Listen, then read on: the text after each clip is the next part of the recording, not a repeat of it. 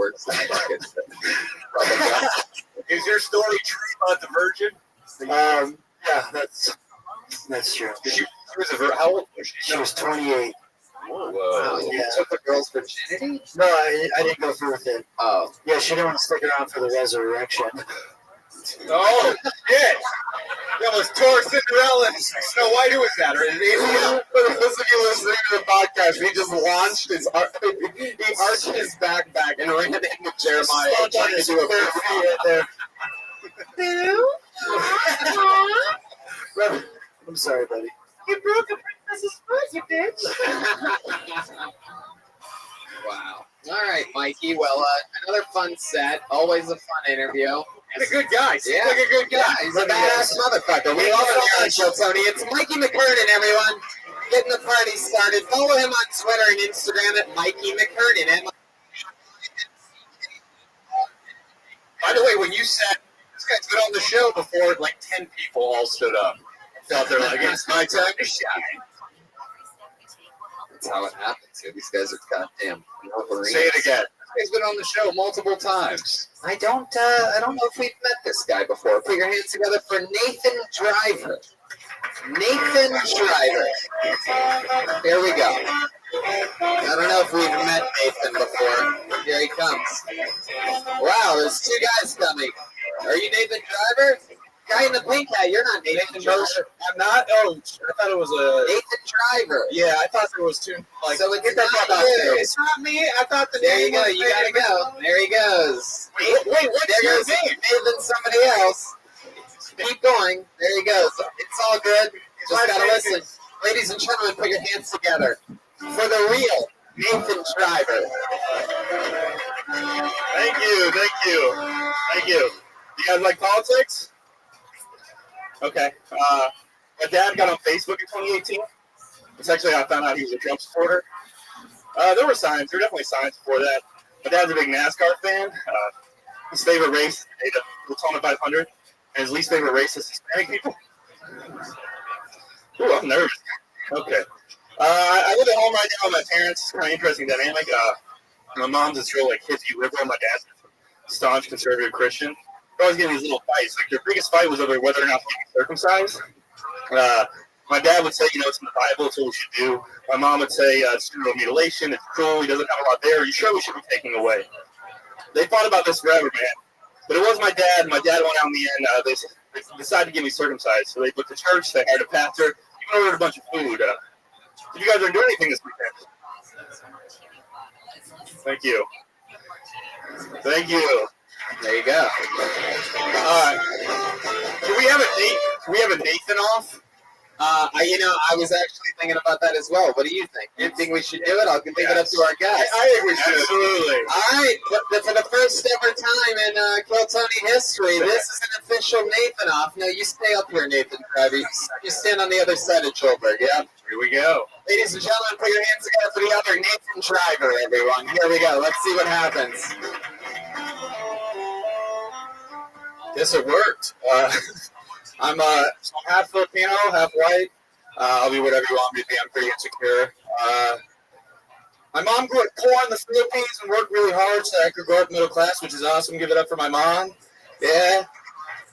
But now the only thing is, no matter how successful I get, nothing will compare to me coming from the Philippines.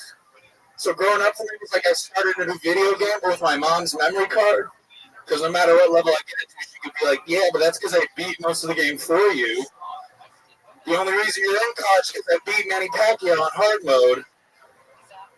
And I got to be like, yeah, but you did marry white dude, so it's kind of like a cheat code. So, pretty sure that's game over, bitch.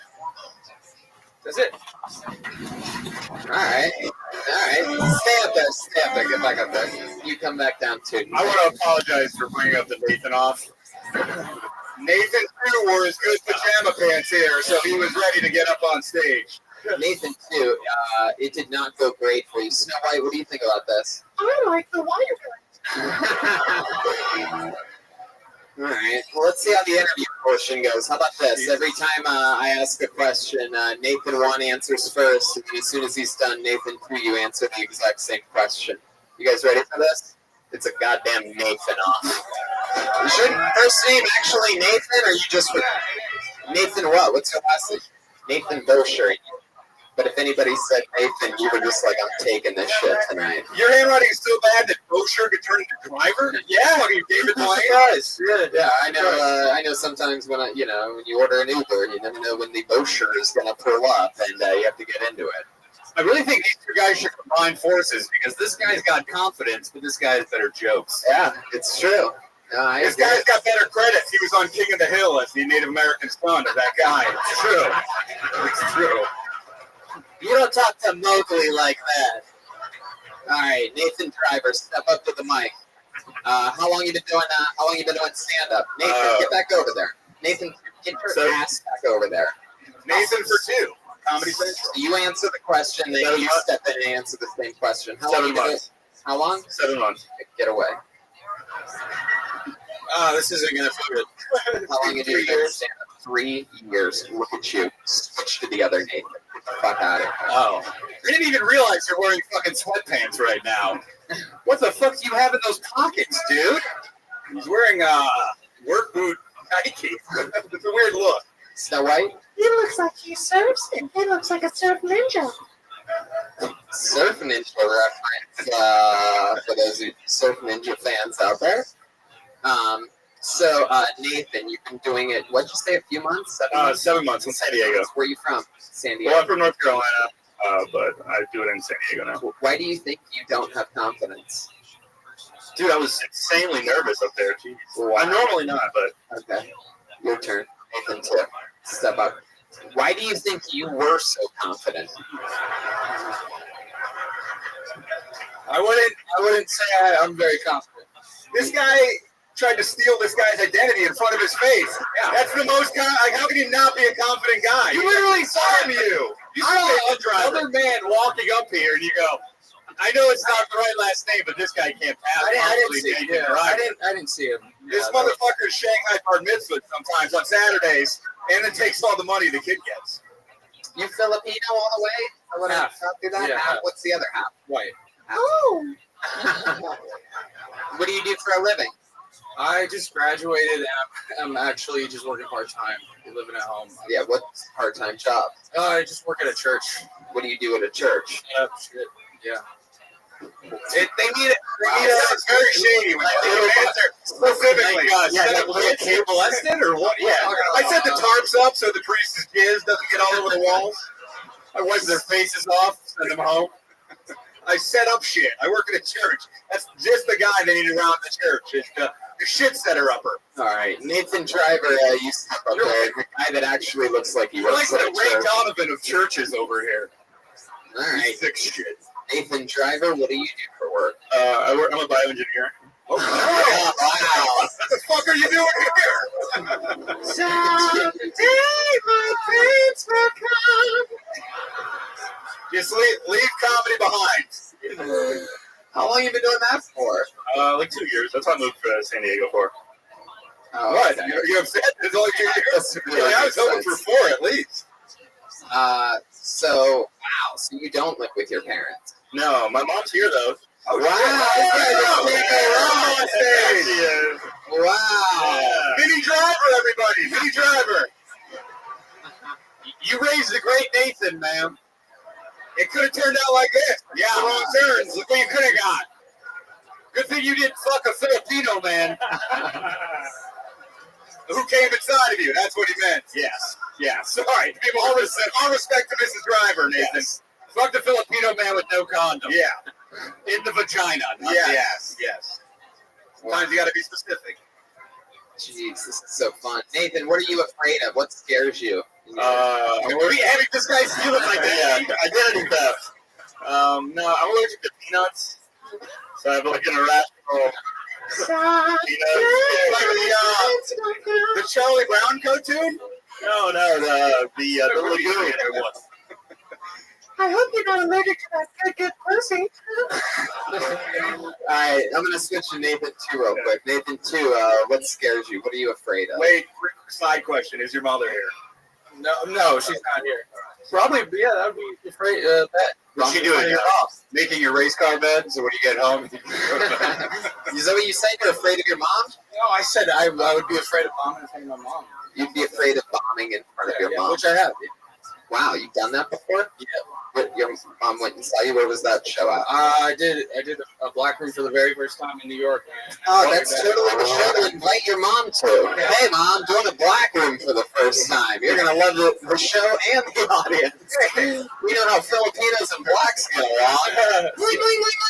Not much. Hey, Mom, want to see me get dragged off the Apollo stage? This is a good night to be proud of me.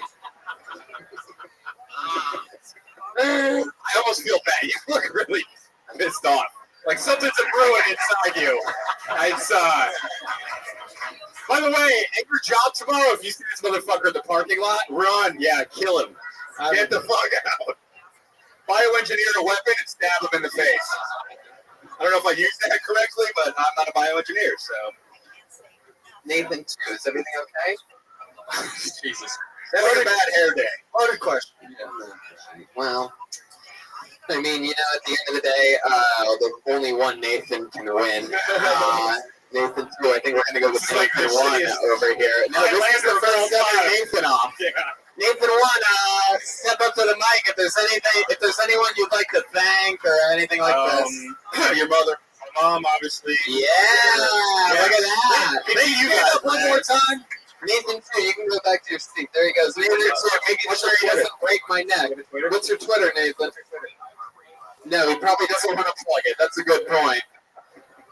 Just hashtag bomb on Twitter. He gets a home version of Kill Tony. So White? Nathan, have you seen my friend Cinderella's shoe anyway? Oh, jeez. Fucking disgusting. Chris's giant red feet have made an appearance on the show. Well, you just visiting LA or you live here now? No, I'm just visiting. How long are you visiting for?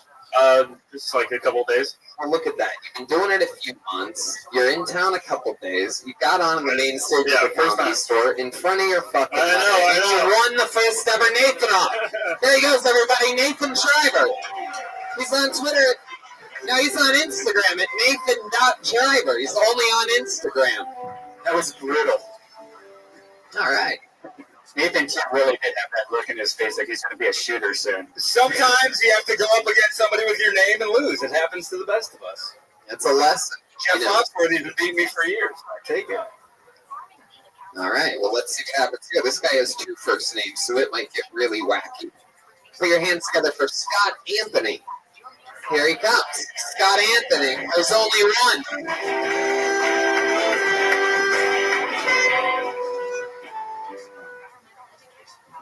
All right, guys. Yeah, so going through some changes recently. Just turned 30 years old. All right, and 30 right here. Yes.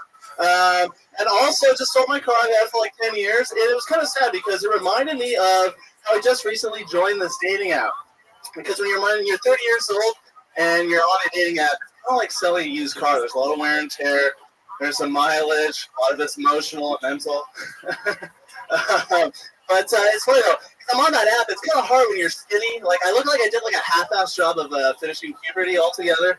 And it's interesting. Nobody has sympathy for that though, for being skinny. All right, it's like being a redhead person complaining about people's use of the word ginger.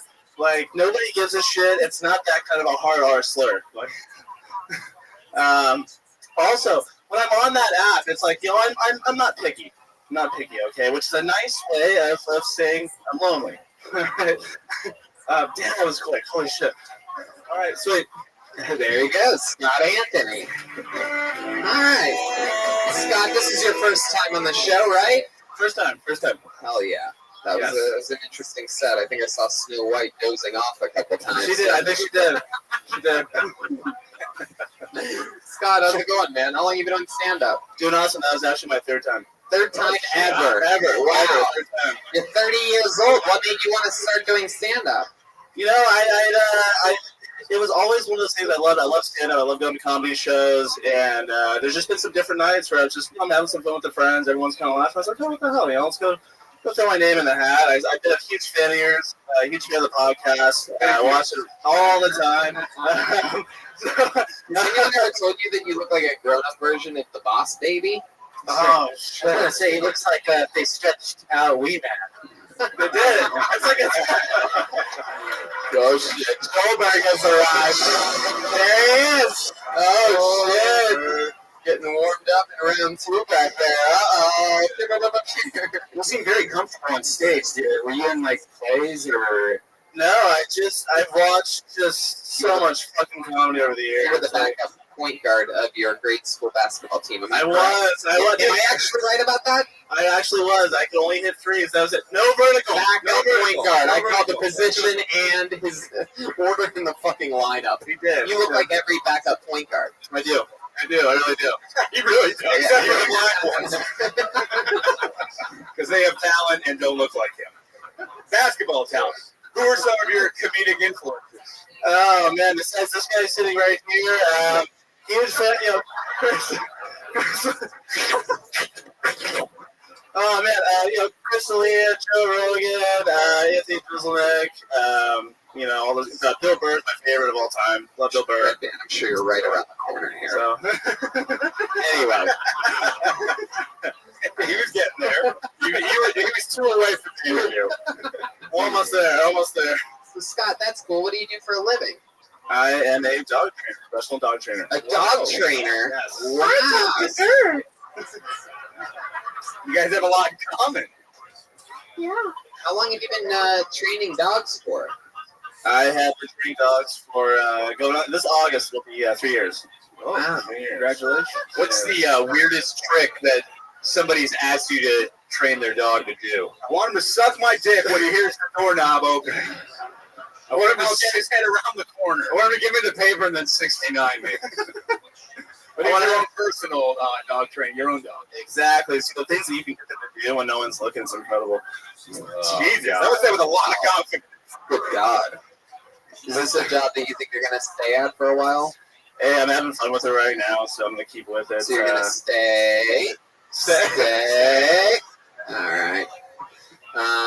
What is there a high rollover rate in that business? Jesus Christ. Holy shit. That was Did you know this going in? We wrote jokes? Oh, yeah. I was is this ever a dog trainer? Are you going to take it or leash it? That was Sorry, guys. You have a lot of rough days. Oh, shit. I just said that was rough. Oh, we missed it. Sorry. How much tail do you get being a dog trainer? Oh, shit. Yeah, being a dog, I actually had a girl one time ask me if I could fuck your dog. Yeah. What did the girl say to you? She actually asked me if I could. If you wanted to go for a walk? Yes. If I could put the leash on her, go for a walk. She's like, hey, can you try this on me real quick? See if this car will fit. Is that true? It is very true. I've been there. I've done that. You put a dog collar on a girl? She wanted to drink out of a dog bowl of water, too. Wow. Was this an actual dog or a person? My husband I does don't know. Looking back, I'm not sure now. that. Was she a comedian or a regular season? Stop it, Brian. She was a regular person. You still have your phone number in your phone. Red Band would like to know. Does she want to do the Ice House this Friday? From the dog house to the ice house. Dog night at the ice house. Red Band's got an old leash. It's not going to use itself. Wow. So did you put the collar on her? It looks Good. good. So she was the least she could do. All right. Come on, guys. We've gone too far down this rabbit hole, which is also what dogs love to do. Anyway. Holy shit. All right. Did you put the lampshade thing on her? So she didn't try to lick her on the hips? I don't think she was so big. I don't think she could do that with or without the lamp. Tall or fat? Fat. Oh, that's why the dog collar wouldn't fit on her? Nothing would fit on her, yeah. Too soon, man. Too soon. I'm going to be honest with you, Scott. I have a 4-month-old puppy right now running around my house. And one of the cool things that I did a couple weeks ago is I watched the Netflix version of The Dog Whisperer. It's called Caesar 911. And I was amazed by the 6 episodes that I saw. I learned a lot, not just about dogs, but about human behavior and whatnot. And then I was bragging about it here or somewhere else and about how amazed I was. And they told me that all those dogs on that show are professional actor dogs. And that I got through it. Is there any truth to this? Do you know about this? I know nothing about that. I mean, my dogs that I train might look like that, but they are not paid. They're not paid off, right? You know, it's No actors. Are you afraid of Caesar Milan? Why? Why won't you answer the question? He's a terrifying man. Yeah, Let me he's ask you terrifying. this. Let me put it to you this way. What's like the meanest thing? Because I mean, there has to be something crazy that you guys do, you dog trainers, to take a fucking wild, crazy fucking puppy and turn it into some militant thing. So what's like the meanest thing you've ever done to a dog? Really? I mean, I would say mean, but if you've ever had like a little CBD treat, it works great for dogs. You can actually give CBD treats to dogs. Do you ever wear a Michael Vick jersey just to let him know you need business that day? That's actually what I was for Halloween. You know, I had the Michael Vick jersey, and I actually had a dog trainer on the back of it. So is CBD really a way to like calm a dog down? Oh, dude, it calms me down. All right, This Scott. guy's the worst dog trainer I've ever seen in my life. It's like if they get a little antsy, put some cocaine on the inside of their asshole and rub it around. I swear to God, it works. Sounds like you're making puppy soldiers. You live here in LA? Actually, from San Diego. San Diego. Made the drive You up. drive home with Mrs. Driver. Did you go to high school with Nathan? No, I don't want to go to any school with Nathan. If you're talking about Nathan too, I don't want to go to school with him. No. Nathan was the good name. Nathan, yeah, you look like kind of like Dean Ambrose. Yeah, I would definitely, I'd go to school with him. I'd probably cheat off his test. You should have closed on the I don't want to go to school with Nathan Driver too, or Nathan too. You should have got off on that one, I think. Anyway, Scott, here you are. You made the drive all the way up from San Diego for this. You got pulled out of the bucket. The odds of that are incredible. I actually called my shot to my best friend there. I called. I said, hey, it's coming up next. Wow. Well, look at that. Just that you can't teach an old dog new tricks. Sure. There he goes. Scott Anthony, everybody. Thank you. There he goes. Sit, Scott, sit. Stay. Lay down. All right. I pulled another name out of the bucket. Put your hands together for DJ Sandu. DJ Sandu. No, I don't see any movement. No.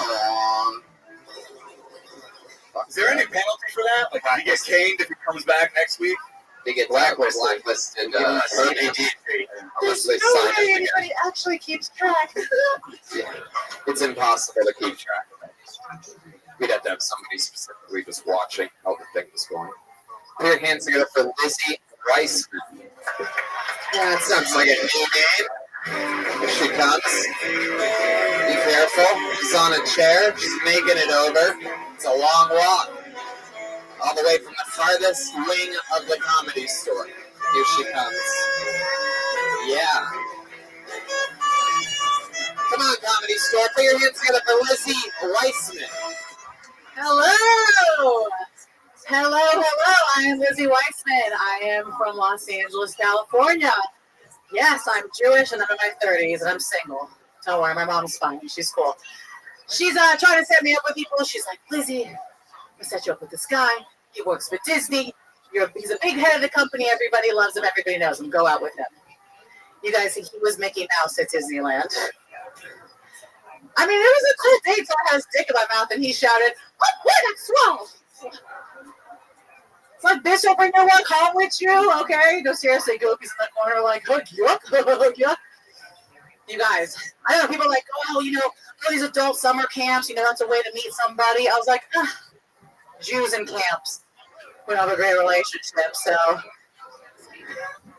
I don't know, there's just too many apps. Tinder, Bumble, come fuck me. I mean, we've been all been on that.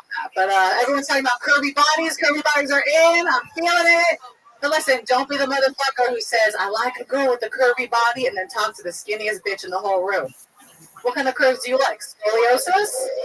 Jesus, so close. So close. So close. How does it end? What kind of curvy bodies do you like? What? How does it end? What kind of curves do you like? Scoliosis? Oh, there you go. Everyone likes some good back humor.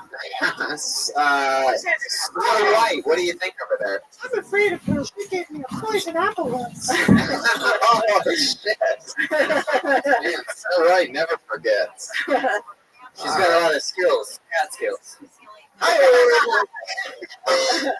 So, Lizzie, this is your first time ever on the show. This is my You are one of the funniest weather ladies we've ever had on, for sure, in the history of all of our newscasts that we've had. She looks like a Jew who somehow infiltrated Telemundo's weather program. Telemundo. Telemundo, exactly. Love it.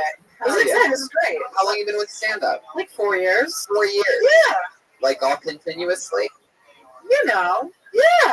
Okay. Little stand-up. I was a preschool teacher too. Oh, wow. So, yeah. Holla. Exactly. Yeah. How long did you teach preschool for? 7 years. Is that what you do for a living? I actually work in higher education now. Higher education? What does that even mean? College? Yeah. Oh, yeah, like I'm a college recruiter. Most people would just say I work at a college now. Why'd you say higher education? When you're going from I smoke preschool, weed, you you get know. Yeah. that's a big jump. Preschool to college? I know, right? I was like, fuck high school. This shit's bullshit. It's a lot better for the romances with the students. Yeah. Hell fucking yeah. I was like that hot teacher, you know, I was Have like you ever thought about having sex with one of your students? When you were the a preschooler? preschooler? Absolutely, the preschoolers. You're like, that kid finger paints well. I bet he could do some good things. Exactly. I potty train kids. I see what's up. Jesus. Oh, shit. Like in 7 years, I'll have that in my mouth. Exactly. Growing out of show. I was like, I know what's up there. Direct Guardians of the Galaxy. Let's get the camera in the bathroom and little James Gunn humor over there from Red Man. All right. Yeah. Lizzie, so you've been doing it a few years. Yeah. You've done improv as well. Yeah. Where did you study improv at? Second City. Yeah. Did that. It was fun. It was good stuff, you know. Do you like improv better or stand-up? Stand up. What do you do at the college that you teach at? What do you specialize in? I recruit students to go to school, so just So you like, just drive around in a van and I'm you're like, like, hey, come. look at the, you want to see more of these? I'm the person behind the table with all the pamphlets, and I'm a schmoozer. So What's the school? I don't think I should. I think you should. Who thinks you should?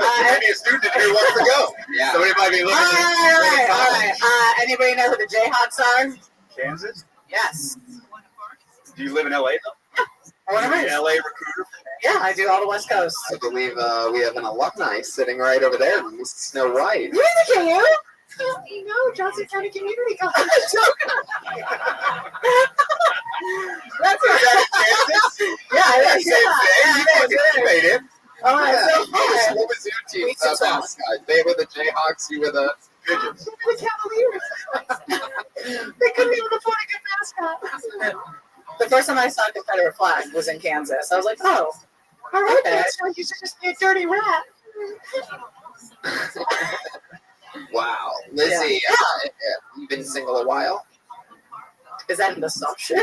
I'm just No, You- like 8 months. yeah, you've been you on the Jewish dating sites or normal dating sites? I was on J-Swipe for a minute. Yeah. It's a terrible name. It is. I said it feels very Holocausty to me, you know. What's the bagel one? I'm Coffee gonna meets tell you bagel. what, that's Jewish. Coffee meets bagel. But I heard it's a lot of like Jewish guys and then Asian women. Like that's the That's bagel meets egg couillon. it is, yeah. That's the mashup. Is your goal to stay in that gene pool? Or are you looking to expand? I don't want Tay-Sachs for my children. No, like Oh, what? Tay-Sachs. You know what The Tay-Sachs is? The Judaism. Okay. Oh, so Yeah. you guys really Clearly. Diseases. No, I mean I've actually never dated a Jew, so me neither. Never will. That's old Walt Disney speaking. Snow White. Don't let it know that to you. Snow White Power. That's your Halloween costume. Hell yeah. Lizzie, what else about you? You have a big family, and you guys from LA? I am. My mom's from England. My dad. I have like baby boomer parents. My dad's actually 83 years old, and he like produces black gospel music. So that's kind of interesting. Ew, gross.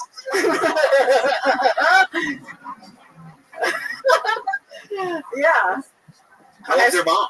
Oh no, she's 72. Yeah. How old they have you? Like 68? My dad was 50 when he had me. Yeah. How long has your dad been producing black gospel music for? As long as I've been alive, I don't know long as time. I mean, it's his hobby. It's what he does. He Just loves so strange to me, a Jewish guy helping other people, musicians, produce their own thing. Yeah. Like Right. that's a And then you tradition. take the money. You don't believe in the gospel side of it. Yeah. What's Yeah. wrong with that? Yeah, exactly. How long's your dad been producing children? Are you like the oldest, or No, it's just me and my sister. So okay? we're So 5 years apart. 50. He's like, all right, it's time to. Yeah, he's like, I've been Bang trying out for a the long kids. time. Yeah. It's clever how you use the word produce there. Yeah, that's right. Yeah, The crowd there you didn't pick go. up on that. Yeah. Well, they hated it. All right, Lizzie. Well, Was that good for you? Was that enough? wow.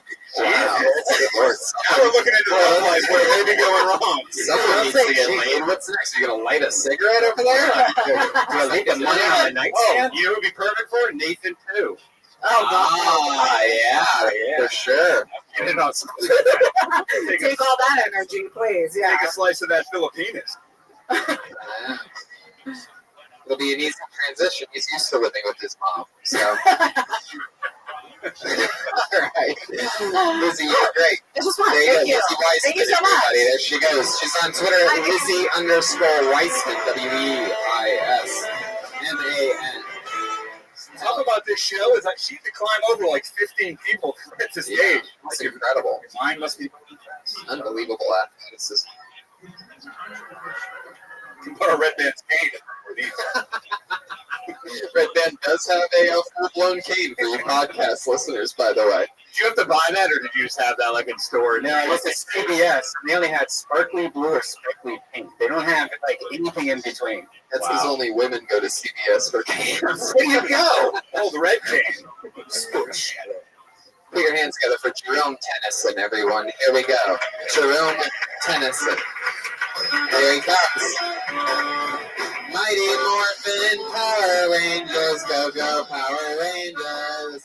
1 of 4 songs they know, go go Power Rangers. Yeah, what's up, Comedy Store? So it's summertime for me. I'm a high school math teacher, so I'm enjoying the summer. I love my job, but I needed a little bit of a break. You know what I mean? Because I had this one student kind of scare me. He had these tattooed teardrops under his eye. And, you know, that usually means you kill somebody, right? So I remember one time the students came into class, and I was like, all right, y'all, pop quiz. He was like, what class? I was like, not today. So I give you the answer.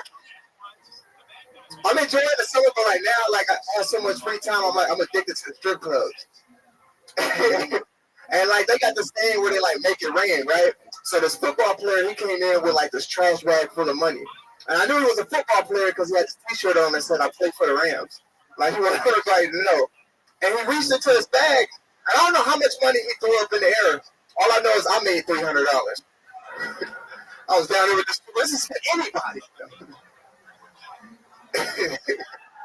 All right, that's what's up. There you go, Jerome Tennyson. Hell yeah.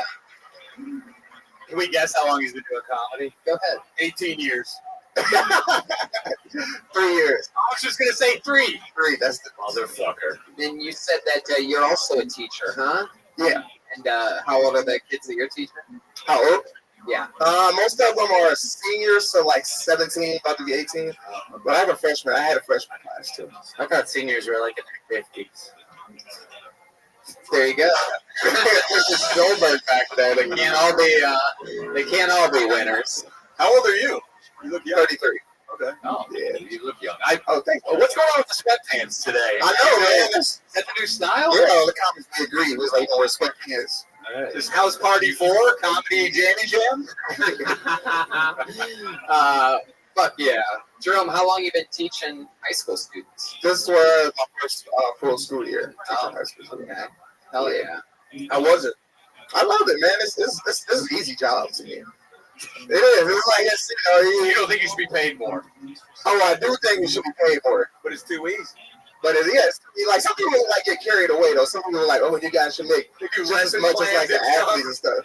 Fucking idiot. Yeah, but I mean, that's They like want to teach people. You're like, what are these assholes doing? Is it just easy for you because you're not really planning or teaching that well, or is it just like no. I mean, like I plan and stuff, but I mean, I just you I like that, improvise so when you get up there? I improvise a lot. What do you yeah. teach?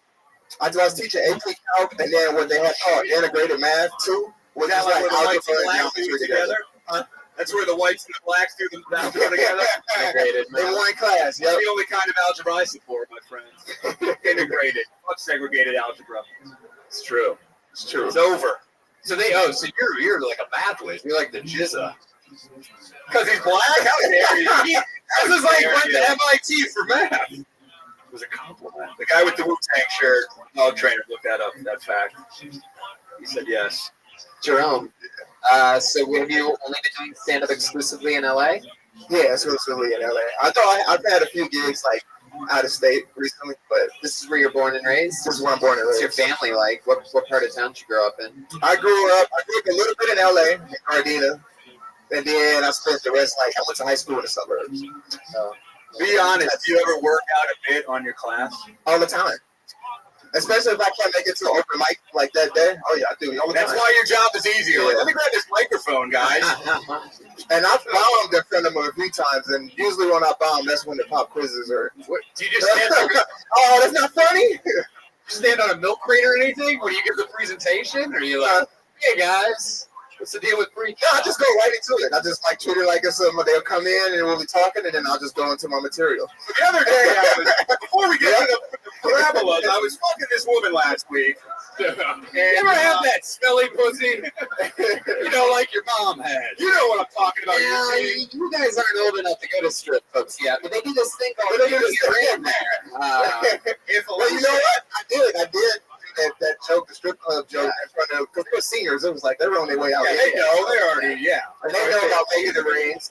Mr. Jerome, you're not a good teacher. Tax dollars, hard You're hard at work. Man. I think teachers paid half of what they're being paid now. If you're any indication, I'd say more than 3/4. Have you ever I'm done, good at my job, though. I'm really good at it. have you ever had other teachers come out and watch you do stand up at shows? No, but I've had like some of the district employees come and see me. Okay. Like the superintendent? like the lunch lady. Not the like the secretary of the district. And there's this one. She's like the I forget what her thing is. Not the Secretary? That's like the financial. She's like in charge of like the secretary of the treasury. Is it true that you love going to strip clubs? I do. Yeah. Yeah. You're single right now too? No, I'm in a relationship. But I still like going to the strip club.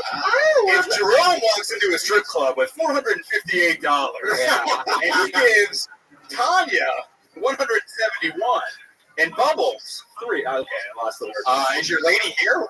No. Okay. Does she know you like strip clubs? She just lets you go? Yeah, she's gone with me a few times. What does she do? She's a nurse. She's a stripper. No, she's a nurse. Nurse? Oh, that's her stripper character? Wow, damn. You ever hook up with her in like the nurse's uniform? You ever do the thing where like, all right, babe, pretend like I'm waking up from a coma or something like that? Not. She wasn't wearing the nurse's uniform, but we had role play like that though. You ever say, pretend I can't move my dick? Try to Yeah. take the lights back in. See what you can do. You said that you have role played. What's one of the more interesting roles that you've played then? Can you give us a little example? I played a professor. She was a student because I didn't want to He's like, let's use your real first and last name. We're like, Snow White. use your character. Do you yearbook picture. Do you want to be my Bill Cosby? Wow, professor and student. Any other wild ones? That's pretty much like it. Yeah, That's all you're willing to give that's all I'm us. willing to give. You're a Wow. big Star Wars fan, judging by the shirt. I am. Yeah, I am. Although I haven't seen the last one though. I know that's bad. I'm a big fan, but I just haven't seen the last one. I like this guy. Yeah. Smart. He's got his shit together. He's funny. Loves Yeah, strippers. right. Yeah, you got Love a the good life. strippers. Love Love the his strippers. education. What's not to love about Jerome? Jerome, we love you. The only reason you're getting a 96% tonight is because of the sweatpants. So, there he goes, Jerome Tennessee, everybody. Let's keep moving it along. He's on Twitter at IsThatOklahoma. You guys get the show, right? You guys having fun out there, huh? Just gonna keep moving along. Yeah. Let's see what happens next. Oh, Snow White. This looks like definitely a new name. Put your hands together for Noah Shark. Robertson. Noah Shark Robertson. Might be one of the coolest middle names we've ever had on this show. Hell yeah. One more time, everybody, for Noah Shark Robertson. What's going on? My name is Noah Shark Robertson, and I'm normally a musician. I'm from Texas, the friendly state. Yeah, we're just confused about that title as you guys are, trust me. We don't take too kindly to your fan around these kinds of parts. Real fucking friendly. I realized quickly I had to get the hell out of there. I packed up my drums and my clothes in my car, and I moved to Hollywood. And it actually ended up working out pretty nice for me. I ended up signing record deals. I got on the Billboard charts, toured the fucking world. And now I'm taking a short break from music. I'm driving for Uber. And that's pretty cool. Another cool thing I've been doing lately is living in my car. And it just really helps with the ladies, you know? Like, I'm at a bar, and she's like, what do you do? And I'm just like, I work from home. All right, that's it. There he is. Noah Shark Robertson, nailing it in 58 seconds. Living in his car, changing his life, no longer a musician.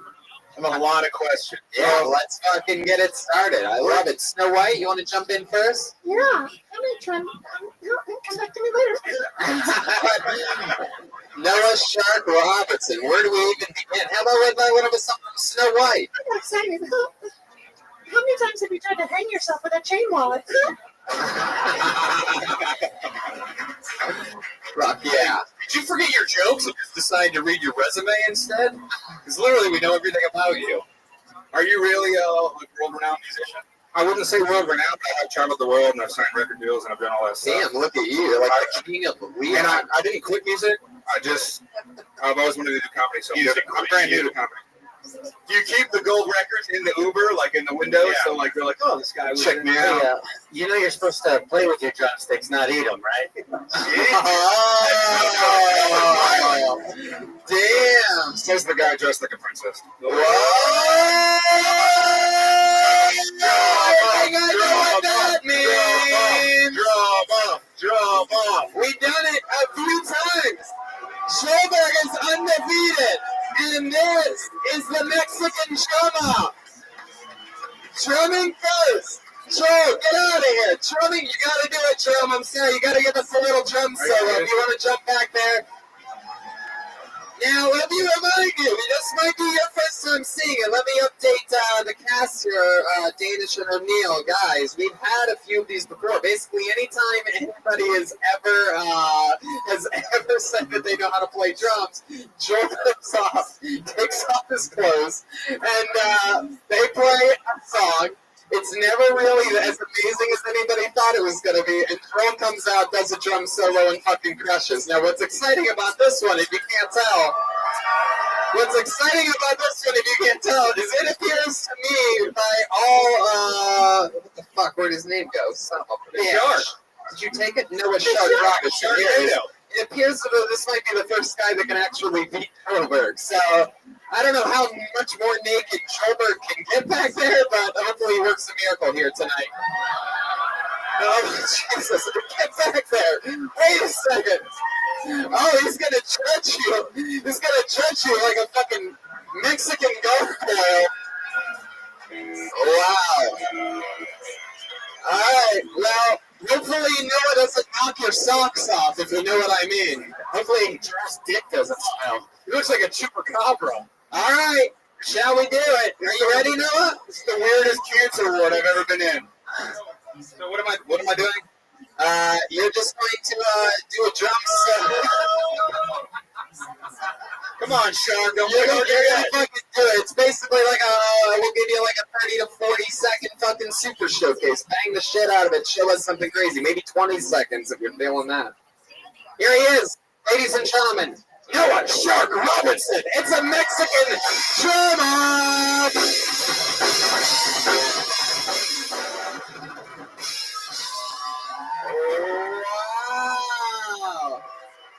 All right, Noah, you gotta hand him over. There he is. Only wearing a tube sock. This Yes, Joburg.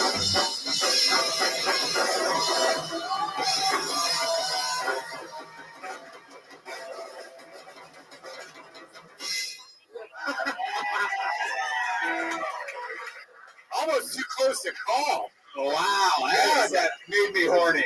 man. Hopefully, Adelaide Bird isn't judging this one tonight. If Joel beats him, is Joel now world renowned? And he's the shark. He takes the name. Mexican drum-off champion.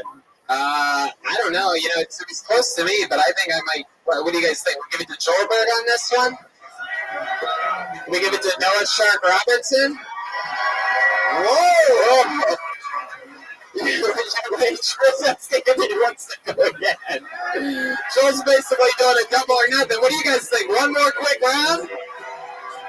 All right, here he goes. Round two. Ring that bell. It's Noah Shark Robertson, everybody. Oh! Whoa! Whoa! Joel automatically gets it.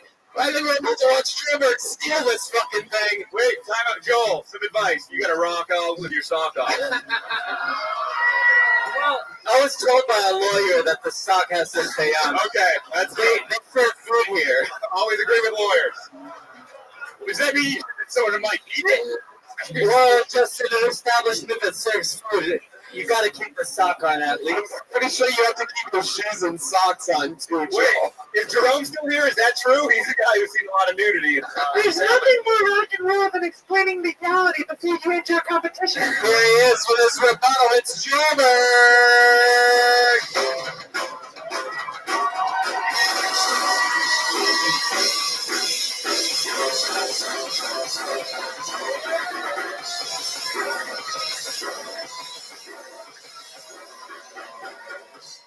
Yes! That is how you defend the fucking throne, ladies and gentlemen. Joburg, everybody. All right. Noah Shark, get back up here. Back to your microphone. We're going to talk to you a little bit now. That was some fucking amazing drumming. Sorry, I'm rusty. Oh, yeah, that was great. All right, Noah. So, you were a musician for how long? Well, I still am a musician. I've been playing in metal bands since I was like 15. I'm 34 now. Oh, okay. You play with anybody we would recognize? I was in a shitty band called Moto Grader. Love that. That's the lead singer from Five Finger Death Punch. Love them too. Okay. I was in a band called The Browning. Love that. You were with a lot of dirty, like, roadie chicks back in the day? Oh, yeah. Yeah? Oh, wow, he's playing The Browning right now. Oh, this is actual Moto Grader. Turn that shit up. Oh, yeah, that's me playing drums Start right right now. That's you? I don't know. Hold on a second. Sounds more like Joelberg on drums to me.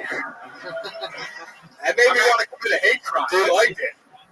I gotta be honest. I'm a metal drummer, and he has a single pedal back there. Here we go. What's hilarious about this is I studied music. I studied drums in college. I'm a drum teacher, so on the resume drop. Well, I'm a high school dropout. How's it feel? Oh shit!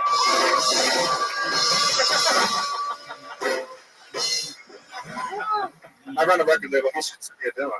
Wow! Dude, I'm glad you're not funny either, dude.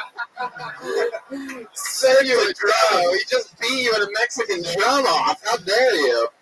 What's with the shark? You think? Yeah, why is there a shark in the middle of your name? And all over his arms. Oh, wow. Really, because it's Shark Week now.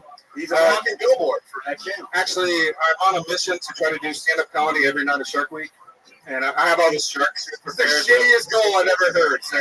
Really is. Isn't it? Very in the morning. It means not one fucking week. You work at Animal Planet? What is this obsession with sharks? Because they can swim and you can't? I thought it was self-explanatory. Sharks are fucking badass. Like, I can understand if my name was Noah Duckbill Platypus Robertson. Like, Yeah, that would pair. You son of a bitch. We can smell that out like a shark. You ever swam with sharks? No, but I want to see a great white shark before I die. I just don't want to see a great white shark right before I die. You know, just another Oh, bit prepared to wow. another bit. I You thought like all for sure you were that going to do a great white concert joke. You guys- Yes, no, let's hear something. The silent but deadly Chroma Chris is about to take a stab at it. Here we go. Let's hear it. You just beat me to it. I was going to tell him you should join Great White. I think they're missing some members. If Oh, he's We have to be on fire for that.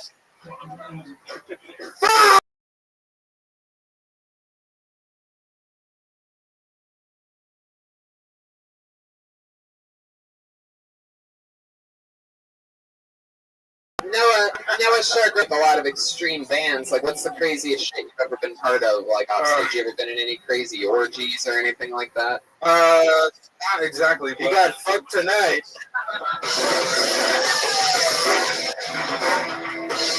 You're gonna lose that record deal. Yeah. One time on the tour bus with Roto-Rooter, we watched Shark Week all the way till 2 in the morning, and then we went to bed.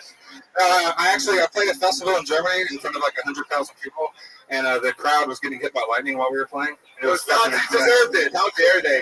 Jesus. Wait, the crowd was getting hit. Yeah. Fucking light. There was like all these people massive dying. No, they were getting carried out in stretchers, and we were just like Keep rocking. The Shark doesn't Yeah. stop. Wow. yeah, you got it. Sure. Talk about death metal. Oh, Joe. Yeah, exactly. Okay. All right, Noah. Well, there you go. It was nice to meet you. Welcome Thank you. to the show. Thanks for being here. Woo! There you go. So Noah Shark Robinson. Hell yeah. I still can't get over it. He's going to do comedy every night of Shark Week. Yeah. What an impossible feat to fucking do. Is it Shark Week or is it Comedy Week? The Shark Week, how long is it? It's a week. It's a week. 7 days.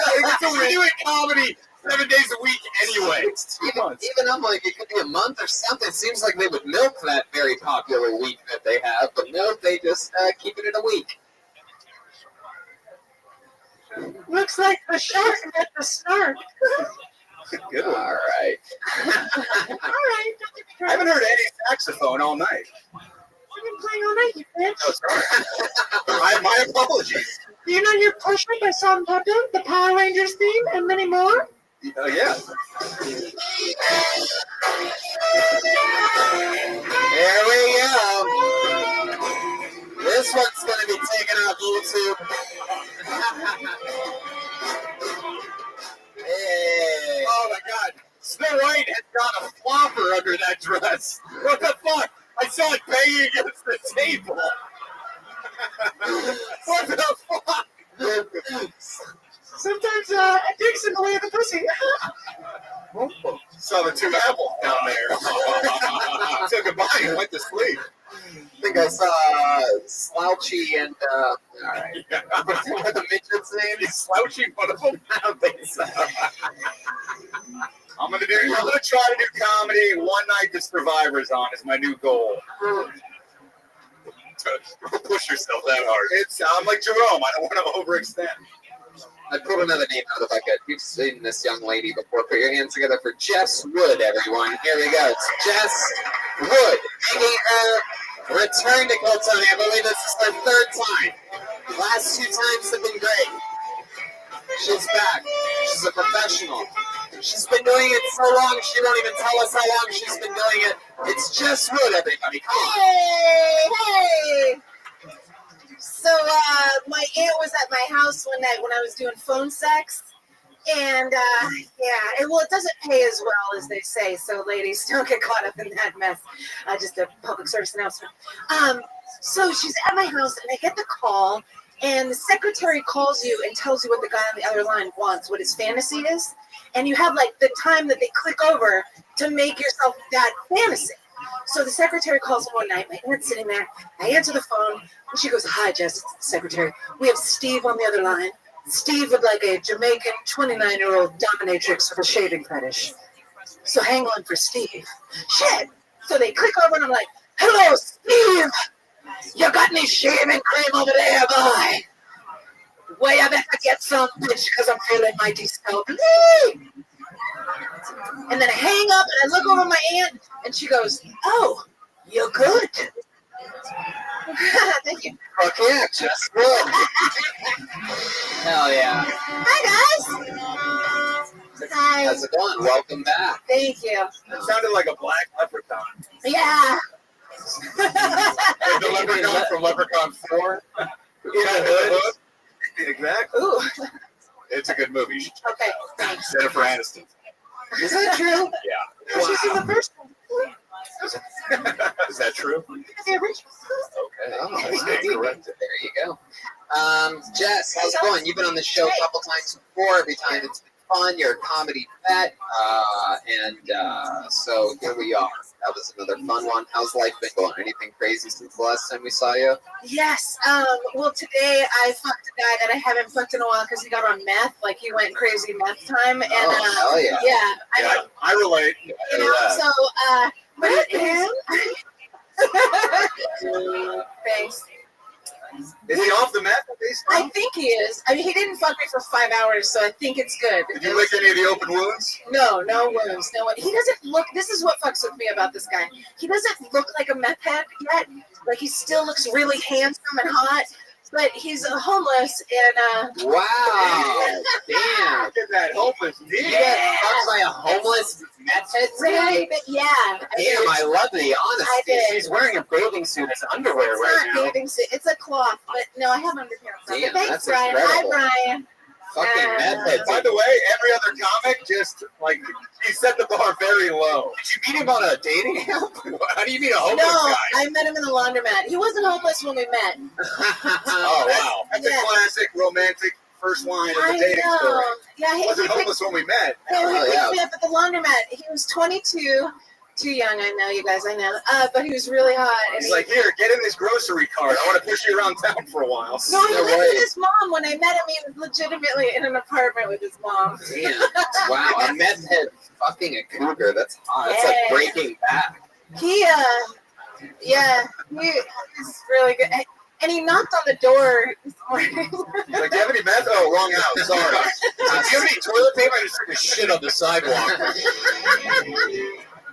There's that Jennifer Aniston reference from Oh. 3 minutes ago. Red man. Gotta load it up. The cane even affects your computer. You pushing the buttons with your cane. Wow. How was he? How was it today? He's really good. He's really good. I think he's cleaned up like today. Like took a shower? Or you mean the Well, drug? he came in to take a shower. I made him take a shower. That's because- nice. Yeah. Well, yeah, he wanted to buy a cigarette, and I wouldn't let him buy a cigarette. He goes, "I'll give you Wait, $1." buy a cigarette Yeah, from you. from me. Yeah, he Is came. your house like a prison? Fucking Well, yeah, set up? kind of. You're like, you want to trade cigarettes and walk around the sandy area? Well, he wanted to give me $1, and I said, "I don't want $1. You don't have to give me $1 for a cigarette." He goes, "How about this dick?" Oh, I'm like, "Oh." No right. Where do you live? That cigarette hut on Fountain and Yes. Vine? Yeah. Wow. So it's been a while since you had sex with this guy. Not as long as it should have been. You Not think- as long as it How do you should get in have touch with him? Do you put up a fucking bat signal of a grocery cart above your house? been. He just appears once in a while. He just Wow. Do you appears. go condom or no Oh, condom? condom, for sure. Oh, why bother? Because I'm not a meth head on the street. You could be if he comes inside you. No, thank you, Cassandra. No, I'm a lady. Did he have to? Too late to say that. Way too late. Did he have to bum a condom from you? Yes, I have a thing of condoms. Okay. I don't You have a mind. thing I He don't doesn't bring mind. his own. I don't know. Do you feed him? Is this like a soup kitchen too? He brought food today. Oh, really? What did he bring? He's like, I was dumpster diving by 7-Eleven. I got some hot dogs. Yeah. The sandwich is only half eaten. Yeah. Score for us. So they had everything except for the spoons, He right? works at the 99-cent store across the street, so he gets like snacks. He's the snacks for us, cookies. Somebody just gave it. Oh, that's so sweet. I know, because it fucking is. There's a guy making effort, you fuckers. Yeah, apartment, seriously. Great Wow. cookies, Was you it fuckers. It's homeless meth head whose lines are, you want this dick? Be romantic? Does So it can bother you- you that he's into Right. crystals? What, Joel? Never mind. I've shined enough tonight. Oh. Joel, were you that meth head? No comment. Damn. So Jeff's having sex with meth heads. Wow. Yeah. Is there something that you've noticed that meth heads do differently in the bedroom than other people? They're a little more. Yeah, they smoke meth. Motherfucking you. and they shit themselves. No, nothing like that. Very long. They last a very long time. Wow. Yeah, dick stays hard. Dick stays hard. My question for you is, why not just talk about that? Come up here and like that. It's very new. It's like this, just talk about what the phone sex is true. That's a true story. I did phone sex. My aunt was there. She did say you're good. She actually said I got a little wet after that. Whoa. Which, the family that I come from. With you? She would also have fucked this guy. That's how hot he is. My aunt would have totally Do you fucked have a him. picture of this guy? I do. Maybe I I'll fuck phone. him. You would. Okay, all right, Very it's hot. Very hot. What was that, Joelberg? I just said, all right, it's me. I'll admit it. Yes, that was today. Whew, damn, wow. All in a day's work for Yeah. you. Coming up, crushing, and fucking a meth head. So, I mean, I'm pretty sure that's everybody's bucket list. Snow White, what do you think? There's another Monday at the White Castle Kingdom. When do you think you'll see him again? If he's around again, he'll knock. It's the saddest romance. It's really sad. There's a knock. Oh, no, it's not. No, I don't hear it. What I hear smell, it. It's not. Somebody smell. Oh, he must be close. Yeah. No, I don't know what meth smells like, but I know what Peace and Pea smells like. I know what crack smells like, so he'd probably get away with it. Smells like the 99 cent store. Well, wow. I hope that you guys become an item. Like, Well, we were together for like a year. Not together, but he came over for a year. And I was fucking this other guy called the Pirate. Wow. Was he a legit pirate? Well, he had a bead in his beard and he wore the guy liner. He was for a from while. Sudan. Was No, he, he's a Mexican Italian with a lot of hair. I feel like your vagina has graffiti inside of it. Definitely. there you go. There's Red Band. Red Band hitting one from 3-point range. He doesn't even know what to do. Look at him. Big red man, baby. Okay. We made out once. He doesn't want to admit it. Red Band. I did not do it. Tony, smell his breath. If it smells like meth or tuberculosis, he's guilty. Or it smells like that homeless guy's cock. Brian, you have meth breath again? No, she probably fucked Tom Arnold or something. Oh, you get confused for Tom Arnold. That's my thing. That's what I'm saying. All right. You have a diamond in your tooth? Yeah. Is that thinking some glitter from your titties got stuck on there and you couldn't get it off? No, it's on purpose. It makes people happy. What is it? A sticker? It's glued on there. It's glued on. It doesn't come off? Did you do that yourself or is that professionally The done? meth head did it. No, it was me. It was You me. dazzled your teeth? Yeah, he knows how to work with fucking crystal like that. You know what I'm saying? Smoke it right off your tooth, baby. You may steal it off your tooth trying to smell it. Yeah, when you're sleeping. He's sleeping, man. Is a monocle on from the 99 cent store? Oh, baby, you were grinding your teeth in your sleep last night. I don't know what happened to the diamond that was on it. I like that it sounds like a businessman in your mind, but he's more like, you want this dick or what? That sounds like the That's what he pirates. sounds like. No, the pirate's more like, hey, what's up? Wow. That sound like the same people. Yeah. Yeah, a little bit. Are you sure it's not the same They guy? all sound like Joelberg to me. Hey, what's up? Want some of this D? She's fucking a character actor who's just working shit out with her. I like this guy. True. Fuck yeah. Yeah, it was fun. I had a good time. Because you know what? If dudes can fuck a couple chicks, I can fuck a couple dudes. Oh, yeah. Wow. You know what? There you go. We're not judging you for it. We're just very curious about it. Hell yeah. A lot of stuff. Spoken like a true princess. There she goes, everybody. Jess Wood, everyone. Fun times, another fun minute. She's on Twitter at the Jess Wood. It's like the homeless bachelor. Yeah, this is a crazy one tonight. Your Nuva ring fell out. Oh, Yeah, shit. I don't think that was the Nuva ring. That would have been a shower curtain ring. It was on a tape, the back one. All right. Who owned that? Jeez. Josh, is that They're thing? friends with her. Josh, is that thing here yet? All right. Doesn't seem like it. How do you follow that? Let's go back to the bucket. Let's just try. Let's just try to do this. Put your hands together for Mark Sully, everyone. Here we go. Mark Sully. The fun doesn't end. We're flying through them here tonight. Mark Sully's got a steady jog. Hey. Oh, I ran all the way over here. I've done this since the 5th grade. Jesus. Excuse me if I'm out of breath. Yes. I just moved out here. And I gotta tell you, thank you. It's really, really hot. It's so damn hot. I had to Google, do black people need sunblock? I just didn't know. I didn't want to be the only one raw dogging it with the sun. You know what I mean? But I mean, maybe it's me. Maybe my body's just changing, you know? Like, I can't have some of the things I used to have, like beans. If I had beans, you being this close to me would be like the splash zone in SeaWorld, okay? Snow White, you in danger, girl. It sucks because I love a good lagoon. I'm gay, if you couldn't tell. I thought the Shark Soprano gave that away. And all my girlfriends call me and ask me for advice, like a gay oracle, you know? And they're like, hey, I'm hooking up with this guy, and he has like a pound of foreskin on his dick. I don't know what to do. I'm like, really, girl? You never played peekaboo before? You don't know how to sub on a push pop, peel a banana? Get back out there and show them what you can do. Thank God. Wow. Fuck yeah.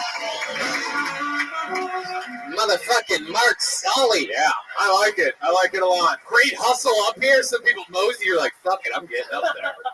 Fuck yeah, dude. Hell yeah, that was amazing. So well, your dips are hard as fuck. A little bit. Yeah. That's from the homeless story, I think. Could be. I think that sounds hot. Man, you are one of the top comedians today. That's probably a bottom.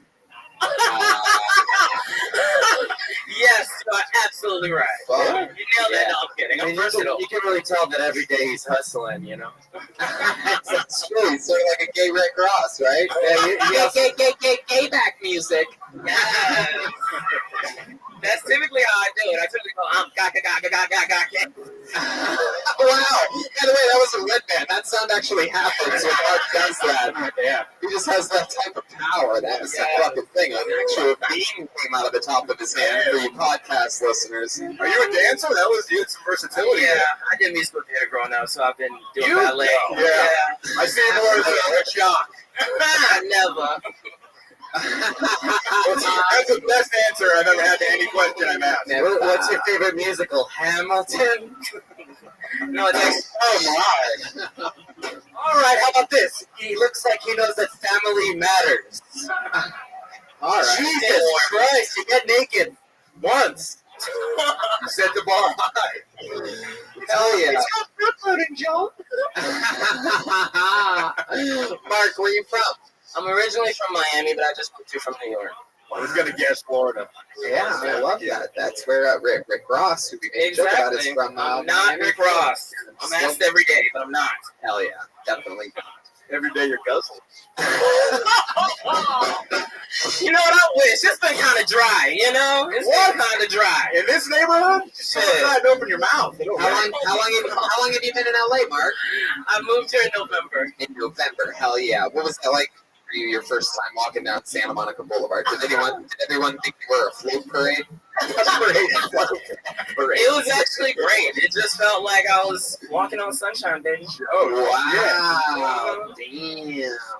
So it's easier or harder to find a good gay man here in West Hollywood than Miami? Because Miami, there's that humidity in the air. Everybody's always horny. Everybody's like fucking nasty. Yeah, your balls dirty. ain't low, you know, because it's so hot. Yeah. But here, I don't know. People are different. A little sedity here. What's that mean? Sedity, like usually like instant cells, very not my scene. No low-hanging balls. No, where they at? There's got to be a pair out here somewhere. You have a This guy's preference? got low-hanging balls right here. I can see it on his face. Yeah. You have a preference in dudes? You like white guys, black guys? Chulos. What's that? Damn. I think It's summer. Put that sock back on. yeah, exactly. I think he's about to give you the old black tube sock, if you know what I mean. Do you shave your armpits all the way to the top? No, I'm just hairless. Raise your arm up. Look at that. Wow. That's fucking weird. Looks like a young Asian woman's vagina in there. Sorry. Oh, Mark, have you ever been with a woman before? Yeah. Yeah. How far? In high school, it was great. Yeah, how far? Greedy son of a bitch.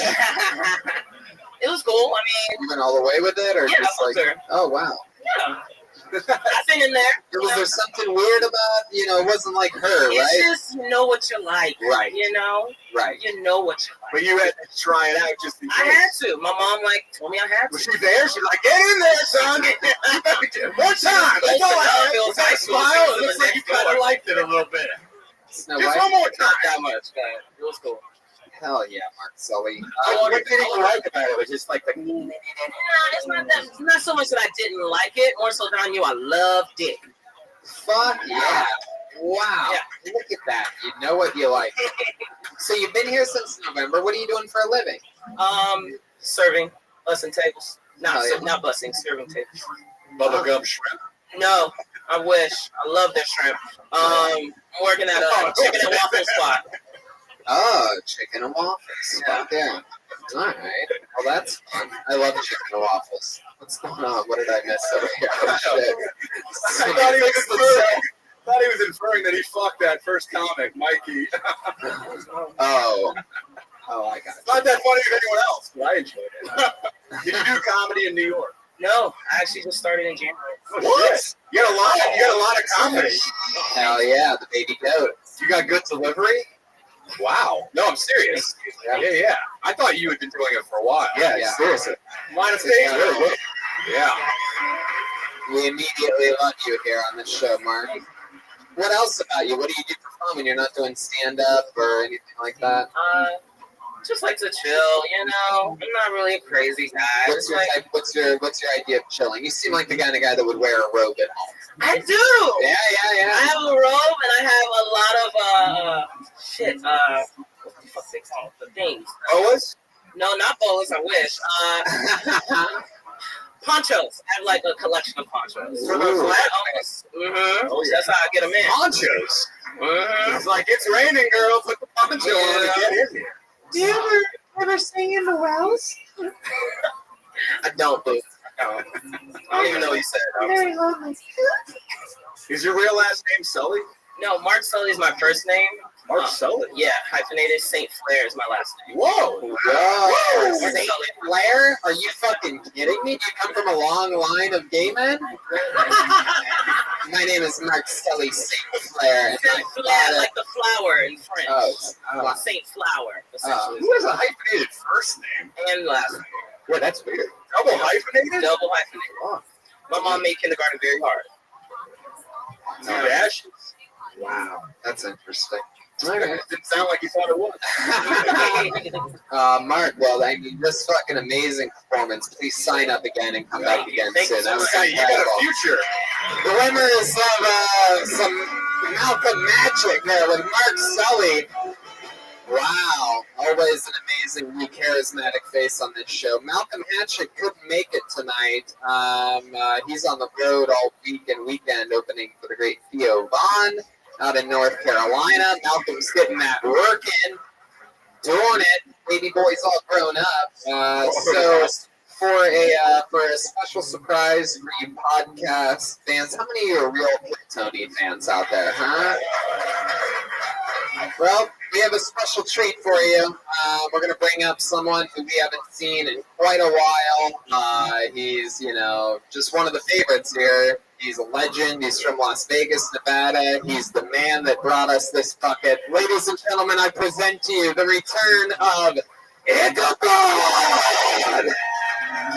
Here he comes, live in the fashion tonight. Wow! Come on, Ichabod. Get your hands up, Ichabod. Come on, Ichabod. Wow! Here he is in the flesh. Pro Tony legend, Ichabod. Most people are just staring like they're seeing a ghost right now instead of clapping. He came all the way from Vegas today on a Greyhound fucking bus. How about you make some goddamn noise? So, yeah. Oh, thank you. It was a long trip here. I rode on a megabus.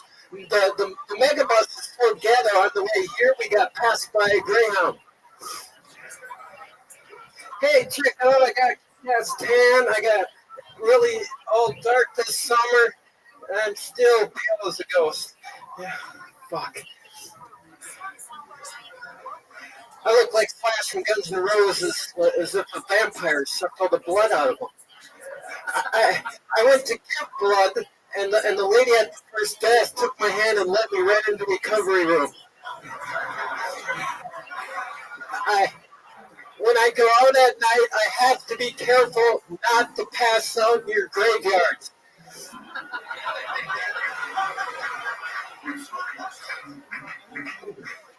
Yeah, they might think I fell in the back of the casket and try and bury me. That'd be a hell of a hangover, huh? There you go. A minute. Ichabod, was that your closer? Is there anything you good? Hell yeah, on with the sunglasses, huh? Hey, what are you doing, Ichabod? Come on. Stand up, Ichabod. You're scaring me. Usually there's a stool on stage. Is this the homeless guy that this lady fucked earlier?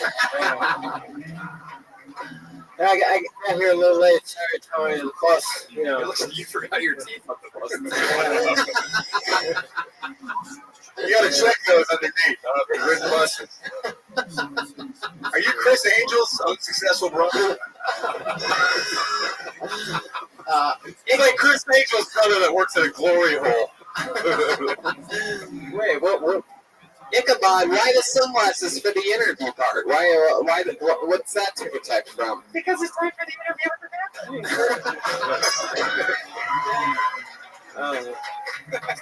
Ichabod, I will say this. You've been on the show a few times before, and I must say, to be honest with you, you're pulling a bit of an Aphrodite and stunning us here, because that might have been my favorite set that I've seen of yours out of all of them. Normally you're a legend because, we know that you love the show, and you tell us how much it means to you, and, how it keeps you excited about life. All these other things happening, you got this one thing you can look forward to, and then all of a sudden, it seems like you really put some stuff together and started roasting yourself there a little bit of the way through, huh? Yeah, I took advice from the panel, and shout out to Greg Fitzsimmons, who gave me one of those jokes, and I built off. Hey, fuck yeah, dude! Look at that, Greg Fitzsimmons, head writer at the HBO show Crashing. And for Ichabod. Yeah, Ichabod. Credit. Ichabod needs a better credit. Head writer. Could be. You take your hat off. I'm hoping you're bald up there. What's up there? Is the hair connected to the hat? Oh, that's some real rock and roll shit right there. You wouldn't take it off far. I thought it was just cobwebs. A Rajaskuri. Now, we had Uncle Ron on about a month or two ago. Is that his rival? Yeah, well, it's his best friend. Uncle Ron is a blackjack dealer in Vegas who's like 90 years old and still does cocaine. With hookers. Wait, hook her up with, what's her first name, Wood? Oh, yeah, Jess Wood. How's the Uncle Ron? Why'd you come out here without him this time? Something tells me you murdered him. Yeah, I haven't seen him in quite a while. He's dead. He's dead. He is dead. Uncle Ron is Uncle fucking dead. It's Uncle Don. He's out there, stop by. He's in the desert. He's Uncle Don.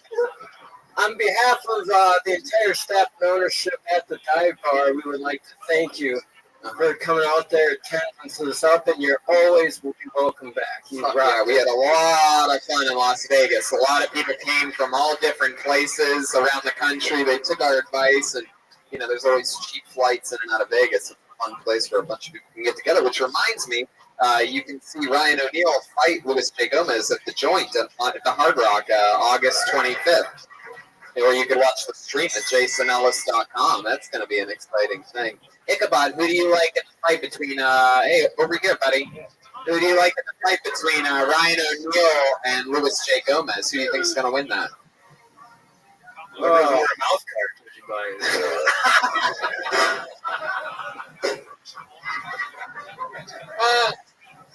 Who do you think is going to win? Just take a guess. Ryan or Luis?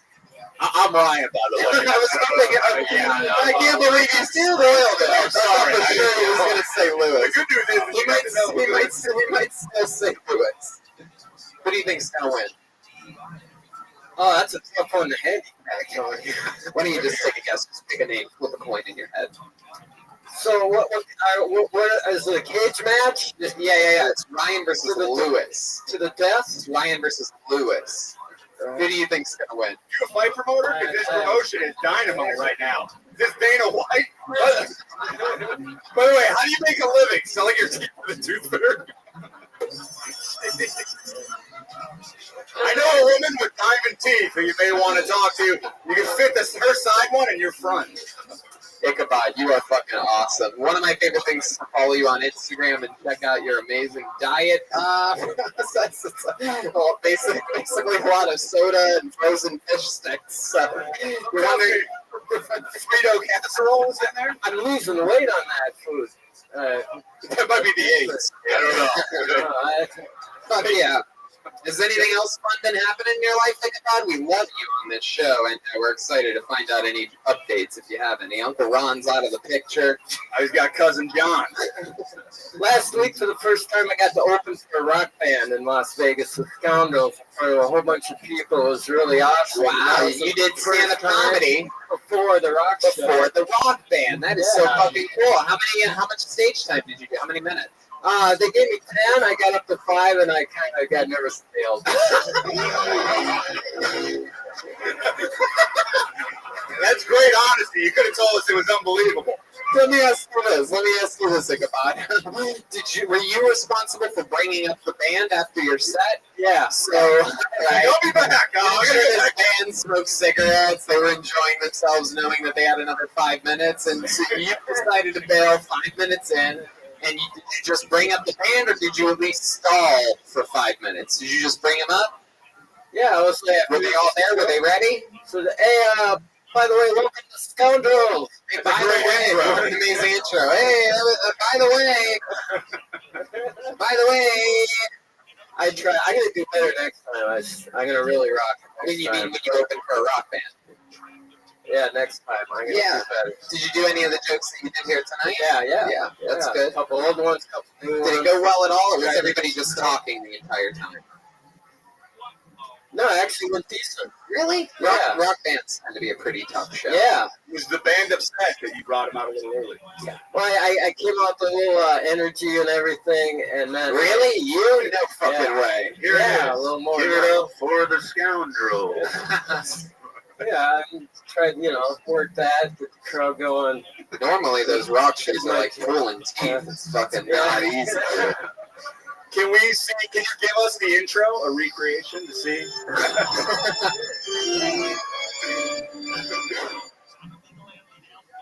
No? Ladies and gentlemen, this next band is one of my favorite bands from Las Vegas. They won the best band in Las Vegas. Let's give it up for the Scoundrels! Yeah.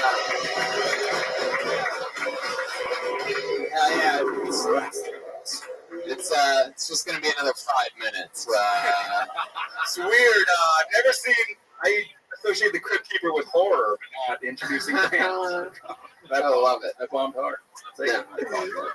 I like it. I'll wear it. Think about what's that drink you just chugged? Are you a heavy drinker? What is that? Yeah, Coca-Cola. Smell that?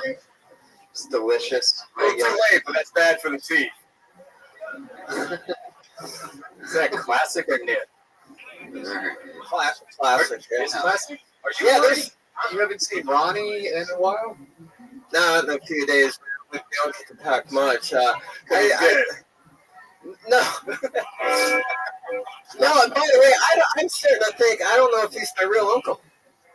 Ichabod. Do you think he's playing a fast one on you? I think... Did you do 23andMe? Uncle Ronnie, you are not the uncle. That's a good Maury episode.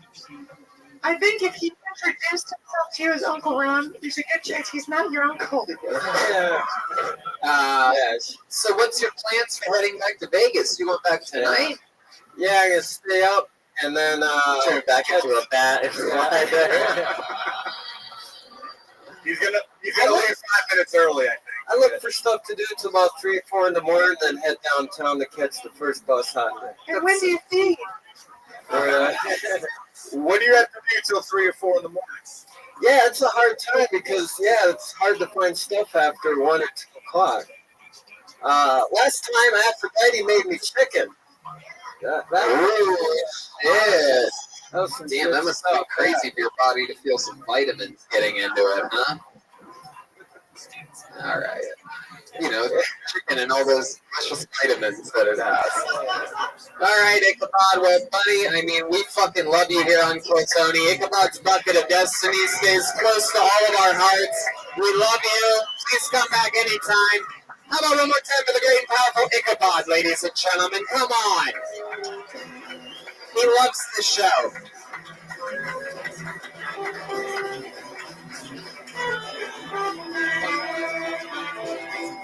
What do you guys think? One more quick one? One last one? All right, one more quick one. We're all going to get out of here together like professionals. Put your hands together for Robert Thompson. Robert Thompson. Here he comes. From the farthest possible corner. Seems to be very lucky, that area over there. Very lucky deep corner. Here he is, Robert Thompson, ladies and gentlemen. Hello. So I had asthma in elementary school, and they put me in special ed PE. It was just my lungs that were slow. There's some characters in this class. This kid Wyatt had the energy of the Tasmanian devil, had the soul of a soldier. This kid, he just grind his teeth all the time. Hell of a tetherballer, let me tell you. You know, there's also this kid Chris who had his head stuck to his shoulder, like this. Nicest guy. Hey Rob, wanted to roll it? Hey. You know, I had a lot of remedial classes growing up, and I heard some downer things. I heard this teacher say that we wouldn't amount to much, and I think that's kind of a bleak outlook, if you ask me. Because I can just see Chris now. He's probably some hot-shot surgeon in LA, and I can just see all his Facebook profile pictures from this angle with a fedora on at a wedding. Thank you. Yeah, pushing it to the limit. Robert Thompson. Thank you. Robert, this is what, your third time on the show? Yeah, third time. Third time. And it's all been very recent, right? Would you start 3 weeks ago, 4 weeks ago? Yeah, like a month ago. A month ago, yep. Welcome back. Hell yeah. Hell yeah. Good to see you again. Ooh, Snow White. Got some attitude. What's going on up there? This guy tried to block me.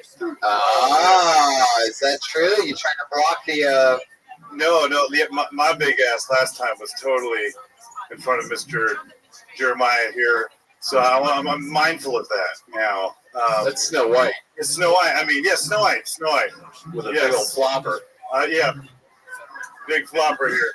Is, we've got Frankenstein, now we gotta get Dracula back up there. Fuck yeah, Robert. So how long have you been doing stand-up?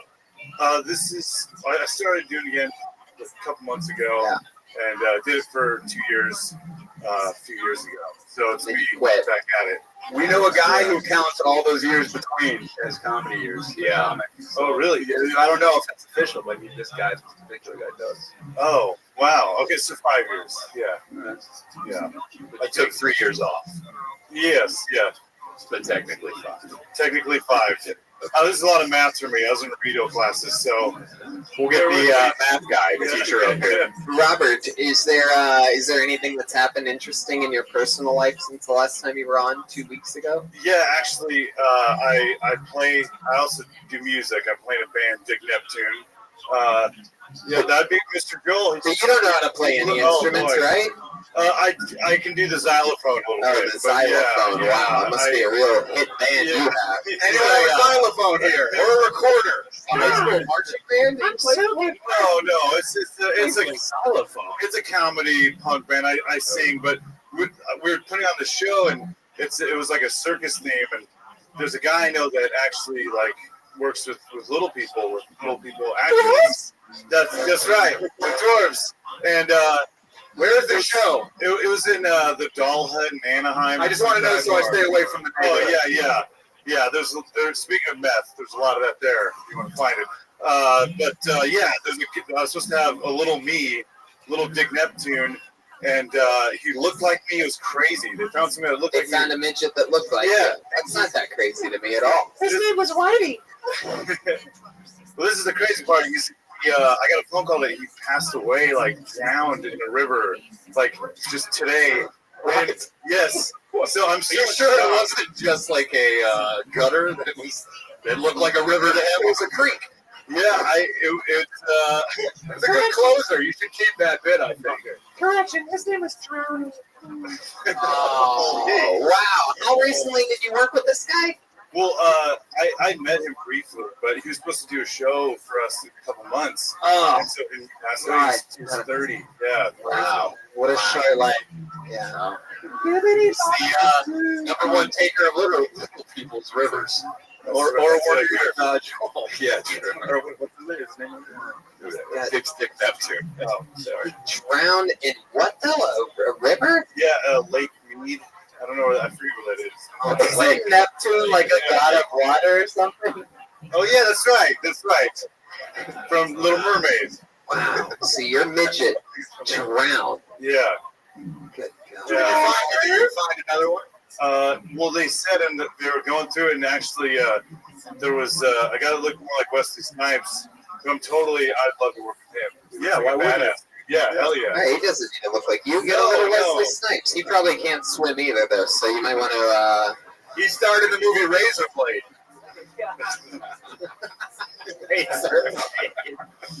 If the second one dies, we're coming to look for. I know, dude. There's a curse here. I don't know. Oh, no, a curse. How's your love life been the past couple weeks? Anything? Any new developments? Yeah, my girlfriend also drowned in a river. What's going on? I'm feeling like I have all the right energy because nobody's coming my way. All right, I got the birds, I got it clean, I'm very good, but I don't know. This is kind of sorry. How's your love life been? Oh, it's been good. Yeah, seeing this girl, she's not crazy, which is a How do you know she's not crazy? How long have you known her for? 2 years. So yeah, we were friends before. So oh, yeah. So how long? And you were friends before, but how long have you been having sex with each other? This morning actually. No, it was a few months. Yeah. A few months you've been having sex. Yeah. She's not showing any signs of crazy yet. Not that I know of, but my debit card did go missing this morning. Whoa. I don't know if homeless guy's wallet. Yeah. Could be Lake Mead. Wow. Do you think you love this lady? I don't know. It's kind of soon to say, but. That's a no. Okay. No, I do. Is she here tonight? No. Oh, wait, yeah. It's Nathan Driver's mother, everybody! All right, hold on. What does she do for work? What does this girl do? She doesn't work right now, actually. Oh, that's why your debit card went missing. Yeah, Interesting. a little suspicious. Wow. Yeah, And what do you do for work? I push shopping carts. Yes. Oh, that's right. Yeah, You put shopping carts. Yeah, there's actually there's a war going on. There's a Sam's Club right next to the Walmart that I work at, and You work at Walmart, right? yeah, Sam's Club, and the Walmart dudes totally hate us. But it's funny, I feel almost pampered when I look at them because they the dude comes with like a potato sack over him, and he's missing teeth. Kind of like old Ichabod over there. He's missing teeth. Wow. How dare you? How dare you talk about Ichabod? I love Ichabod. Hold on. The shots at the throat. Say, you know what, Robert? Hey, you know what? You want to take a shot at Ichabod? I got bad news for you. Tonight, you're getting on the Greyhound bus, and Ichabod's moving into your apartment. Yeah. R11. Yeah. Hey, look how excited he is. He thinks it's really happening. He killed the little person, I think. Yeah. It's Ichabod. They found next to the midget's body, they found a few teeth floating around and DNA. That's ass cheeks. The headless corpse. What is that, an Ichabod in your fucking bathtub? All right, Robert Thompson. There he goes. He did it again. Thanks for coming on. Robert Thompson's a Rob T comedy. That's tonight's episode of Club Tony. Action-packed. We went on a long episode. Make sure you listen to the Danish and O'Neill podcast at All Things Comedy. Danish and O'Neill, DANISH and O'Neill. And follow at Ryan O'Neill Comedy on Instagram and Twitter. Jeff, what else? Where are you at on social media? Absolutely nowhere. Look at this drawing by Ryan J. Ebelt, everybody. RyanJEbelt.com for all the prints. Here, show the guys. Check out the Danish and O'Neill podcast, and why not go to Vegas and check out the fight, 25th of August. It's the Joint at the Hard Rock, JasonEllis.com to watch the live stream. Anything else? Yeah, watch me destroy Luis Gomez. Hell yeah. Kill Tony's going to Montreal, Cleveland, Cincinnati, Fort Wayne, Indiana, Nashville, Tennessee, Lansing, Michigan, Grand Rapids, Detroit, Toronto, and a bunch of stand-up dates, a bunch of other places. If you want to come see my new never seen before hour, then that's at a bunch of different places. Go to TonyHinchcliffe.com for that. How about a hand for Snow White, Jeremiah Watkins, huh? Jeremiah Wonders is my new favorite podcast to listen to. Jeremiah flexes all of his amazing characters and his wild imagination on a show. We've all done it a couple times. Jeremiah, who do you have this week? Andrew Santino. Wow, one of our favorites. One of the funniest guys. Yeah. Follow me on social media at Jeremiah Stand Up. And then next month, Reagan Watkins will be headlining with Joe Bird in Huntington Beach and Phoenix. Wow, Huntington Beach and Phoenix. Pulling through the strong Khaleesi, I believe, tonight. How about a hand for Chroma Chris, everyone? Chroma Chris is on social media. Chroma Chris. Chris, what'd you think about tonight's episode? It was very enchanting, Tony. Ooh, and how about one more time for the great and powerful Gilbert Jimenez?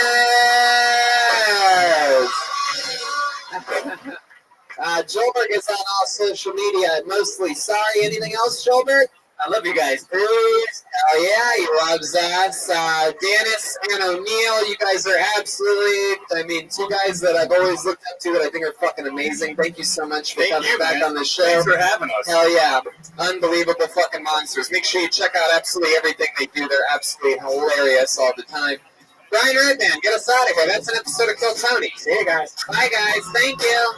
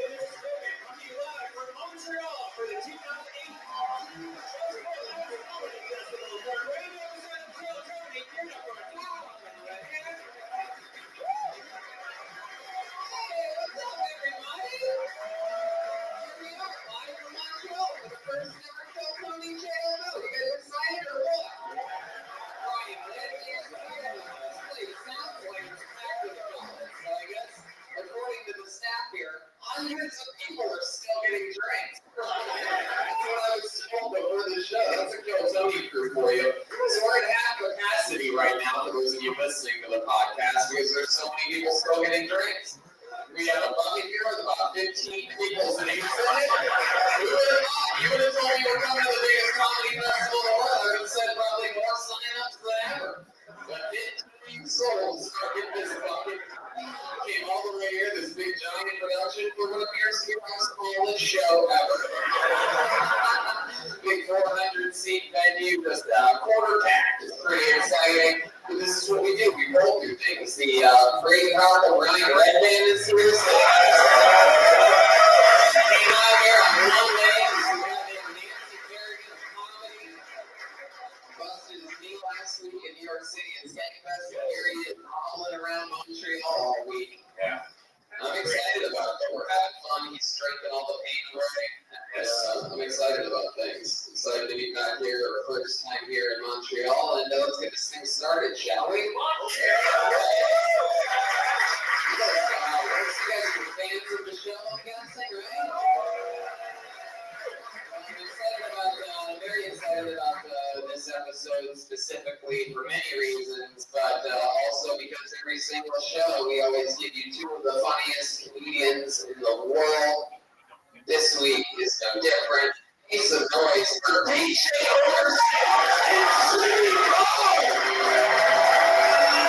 Wow, what? Jimmy Carr?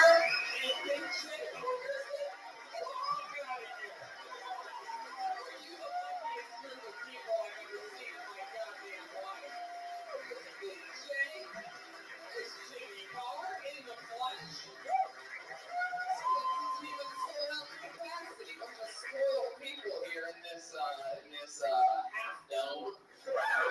This is almost like being in prison. So nice of me to grace us. He does a lot of big shows here, and tonight he's doing this. Yes, he's good. DJ Emerson is in the motherfucking house, ladies and gentlemen. He did one.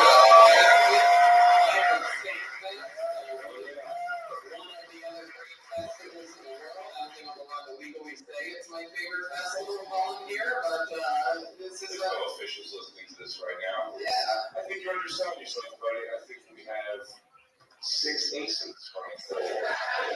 So they're starting to stumble in. They told me hundreds of people were still getting drinks at the bar. I think they told me that to hold my confidence.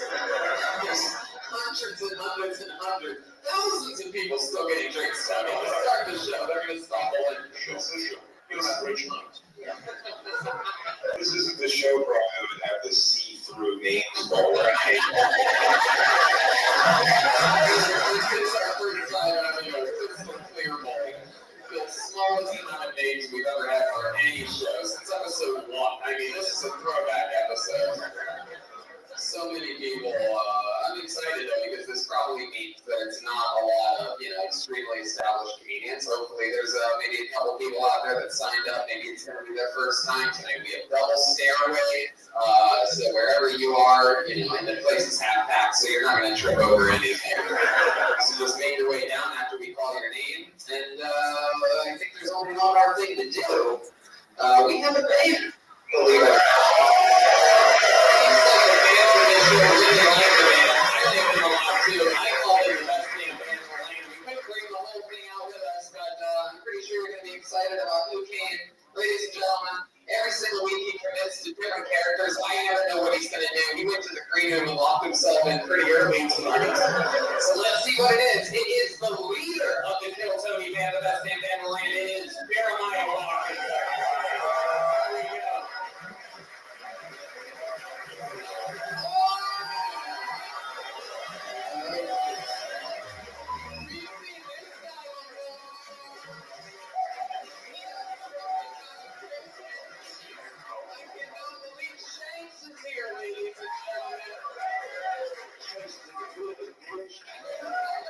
Shanks, for those of you that might not know, is one of our favorite characters. He's always recently just broke out of prison. And he's here. How many shows did you legally get to Montreal? Yo, man, I started digging weeks ago. He shawshanked his way into the house. Yo, I lost my shoes, cuz.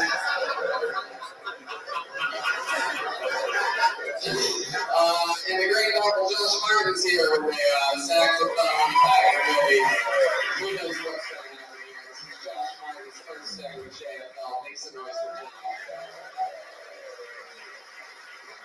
Alright, here we got Shanks. I'm excited about this. Jenny, what do you think about this guy? You ever been here an ex-con? I think I'm going to be a little bit confused by the whole concept. So he's an ex-con that plays the saxophone. Yeah, man, go ahead and eat trumpets, bitch.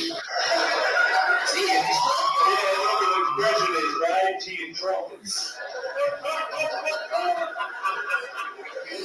all right, you guys ready to start this thing? All the pieces are in place. I have a bucket filled to the shallow bottom rim with names. I can pull out a name, and when I pull out your name, you get 60 seconds uninterrupted. You can lie to your friends and say you were a performer at JFL. You get 60 seconds. You get 60 seconds. Something of the sound of a kitten. Sound of a kitten. That means wrap it up there. I'll show you how to bring out the egg. You're a salty bear. All the way from America as well. You guys ready to start this thing or what? It's the first live in Montreal. Getting us started. Doing 60 seconds uninterrupted. Goes to Vance Michael. Here it comes.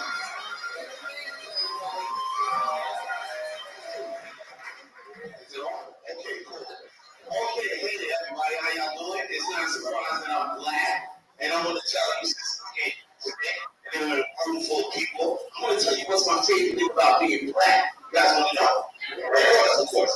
So, one of my favorite things about being black is sometimes when it's dark in some places, like back here in this room, or when it's nighttime outside, I can put my dick out and no one will know. It's like I can take a piss right there in your feet, and you won't even know. I can take a piss like back there in that dark corner. No one will freaking know. It's like I'm the invisible man, but I have an invisible dick.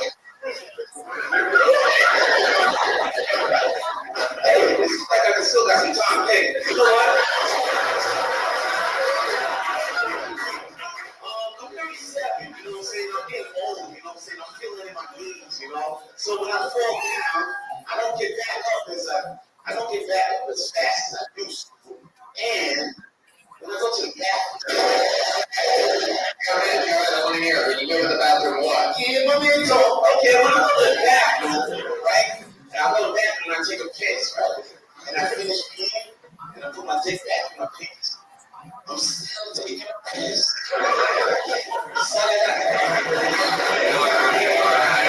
The bear's getting mad.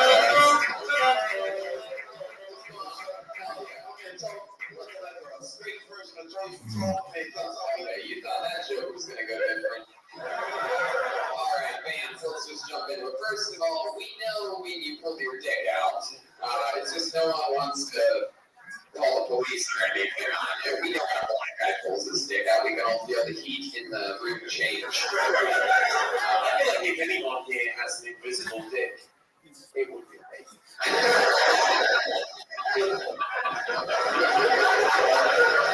The cliche is only how you conspicuous penis. I also like very much on the opening. So you want my favorite thing about being a London, would you like to know? And then you genuinely waited for a response. I'm very interested to know what would have happened if you don't know. Tell us something else. I thought it was interesting how many times you said it's what I meant with being black. You know what's great about being black? You know what's great about being black? Who wants to know what's great about being black? You acknowledge it anyway. Here's what's great about being black. And it's premise heavy. The deep dance, how long you been on stand up? Into the mic. And it's on. Okay. I'm guessing don't say that it's just long. Yeah, it's almost 2 years right now. 2 years. Yeah. Doing a lot. Yeah, I've been I do it almost every day, like 2 times a day if I can. As much as I can, I love it. I just love entertaining people. I love making people laugh. I just love that. Heck yeah. And how old are you? Yeah, I'm 30. I just turned 37 last week. 37. Yeah, fresh meat.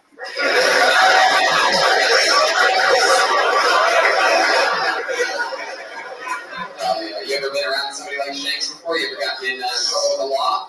The Orange Johnson is something familiar. Tell us more. When you did took a piss on a forehead. Catch Me If You Can. Ever seen that movie? Yeah. You stole a copy of that movie? Yeah. That's what happened. Sorry, that's what happened. Have you seen Catch Me If You Can? And that's what happened. That is a remarkable story. I'm going to let Spears tell my story. That's a lazy storytelling like that. So you saw Catch Me If You Can, you're at the theater, perhaps you talked too much during the movie. Hey, lights went out, you pulled down your dick, thought it was invisible. And I saw a lot of weed. That's what you had. Okay, you still saw weed? I need some. I just got there yesterday. Oh, yeah. Just kidding, I don't need it. I already got it. So that's what you got trouble for? Yeah.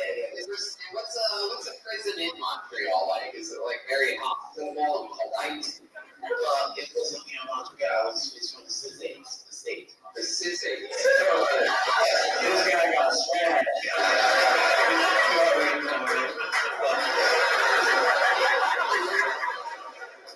What state were you in when you got in trouble? New York, man. Are you a cop, man? Yeah, man. What is he? Yeah.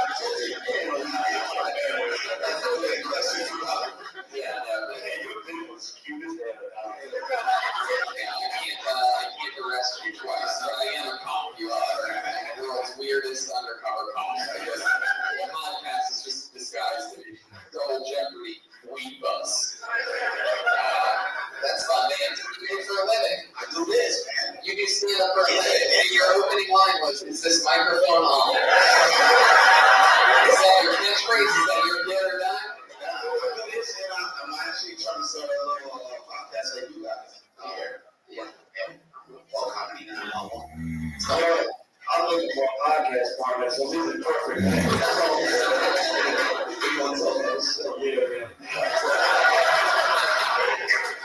I love it, man. Well, I mean, how do you make a living? How do you make money? Oh, right. Oh, day job is I'm a employed doing work is late in the kitchen. You said cook. Yeah. What are you cooking? I'm cooking professional. I cook everything, And that's what we're cooking is take out the kids. Okay, think is it. Well, how do we know?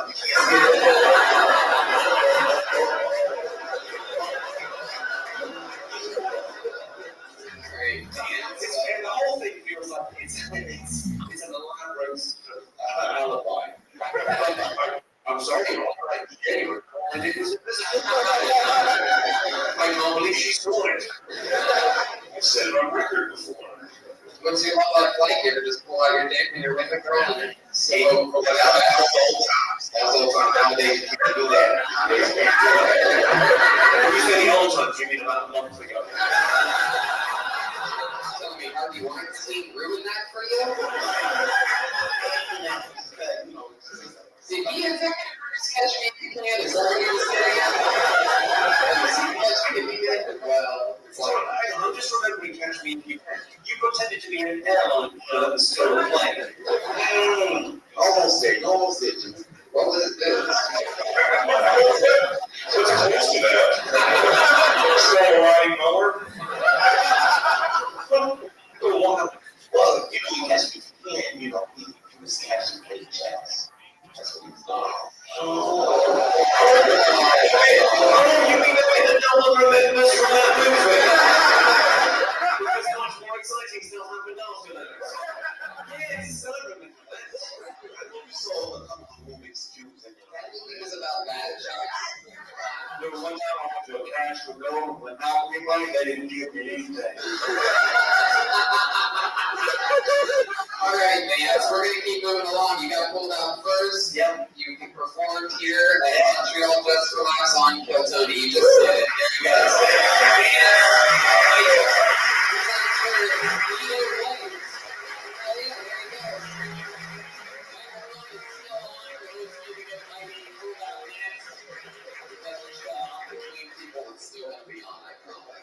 Just trust the system. All right, I pulled another name out of the bucket. Put your hands together for Matt Mellenson.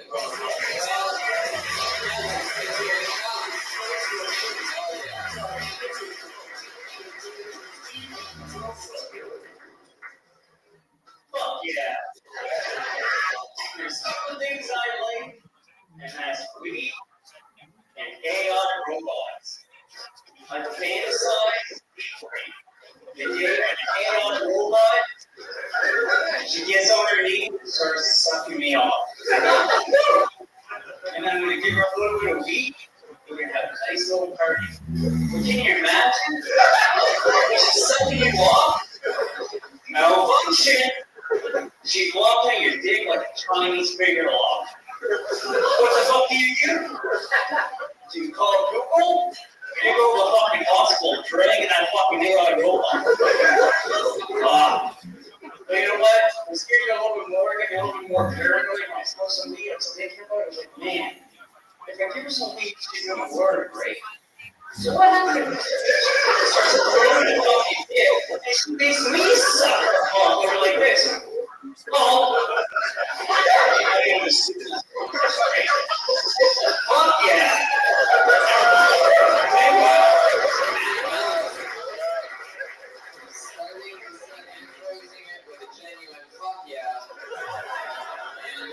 I'm pretty sure you ruined that for me. I'm sure I'll never be able to very confidently say those two words again without picturing you sucking an invisible dick, which somehow was a callback to Vance of Michelle's dick. Oh yeah, you really blew an invisible robot there for a second. And you also mined out blowing an invisible robot.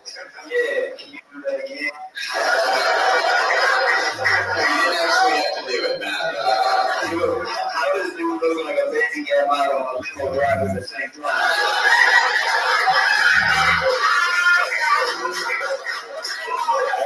I also at times suspended disbelief on the concept that this fake robot you're gonna suck your dick and then in turn suck its dick was somehow affected by giving it weed.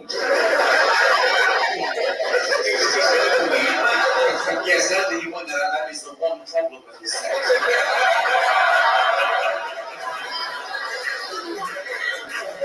Say otherwise perfect, otherwise. The USB drive not working. Have you tried blowing weed into it? I only see it once on a dick. Give it some weed. Just sucking each other off anyway. So Matt, you said the two things in this world that you love are weed and AI robots, right? Yes. You have an AI robot at home? Not yet. See that girl? No. When you say they're going to get better, sorry, can I just pick you up on a small detail here? Artificial intelligence here. I'm pretty scared of the concept. There's also sex dolls. And I think what you're trying to is a sex doll.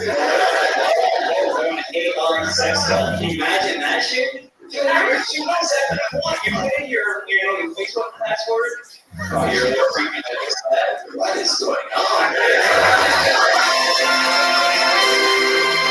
Oh, you really think this guy's super Canadian? This must be what all Canadian guys are like. I need a robot, mate. Alright. He must sound like, yes. Every Canadian guy here just was like this. It's Australian, you son of a bitch. Alright. People often ask how much weed is too much weed. I would say that much weed. Yes. That's the big deal. To think you're going to get high with a fucking robot. I mean, that's a whole other level, Matt. How many times have you done stand-up comedy? 7 months. 7 months. Hell yeah. The first 7 months is honest. Have you ever just an answer to your question? That's not the Ken Roth podcast, now it's just too much. No. What's the weirdest thing you've ever thought? That's it. Nothing. Come on, you're Canadian. There must be something. You ever pour a little maple syrup on your hand and just start smoking with the sweet, sweet syrup? You just slam your dick on a laptop and just see what happens. Thanks. How about you? What do you think? Hey, do you want to have sex with a flashlight? You got one? Yeah, I named my brother flashlight.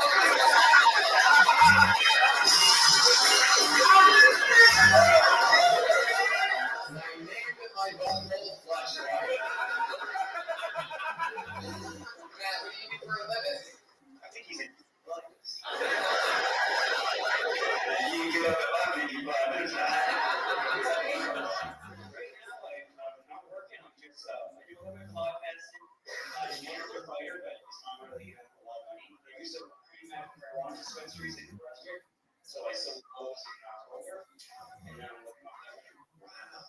you have to look at a sequence. Do you manage a fighter? Is that a mixed martial artist or a boxer? Mixed martial arts. TKO. Oh yeah. What's his record? He's 1-3.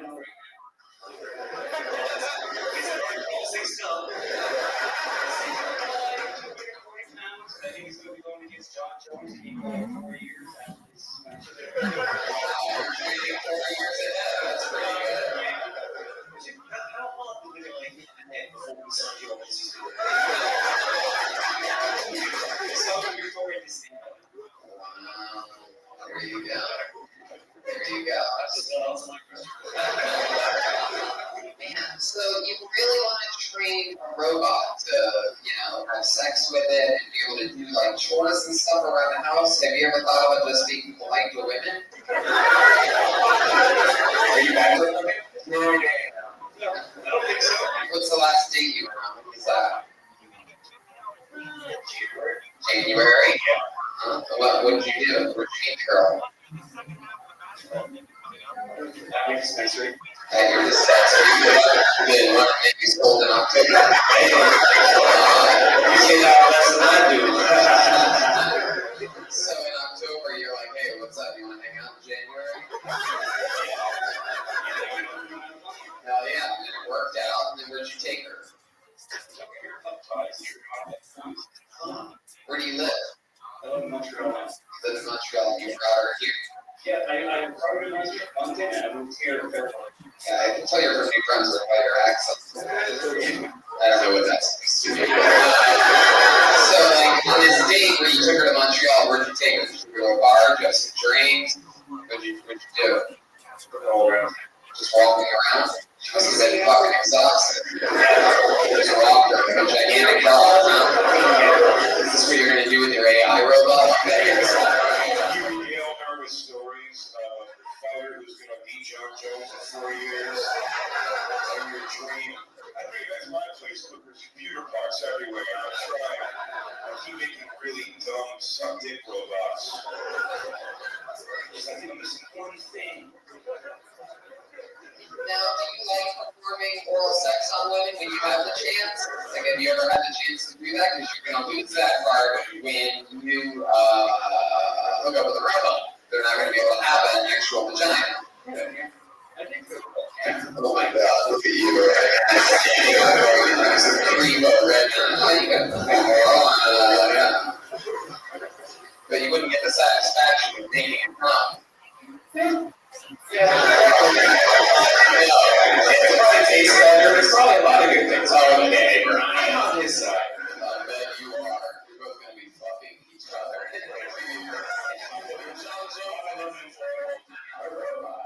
Hey. All right.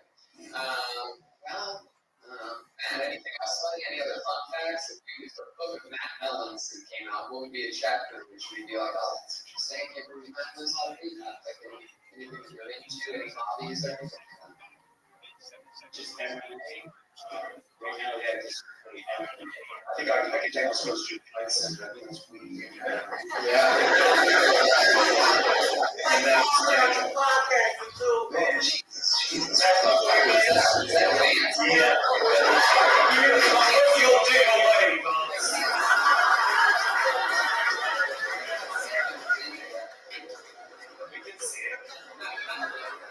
All right, man. Well, it was nice to meet you. You got up on the show. Good luck with your fighters fighting 4 years and your next date, most assuredly for December, and everything else you got going on. Matt Mellons. Thanks, man.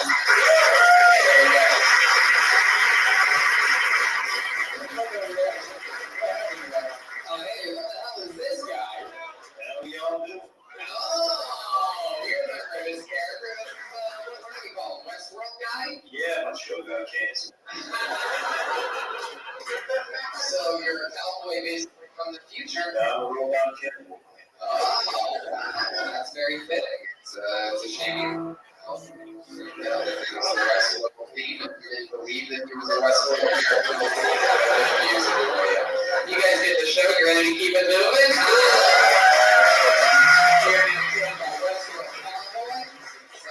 Get to see a few characters in general.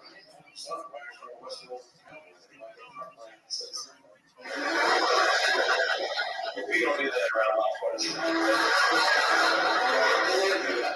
shakes up very different mentalities, it seems. I pulled another name out of my put your hands together for Peter K.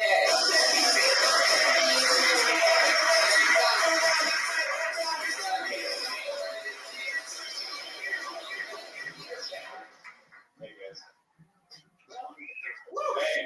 Okay, so let's go. So, I'm single now, and I haven't had a date in a while, but I decided to get my prostate examined, and it turns out I'm a pretty church ejaculate. Yeah, so I wanted to buy a washing machine for my mom, then I realized I wouldn't need a mom anymore. I'm just joking. Thank fuck your dishwasher. So I remember one time,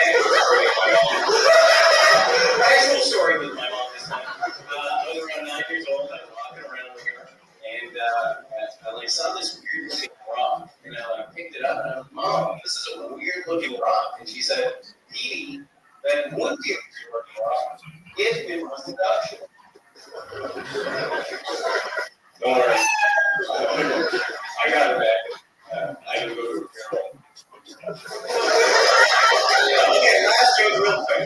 So I was at a party last Friday.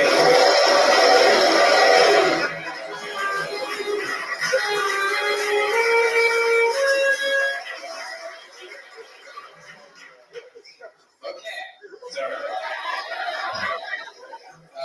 Westworld Cowboy. How long you been squirting your demons early? Hey, yeah, you went way over 60 seconds. Oh, I'm sorry. I mean, okay, you're not premature today. I must say, I really like this guy. Yeah, I kind of think we went a little bit too far. I thought the joke was just, I don't know, today you want someone to get my prostate checked. Why should we push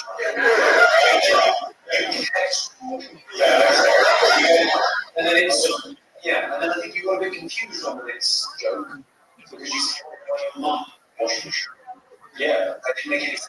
Well, if you apply yourself a washing machine, then it wouldn't be your mother anymore. That would at least make sense as a chemistry joke. This is constructive criticism. I appreciate it. So it's a joke, but when you laughed halfway through, nervously, radically, you might hear from a bird.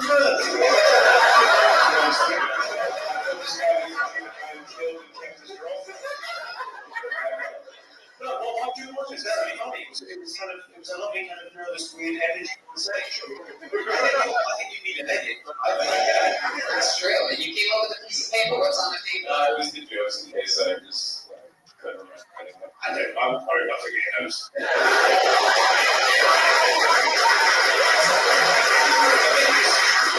Just for you seem like you're tired. How was your name? It was Peter K. Yeah. And I'm not sure if you're aware, but there's a British comic called Peter K, who is the biggest comic in the UK. No, I don't know. Well, over the line, dude. Yeah, exactly. No, I have no idea who the fuck you dance. You're the making through airport security. I feel like I want to flag you there. What's my nerves? It's my nerves, guys. Well, just relax. Have you ever tried weed? Weed or something like that. How long have you been doing comedy? 6 months. 6 months? Yeah. Wow. You do it often? No. No. So how many times do you think you've done on stage? Well, I mean, like less than 30 or 40 times in the past 6 months. Okay. So it's not too late to change your stage name, Peter K. Yeah. Something to think about. Because it's a really big Is your mother issue head? No. Oh, okay. It's just because it's upset. She's going to have to see this. No. I'm a guy in the back of a wagon on a sunny Sunday afternoon. I was horrible. You and the answer, your legs have a struggle. I got to go. Yeah. Sorry.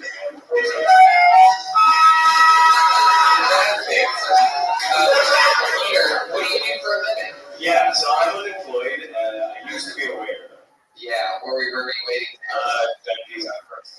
Dundee's on Crescent. Yeah. Were you a nervous waiter? No. Neighbors maybe wobbling around. I don't know. So, can I get there?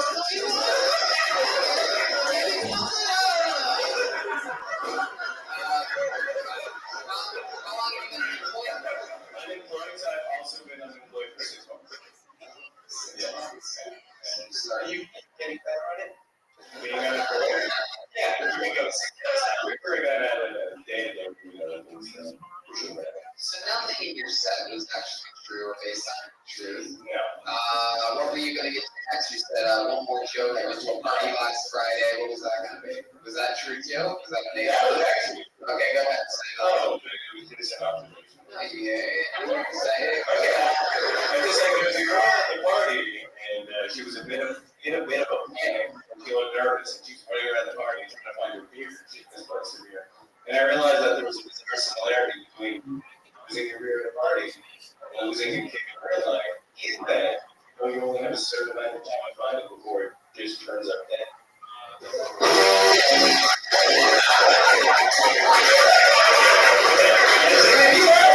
Has anybody ever told you you're a wart on the buttocks of society? You were right. That wasn't a joke. It was an observation. Anyone else think it's crazy that only ex-convicts physical dick fans is the only comic with a job up here so far? It's very Everybody's unemployed. Peter, what do you do for fun when you're not doing stand-up and you're unemployed? I mean, there must be something. You might know, like flight aviation or like a flight simulator. There must be something you're into. I'm honestly stare at the wall for like hours a day. Wow, what a great business for you. Really, I mean, a natural entertainer. Where I come from, if you stare at walls all day, you're retarded. That's where we all come from, Russell. Well, Peter, there you go. Thank you guys. You did. Appreciate it. Anything else on that piece of paper you want to talk about? Zero fucking things. So we got the hell off the stage right now. There you go. It's Peter Day, everybody.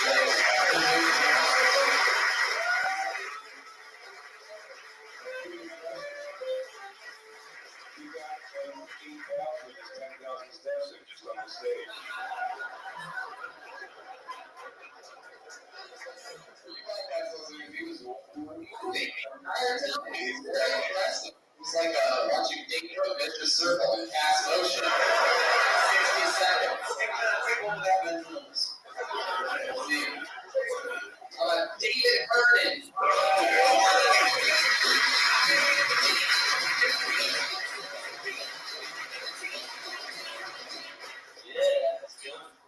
The thing that I don't understand about white supremacists is they can't make up their mind whether or not Irish people are really white. Close on it. That dad's not Irish name, right? That motherfucker got skin cancer twice. What as fuck? Took me skiing last winter. Asked ski patrol. He was like, thank you for your service. What the fuck, that cops?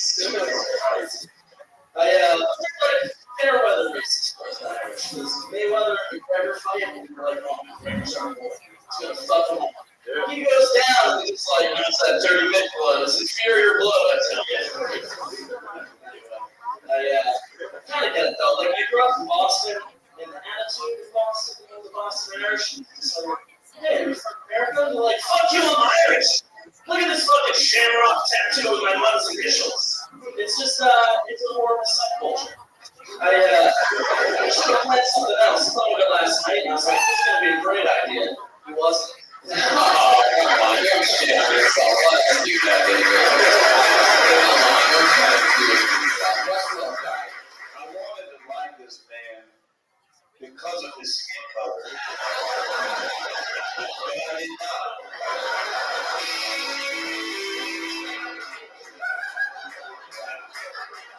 So, David, you basically came up here. You're from Boston? Yeah. And that's where you live? No, I live here. Okay. Why'd you live in Montreal? Work. What do do you do for work? Software development. See that? You can do it all. You can have a job and come here and bomb. You can do it all. You can make sure you can make a living. So, how long have you lived in Montreal now? I've been living here like 6 years. Wow, that's a long time. You like it? I'm not saying I'm moving. I like it. Yeah. Oh, yeah. And you decided to talk about how white people don't really represent Irish people.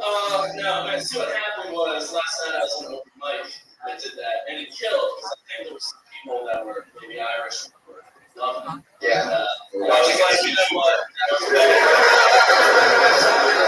I thought it would be better than the other shit that I was gonna do, so I went with it. Were there a lot of comedians that open mic?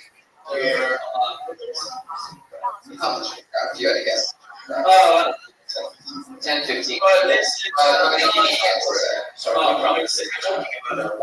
Once from surrounding it. Yeah. I think Rabbi Shady was talking about that. I think so. And I think he was visualized because he's got Irish heritage. But he thought that was really killed. If you had less of anyone else's haircut, I think you have every chance. Yeah, you look like you voted for Trump from Canada.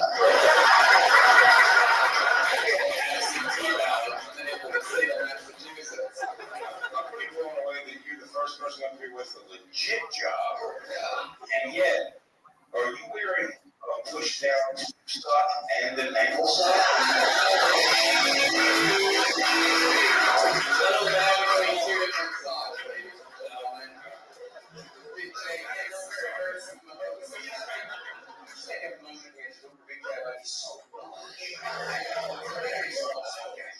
And you know, this angle, I was seeing the Mexican school show one ago. Did you know that? And I'm not kidding either. You know that's like my favorite type of insult because you know when you just put it goes on earlier, he's like, fuck. And I'll get fucking pulled out. They probably won't fucking notice when we work today to make the one song different than the other. Joe, I mean, that. I was negotiating and like, hey, only made speak for a moment. This is not two different songs. Yeah, garbage and garbage. What the fuck is this? In my household, we don't mix people or stockings.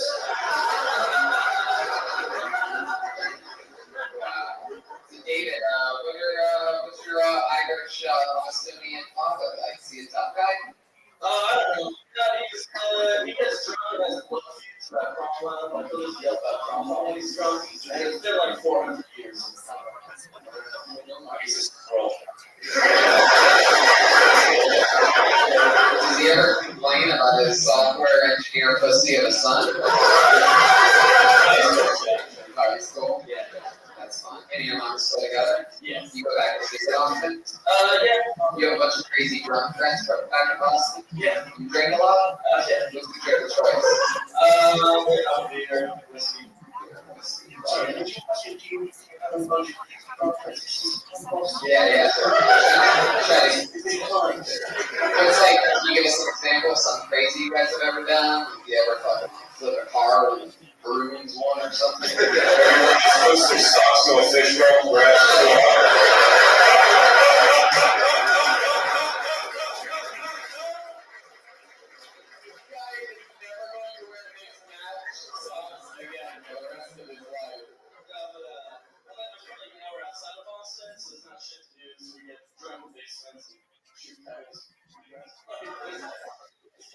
Hell yeah. Since you're a fan of the Red Sox or the different Sox?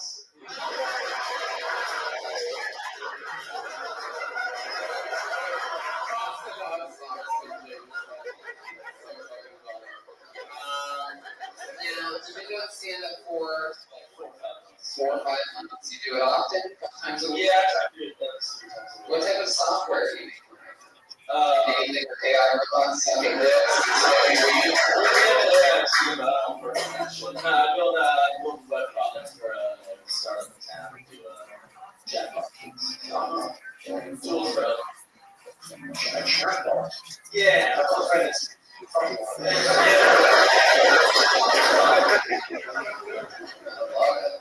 Well, David, you know, you went for it. One thing I was getting at by asking how many comedians were at that open mic, how many audience members, is one thing I always say is you gotta watch your material on those open mics because sometimes those comedians will laugh at you because they're laughing at your failure. You know what I mean? Or they want you to do that, but you're like, hey, let's laugh. I think he's going to kill Tony tomorrow. Let's get him to do this Irish shit. And then you're like, oh, fuck you. And you know what I mean? Like comedians that fuck you up in those rooms and say, and they also just laugh at shit. They're basically laughing at their own successes. Like, I'm better than this guy. So you gotta watch it. You know, there's open mics. So you can be a bad barometer for what happens in front of a live audience if you saw here. Yeah, I think you gotta watch that. So, you know, lots of jokes. Which is very important. Very important. Definitely not just 24-hour shit. I think it's kind of based on being Yeah, no, I think about white supremacists, but they don't like the Irish. yeah, that's cultivated Irish and Italians are like, which I thought was. Well, Italians I can sort of see why, but aren't also racists for the higher than anyone. Oh, yes. Well, websites you don't know what you're saying. What you suffering, you know, this debate. It's going on around. I think around my parts. That is true. Jimmy's actually opening my eyes to the fact that how do you know what white supremacists are? How do you know that they don't think Irish people are? I was in a meeting yesterday, and some of my white supremacist friends I heard Italians believe Brussels sauce. All right, David. Well, it was nice to meet you. True set of balls for coming on and doing, you know, Irish white supremacist stuff. I'm sure next time you're on the long ourselves. So there you go.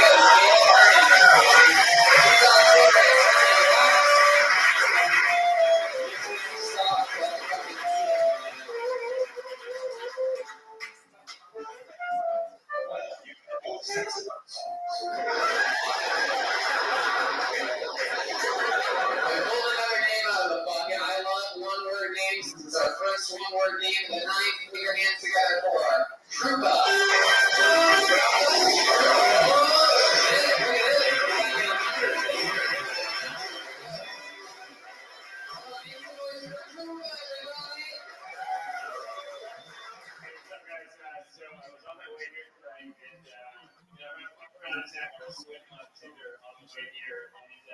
Kind of like 40 or 50 people that I swept on. So there will be things that I've swept on. I don't know if you guys have all right, so I was also outside smoking before, and girl comes up to me, she goes,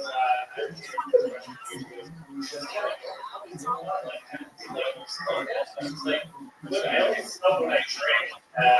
And she goes, like, and you drink? I just want to present it. All right, bitch, I'm smoking. Honestly, though, like Montreal, you guys have some fucking babes in here. Like, a lot of beautiful women in Montreal. It's just like, my whole thing is like, I'm really awkward when it comes to picking up girls. I feel like the only way to impress a girl in Montreal these days is like while you're paying for something. And like, and pulling out like a wall catch or like a bag of cocaine and being like, hey, what's up? Like, you want to party? Like,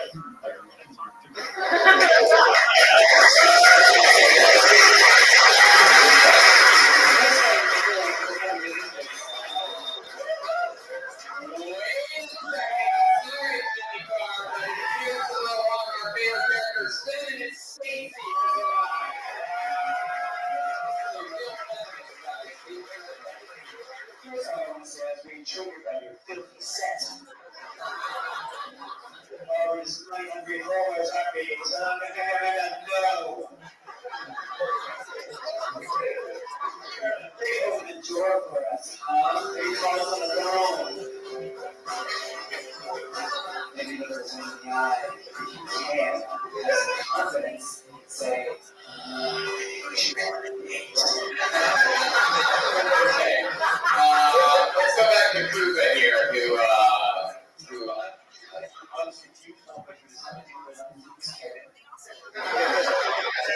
first name, my last name, like everyone that knows me. Because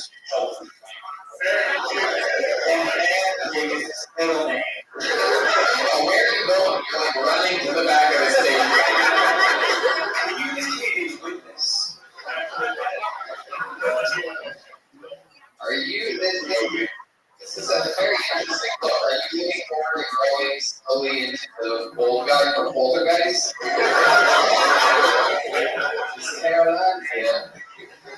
Can she come out?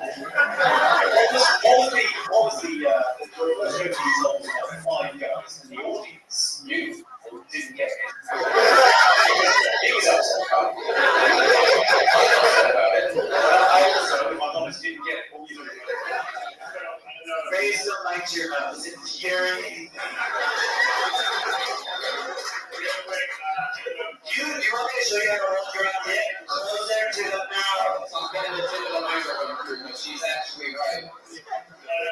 Closer. Pretty much. You're not doing it correctly.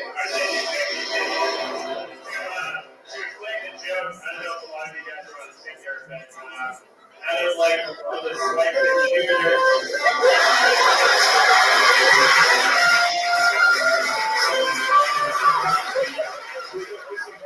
Choosing not to amplify what you say.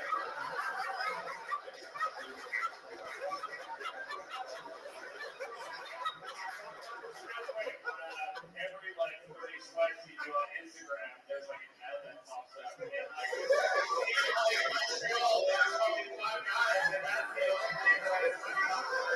I'm pretty sure that that's the app telling you that their only chance is with 5 guys. 5 guys. It's telling you that that's who you're going to end up fucking. So, what do you do for a living? I'm a bartender and I work with the Montreal Alouettes, the professional football team here. Okay, this is what you should have opened with, by the way. Hold on. The Alouettes.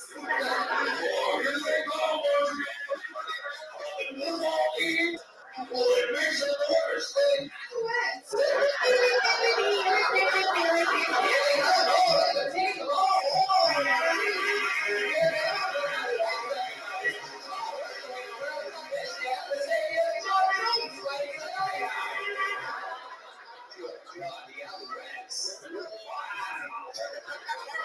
Let's see, professional football, by that you mean soccer, and by that you mean men's soccer? Like Canadian, so like you guys have in the States. Like, real football.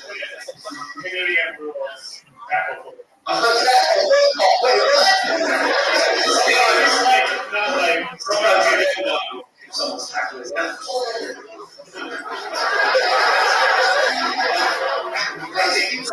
It's American football, but it's Canadian football. Canadian rules, you get like 3 downs as opposed to 4 downs.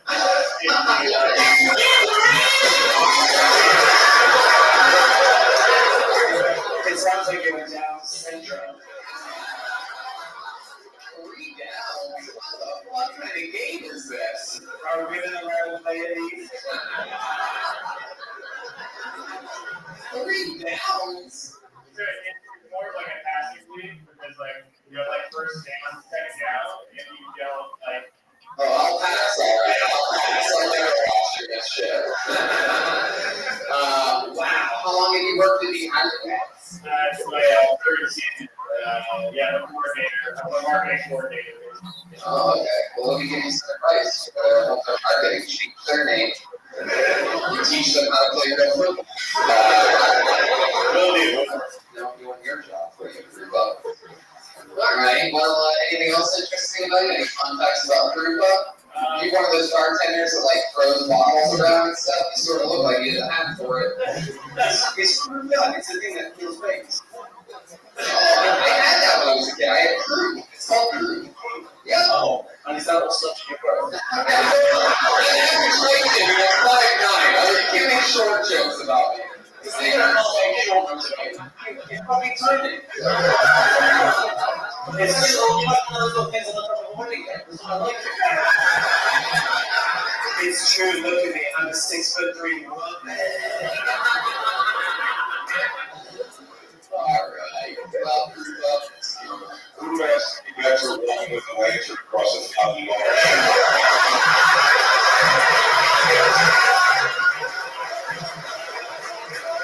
keep it moving along, Turbo. It's nice to meet you. There you go.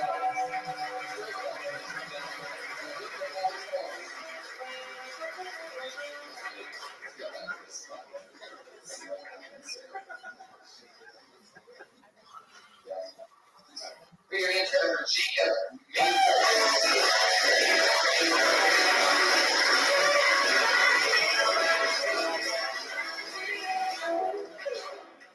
Hey guys, my name is Jacob.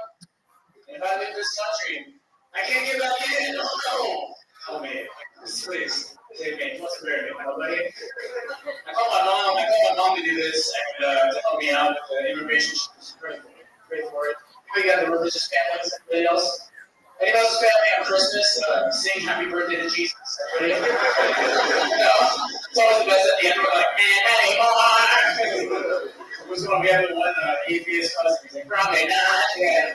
So my grandma actually every year, my grandma she makes Jesus a cake. And she leaves with a slice. Just in case he shows up, talk about the crazy surprise party. Probably the only surprise party for the birthday morning on surprise. Everywhere else is just like,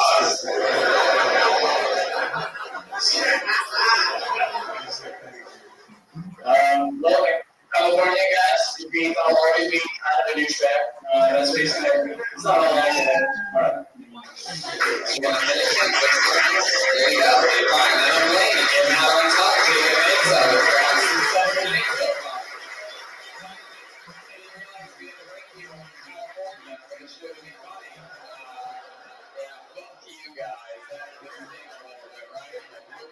So far.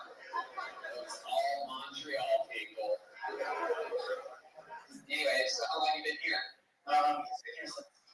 December. You moved here as well. What brought you here to Montreal? Really? You fell in love with the Canadian? Yeah. Wow. Was it Trudeau?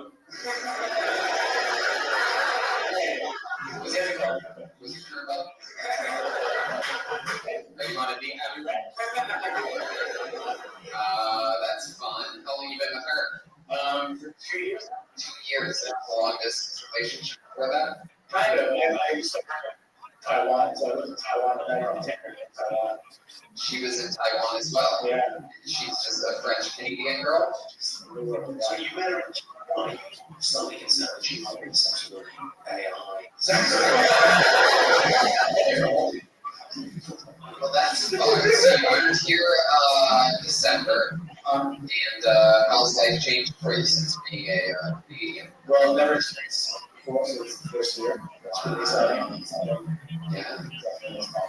Very novel. So everything. That's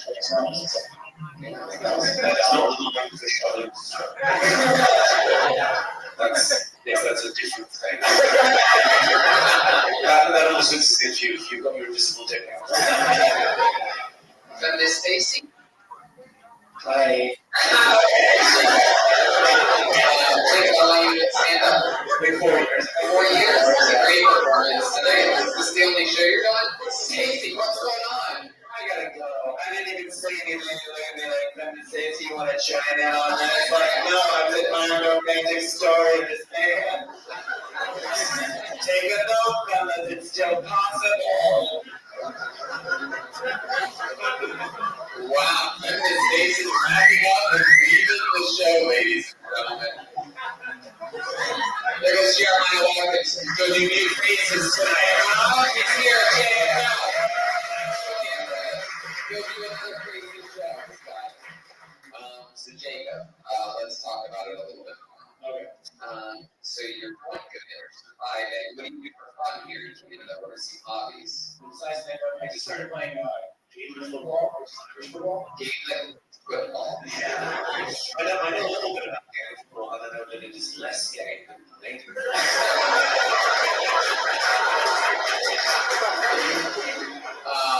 Wow. So, can you explain to us a little bit of what happens in Gaelic football? How the rules are different there? It's like soccer, but you can play football, actually. Wait, what?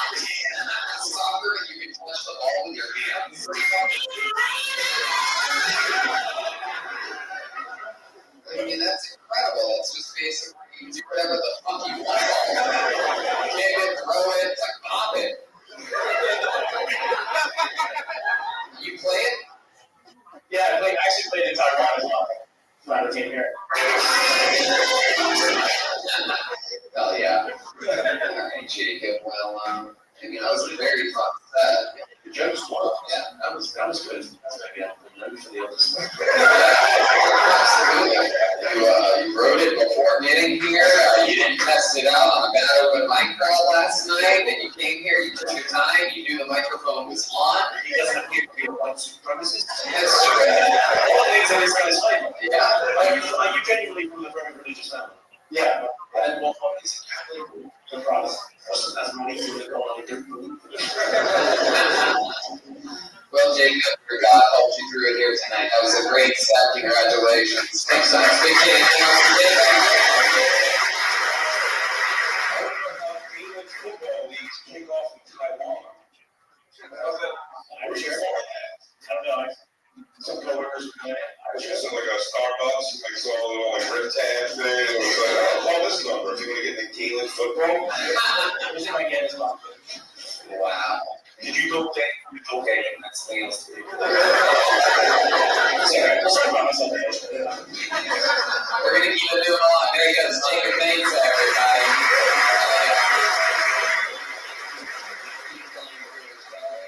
We're almost set. Let's see what happens next with John Malanos. Here we go. John Malanos.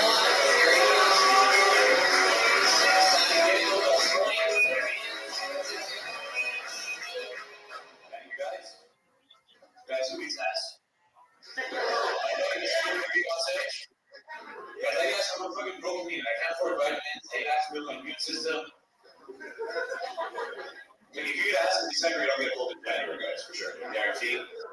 If you eat ass like in April, you don't get like allergies in May. If you fucking ass like right now, you don't get like it's back to December, October, when the sun goes down, you get a bit of that. Just eat ass. That's terrible. Because I eat so much ass, like I don't even think I probably get blood. I don't even get like the survey like this week. I feel like I ate blood, so we just like tipsy, a bit high and shitty breath. You know what I mean? That's all about guys. I don't know.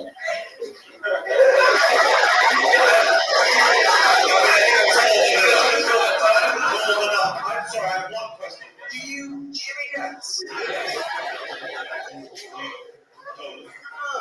Wow, well, you put a minute, by the way. You put a pan, you put a pan, I don't know what I explain all these things, but you put a pan, eating ass is going to your hand. You're a monk, you've got like a main setting. I would focus on that and maybe less eating ass. Your hair is fart blown. For those of you listening to the podcast, John looks like if Hugh Jackman only ate ass.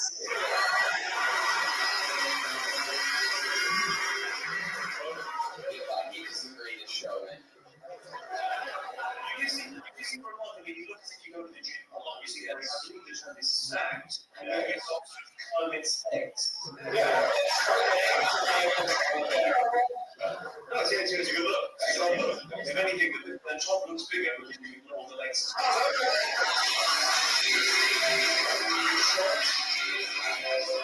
They're almost sort of turning hinge. Run over here, how dare you? I am built to get much bigger wings, thank you. Wow, this is incredible. So you really just eat ass? Yeah. Is that true? Yeah, well, also, just to, depending on the lady, I'm not just going to go crazy. But like, So it's not like a first date thing. It's like a 2-week thing. 2 weeks. It's like a special anniversary. When you find out it was 2 weeks, there's nothing away from like something to do your ass. I don't want to keep her around fucking your ass. I can't do it. Say that again? Oh, she's not even going to stick around. I can't eat your ass. Yes. How fast are you willing? Are you guys will fuck on the first date? Right, yeah. Stick your dick because there's no condom whatsoever. Do you have a preference types of asshole? You like a big fat ass, like asshole, big asshole, hairy asshole that doesn't really look like an asshole. Lisa looks like an asshole, but so you're saying is you want an asshole that looks like a dick? like a weird thing. I'll be talking about it. All right, John. Yes, okay. What else? What do you know, like, romantic picture? I appreciate that. What's the other job? Bartender, waiter? Bartender, waiter. Yeah. Okay. When do you pick up the ladies? No, I never really. Just kind of open mics. Yeah. You pick up the hard sex. So you're getting sex. Yeah. Just checks like, man, you really works. You really eat shit on stage. Yeah, you really see me eat shit out of your belly.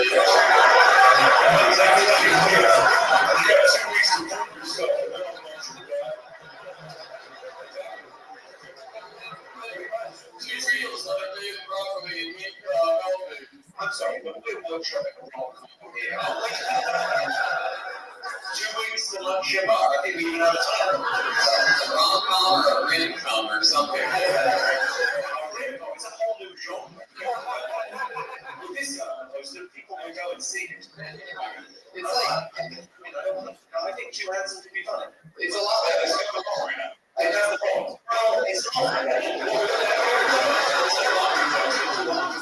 You're like if John Nelson didn't look terrible. This reminds me a lot of the movie Catch Me If You Can. We're talking about catching pink eye.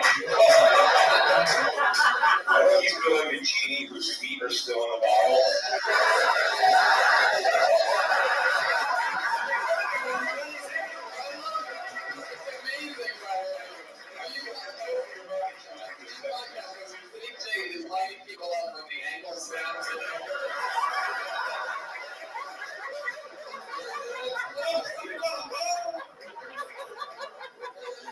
Alright, man. Well, we're going to keep moving through. We're going to try to get one more person up here. There you go. Come on,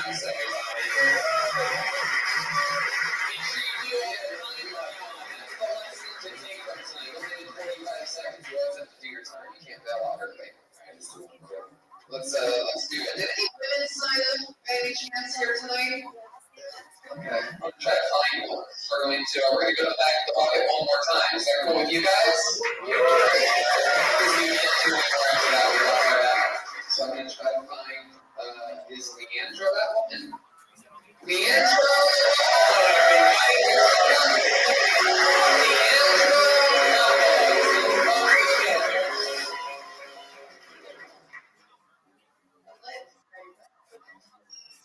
I've been single for a very, very long time now, and you gotta get thinking like, why? Why is it single for so long? And I think it's not very enthusiastic about some stuff. I was like, see, the last person I was with was very like adventurous. Hey, I think we had a threesome. I was like, okay, maybe. And I thought about it. I wanted to support 2 people at the same time. I wanted to go with my parents because at least then I know that for sure they're going to pay. I also have confidence, which I was not wrong considering the last thing I said. And then, yeah, just lost a bit of weight, which is great. I'm confident. If you guys ever need advice on how to lose the weight, you can take my trick. It wasn't great, but it worked. Turn your noose into an exercise belt. And everything is gonna go great. You might end up with anorexia, so you're back at square one, but whatever. Like, that's in the detail. It doesn't matter. Oh yeah,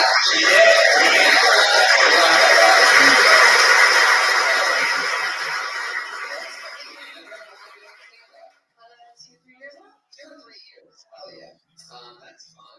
What did you say that?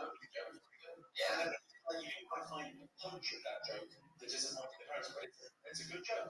Threesome, just two people at a time. Right. Yeah, you get to it quicker. You know, I'm single. You know, just straight into the threesome shit, and then make sure you don't step on your own punchline. You know, you sort of going into the thing. You said, if I want to do that, I would disappoint three people at the same time, or whatever the hell you said. But then you're like, right after. You can let it breathe a little bit more, indicate well that that's a punchline. Yeah, I think that makes sense. Like you said, you'll go to dinner with my parents. That's it. Let them have a laugh. I think she's the most relaxed I've ever seen somebody on Tony. Like, honestly, usually everyone's like very jittery. So I thought earlier, she was like, taking a whole stage. She was like, yes, she was like, yeah, I'm single. Here's why. You also said you were single because you're not really enthusiastic about things. I've got a friend who's working on eating ass. I'm not sure how enthusiastic you would have to be. Yeah, I feel like you have to be pretty enthusiastic. That's a lot. No, you just got 2 weeks. All you need is to give him 2 weeks. He needs to do a full health check. What ethnicity are you? I am Oh, well, don't try making me a Nazi. Because we've done one thing this evening. Not welcome. What do you do for a living? 3 jobs. Wow, that's one for all the people that didn't have jobs.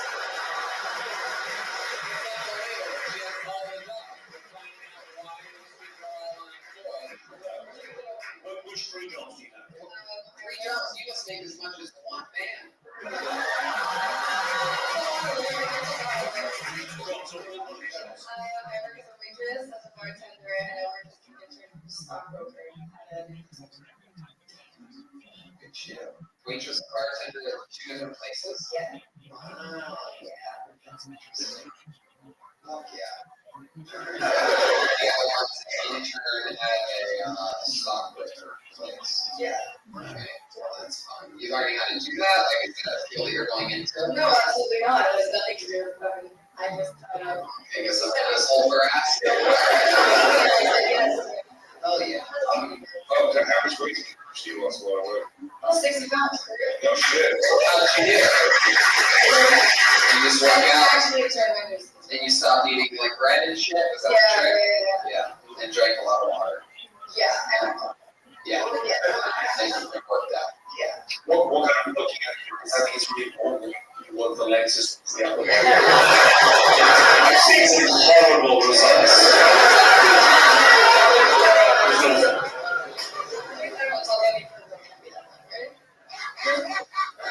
What the fuck? Well, the answer you did here tonight was absolutely awesome. Because the end of the rock, we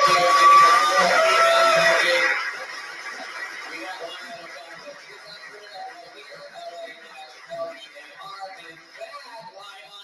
thank you so much. Just go to me. Jimmy Carr.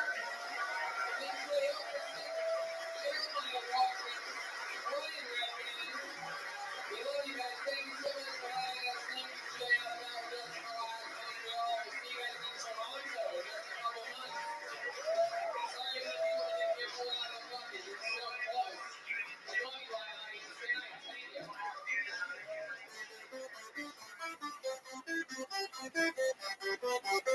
you, Lion. Good night.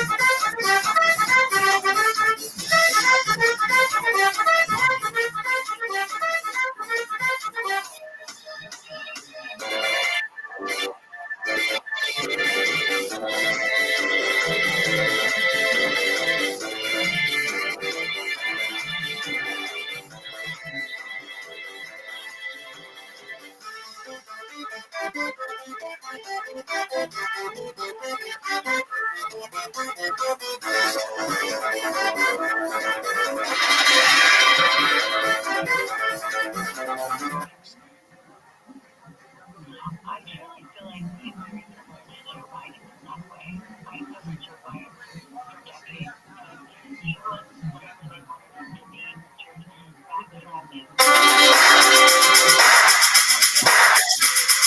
Hey,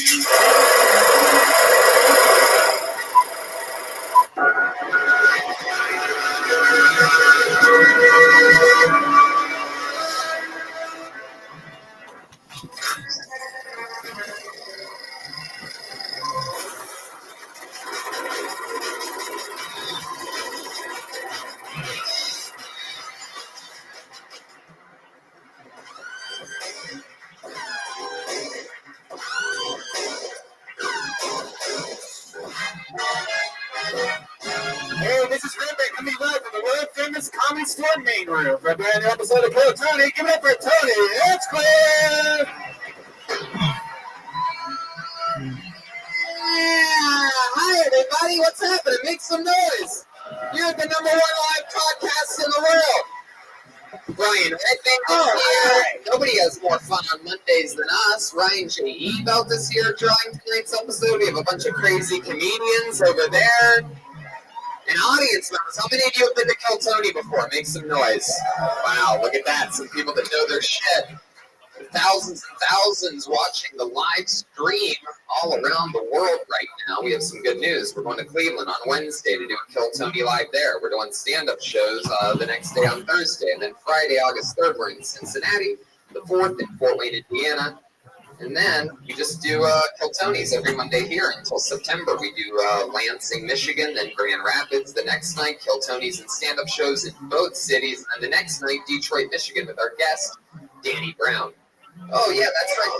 This Saturday's guest in Fort Wayne, Indiana, Andy Kindler, one of the best comedians in the world. We saw him kill Just for Laughs. And speaking of Just for Laughs, that's where we're going to be the last week of September. Just for Laughs, Toronto, Canada this time. We're doing a special Kill Tony on the 28th at midnight. Still some tickets available for that. We're doing a massive, regal, gigantic theater. We just got back from Montreal this week where we packed the theater there.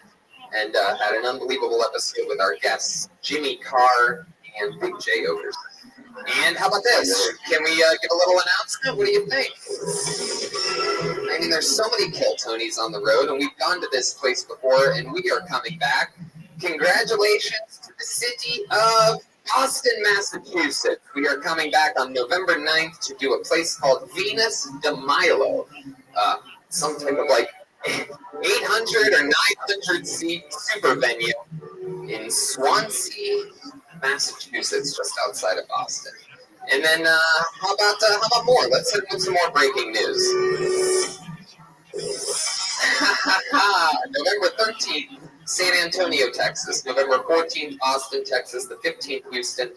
And the 16th and 17th in Fort Worth. Those are Kill Tonys and stand-up shows, all of Texas. November 13th to the 17th, huh? Are you sure guys have scheduled that full?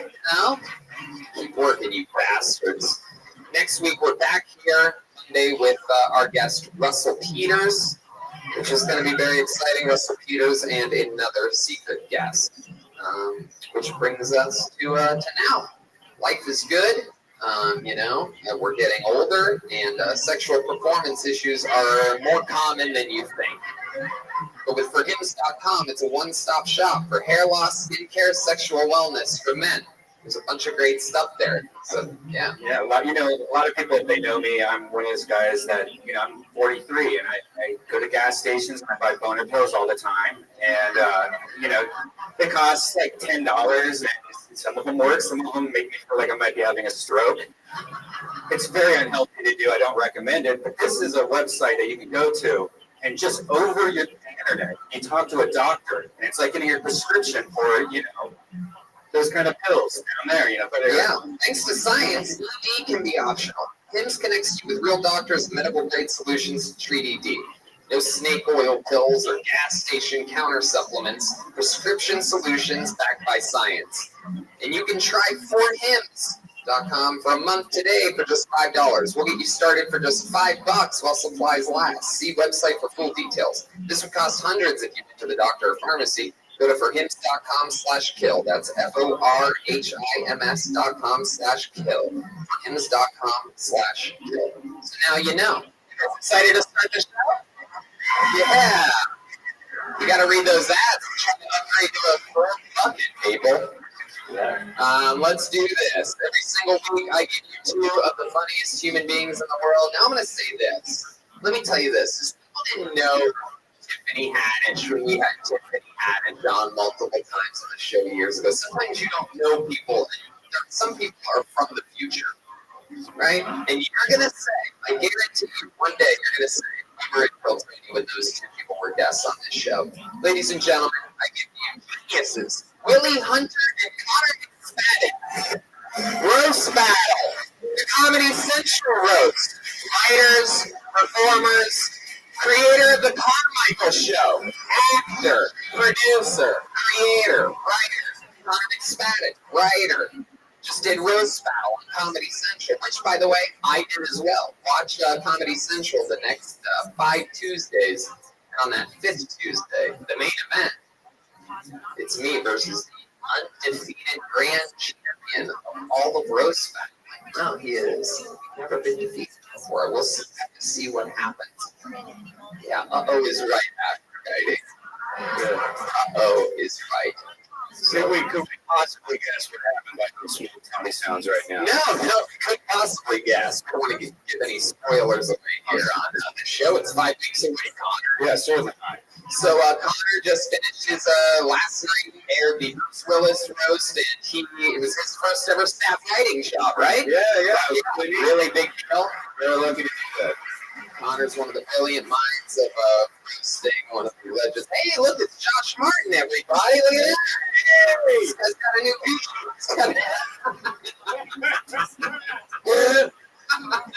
That is his sound effect. What is that, a record? Wow. Josh is an angry little kid. He's got a brand new Gucci backpack, so if you see his backpack, look out. That's what he spends his money on. Is a Gucci backpack. When he's not taking any gift he can or car backing, he has a Gucci backpack. Yeah, that's the best part about Josh Martin is like shoes, Yeezys, rest of the outfit, Walmart. I mean, there's so much he could be spending his money on. For hims.com, for just $5, you get started today. All right. You guys ready to start this thing? We have a band that comes every week. They are the improvisational gurus. They are my favorite thing in all of comedy. I can't believe I'm lucky enough to have them as my band on this show. Like, it's just insane.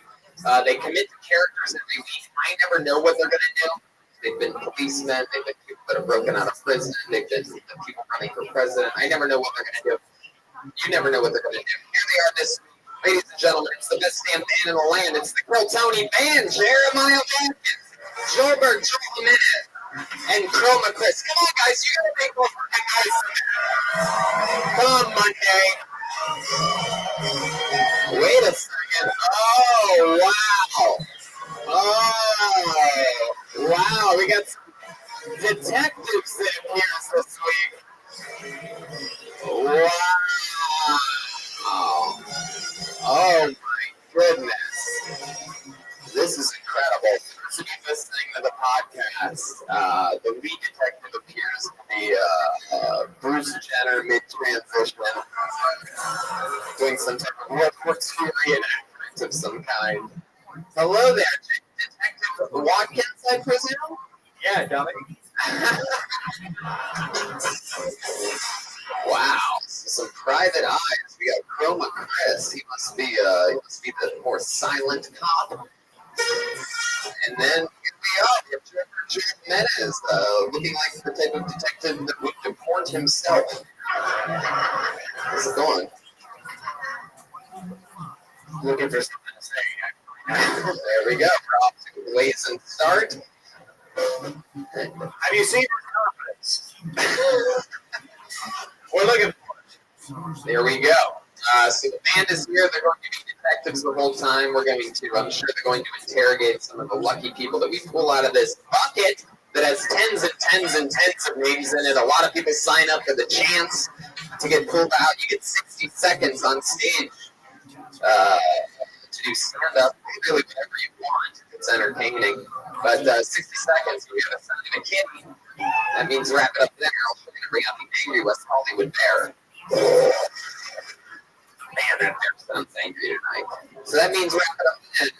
Everyone's going to hate you. And then we talk to you about anything in the world after that. Maybe I find out more information about you, about what makes you special, or your story is interesting. So just be honest, and we're going to have a lot of fun. You guys ready to do this?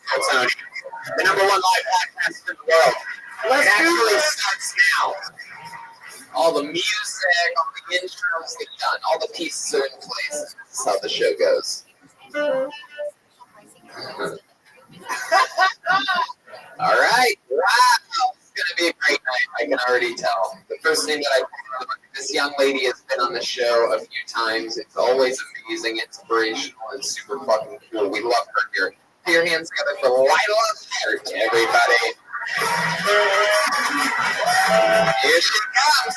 One of our favorite humans. The bucket is giving us a great and powerful Lila.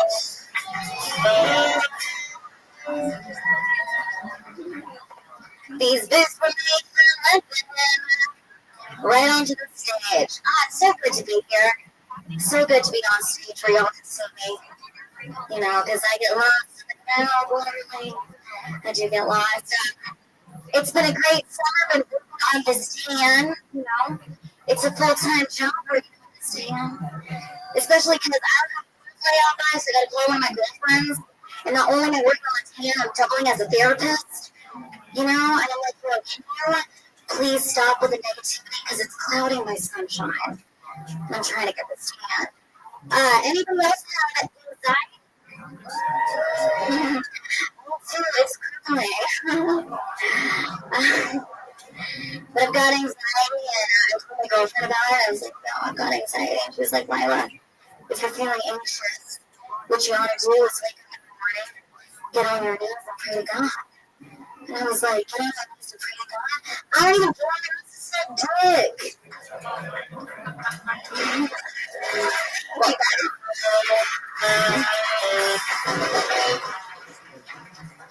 That was great. I think you can just get right to the end on that last week. You telegraph it, right? Get down on my knees. I'm going to get down on my knees. You don't need to repeat your name or anything. That's all great. It's a great set. Yeah. Woo!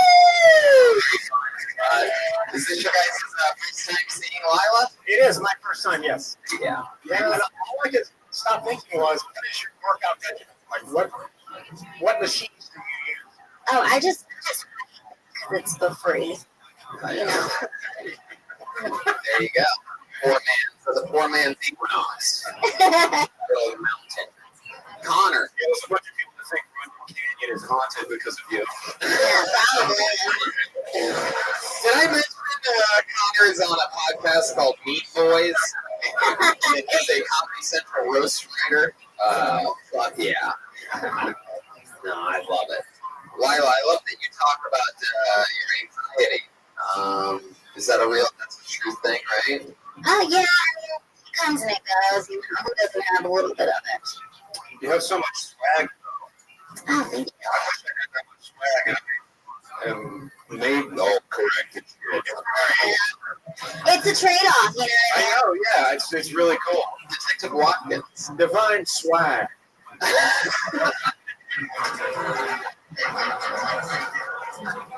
Does that mean she's a Rosie or something? Lila has been going on in her personal life lately. You've been on the show a few times. Yeah, I just got back from Canada. I was there for 2 weeks at Calgary Stampede. What were you doing? I was working at the Cowboys casino tent, just like hanging out, talking. Casino tent? Yeah.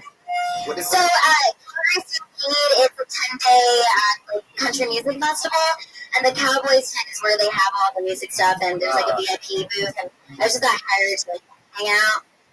You look like you might want to be here anything called Stampede. Oh, yeah. So, yeah. I thought the Cowboys tent was where Heath Ledger got butt fucked, but I'm learning a lot tonight. Yes. The one from back, I believe, is Lila.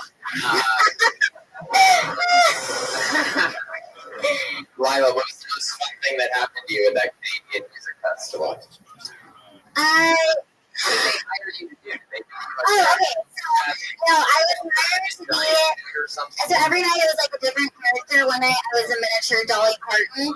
So when I was just on stage in front of 5,000 people. By the way, you don't have to say for each different night, you don't have to say miniature before. Oh, okay. You know all of your characters. Okay, I feel like your body looks more natural than the real Dolly Parton at this point. Oh. And then I was in Meghan Markle too. Oh, dear. German, right? Or that's Angela Merkel. Megan is the one that just married Prince Harry. Oh, okay. I get my And, marbles. yeah, that's good. You know your world leaders. That's what I thought was Angela Merkel, I think, right? Yeah. What does a Canadian mosh pit look like? Canadian festival. I feel like that's the only mosh pit that would be polite enough to be safe for you, so that had to be a very inclusive experience. Yeah. Well, it was kind of, there was a lot of people there and a lot of drunk people, so people just like picked me up. I want to take pictures and stuff. So it was like, I'm going to take you up for a picture, better tip me, so it was good. Well, yeah. Yeah. Well, that's fun. You hook up with anybody? No. No, I have a boyfriend. Oh, you do? I do. How long have you had a boyfriend for? For a little bit. What's his name? Eric Andre. Eric Andre, wow. Don't swim. I thought they did show. His name is Eric. Short show. Is he Canadian? Yeah. You scared really from his dick standing up? No, actually, we're fortunate each other, so it's really cute. Oh, he's short? Poor fucking guy. Hey, he's got a big dick, so I don't feel bad.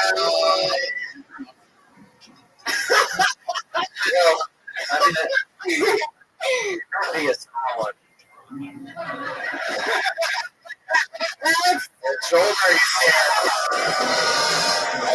for those of you who don't know, you're supposed to chant Joelberg whenever he kills like that. We just found his confidence. It was under a small lady. All right, let's keep moving along. Lila, you did great. Love Lila hard. Hell yeah. We are up and running. Hell yeah. Just leave that mic stand anywhere, Lila. Good God. Put it in the handicap sock. Shut up. All right, let's see what happens here. Pat B. Loyal. Is that a real thing? Let's see. Pat B. Loyal? Somebody's arms just went up. No, he's got a slight jog. Here he comes. Looks like a shooter. Oh, wow. Brian's already clutched. Look at this. Ladies and gentlemen, Pat B. Loyal. Oh, shit. Kill Tony. You know what I like to kill? Some vagina. Can I get a low kick? I'm pretty horny. I've been horny for like since a little kid. Like little kid. Like when stuffed animals get pregnant, I have a little purple bunnies hopping around for money. I mean, last time I tried that coy when a girl asked to do butt stuff, and I was like, so I guess it's used for two things. And a week later, I'm like, what's a vagina? You keep changing it? Oh, it's a phone dock. Okay. Right. It plays music and stuff. Okay, and then I'm like, okay, girls, basic. Fuck. Fuck yeah. But wow, relax. You are by far one of the horniest individuals I've ever had on the show. I don't know if you've ever heard of masturbating before. But it seems like you're fucking pissed to me, dude. Are you Asian or Chihuahua? What the fuck are you? I don't know exactly what is going on. Both. Ah, yeah. Wait, do I see the silent but deadly detective? And when was the last time you saw your punch line? Oh! Chroma Chris! Wow! Holy shit! Holy shit! That's the punchline! Oh, your mustache. Yeah. Slow it down. You're surrounded by professionals. All right. That'd be loyal. Hi. Pat, this is your first time on the show, right? Yes. Yes. Okay. Okay. How long have you been doing stand-up? It's been a couple months. A couple months. I did once, like a couple years ago, for like a year. I tried it, and I just kind of something else. Now, was this premeditated? Did you know that you were going to talk about this tonight? That is a good question. That's nice. Was that beginning an accident? 'Cause what was the absolute first thing that he said? Really was horny. Can I get a what? Yes. That was the verbiage. And everybody was like, I guess. And he said, you said when a girl asks you to do butt stuff, I don't think anyone has ever asked you to do butt stuff. I don't think anyone would trust you in their butthole. Dude, I think most girls are just like, well, I would hang out, but something else that we did, that's not butt stuff. Yeah.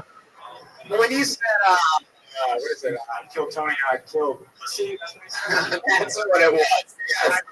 You know what I like to kill? Pussy. Yeah. Vagina. Anyway, I just have a quick question. If you're here, who's crouching and smoking outside of a liquor store? I thought you were going to say crouching and hidden dragon.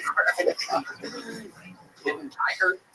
Pat, are you just Filipino? What is that? There seems I'm a mix, like Irish, and just a whole bunch of stuff. Hell yeah. What do you do for work? How do you make a living? I help my friend's restaurant, and then What do you mean you help out your friend's restaurant? I do everything. Deliver. Most of the time, Cook? deliver. Try to go. We definitely saw your car accident of the set, so untrusty delivery. What's the name of the shout out to the Filipino restaurant?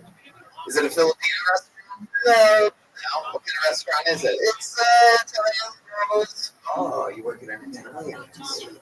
Oh, It's not that great. Yeah, all right. Well, I mean, what else do you do? You just help out at a buddy's restaurant? yeah, so I kind of like help them out. And I was in the military, so I kind of have What like, you do in the military? I was in the Navy. Really? Oh, which side? Oh. Yeah, So like, you no, I was in the How long did you do that for? 4 years. 4 years. Yeah. How'd you get out? It was the whole 4 years. No, you went through the whole thing, so you're a goddamn American hero. The sound effects are not coming from the saxophone. Quit looking at me. Put your hands up. Be royal easy. No, I'm not done with you just yet. Pat, get back behind the microphone. I was just giving you a round of applause because you are a soldier. Awesome. That sounds Yeah, you're not that easy. And that is the only reason. Did you really? You said that you would have gotten your stuffed animals pregnant. Did you really fuck your stuffed animals? Yeah, there was a little bunny that Oh, I was like, for a second, you were fucking the bad guy from Bug's Life, and I was like, this dude is a freak. Thumper was scary as shit. As hardcore. no, it's Bambi. Bambi's Thumper was a Thumper. So you fucked Bambi like a stuffed animal? Like a deer? Is it deer though? Yeah, my mom always made me turn the movie out before we got to that part. So What part did you fuck? Like the battery pack or something? Like a double A or something? he's really he's a triple A. It's a little bit too graphic. Like, it's just already. I wasn't proud of that either. Pat, any interesting fun facts about you? You have any cool hobbies or special skills? You seem like you'd be good at something, like jumping rope or something like that. I do a little too. You do? I quit like last year, but yeah, I kept breaking bones and stuff, so I'm like, You kept breaking your bones. my bones. Yeah, I wasn't breaking Freddie Bravo. anybody's. Oh yeah. Yeah, they got on me all the time. He would just use his belly. What bones have you broken again? My rib. I got a rib. It never heals, like they say. Our ribs. There you go. All right. Well, I mean, do you ever hook up with chicks? You actually get action? You're talking about being horny, you're fucking stuffed animals. What's your real sex life like? It used to be pretty wild, and now it's just after Hold on. But when you go down to the carnival, I start throwing baseballs and milk bottles until I find a date. And When you say it used to be wild, what do you mean? What's the most wild thing you've ever done sexually? Very first thing that pops in your head. I don't want you to write a long story about you and Thumper. Yeah, Thumper. No, stop. Head fast. You said your sex life used to be pretty wild. When you say wild, what do you mean? The thing I can think about is like high school on Park Branch at like 2 o'clock in the morning. Where I was What happened? Get to the goods immediately.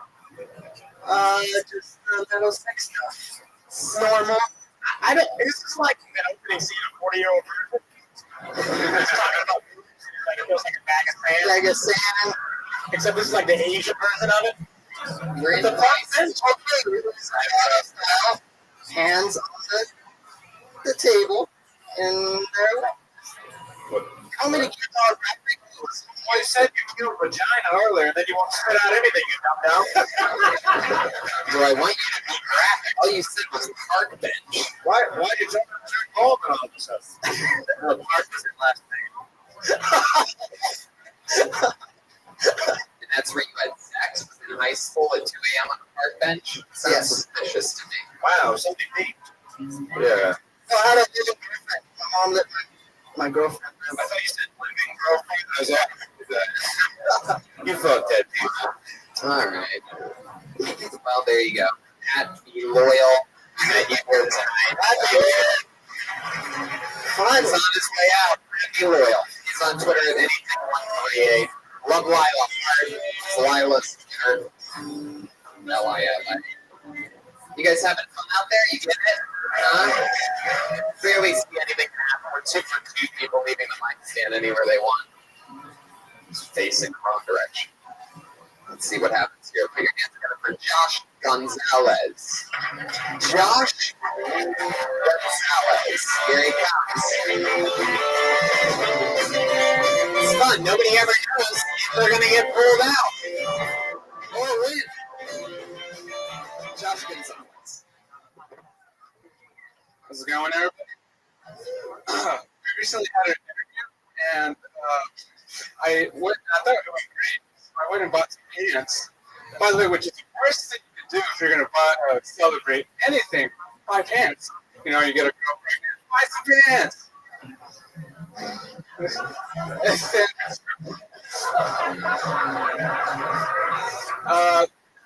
The baby's fine.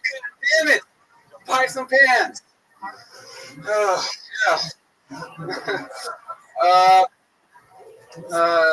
Yeah, and then unfortunately, the guy calls me. He's like, "Hey man, you did a good job. So, you know, you should buy some pants." That's. And then I was like, "You're right." And I did buy some pants, and I wasn't very happy about the selection because I didn't get my size. There you go. Josh Gonzalez. Tony. Hell yeah. All right. Nice to meet you. This is your first time on the show. I can't say the same thing. Second time. Second time. We don't talk about the first time you were on the show. No, it was just a bit about my mom having a tongue person. And this one, you just keep talking about pants. Yeah. You don't really do anything. You just talk about pants. Yeah. Yes, Chris Schulber. The victim said they were laughing at him, not with him. Yeah. Of course. Oh my God. Have you tried this material out anywhere else before tonight? Yeah. It's not as great as this, but He sounded insulted. We're like, of course, that's my finely honed pants stroke, everybody. How dare you? Yeah. How many different pairs of pants do you think you have? I don't think we're Like the whole spectrum of pants. Several. Like just a lot. Pants. You can be a ballpark mark on your pants now? Yeah, sure. I got pants and I got some light blue pants. Okay. Do you really understand the question? How many? How many? Oh, if we keep talking about pants, I'm going to hang myself if I have pants. Oh, yeah. So I got several. I got some really tight. So what? Oh, my God. From you right now. It's incredible what's happening here. How old are you? 23? Hell yeah. Well, in the white. Can I ask you, do you have a girlfriend? I do not know. Okay, I was really hoping I could do a who wears the pants joke, but she's in the sisterhood of the traveling pants. Hey. That was a seamless transition. There we go. Josh, how do you make a living? How long? Well, I was working on a law firm before, but now I got fired because, like, whenever they get married, they can pass out flyers at the courthouse, and I just went to the courthouse and just slept and like telephone booth sometimes. I would I'm not gonna pay in a telephone booth. Yeah, because they have this little booth to like call. I don't know. I'm guessing person. Wow, you're like lazy Superman. Just sleeping upright in a telephone booth, like a homeless vampire. No, it's like so like like I worked I really like this. I thought he's dry and he's like a Ray Romano. Hey. Yeah, Ray Romano, and Ray Romano's never gone 60 seconds without a punchline. Give me a fucking break. What are you talking about? Ray Romano's hilarious. This guy's like, man, so I had to get him. And they make you happy, and so I did. Like it's like accidental comedy. I should say I did find you inexplicably very delightful. You just you didn't really. You just talked about pants, but like I didn't hate that. You know, I didn't hate it. He was likable, just not in the pocket. I loved your Netflix special, Nanette, right? Is that what you call it? Okay. How long have you been doing stand-up? 3 years, consecutively, like maybe 6, 7. You know, you could go on pants. If this wasn't restricted to a minute, how long do you think you would have gone on? Until die of laughter. I don't know. Oh, wow. Natural causes. Yeah. Like really to get the fuck off. I don't know. Holy shit. Josh, what do you do for fun when you're not doing stand-up? You're 23, you're one of the kids. What are you doing, Pokemon Go or something like that? No, I recently enjoyed you let people out put things on your chest. Yeah. No, I really smoking weed and like watching movies. It's like my favorite. Love smoking weed. I can't believe that when you said you slept in a phone booth. I thought you were separate the operation. I mean, I worked at a courthouse. Smoking weed. What else? Smoking weed is just one thing. Like we're supposed to watch. Do they still have phone booths anywhere? No, of course they do. Like, the courthouse, they have. What kind of a question is that? This guy's talking about dirty pussy smoke, and this guy's talking about phone booths like this. Max, what's going on? So, Josh, what else? Smoking weed, hobbies, or anything like that? You're 23. You're from LA, right? Like, no, I'm from Arizona. Arizona. Oh, Arizona. So, like, I came up here. Okay. It's all LA to me. How are the pants out there? Good. What's the pants scene like in Arizona? Other than smoking weed, what else do you do? I sometimes hang out with my friends. So I really don't do much. Like my favorite things to do is like after this, I'm probably gonna go home. Hold on. Okay, no, wait, what? No. Just gonna say, I feel like it's a wasted segment. Oh, come on. Sorry. Let's bring this around. Ready out, George. Just give me a quick take. Actually, when you hang out with your friends, what do you and your friends do? Same shit. So weed. Yeah, or no. Kind of just hang out. We gotta get this guy on the stage. Yes, you're right. I agree. You're asking about pants, and if he smokes weed, we get it. You're West Man, pants, you smoke weed, goodbye. I'm trying to figure out if there's anything else, but it doesn't seem like there is. No, this well is dry. Yeah, he goes. Josh Gonzalez, everybody. I'm going to agree with the band. It's the only show where the band tells the host what to do, but I'll take it. It's a very improvised show we have here. Okay, you know this guy. He's been on the show quite a few times. Really great comedian. Put your hands together for Matthew Maloney, everyone. Where the hell is he at? There he is. This guy's been on maybe 5, 6, 7 times before. Pretty sure he's here every single week. Real grinder in the scene for years now. Come on, one more time for Matthew Maloney, everybody. We're at the Comedy Store. Hey guys. My grandfather died 2 nights ago, and I can't believe I already got jokes. Please don't feel bad about it because he didn't pass away. You know, really decent people get to pass away. He just died because he was an asshole. Like, this is how my mother reacted to hearing that her father had just died. All right. Okay. Who? All right. Oh, shit! She called it Kyle. His name was Dennis. Incredible. That's how it's done. 6 punchlines, 60 seconds, Matthew Maloney. Knocking it out. That's how it goes. Look at you. There's a lot to look at. You somehow look like a baby and a guy you wouldn't want around a baby at the same exact time. It is so, I never really figured out how you do it. I'm always waiting for you to start to look older.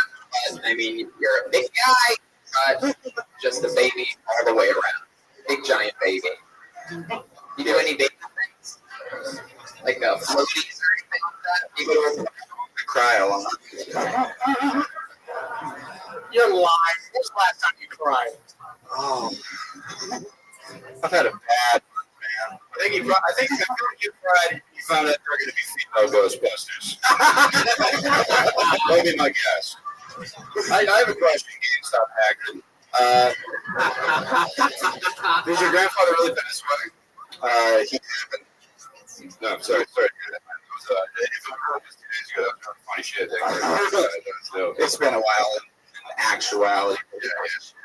Yeah, I was like, this is a little too polished, but yeah. He's actually just pulling this out of that stuff. Well, that's awesome. Your mom? Yeah. Yeah. I raised your mom or your dad there too? Yeah, my dad's there. Are they're still together? Yeah. What's your dad do? Then why did you come out like this? I mean, that's... What do you mean? Is what I was trying to say. This says that your parents were both trying to win your love with sweets, you know, and then it just kind of escalated into this weird Cold War, and then here we are. You look like built inside of a Best Buy. Or Bill. To answer your question, though, my dad is 6'9". Oh shit! And my mom is not that tall, but pretty wide. Ooh. So that's what's going on there. So your mother's a looker. Man, what does your dad do? Works at fucking Verizon. 6'9" man works at Verizon. I didn't know they had point guards at the Sprint store. That's what a phone tower. What else? All right. So Matthew, what else has been going on? It's been a few months since we've seen you. How's comedy going? What's making you sad? What's going on in the world? Like I've had a really fucking hard summer, man. How hard? Like your arteries or what? What's been so hard about your summer other than the temperature going up? I just had a lot of people watching your Fortnite stream.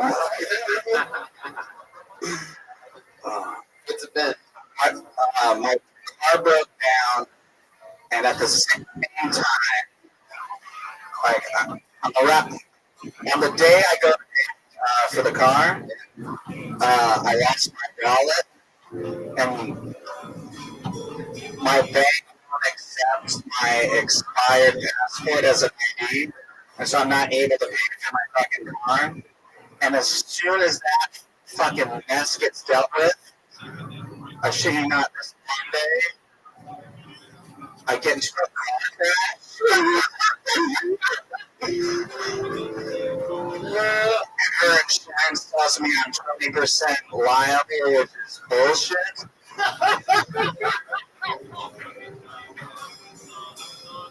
And how do you drive? A Toyota. Next time, drive a Do you have any plan how you're gonna like feed the money if you thought about like a crowdfunding? Can't like a go feed me or something like that? Do I look like I'm Rothschild? Wow. Damn. Let's roast. Shaped like you are. I'm surprised you have beef, Matthew Maloney. How come I So, what? Yes, of course. Everything is tight on you, Matthew. Wow.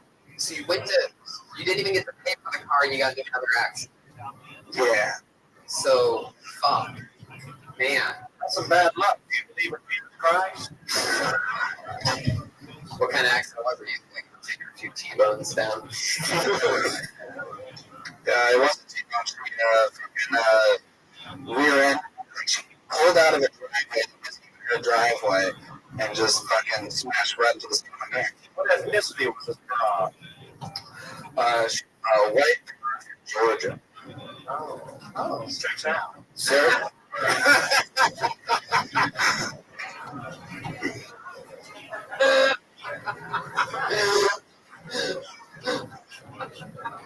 Are you gonna be all right? Like, No, baby. Fine. Okay. What's the plan? How are you gonna get out of this one?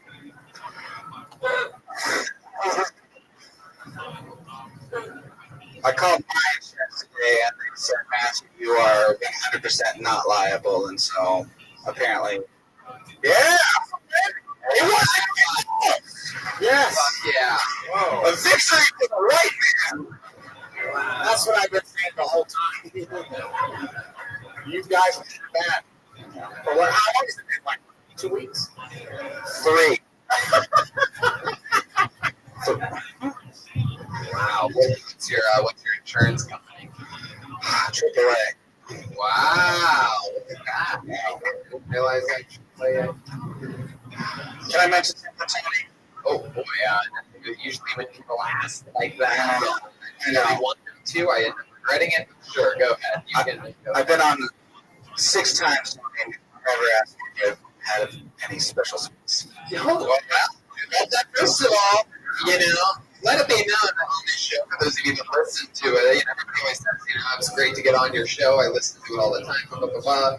And, like even what was it, in Montreal, it was the one guy that I didn't ask how long he's been doing stand-up. It turns out it was his first time. If you ever have anything great, you think it's entertaining, anyone, feel free to always put it out there. So I like what you did there, Matthew. And sure, did you happen to have any special skills or talents other than comedy and hot dog eating? I do, Tommy. Yes, what is it, Matthew? I am a master certified scuba diver. The fuck out of here. Are you serious? Yeah. You don't just float? I require a lot of things. Is that true? Yeah. How long have you been doing that? Fucking shit. 8 years, maybe? My dad, Size Verizon, his side gig, he trains scuba divers. Wow, So, man, scuba diving. Thank you for mentioning that. What's the craziest thing you've seen scuba diving, or craziest place you've gone? Most beautiful Hawaii. The craziest thing I've seen, a glass bottom wreck. Oh, Yeah. huh? What'd you do? I went to the huh? And what happened? I made it all. Now you're looking for like a Winnie the Pooh stuck in the whole situation. I thought you were gonna send you out as the man. Oh, okay, that's where I live with you. Boo. All right, man. Well, there you go. I absolutely love it. Send me a picture of you scuba diving sometime. That sounds hilarious. Be careful out there.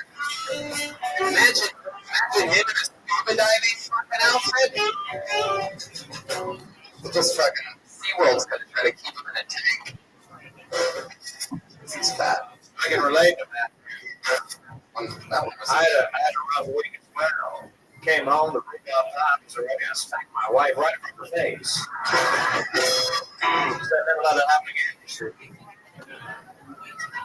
I pulled another name. I think I can put your hands together for J. Robinson. J. Robinson. He's coming from the farthest part of the comedy store. Great night. Feels like a fun day to me. I don't know how you guys feel. One more time for J. Robinson, everyone. So,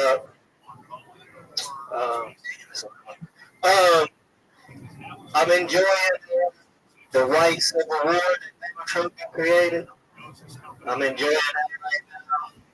I'm enjoying it because I like the sides. Like one side, you got racist black people, right? And then on the other side, you got white people that don't really racist. The shit is hilarious, right? I like it because Donald Trump is actually bringing people together. You know, he's bringing everybody together, bringing black people, white people. We all coming together because we hate one motherfucker. That is beautiful. You know what that means, right? That means it's just going to be a whole bunch of white people and black barbecues for the rest of the summer. With fucked up mac and cheese. You know, the mac and cheese is going to be so terrible. Some dude's uncle will come up. Who the hell? They made the mac and cheese with the cheese on the side. Who the put the cheese on the side? Who's Sit there, right? Fuck yeah. Hell yeah. You know, 2 nights ago, I was in Montreal doing my friend Big Day Overton's show, and who pops in? Kevin Hart. Kevin Hart came in, crushed, and KJ, I want to say, you remind me of Kevin Hart if he was at like 8% that night. Yeah, that's familiar. Actually, I loved everything you said. You're talking about fucking cool stuff, some good stuff. Connor, what's going on over there? You got the mic up? Oh, yeah.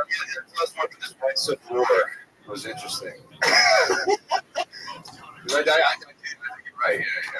Yeah, you know, it's just funny paying attention to the political climate right now because you got so many different people just very. It's true. Even the people you don't think are racist sometimes can be super racist. Like, for example, I remember this one time I was doing this show and someone got into a car accident and someone asked what type of person was she.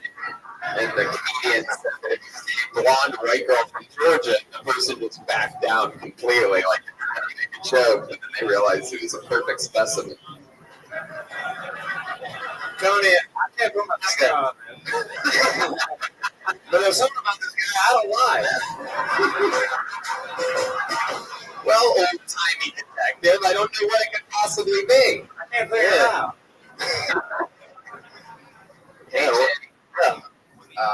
Is that it, detective? What do you think? You gonna study the case a little bit more? Let them all. KJ, where are you from? Detroit. Hell yeah. How long you been out here? 2 weeks. You moved here? Yeah. What is it? Kind of. Yeah, what do you I'm thinking about it. I'm scouting. Oh, okay. Have you scouted other places or just here? And different shows. No, I mean other cities to move. Oh, yeah. Denver? That's a nice place. Denver's pretty cool. I like this place. Yeah, Denver's a lot that way. I like that Man, he looking at my ass all the time. I think Detective Watkins is just trying to get you to move to Denver because he doesn't want you here, if you know what I'm saying. Not my kind. Denver is a beautiful place. Did the altitude affect you at all? No. So what if you liked it? Racist joke? Yeah, I thought for sure Tony was going to do an I can't breathe thing, but yeah, there were all. You guys could have jumped in at any point. I'm going to take all the punchlines up here. All right. Weird. I was just curious about the altitude effect. That's a very real thing. Denver's very high up. Wait a second, I just figured it out. This guy's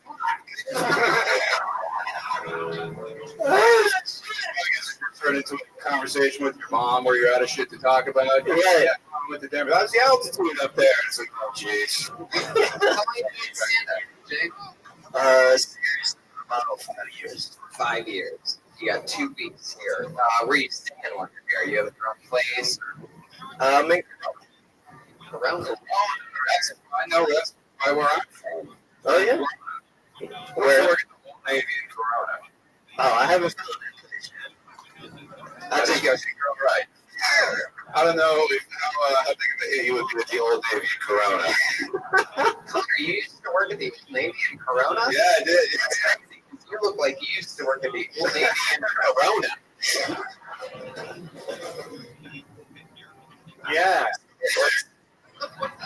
So aren't you half hours yeah. Like an So hour. for your relative that you're staying with, you just got a cheap deal on Airbnb. No, I'm okay. Oh, okay. So you're the girl that you met while you were in Detroit that lives in Corona. Yes. She moved from Detroit to Corona. She moved to the Detroit of California. Is that what it is? You guys knew each other in Detroit? How long have you been her? A couple years. Okay, what does she do? She's a stylist. She does hair and makeup. Very. Yeah. You're actually debating on just leaving her, like out here. Just like, okay, I'm just gonna shop a few more cities, see what I'm into, and then I'm gonna make a decision. Like, who are you, LeBron James? I wish. That's so fucking crazy. I made a twist up here. Oh, you fucks. This is such a weird to live in. I would have said that if it was an Asian guy, right? Shopping cities, what are you, LeBron James, gonna do? No, you fucks. Hey, Tony, it feels like none of us have talked to a black guy before. That's how this interview is going. So, do you breathe different air whenever you're up in the altitude? Is it true that there's a different muscle with the calf? What's going on there? Are you eating the same food that us whinies eat? What's going on? So, like, answer all those questions. Let me ask you this. Is there anything that you miss about Detroit or that you think you would miss other than, you know, family or friends or whatever? Other than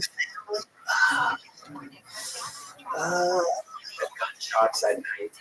Y'all got that out here? Yeah, we do. That's true. It's just warm with Yeah. It's just beautiful weather. We're going to Detroit on September 22nd. We're doing a crazy show there at the Detroit Motor City Festival with our guest Danny Brown. Sweet. Oh, yeah. Just an hour and a half or so away from Grand Rapids and Lansing, which we're doing in 2 days before that. We're doing Sweet. Yeah, this is just my way of getting back to the people that fast forward through the ads. Mentioning dates and the SmackDown. Yeah. I have a question inspired by the racially heated remarks and your white Civil War comment. No, not you yet. Say from the detective. So if is there anything you think that white people can do to be better white people? If you had one thing that you could be like a little like advice, where would you pass on? Great question. Stick to your guns. Don't change. Stay set in your way. Yeah, exactly. Just stay right. I gotta say, you don't have to answer this question.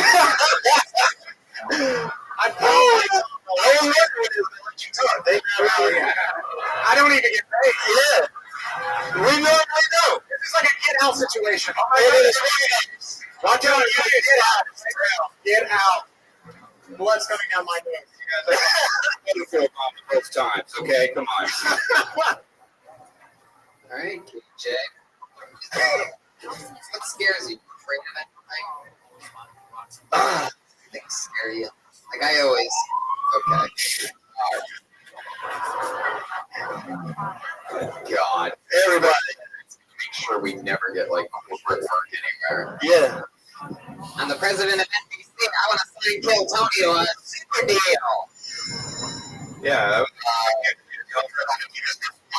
Of a guy named J. Robinson that we think is going to get us in a little trouble. What scares you? Besides that, blue cheese. Wow. That's something I can get behind. Quality guy right here. You like cheese in general, or just your cheese that blue?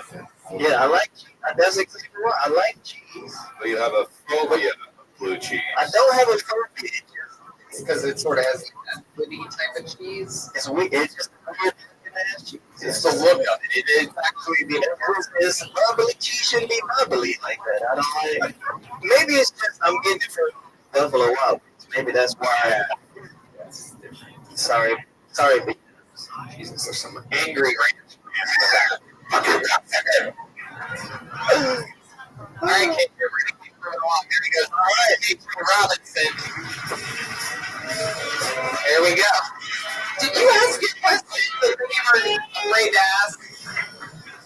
What do you mean? You said you don't have to ask this. Did you ask something? You don't have to answer this. Yeah. What was it? Did you ask it? No, I didn't. Hold on. Jake, come back up here.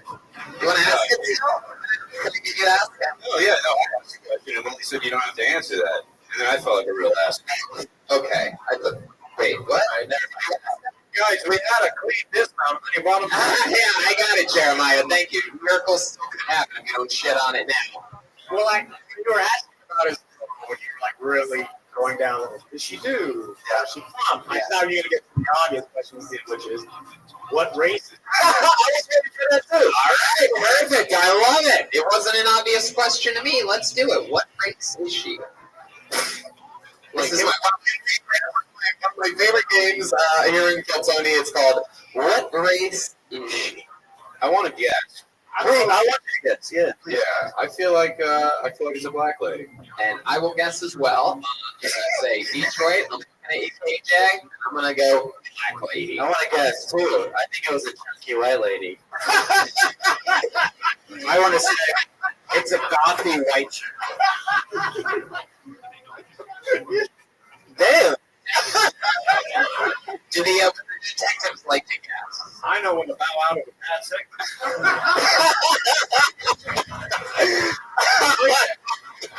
That bad segment got huge applause. Sweet.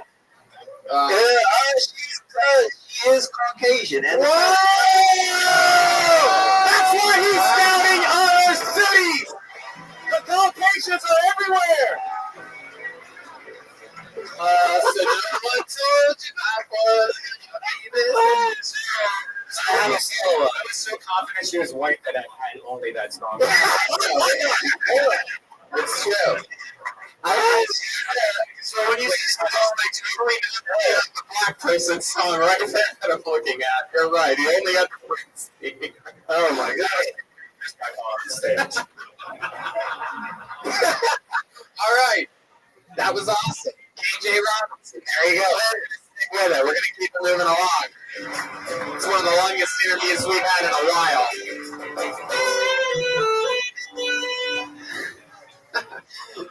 I was happy. We didn't find out if she was Should we find out? Get back up. Give us KJ. Just yell it from there. If you had to guess the weight, what would you say? Okay, I got it. Translate. Was she big? Is she big? A bigger girl? It was. Oh, we got okay. That's the line right there. We finally crossed the line. It was a hot summer Monday night. A night that no one would ever forget. A night that killed Tony. The shock. Sure, she's a princess.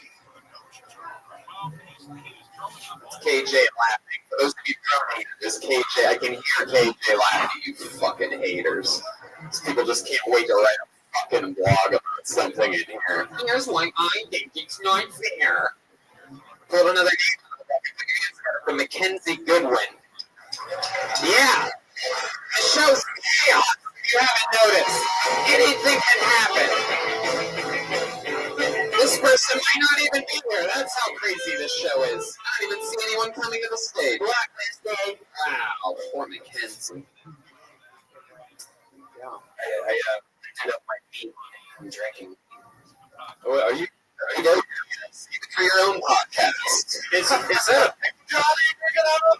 Yeah. Welcome back to Drinking with Brad Whitman in Auburn. Very good, Brian. I'm glad you were able to slide that into this episode. This weirdo needs to be institutionalized. Well, are you actually drinking me? Oh, don't take a double jaw to it, Connor. That is it's a Mean Boys podcast. Have them on Mean Boys. Talk about him drinking meat on that. Put your hands up for Kyle Clippinger. Kyle Clippinger. Kyle Clippinger. This sounds like a new name. I don't think we've had Kyle on before. This is very exciting. Maybe we have. This guy seems very excited over here. One more time for Kyle Clippinger, everyone. Hey, I grew up in a house next to with mice. And honestly, I didn't think mice had mice for a long time. Think we had a house that came with mice. Like, really, dude? I'll come over like, oh shit, there's a mouse. It's like, yeah, dude, there's a roof, fucking door, window, idiot. Think you don't have mice? It's like, no. Well, get it back, dude. I'm really good. Like, mom's running around, get your shit together. Nobody, I live in a Mexican neighborhood. No one has a job. They just like walk around and try to sell me shit.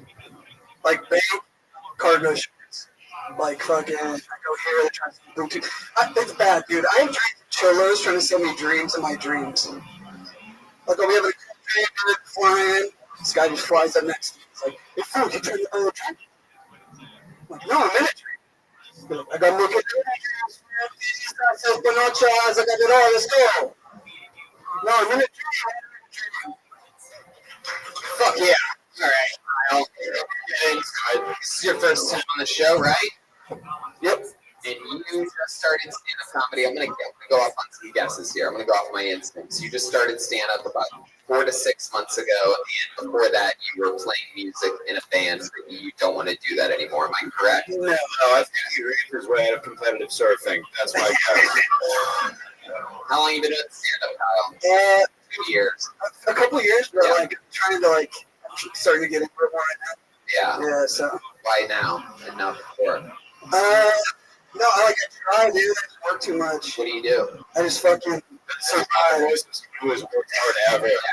I tried it, but like I'm just like too busy, man. I mean, whoever's not gonna fucking catch themselves, dude. Yeah, normally when you ask somebody what they do that works so hard, the first 3 words I just fucking. My dad's gonna be coming in like 3 days a week, man. I'm fucking slammed. Dude, I've been working so fucking much, dude. Like, I'm streaming around the clock, and I'm still not making headway, but I believe I'm gonna get there. All right. I work 6 days a week. All I do is shit, dude. All I get is like. Why do you still look very bad? I don't know. Like a red. This is what are you lifting? What are you lifting? Right now, drug forklifts. Wow. Okay. Did you? I think you got insecure by us guessing your work ethic, and you just tried to think of the most difficult thing you could on the fly. Like, like Superman, and like, why is to brag? It's like a machine. It does the lifting for you. Yeah, dude.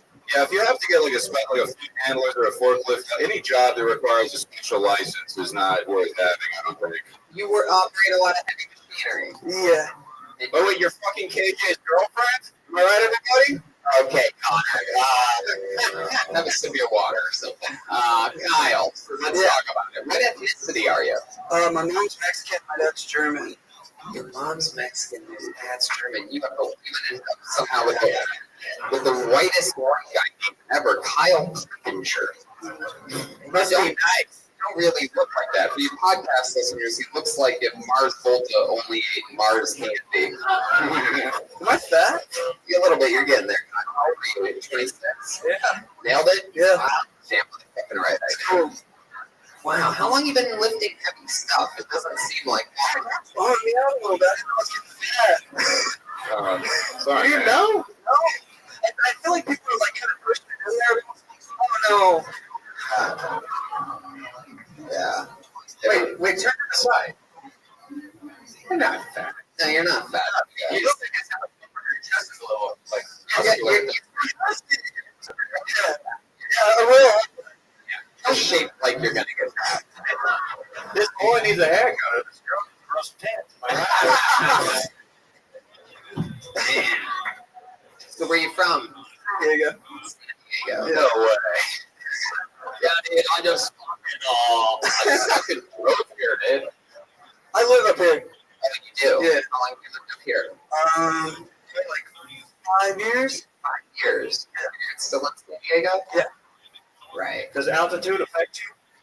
Well, what made you come up here and leave San Diego? If you were just going to get in the business of lifting stuff. Yeah, I just didn't go there. I probably will go back. Maybe not. I just wanted to leave it. Close with your parents? Yeah. Yeah. You don't like your German dad that much? Cool. Why are you playing with your hair all of a sudden? I know, he did that shit like times when they asked me out on a date. I was like, dude, I don't know. I mean, German dads could probably be super tough guys, right? Just a regular white guy. Really? Yeah. The best kind. Yeah. Is it weird having a German dad? Did you ever have to like hide in the attic from him or anything like that? We hid sometimes. Huh? We had to hide sometimes. Yeah, I bet. Usually when you were trying to make you shower, right? Okie dokie. It's funnier if he was half Jewish, half German. But he's half German, half Mexican. That means you can fit a lot of your family into a really nice car. Yeah. You just kind of look like a homeless guy who spends all his money on hair care products. You know, like you just prioritize poorly. Yeah, that's the heavy machinery that you're lifting. These fucking things, dude. When you said the mice joke, Yeah. did you really have mice growing up? Yeah. A lot of them? Yeah. The other comic said pants a lot, but you said mice a lot, and we see the difference in how funny those words are. Pants is a lot funnier than mice. Well, it is true. It's sort of sad you grew up in a house with a lot of mice. What did your German dad do for work? He's a cop. Well, he was a cop for a while, and then he What do you say? San Diego. Yeah, San Diego PD. Wow. And now he's not a cop. He's retiring. He broke his back using SWAT, and then he broke his back in SWAT. Honestly, I didn't know. Why doesn't have dinner on the table for him? Yeah, that was just like lifting too much shit, man. I mean, he just. Jeremiah fucking Watkins. Out of control. Oh, shit. So he was a cop, so you guys were sort of, that's sort of a tough thing to make a complete living on, right? Your mom, that's why you guys had mice, were you raised sort of poor? No, this mom not working, stay at home Mexican mom? Yeah, but like, all right, so we grew up in like East San Diego, so like it's like rednecks and all this shit, and so people just have horses, and like you don't even have to take care of them. They have horses, and then so mice just kind of are everywhere. I gotcha. Yeah. Fake mice. Well, it's field mice. They're like regular mice, they're like field mice. So like it gets hot outside, and they're like getting everywhere. House mice. Field mice, house mice, never mind. All right. You're making that joke like one experiment and somehow like how I grew up so much like mice like you thought everyone did because you kind of it's at it. All they had was clearly a zoo books about mice because you had so many fucking mice facts ready to go. I just feel like you knew too much about mice. It's just Kyle, what do you do when you're not doing stand-up or working? You say that you work all the time. Yeah, 6 days. I draw. I fish. I go to the Really? You actually fish? Yeah. Where do you fish? In Los Angeles? I don't fish in Los Angeles. San Diego has more lakes. And, I know somebody who's a boat. So we go fish on the ocean. Who do you know that has a boat? My roommate. His dad doesn't know. I don't know. That's not picking up here. You seem like you do like houseboat guy. What's so great is that you have so many hobbies, but they're like the laziest hobbies. Like, I guys, fish, surf. What do you draw? Cartoons. Okay, what kind of porn is it? Like, are you the guys getting like gangbangs on the pop-ups and like what's your deal? There probably is. We're just not trying moving along. There he goes. Mr. Nice Guy. Kyle Pickens, everyone. Yeah. Let's do something fun. On this show, we have a regular every single week. He performs a brand new minute for us all and everyone across the internet around the world. And last week he wasn't here. He was on the road working a lot, and now he's back. Put your hands together for the great, powerful Malcolm Hatchet. Yeah. Hell yeah, what's up? All right. I was back home in North Carolina, and it's crazy how real good success will change everybody. Because, you know, the day I was trying to get to Los Angeles, I needed a ride to the Greyhound station. I called 3 generations of Hatchets. Ain't nobody answered the phone. Soon as I land, everybody my cousin. I got to the airport. I was like, hey, what's up, cousin? Hey, cousin, I'm proud of that cousin. Because you crazy. I didn't know I was that. Come on, man, let's get out of here. You must be on my daddy's side. Even my mama changed, man. Mama is mean as hell. That's she nice. Went home. She was like, baby, I'm so proud of you. Can't believe you left. Yeah, you can't. You threw me out the house. Boom. Malcolm motherfucking Hatchet. Talking about going and visiting his family in North Carolina, which was where you were last week, right? Last Monday. Yep. And now he's back with a brand new minute. It's your first time seeing Malcolm do stand-up? This is my first time seeing him do stand-up, and it was great. I've heard great things. I love that you're feeling that, because I'm from Alabama. Yeah, you know, so when I go back home, there's like, the Supreme carpet's being thrown out. My dad, who I've never seen my entire life, shows up. You know, so, like, who are you? I'm Daryl. Like, I'm Daryl. I think you should get like more. Get into more with the niceties a little bit. Your parents haven't hit you up for money yet, have they? Nah, but people have. Or what do they say? They say, hey, man, I see you on Instagram. Let me get $20.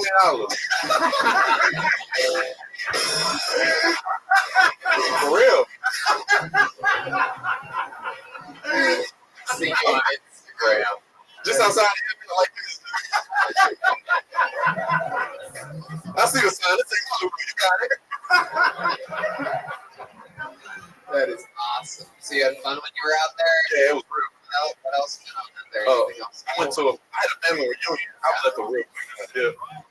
I had a restaurant. I had this shit like 4 times.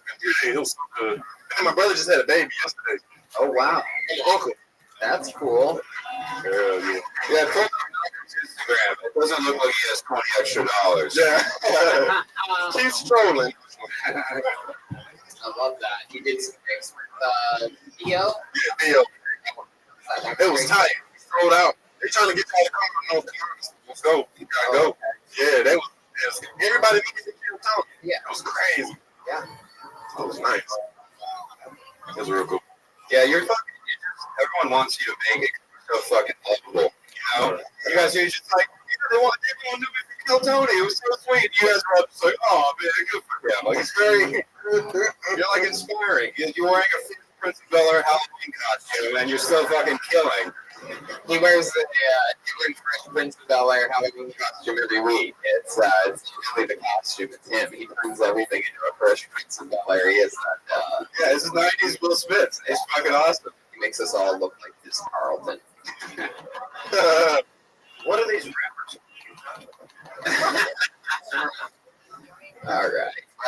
Anything else is good? Anything else crazy you want to talk about?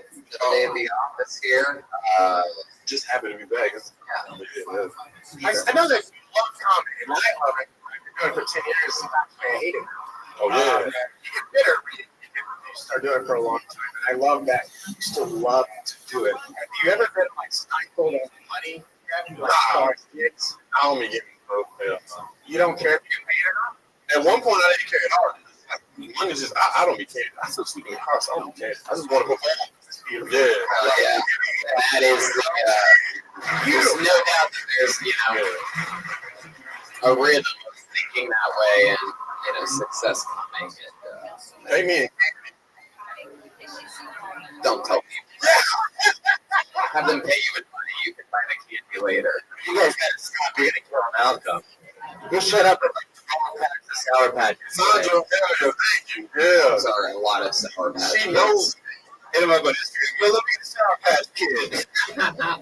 All right, there he is. Goddamn anomaly, right there. The great Malcolm Hatchet. Another brand new killer minute. So fun. Fuck yeah. Big packed, crazy crowd out there for senior guests on a Monday. You guys having fun? It's a fun one tonight. It's exciting. How disappointed are you that I'm the secret guest? All right. Wow. Jesus, you said that. What the fuck was that? Damn ranch boy again. God. All right, I put the names of the fucking together for Chris C. All right. Chris C.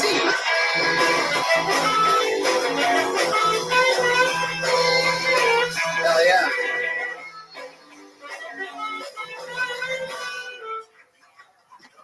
Shit, this is pretty good. We got some big issue going on in this country. And white people are talking about it, right? We gotta talk about it. See it online, see it everywhere, right? White people, we gotta let black people take a picture. Alright? You got us out here looking like Cheshire cats. You know what I'm saying? You got me out here looking like Dallas Jew. You know what I'm saying? You put an Instagram hashtag, don't you? Dallas Jew. Alright? Yeah, you don't have to laugh at that.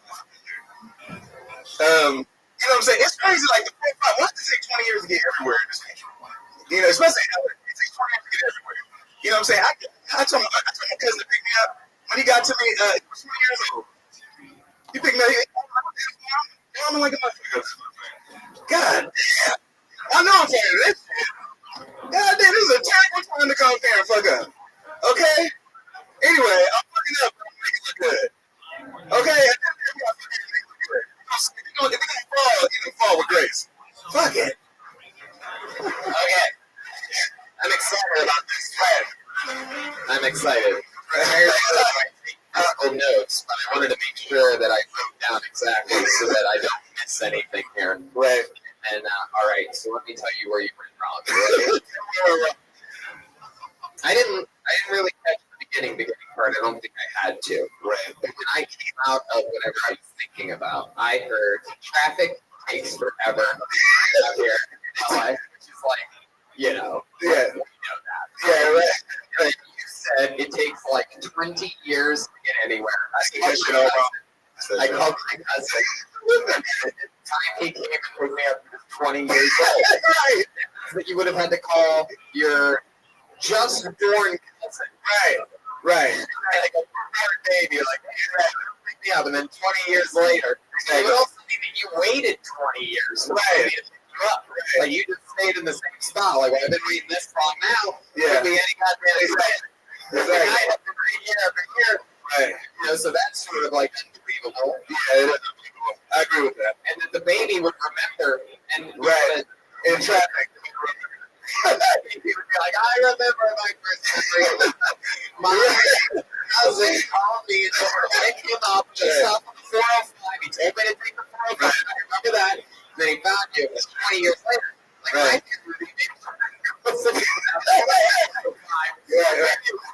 maybe like recollecting, and maybe it was 19 years, 11 months, 30 days, and the baby's like, oh, shit. Right. Exactly. I can't disagree with that. I feel like this baby got a learner's permit at 16. It was like, I'm waiting 4 more years before I pick you up. Right. I don't disagree with nothing you said right now. Please don't disagree with anything that I say the entire time. Most I want people that. it goes well for them. Exactly. Jesus Christ. All right.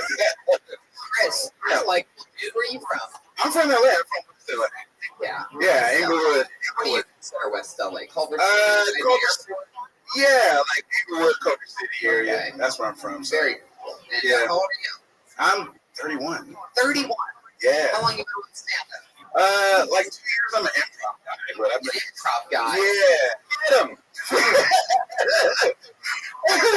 So that's why you said you disagree with me. That's exactly why I said you're right. You're right. Because literally, you can't. I think supervisors. Yeah. Dress like that Kanye right now. Right. It's funny. Kanye. I have really Yeezys right now. Like Yeezys. It's Kanye West stuff. Right. Yeah. You're not wrong about that. Turbo easy. Yeah. How did you feel internally when you came up? I felt like it was a wrong idea to drink that Patron.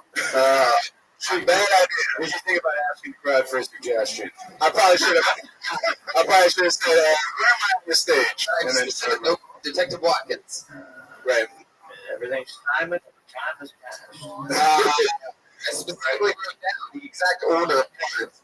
By the time you think I was 20 years old, I'm bombing like a motherfucker. At that point, just call it out. Right. That was improv. Yeah, no, that was the improv. At that point, you can just go, this isn't going well. Right. There you go. Oh, yeah.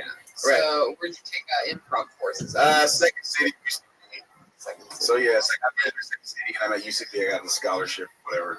But they give you a scholarship. How do you get a scholarship? You gotta be doing stuff with improv and then audition sort of with an interview and then they give it to you. Interesting. Sweet. Yeah. Make them give it to you. I mean, I'm affirmative action. He's not wrong about that. Please make sense. Can we put you on the spot to do some improv right now? Do you think that could work? You guys want to see some of Chris C's improv? Sure. Can you give us? Is that okay? Can you? That's okay. Showcase? I'll give you a showcase. All right, sure. Go ahead. Like, what do you want us to do? Let's see. Give me like a suggestion of something that fits on the stage, like something. Okay. Sure. Why don't you guys go ahead and give them something in the audience? An elephant.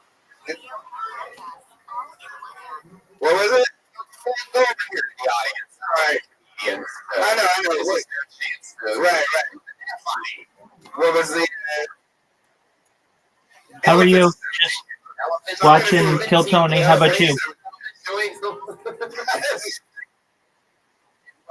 I'm just watching Kill Tony. How are you?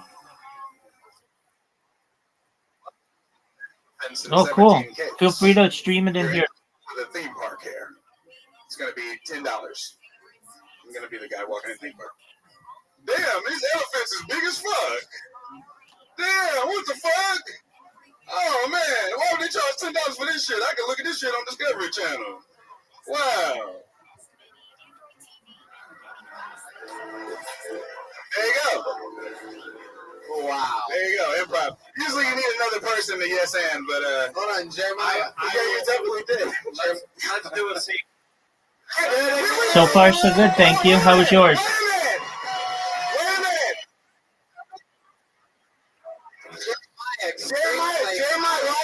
I hope it becomes less stressful. Enjoy your game. Okay. So I did improv one there. So I want need to say that part. Okay, you're the momentum. Jeremiah Watkins, our favorite improv guru. Everybody is going to join him.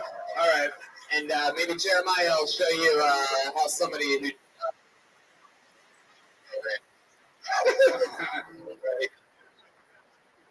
Suggestion coming from A location, please.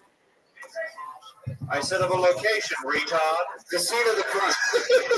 Dick Tracy is not a location. It's a person.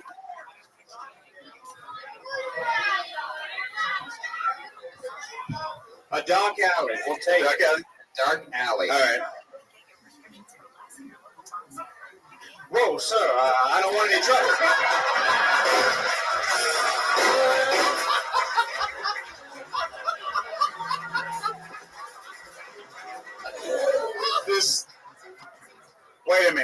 wait a minute. Give me a chance here, all right? I was raised by white parents. I can understand you a little bit. All right? I'm not going to rob you. You look like my uncle. All right? Shit.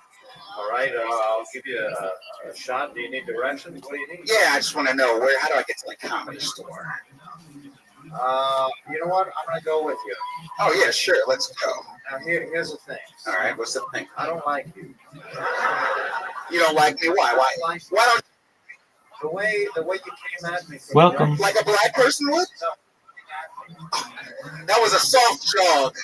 It was nobody run. That was a soft jog. That wasn't a run. That was a soft jog your way. You remind me of my uncle. Why are you starting to talk like me? Wait a second.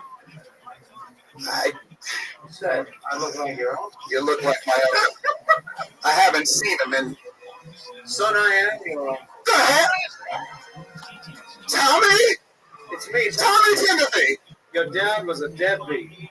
He was. He was. I only saw you in pictures. I'm here to take care of you now, sir. Can we go to the Comedy Store? We're going to go to the Comedy Store. And see Kill fucking Tony? We'll see Kill Tony and make dreams come true. Thanks. Thank you, Tony. Found his uncle, Tommy Timothy. Thank you. I have to say, Chris, you are a lot funnier with Jeremiah doing that with you. Yeah. And that was awesome, man. Congratulations. Fun times. There he goes. Chris, see everybody. First ever, that's our first ever time doing an improv showcase there for a little bit. How about one more time for the great Jeremiah Watkins, huh? Yeah.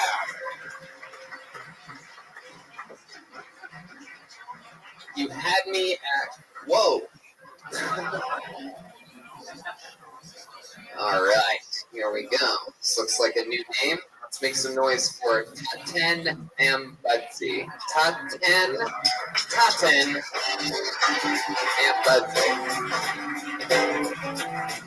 Taten. Here we go.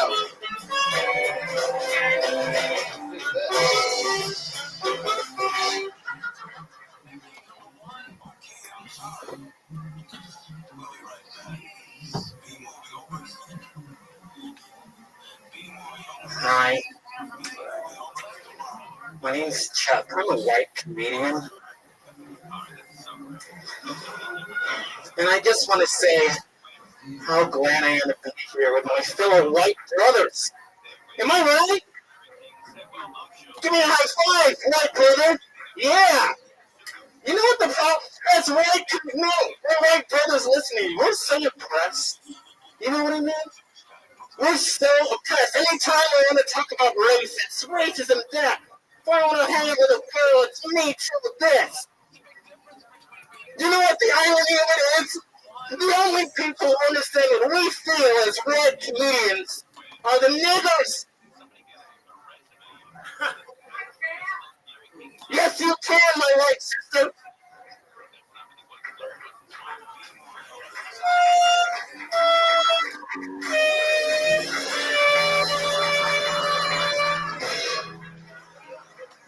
Taten, hello. All right, here we go. What did the Teen Titans do to make you this angry? Well, look, I just, in this business, there's just not enough white people, so. I like when you said the N-word, everyone reacted as if you actually were white when you said it. When you were like, whoa, he's a white guy. You can't say that. He's in white face. White people can say that. Say it with me. What are you talking about? This guy is white. Oh my God, it's not white. Taten, have you been on the show before? Yes, I have. How recent? Like 2 weeks ago. And your name was Taten and Budsy then? No, at that time it was Tatenda Budsy. Tatenda. What does Tatenda mean?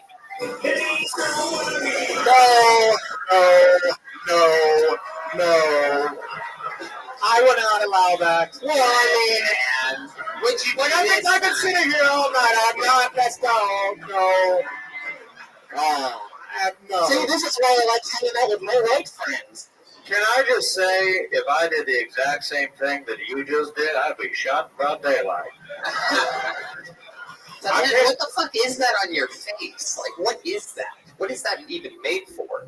Well, okay, the Yeah, man, what's that on your face?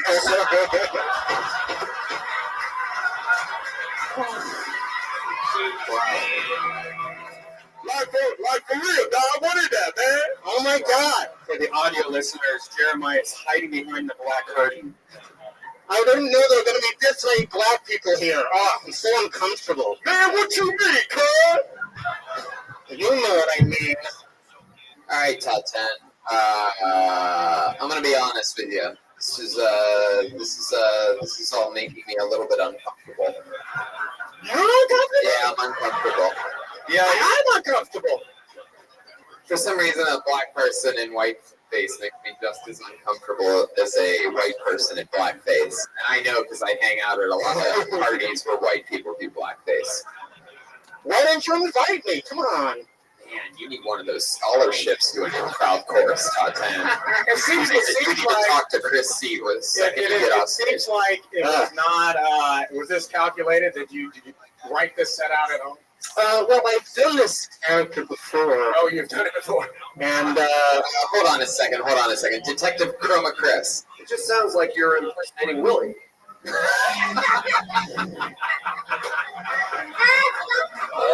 Well, I mean, let's not complain about the details here. I'm just maybe I do sound like that a little bit. That's because I have a good education, you fuckheads. And I didn't go to my educational free scholarship. I earned that shit. See, yeah, I'm gonna go hang out with my white friends. That's what I was saying. Doing. Yeah, I didn't know what to do when you went up for that high five. That really put me in a tricky situation. I don't know if you guys ever saw me panic, like, You just need to embrace your true color, my brother. Okay, top 10. I'm gonna get one more person out of the bucket after you, so I'm gonna keep it moving. There he goes, top 10 and Budsy, everyone. There he goes.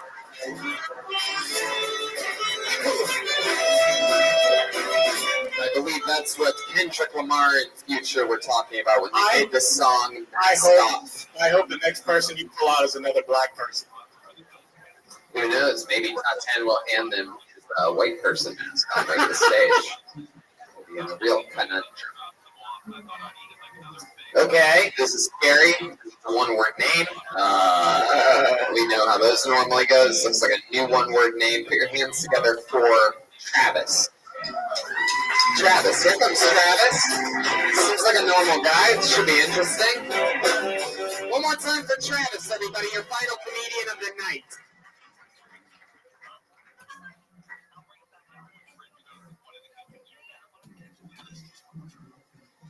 I grew up so fucking suburban. Super suburban. My neighbor was the same age as me. We were both 10. His dad cheated on his mom with a house cleaner, but he was a Christian, so he married her. She had a 19-year-old son. He was a Sereno. This was about the time that Eminem started popping off, and my biggest dream ever was to be a gangster. He convinced us that if we started breaking into cars around our neighborhood, he'd give us money for computer game expansion packs. So every other weekend when we had split custody, we just get on our mountain bikes like white privilege on wheels, just rolling around, rolling our backpacks up, nobody saying shit at all. And then,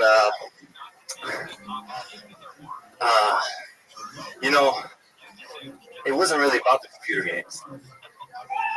It's about being a gangster. Fuck yeah, Travis. One more name, Travis. You always wanted to be Eminem. Well, good news, Travis. You did not miss your one shot to blow. This opportunity comes once in a lifetime. Wow. That's your first time ever doing stand-up comedy? Ever. I've been saving it for this 20. Fuck yeah. Thank you, God. Oh, my God. There's nothing scarier than after a set like that and somebody's like, what do you mean? I'm doing it 2 or 3 years. Yeah. Holy shit, Travis. I could feel I saw like an orb over your head when you put your head down and took a breath before you started talking. You're like, this is the moment that my life changes forever. And then, nope, you had just as many people laughing at you during your performance as you did when you were sitting over there right before. What were you thinking during that time? Were you praying, or what were you doing? Dear God, please let me get all these words out clearly. That was mostly it. Yeah. That was it right there. Well, had you had one of those accidental stumbles, maybe things would have gone even better. Okie dokie. So let's get into it, Travis. How old are you?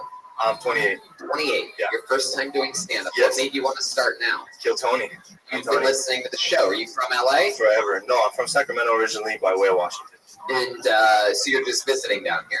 Yeah. I just popped down today to check this out. You signed up. You drove from Sacramento. You signed All the way. up. Yeah. And you were going to drive back tonight, whether you got up or didn't get up. No. I got a place, so I'm going to stay here tonight. I'm not that crazy. And then you're going to leave in the morning. Yeah. Wow. So you listen to every episode of the show? Well, now I watch them live stream. That Vimeo. Yep. Watches them live? Every week, every Monday.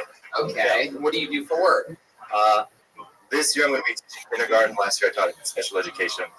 Wow, look at this. Wow, you're getting claps like Hillary Clinton out there. You can basically say anything and these buffoons will just clap for you.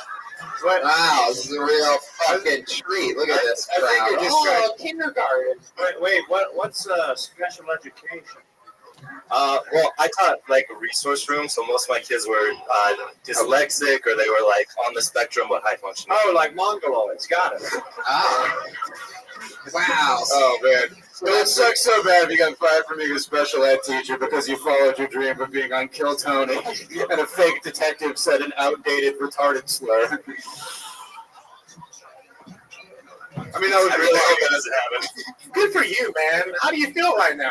I feel so nervous. I'm like sweating like crazy. Like I've been listening for like 3 or 4 years since like episode 30. And you purposefully waited to start here. Now, is this something you think you're going to do from now on, and you just wanted to start here, or is it something that you just sort of wanted to see how it would go? You vicariously get ripped through so many people pulled out of the bucket, and you're like, I think I am funnier than those motherfuckers, and you found out tonight that you weren't. It's the truth. I mean, I just feel like if I taught special ed, I would be talking about that and not something boring that my neighbors did. I'm not trying to get fired. What was the idea of the joke in that? It doesn't matter. So let me tell you, it truly doesn't matter. What you could have talked about the funniest shit in the world, and your problem tonight was complete delivery. There was just absolutely no beats or timing. You didn't leave a moment for it. You actually did say sort of one funny thing like 20 seconds in, but you left no gap there, so nobody even noticed that you said anything funny because it was just that you told a story like there was no funny. What was that part? Do you remember? I can't. Yeah. I was gonna say I didn't get to be a gangster, but my neighbor got addicted to crack. That wasn't even the part that I thought was funny. That's just a part of the story. That wasn't the part. There was something else. It was probably about the Eminem thing. What did you say about Eminem? I think you said. I think the part that was funny to me was how you said I always wanted to be a gangster or something like that. Like you're like I liked Eminem. I thought I wanted to be a gangster. That was it. Because you don't seem like a gangster at all. But you didn't leave a gap for anybody to laugh. So we didn't. Anyway, you understand what I'm saying? It's sort of about delivery. Yeah. Hell yeah. You should find open mics in Sacramento. Yeah. If you go there, if you would have done that joke, it wouldn't have worked, and then you wouldn't have done it tonight. You would have no, you got to test this stuff. Save gas money. Yeah. Or you can test it out on some of those special ed kids that you're teaching, see what they laugh at. You laugh at everything. They seem like a good crowd. This guy's got 6 minutes on crayons that fucking destroys. Okay? Hell yeah. Yeah, test it in front of the special ed classes. The exact audience is Kill Tony. Wow, look at that. Jeremiah taking shots at you guys. No more Mr. Nice Guy over there. Yeah, you like that? Take that. Hell yeah. Yeah, I feel like much like your students, you also won't be able to make eye contact with anybody after this. How long have you been teaching special ed in kindergarten? How long did you do that for? I just taught special education last year, and kindergarten is going to be my first year next year. But a bunch of the kids on my caseload were kindergartners last year. Special ed, anything crazy ever happening? Anybody ever throw their helmet at you? No. I used to teach in a juvenile hall, though, and that shit got crazy. Yeah, like what? What would happen? So I taught in Hawaii. Is that where you tried to your Eminem stuff? Did you try to mentor some of the tough juveniles? No. I taught writing, so a lot of them would write raps and shit like that. So I'd let them go off. But like they rap. Totally. No. They're dope. They're dope as fuck. Problems do you have in Hawaii to rap about? Mostly math. Yeah. No. So the facility that I taught in, it was long term, but also short term. So sometimes they would pull kids in on the street, and they would just be like, they come into class, and they are still coming down, and they try to separate pods by gang affiliation, but kids would lie, So as soon as they got a pencil, if they came in right off the street, it'd be like, boom, off, and go in on somebody. But there was always a guard in the room, so they would jump in. It was like a gritty reboot of Rocket Power, like Otto strung ass. He's coming down. He fucking murked somebody in the language lab. Now, Travis, you've been listening to the show for years. Did you assume that everybody that gets pulled out of the bucket's wearing sweatpants?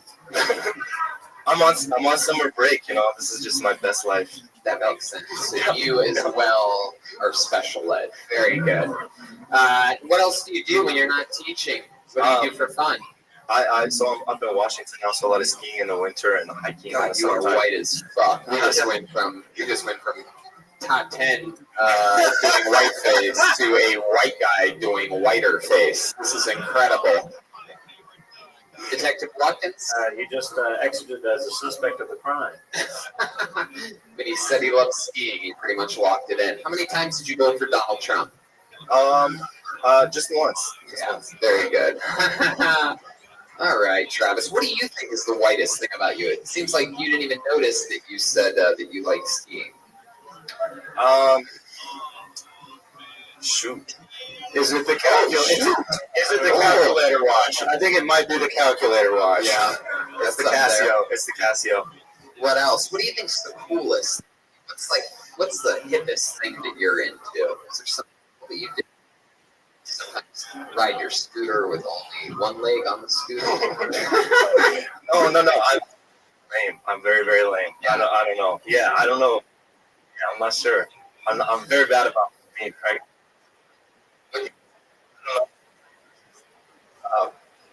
You seem like a very braggadocious guy. What's the craziest thing you've ever unruly or anything like that? You ever break the law or do anything crazy? Yeah, my record was 18. It's enough as a youth. Yeah. Dinner salad fork? No. So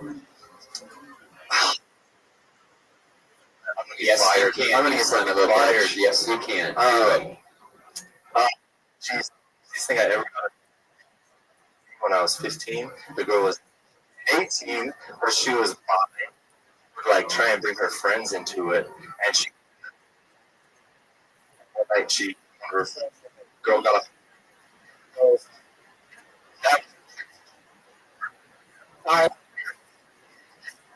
Awesome, 15-year-old.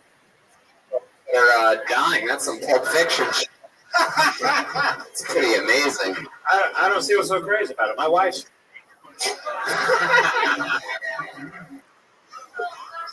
All right, shut up, you idiots. Who yells at this show? What is going on in that area? Sloppy tonight. Fuck yeah. Well, that's interesting. When she started overdosing, what were you doing?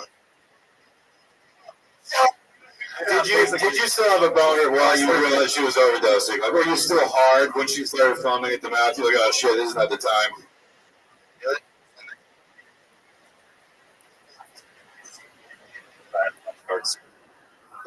You have a lifeguard. Cert. All right. Call 911. Got her back to life.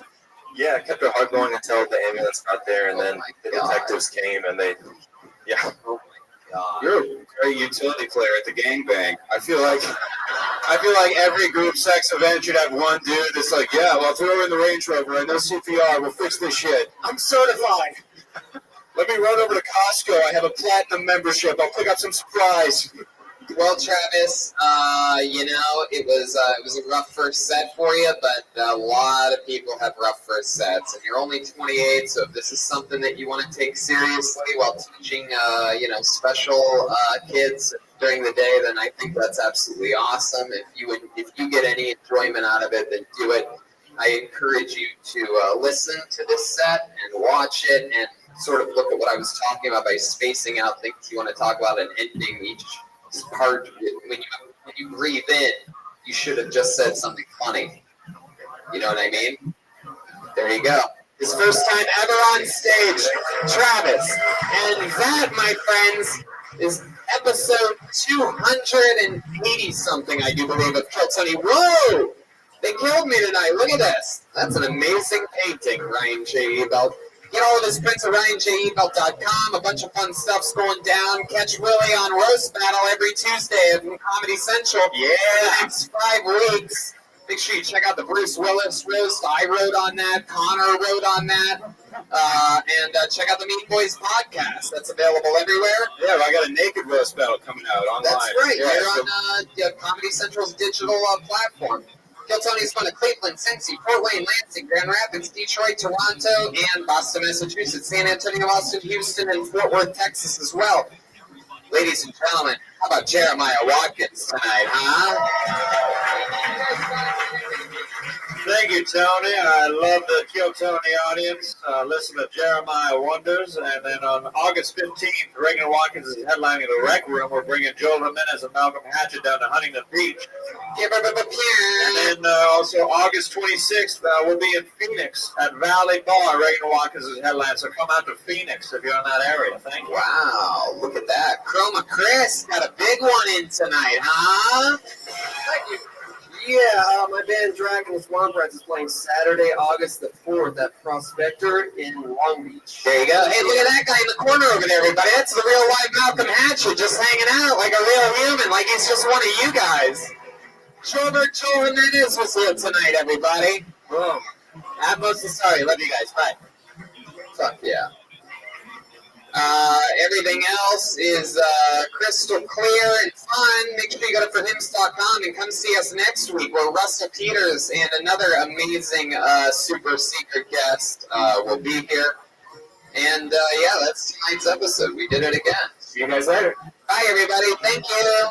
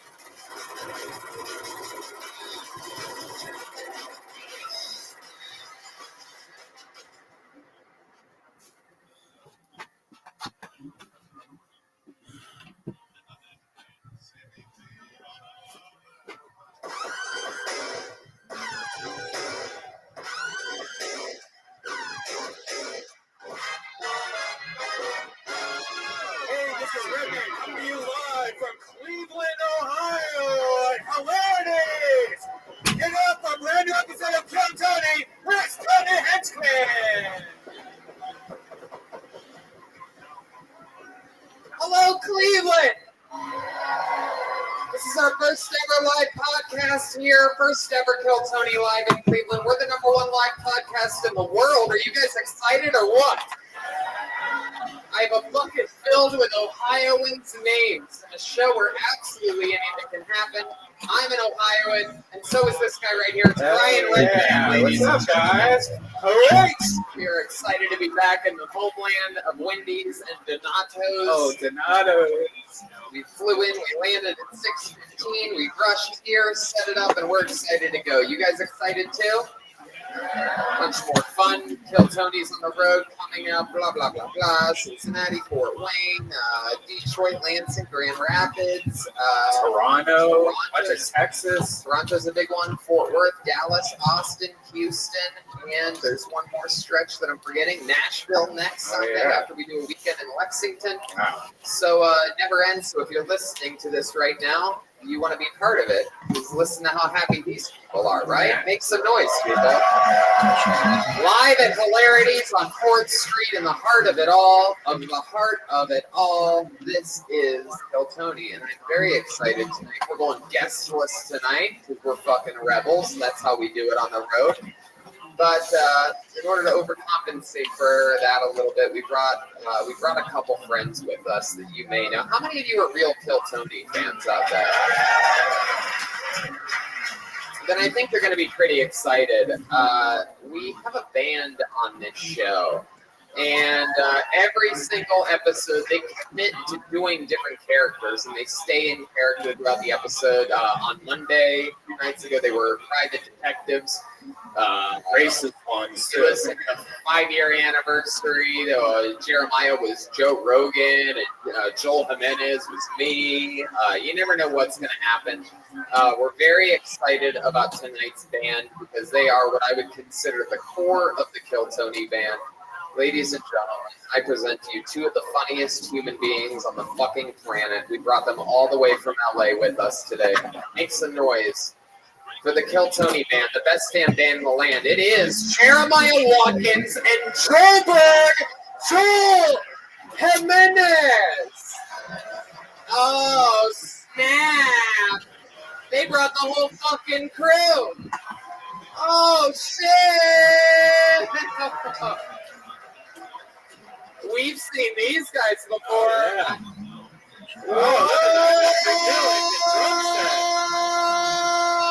It's a motherfucking drum set.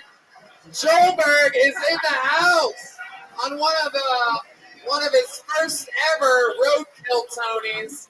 This is a big trip for California and Joel Jimenez, and clearly you guys are douchebags, right?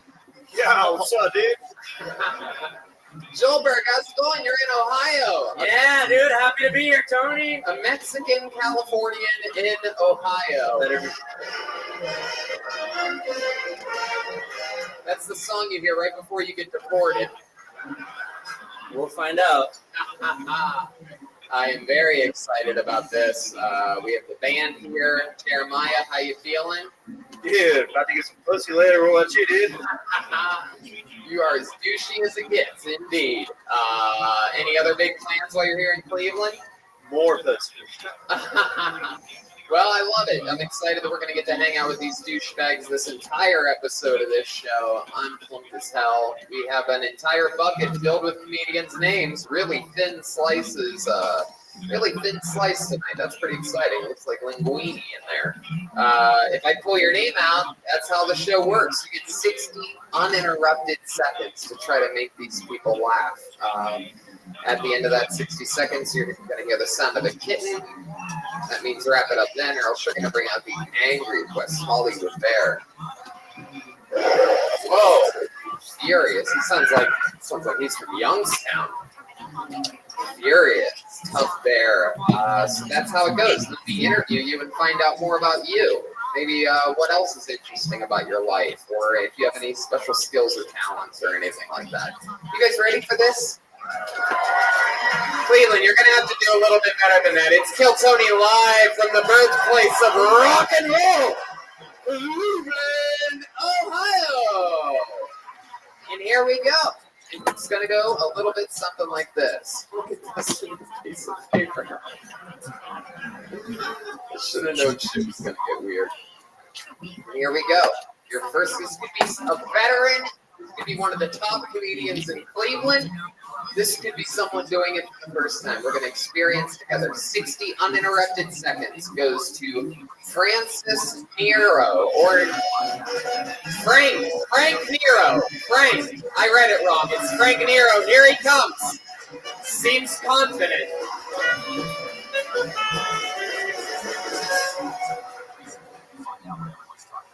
Cleveland, hilarities. It's like a drink of truth for me. How you guys doing tonight? All right. I did not want to go first. Jesus Christ. This is actually my first time doing stand-up. I'm really excited about it. I did perform comedy one time before in my life, but I don't count it for two reasons. One, I was 10 years old, and it was during a school talent show, so it's not really performing stand-up, right? But the other reason, the main reason I don't count it is because I did not perform my own bit. I performed a bit written and originally performed by Bill Cosby. Yeah, that home video is not aged well, let me tell you. It's not something you want your mom breaking out when you bring your girl home. Like, shall we show you how funny Frankie was when he was young? No, don't. Here we go.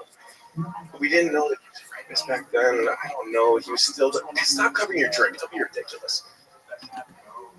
So I was over my parents recently. Does anybody else's parents have their that photo frame with all your school pictures? All right, there he is. Frank Nero. Yeah, finish. Spent his 60 seconds talking about a different time that he bombed on stage. He had a full chance at redemption there, and you talked about the past. Douchebag, you look like you have something to say. Dude, is it just me or does it look like a total bitch, dude? Frank, you are already clearly on a path to being the next Carlos Mencia. Cosby bit, of all the bits, which one was it? It was the one with God talking to Noah.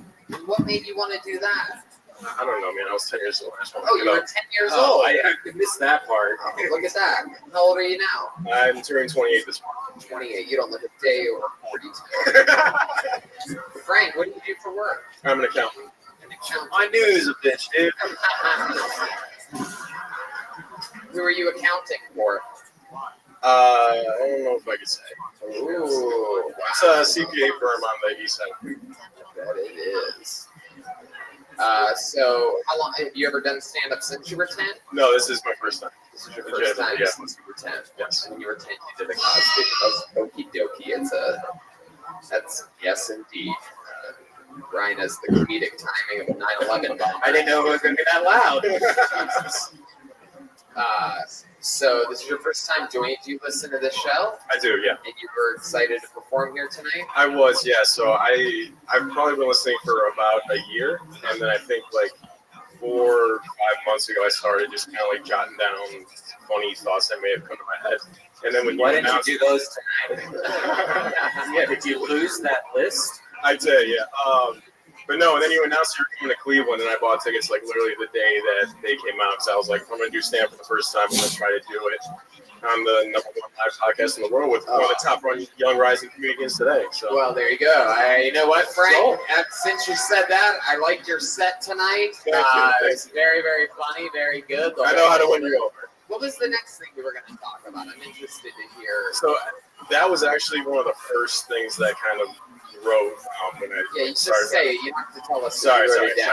So no, I was that gonna say picture frame of like all your school pictures from like kindergarten all the way to it's like in a circle all the way to your senior year of high school in the middle. And I was gonna say I don't like that because like I know I'm not a good looking guy now, but I was a cute kid, so it sucks to see me devolve over time. Like something happened where I went from hey, I think you're cute to hey, I think we should just be friends. What else did you write down, Frank? I'm gonna try to give you some more shots at victory here. I never really do this, but I feel like you might have something. Sure. What else you got there? Let's see. What are these texts from other people? Oh my God! Look at this. It's all paragraph form. Oh jeez, there's the first bit. You have anything short there? The advantage with glasses, you can look contemplative, like take them off and be like whatever, and then like you can't do that with contacts. I can't just like rip it out of my eye. See, you just not, I Sarah. bet you are I've been one worked on it. hell of an accountant. I'll tell you that. You really do comedy by the numbers, Frank. What else do you do? What do you do for fun? You look like you coach a high school football team. No, I don't know. I just work out. I play guitar. Wow, would you like to join the band as a douchebag tonight? Yeah. Position is filled. I don't know. Work out, play guitar, hang out with my girlfriend, go see my family.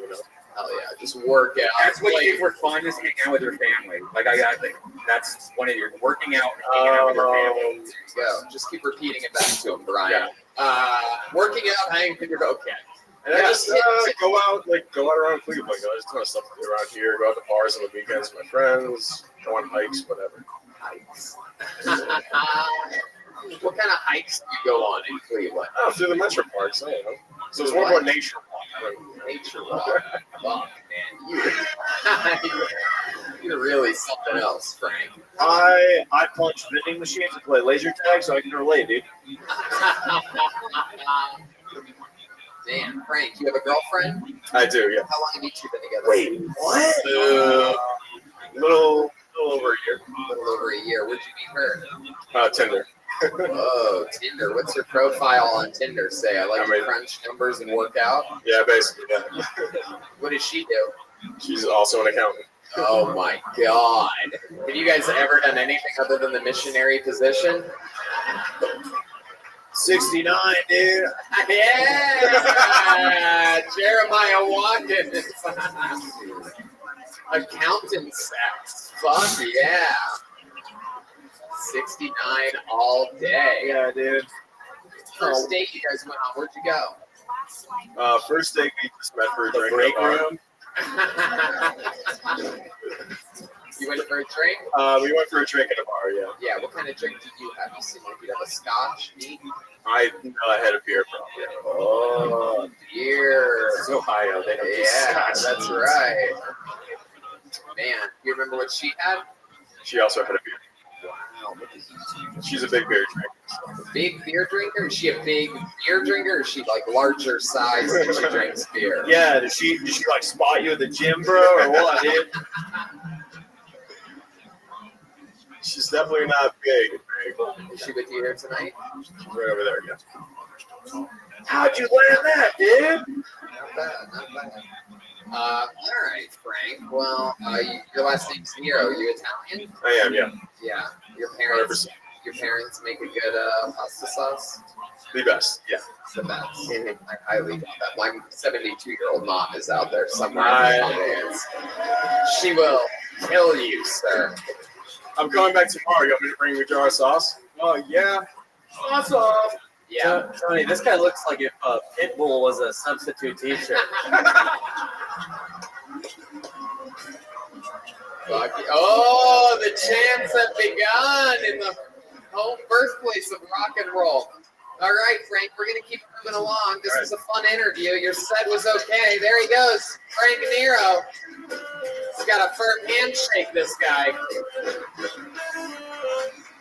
Playing a little Cleveland Rocks over there. Look at that. Look what Jeremiah learned from one night only.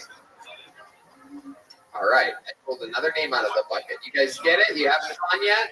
All right, put your hands together for Lucas Mattows. Lucas Mattows.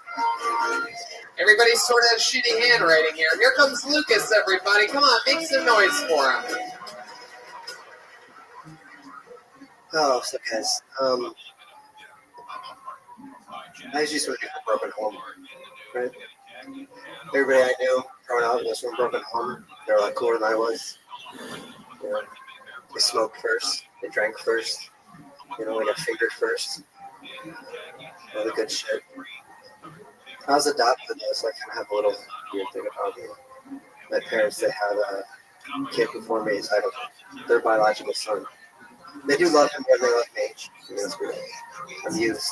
It's like a used PlayStation, right? You get it, it's cool. Doesn't come with the box, doesn't come with instructions. Who fucking cares? Yeah, I have a sister too, she's adopted. We're both from Colombia. We're not blood related or anything like that. would definitely have sex with her. Yeah. I could. I could fuck my whole family, right? They would be fine. Genetically, like if we had kids, you know, they wouldn't come out with their eyes far apart or stuff. Yeah. Thanks, guys. Here you go. Lucas Mateus? Mateus. Yes. That's the last name of the family that adopted you? No, that was my name when I was when I was born. Oh, so you don't even know the Mateuses, huh? I know. I do know a little excerpt about my mother. That's it. You read an excerpt? What did the excerpt say? It said that she was from a village outside of Bogota, Colombia, and she had a kid 6 years before me. She's got a half brother. Somewhere. Where did you read this excerpt at? My adopted parents had like a 14 good thing. Yes. Yeah. Spanish fortune. Dude, I would say something to this dude, but I'm freaking terrified right now, dude. Yeah, it's weird you're Colombian because you look like if Hitler was a skateboarder. Oh, yeah. Wow. Jobert's on fire. All right, I've never seen a dude dressed like mustard and relish before. There you go. Oh. For those of you listening to the podcast, he is wearing green cargo pants and a yellow extra large starter t-shirt with the starter logo and the extra large tag, extra large. It is very impressive. It's something that I haven't seen since I was back in Ohio. Welcome back. Shoes on point. Shoes are on point, according to Red Band. Lucas, what do you do for work? I work at a grocery store. Yeah, what do you do at the grocery store? I work in the back. The back. What are you doing in the back of the grocery You sell store? weed behind a grocery store? Dude, they always ask me if I want bags there, and I'm always like, nah, dude, I'm gonna raw dog it. Is it a giant eagle? No, I used to work. That's my first job. The first job I ever had was at a giant eagle. Pushing In carts? Ohio. I was pushing carts, bagging groceries on my 16th birthday. My work ethic began there. From the giant eagle to the giant ego. Oh, this motherfucker. Holy shit. Wow, somebody put out the fire over there. My God, the horse of truth is out. Jesus, everybody's ganging up on me. The douche is strong with this one. So, Lucas, do you really ever think about having sex with your sister? I mean, I thought about it, but I'm not attracted to her. You want to put it in the back of her grocery store, don't you? Fuck yeah. More so like Those cousins. shelves.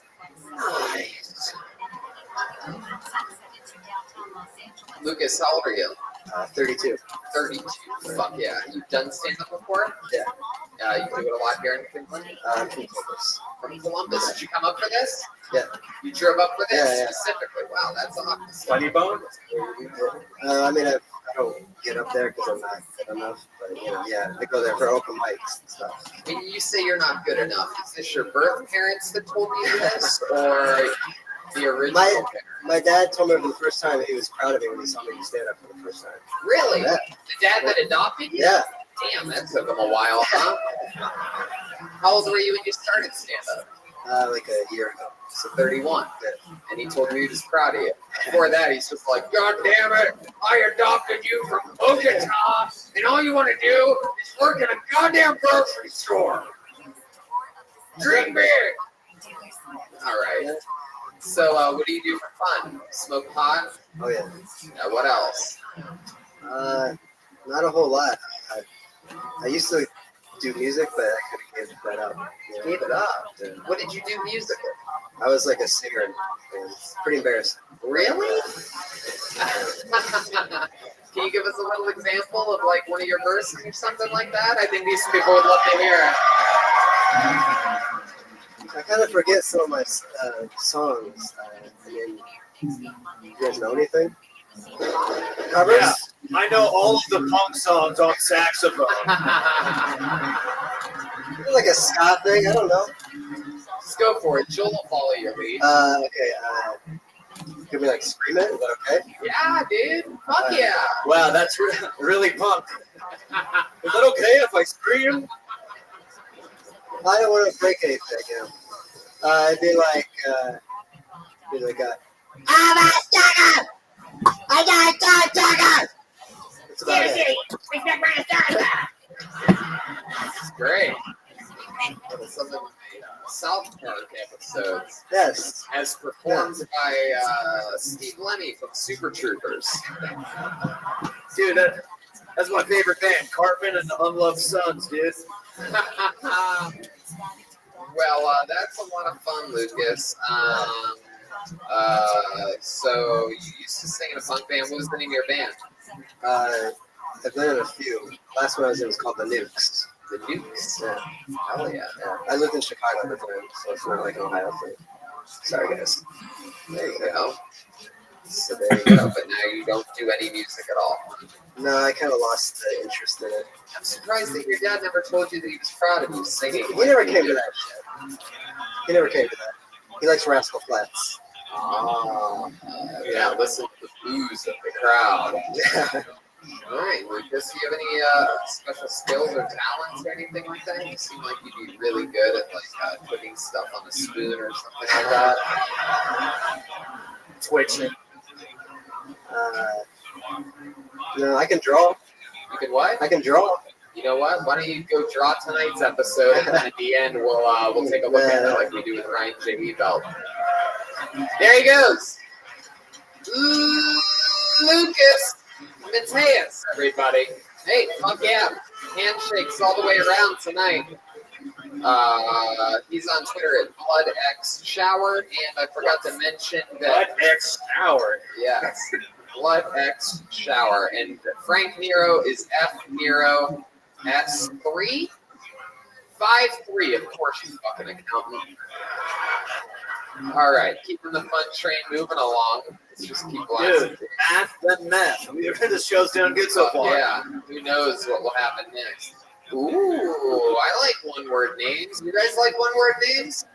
Always interesting. Put your hands together for the one, the only, Henry. Yes, I think they're gonna.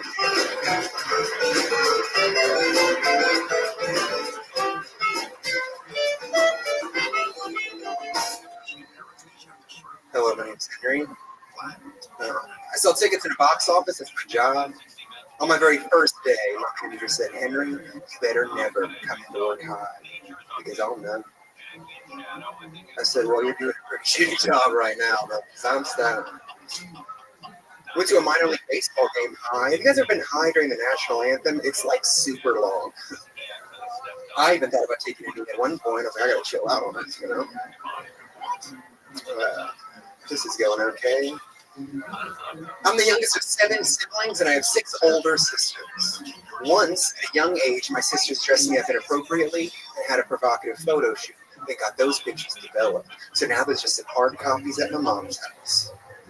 My family threatens me to with them. They'll say, oh, you don't want us to get the pictures of Henrietta out. Now, do you? I'm like, no, because you guys would go to jail if we got those out. Yeah.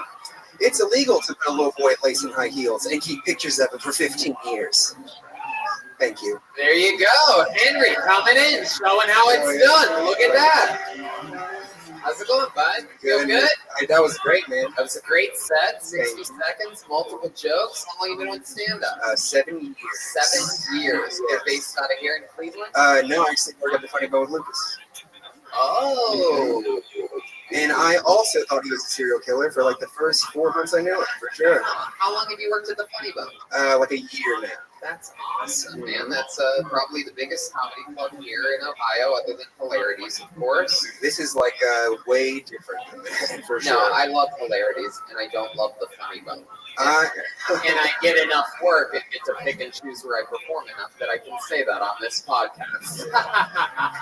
I love every comedy club. Yes. Brian, for some reason, adores the Funny Bone. Except Flappers. Oh, wow. Way to throw the completely unknown comedy club under the bus there, Brian. Yes.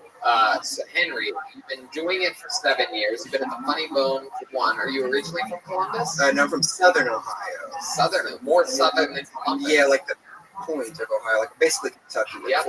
Yeah, kind of. Very good. Sir, you don't need to say anything Yeah, well, for the that's rest of the episode. Yeah. Very good. You really, I don't know if you think maybe you're the guest because you're closest to the table, but I promise you're not. Shut the fuck up. I know.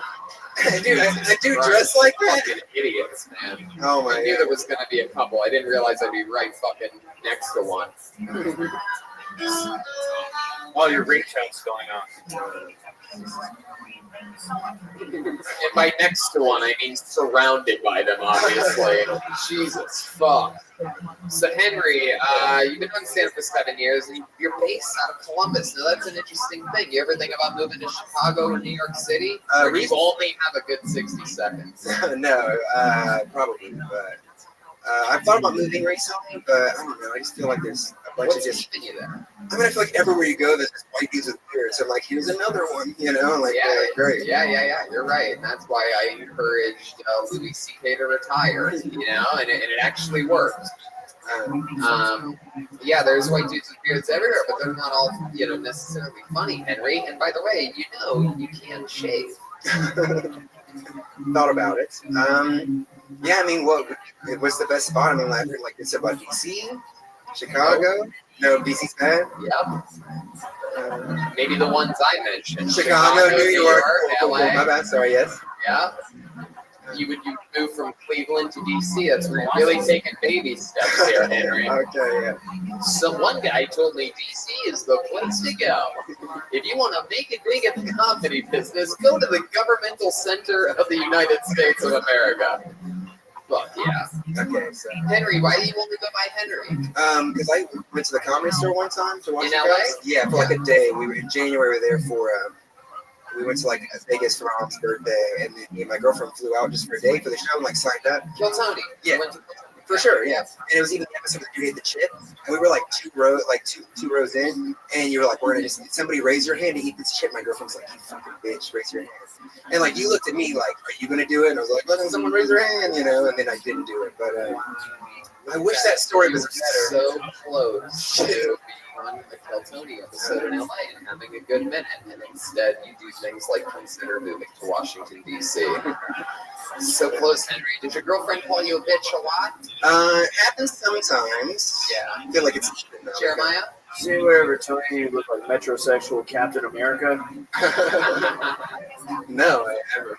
You look like metrosexual Captain America. I actually had someone tell me I was a douche for the first time yesterday. Whoa, dude. That's not a bad thing. This is over your bro over here. Okay, dude. We can see it, dude.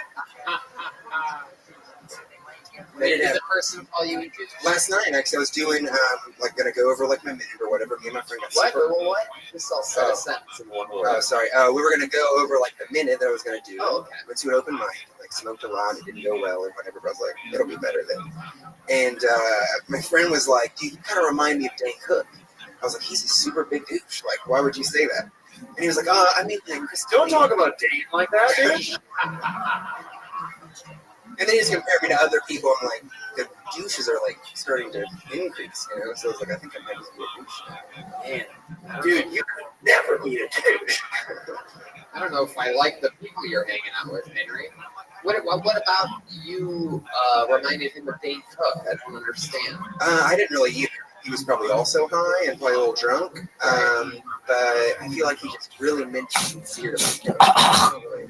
See the comparison. Probably thought that was a good thing. That's the only comedian I can do that. And if somebody that I'm hanging out with thinks that the best compliment is Dane Cook, then I'm hanging out with the wrong people. You're right. You need to hang out with the circle that you have is very vicious. And it's time for you to go outside of that vicious circle and find new people.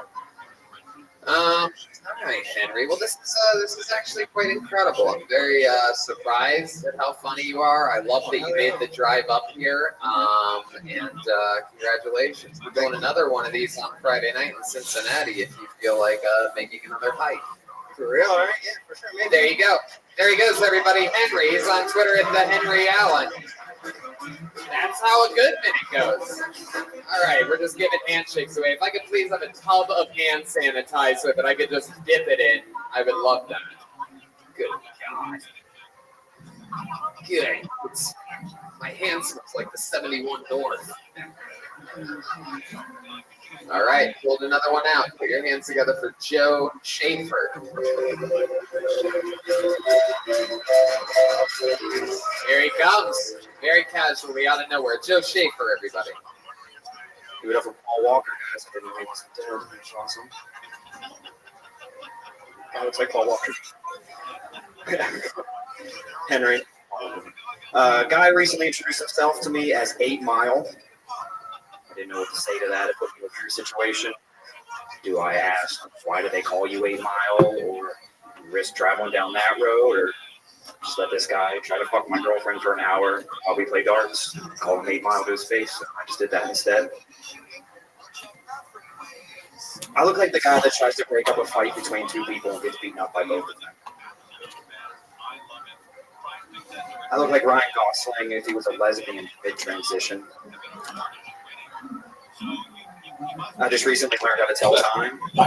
That's not a joke. I own 1 watch. It's stupid. And that's it. All right. Very charismatic beginning and end there. So that was interesting, Joe. Seems like halfway through, you just tried to start making fun of yourself to beat us to the punches of what we were going to say. I take the 8 Mile approach. Yeah. I believe in.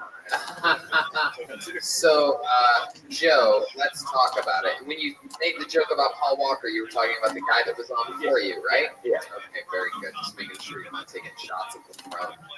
No. I was just thinking the whole time I was sitting there, they looked like Paul Walker, and nobody said it. So I was just kind of waiting for it.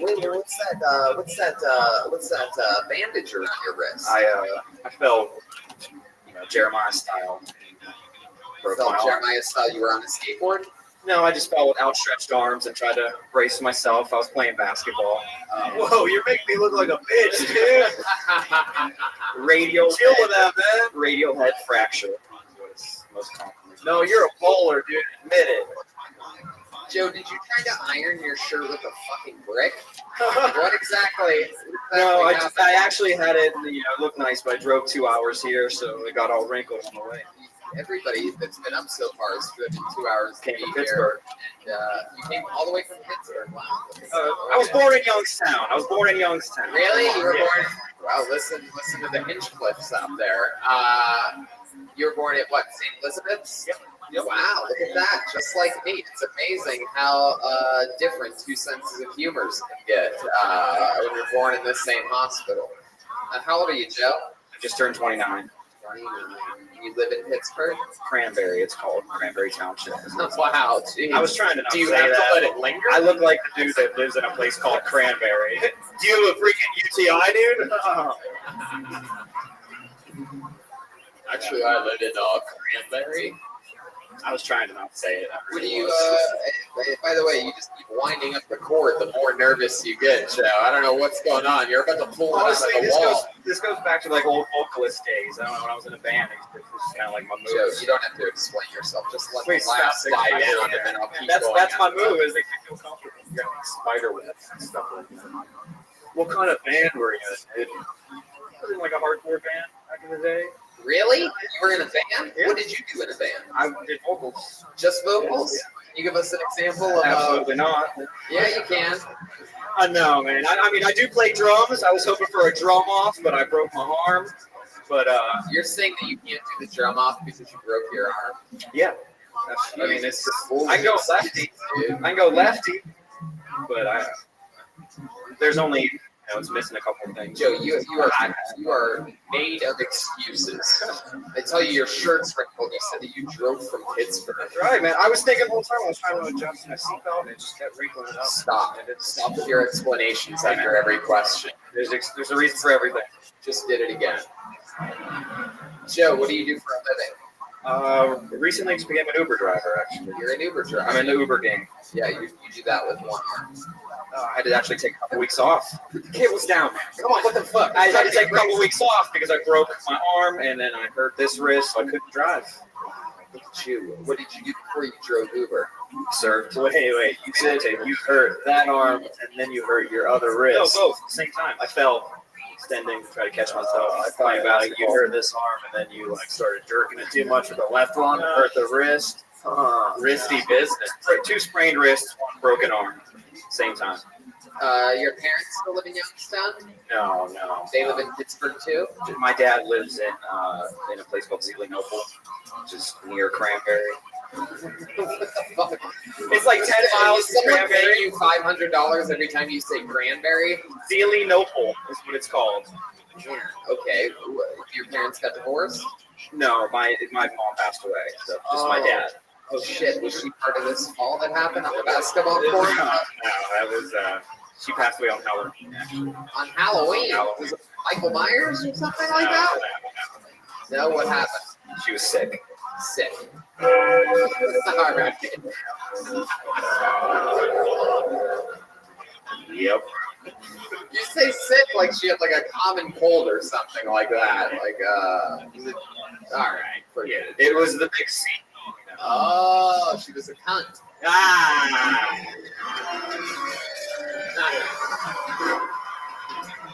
This guy gets it, dude.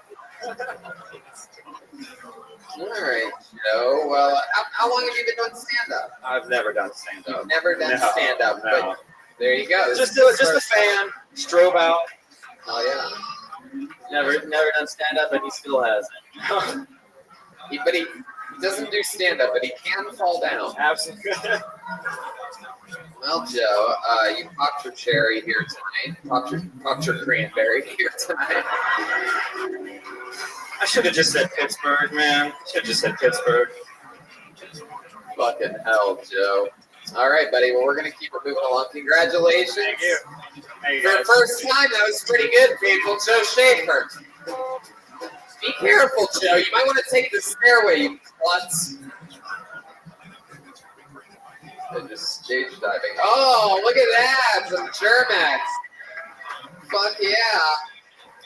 Germex, the original hand sanitizer since 1971. All right, I pulled another name out of the bucket. Let's see what happens here. Make some noise for Jeff Gordon. Is it the race car driver? Who knows? Here he is, Jeff Gordon, ladies and gentlemen. Hey, what's up? It's Jeff Gert. I have a beard. Sorry about that. My dad left me when I was little. Still waiting for him to come back to teach me how to shave. Nobody ever takes me seriously when they complain that there's a hair in my food at a restaurant. I suffer from sleep paralysis. You know, that's when you wake up and you can't move because your beard's stuck in your armpit. For some reason, Amish people love to wave at me. I think I'm showing characteristics of being a serial killer because I'm a cat murderer. I don't like to kill cats, but yeah, I've done it before.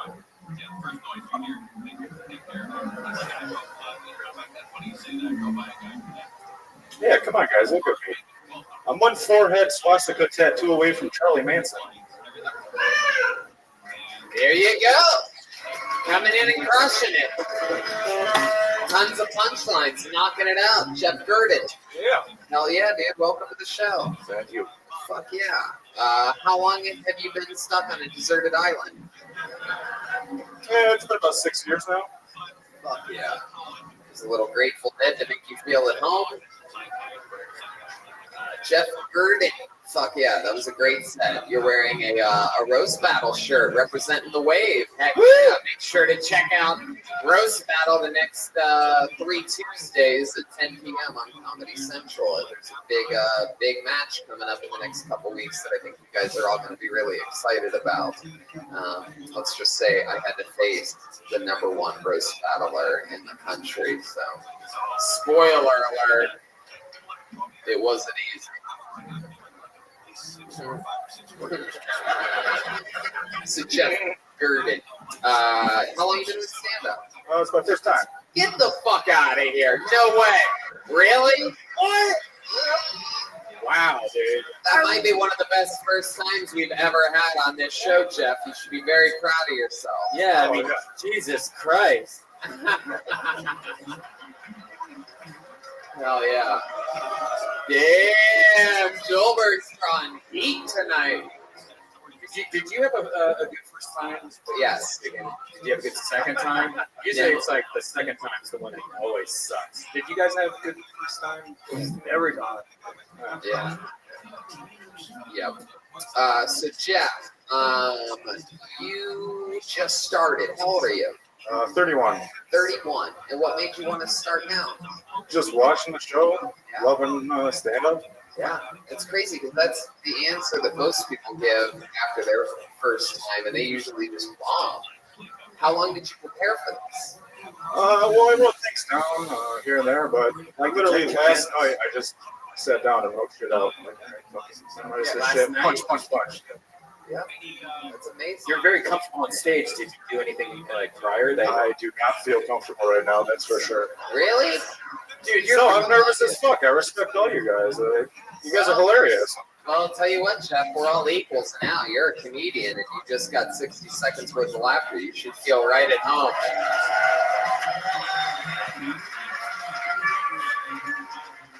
You know, much like Lucas Mateus, you can consider us your new adoptive family. All right. So, Jeff, what do you do for work? I'm a garbage man. Get the fuck out of here. You're a real garbage man? I freaking love this guy. Where do you collect garbage at? In Cleveland? No, I live about an hour south of Buffalo. An hour south of Buffalo. That's the dead smack middle of New York. Oh, Buffalo dig. All right. So, okay. He's having the time of his life up here. I don't think that song really works. Oh, the middle of New York. Yeah. Buffalo's pretty bad too. You're right. The whole thing's bad. So, is that where you're born and raised? Yep. Did you drive here for this? Yeah, of course. Wow. How long of a drive is that? 6, 7 hours? 3.5 hours. 3.5 hours. Wow. Holy In your garbage truck? Man, how long you been collecting garbage for? Like 5 years. Damn, that was interesting. We've had so many different occupations on this show. I don't think we've ever had a garbage man. Dude, you ever keep stuff? All the time. Like what do you keep, dude? Oh, everything I can find, man. That's a great question, actually. Can you give us an example of something cool, maybe that you found in the trash? 5 years of doing it. I'm sure you saw something. Is that where you got the beard? No, that's where I started growing the beard. I had a job where I could finally grow it out. You know, dress for the job you want.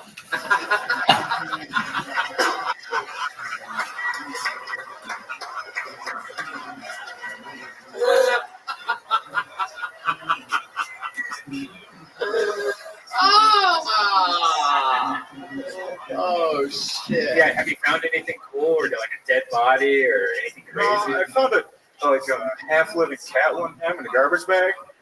A half-living cat, and by the sounds of your set, you finished the job, huh? Just fucking push the button on the compactor. Just fucking.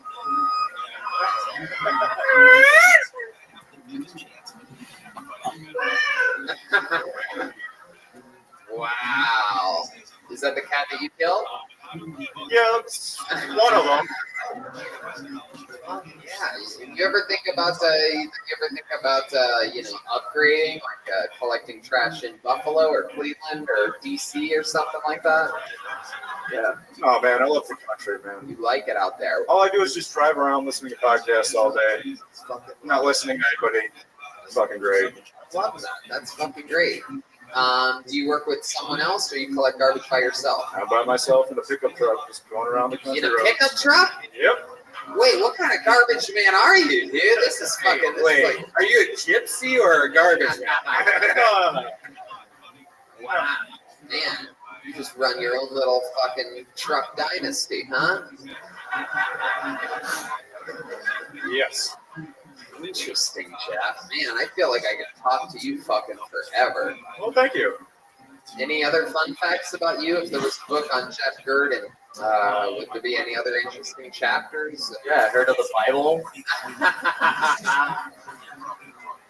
No, not really. I'm in a band. Really? That's What do about you do in the band? I play drums. Get the fuck out of here! Well, I got some bad news for you, Jeff. There's a segment on this show that by rule we must follow as long as your wrists are healthy. You're not a fucking pussy like Henry. There is a segment on this show. Joel, if you want to go hide, you want to hide somewhere behind the curtain or something? I mean, we doing this? Yeah, dude, we're doing it, dude. Hold on 1 second. Let me introduce it properly. Every time we find out somebody plays drums on this show, we do a thing called the Mexican drum off, where we let them play a drum solo, and then, hold on 1 second. We let them, if the music's louder than me, okay, perfect. Where they do a drum solo, Joelberg hides away, and then Joelberg comes back and defends his throne by playing his own drum solo. By rule, if his drum solo is better than Joel's, he's the new drummer of Kill Tony and is coming back to Los Angeles with us. But let me warn you. Hold on. Let me warn you. Dude, I'm worried for Joel for the first time, dude. Hold on. Let me warn you. If you haven't seen this before, it is extremely hard to beat Joelberg in this game. So now, with no further ado, I present to you, live from Cleveland, Ohio, the home of birthplace of rock and roll. It is the Mexican Drum Off with Jeff Gurdon!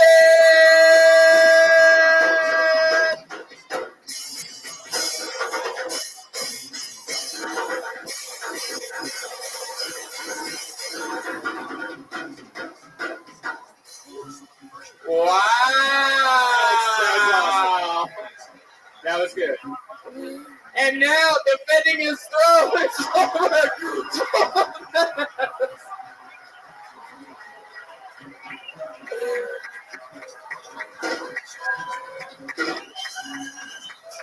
Cleveland Cox, you know.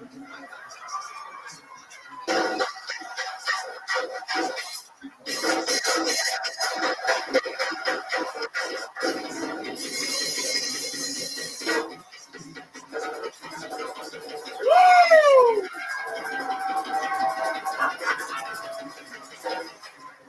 Yeah! Holy shit! Holy shit! Holy shit! Holy shit! Holy shit! Holy shit! Ladies and gentlemen, meet the new drummer of Kill Tony.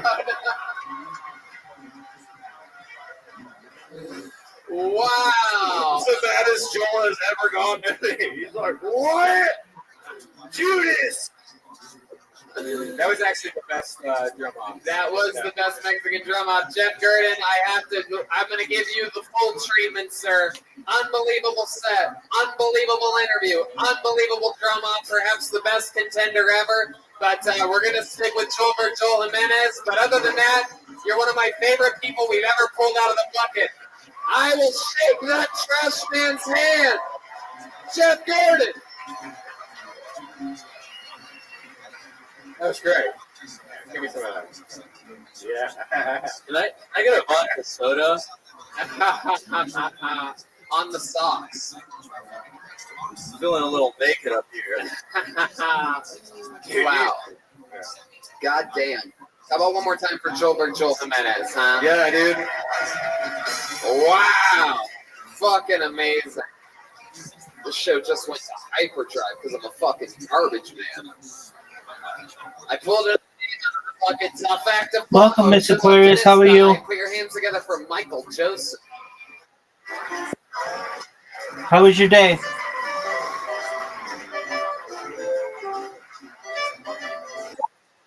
He is, everybody. It's good to hear. Oh, looking lovely as always. Michael Joseph. Good to see you. Candles, you're up with. Well, feel free. Yes, I did. I just ate. I like to think I have an inverse relationship with Christ, and that the less I believe in him, the more I look like him. Which was raised You got it, Catholic, girl. even up here in that cold, yeah. And I was like super religious when I was a kid. So much so that I actually studied to be a Roman Catholic priest. And I know a lot of you here that are like, oh, you must really like kids. But the truth is, it's always my dream to make them up, hosting a weekly sci-fi. After Good on you. wasn't the right life. Sex, Oh, I know. your own freedom, and just figured there's got to be an easy way to fuck kids. So I don't know. Anyway, I want you to. Absolutely. Welcome to the show. You do you. How's it going? You might give Jeff Burden queer eye for the straight I know. guy. No, you're absolutely fine More to. like Jeff Nerdist, dude. Mike. I understand. I'm originally from this area, but I live in Rochester now. I'm pretty much exactly like this. Rochester, New York. Yeah. Did you drive here from there for that? For this? How long the drive's that? Oh, 4 hours. 4 hours. Did you know you could have picked up Jeff Burden on your way? I would have. Sounds good. So Mike, All right, sounds like a plan. About a month and a half. Rochester I've been around. Take care. No, the most recent place was Comedy at the Carlson, but I don't. That's like for professionals. I just do a bunch of open mics. And how's that going for you? It's all right. Yeah. What do you do for a living? I'm a freelance translator. Freelance translator. What? What do you do? What kind of language? Arabic and Spanish. Really? You know how to speak Arabic? Yeah, I mean, I'm pretty bad at it. I mostly translate like documents, but yeah, I can speak a little. Huh. It seems like you're one of those guys that like could join ISIS. Yeah, I get that a lot. I just know how to translate documents, huh? Yes. Yeah. Say something in Arabic for us. Yeah. Okay. Say my butt is ready. Please, please. What's that mean? My. Alright. Should have seen that coming. Yeah. Real strict on that one. How do you say shoehorn? How do you say shoehorn in Arabic? I don't know that one. Yeah. All right. So, how do you make money freelance translating? They pay you by word. So, you got 1,000 words. I charge 8 cents per word. So 8 cents per word. 1,000 words. Dude, that's like a bajillion dollars, dude. So, I'm pretty much fucking killing it. How long have you been doing that for?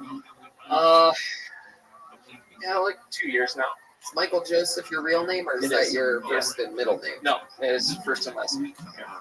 Okay. And Rochester. You're originally from here. Your parents still here? Yeah, they're here actually. They're Wow. your mom actually. The Josephs, they're out there somewhere, huh? Hi guys. Thanks for coming. You have your dad's beard and your mom's hair, so I'm sure they're very proud of you. Yes. The hairstyle's very interesting. You driving a convertible here in Rochester? No. He's the Maxwell tape cassette guy. You remember that from the 90s? Never mind, dude. Hell yeah. So a month and a half, it's been going good? Yeah, it's all right. Hell yeah. Google that. I'm convinced you'll love it after the show, dude. I'm tripling down. Hell yeah. Jeremiah, not letting that one go at all. So stand-up's been going good? That's all right. Hell yeah. It's so easy a caveman can do it. Yeah. Pretty much. Wait, what? Michael, oh, Jesus. Oh, are you mad because they got my 2000s reference? Yeah, dude, I live in the freaking 90s, you tard. Fred Durst is still on the top of the charts, you idiot. Michael, what do you like to do for fun? When you're not translating Arabic. I don't know. I just look at a lot of porn, really. That's A lot pretty of much, porn? yeah. What are some of You hear that, Mom? He only looks at porn for fun, dude. Yeah. Yeah. I guess I should have said video games. I play a lot of video games, read, write, but No, we're going to go back to porn for a second here. What are some of your favorite types of porn to watch? Just be honest. Be honest. I'll be honest. Mine, cream pies. I love it. There's something about a dirty. Hold on, let me finish this, Brian. Jesus, Dude. fucking guy. Oh, let me say something at any time. He thought cream pie was a Hostess snack, so he got excited. My favorite is any dirty slut that just takes hot loads from a dirty porn star guy. Like that is amazing to me. You hear that, Miss Hinchcliffe?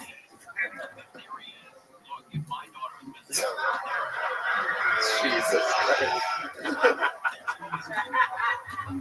That's my new favorite soundbite. My mom is not surprised. My mom knows I love cream pies. Yeah.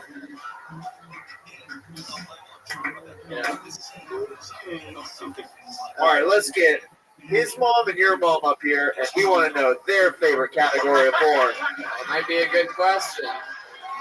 I think we all want to know, dude. All right. Michael, what's your answer? I really like girls do porn. You know, that's Wait, what? The fuck did you just say? I really like girls do porn. Did you just turn into a kindergartner? Yeah. And that. What do you mean girls do porn? It's a What is that? website. Oh, that's the name of the website. What's different on that website than specific anything else? I don't know. The girls on it are pretty hot. It doesn't take much. Wow. Yeah. You know, you could just type porn into a Google search bar and you'll find good-looking girls doing porn. Yeah. Yeah, that's the idea. But that's the name of the website. Do you have a membership to this website? No, I watch it on other sites, like Pornhub or Xvideos or whatever. You watch girls do porn. Yeah, they have like their own channel, and they have like, yeah, right. I see. Right. Yeah. Dude, I don't know, dude. I'm starting to think that your favorite channel is Guys Do Sex. Favorite porno you've ever seen? Like one that maybe you rewatched a couple times. Was the one that stood out to you? You know, maybe the girl had pigtails, or maybe it was a. Well, now we know that Tony masturbates to girls with pigtails. Yeah. I don't mind a girl with pigtails. Sure, I'm not gonna not click on it because she has pigtails. I don't know, man. Do you like watching blowjob porn? Yeah. What? Dude, you got rocked by a red band. Ryan has this weird thing where if at all there is a dick involved in his porn, it becomes gay. No, right? blowjob porn's like 90% all about the dick. Who wants to watch that? Right, going into a girl's dicks mouth. are so gay. Gay dicks. If you like dicks, you're gay. Right, Red Band. Totally. You write that down. Everyone will agree that's gay. It's fine. Very good. But you don't have a preference between sex, blowjobs, anything. Pretty much anything goes. Yeah. Nothing. No personal favorite thing for you ever. No, I just said that one channel's good because they like kind of do fucking everything on it. Yeah. How about you? Kinkiest thing you've ever done in the bedroom? Oh. You look like you've gone a couple times. Ever give a girl the old second coming? Yeah. Yes, pretty much. No, we don't get too like. Oh my God, my fiance's gonna watch this. She wants to do more kinky stuff, like you have a girlfriend. Fiance, yeah. Fiance, you're getting married, and she wants to do more kinky stuff. Can you Like give me the an Cleveland example of steamer. one? Yeah, the Cleveland. Why didn't I think of that? Fuck. Dude, I always give girls the Pittsburgh Fister, dude. Yeah. You ever give a girl the old cranberry Harry? So what is this? What does your girl want? What does your fiance want? Well, she wants to like handcuff me or like tie me up. And then go get fucked by a garbage man. Yeah, I know that sounds hot. Not when you're the one getting handcuffed. I don't know. I don't. Have you ever let her? No, I watched Gerard's Game and I was totally turned off by it. You watched what? That Stephen King movie, Gerard's Game. Oh. Anyone else see this? Yeah, what is that? What is that, like 50 Shades of Grey for guys? No, they try like a bondage thing, and then her husband has a heart attack, and so she's just chained to the bed and like trying to get out. Oh God, So- Stephen King is such a badass. Yeah. So you've never done it because you watched a Gerard's Game? I mean, I've watched Misery. That doesn't mean I won't, sleep. Yeah. You never sleep. Have you ever done cuckolding? Have you ever tried that? Get a black guy in the room? She does call me a cuck a lot, though. Yeah. Wow. How long you been with this chick? Like 3 years. Is she here tonight? No, she's back in Rochester. She has to work. Oh, what does she do? She's also a translator. She's a translator too. Yeah. Same languages? From male to female. Yeah. No, she does Japanese. Wow. Wow. Yeah. You should definitely let her tie you up too. Sure. Yeah. Tonight. Go home. Wake her up. Tie me up, babe. Wow. Yeah. Of course, last time somebody tied you up, they tried to nail you to a cross. That's not always good. Yeah. Now, all right. Well, okay. I guess we'll just keep moving on. Right on. It was a pleasure. There he Thank goes, you. Michael Joseph, everybody. He's not on Twitter. This is the guy that's not on social media at all. Oh, yeah. Sure, there you go. Take it. Everybody else has gotten one. Fuck yeah. All right. There you go. Now you have stigmata. Right. You're dirtier than all these people, but okay. Sure. You can pretend for one night. Pulled another name out. Put your hands together for Logan Steak. Logan Steak. Here he comes. Wow. You'll never believe what this guy looks like. The whole tone of the show. Hey everyone. Feeling a little down right now. There's a lot of fighting, a lot of crying going on at home. Watching season 2 of Glow. Kind of brings me down. Last summer I was on a vegan diet for 3.5 months. I lost 22 pounds in 3.5 months, which sucks because I only weigh 22 pounds. Lost all my pounds. Remember the good old days when you could throw shoes at the president? Right? Or the good old days when your president had the dexterity to dodge a pair of shoes? Feel bad for the guy that threw him, though. He's probably in Guantanamo Bay being shoe-boarded right now. Just tied him to a plank, hung upside down, potato sack over his head, used Chuck Taylors being thrown at his torso. Feel fucking awful for him. Anyone here taught the story of the birds and the bees? Yeah, me neither. Finish it. Go ahead. I'm glad that they don't teach it that way, because you ever seen a bird or a bee have sex? They just fly around and smack right into each other. It cannot be consensual. There he is. All right, there we go. Fun set from Mark Maron's Half-Child. Yep. Dude, how many garbage men are we going to have on the show, dude? This is incredible. So Logan, how long you been doing comedy? About 1.5 years. About 1.5 years. All here in Cleveland? I'm from Columbus. From Columbus. You drove up for this too? Yep. So far, there is nobody on this show that hasn't driven over 2.5 hours to be here. That's incredible. Somebody just... All right, very good. Somebody that hates some energy conservingly. So much gas being spent on this podcast. All right. Logan, you made the drive up from Columbus today. Yeah, just have the passenger side. Oh, yeah. Where in Columbus do you live? I live in Old Town East. Old Town East. Oh, yeah. All right. Near Easton Mall? No, this is like downtown. So, Oh, downtown. Yeah, I'm on the east side. That's fun. What do you do for work there? I deliver beer. You deliver beer. That is a busy job in the college town of Columbus. Oh, yeah. How long have you been doing that for? About 4 years. You deliver to parties that are already happening sometimes? No, that would be tight, but no. I deliver to stores, gas stations. Stores, gas stations, restaurants. Like, you deliver for a specific company? Yeah, we're a craft brewery. Craft? Brewery. I can't say it. We brew craft beer. Can we get the translator up here? Yeah. Yeah, no. Here I am. It's called gay beer, dude. Wow. So you've been delivering beer for a while to different stores and things. Anything crazy ever happen on that job? Anything weird? No, not really. What do you like to do for fun?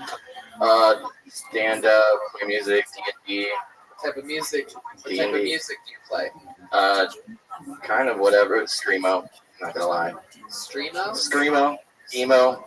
Emo? Yeah. Can you give us a little example, just one quick line? You don't have to over set it up or say whatever. You just go right into it. My dick is small, and I can't last long, and I don't know how to please a woman. My dick is small.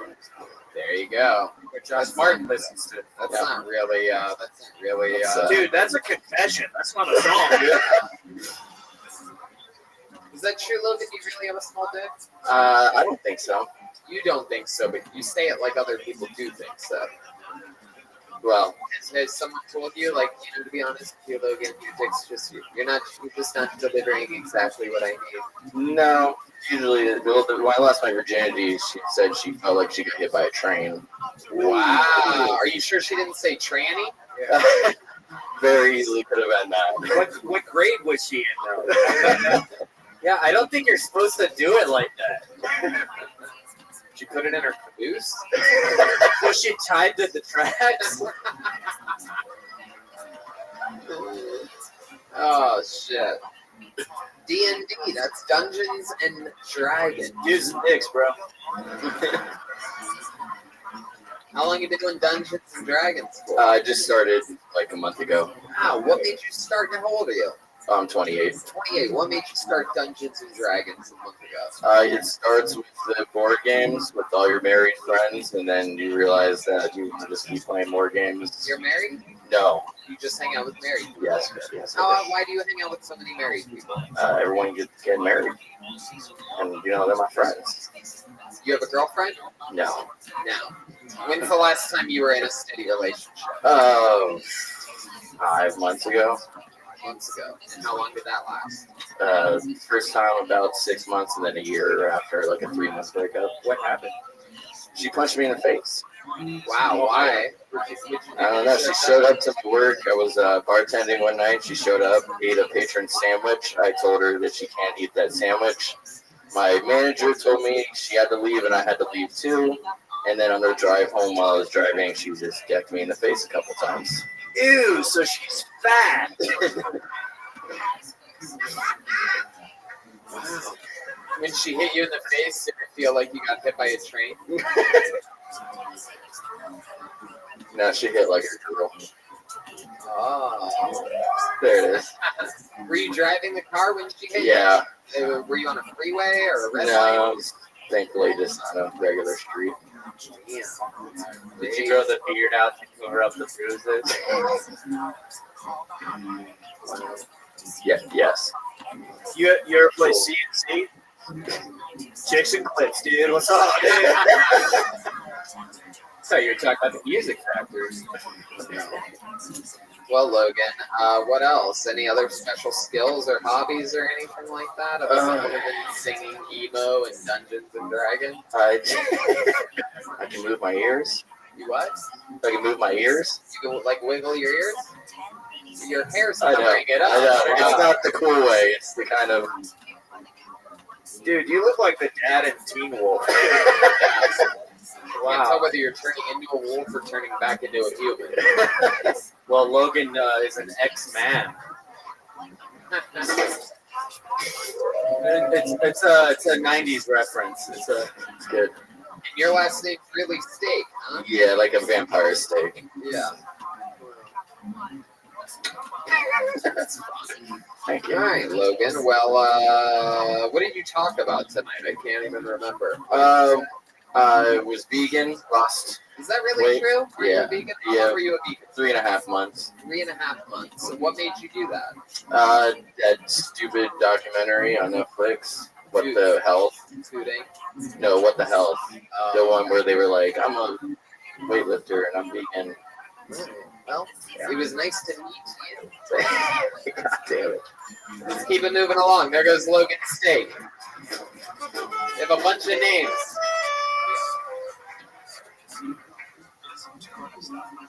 All right. Hold another name out of the bucket. Put your hands together for Will Bell. Will Bell. Whoa, I'm not seeing any movement here. Is that Will? Here he comes. I got a wave. It's Will Bell. It's this. What happened to the audience? I could have sworn there was a live audience here before. Hey guys, my name's Will, and the last time I was on Kill Tony, Tony Hinchcliffe told me that I looked like the only fat Lannister. Which, I don't think is true, because I wouldn't call Tyrion Lannister absolutely skinny. He may be short, but he ain't skinny. Well, apparently not a lot of Game of Thrones fans here, I guess. So, my grandpa, his name was Newfie, and he used to tell me all the time that he get all this pussy in the nursing home. And I said, Newfie, your dick don't work, man. And he said, Willie, sat me down, looked me straight in the eyes. Willie, I don't need no Viagra. I need whiskey to keep it down. I realized then I had my grandpa's dick. I got my. Go ahead, finish it. I know better than that. Okay. I guess it depends. You have a real attitude for a guy that's going to finish on a not laugh anyway. I've listened to the podcast long enough that no matter what I said, it wouldn't be funny. That's not necessarily true at all, Will, but anything you would have said probably wouldn't have been funny. You are correct. I liked your style. I can't. I'm so, wait, it was in LA that I called you a fat Lance? No, it was in Columbus. Yeah. How long ago was that? 2 years. It couldn't have been 5 years ago, dude. It was like 2 years ago. 3 years ago. Yeah, dude.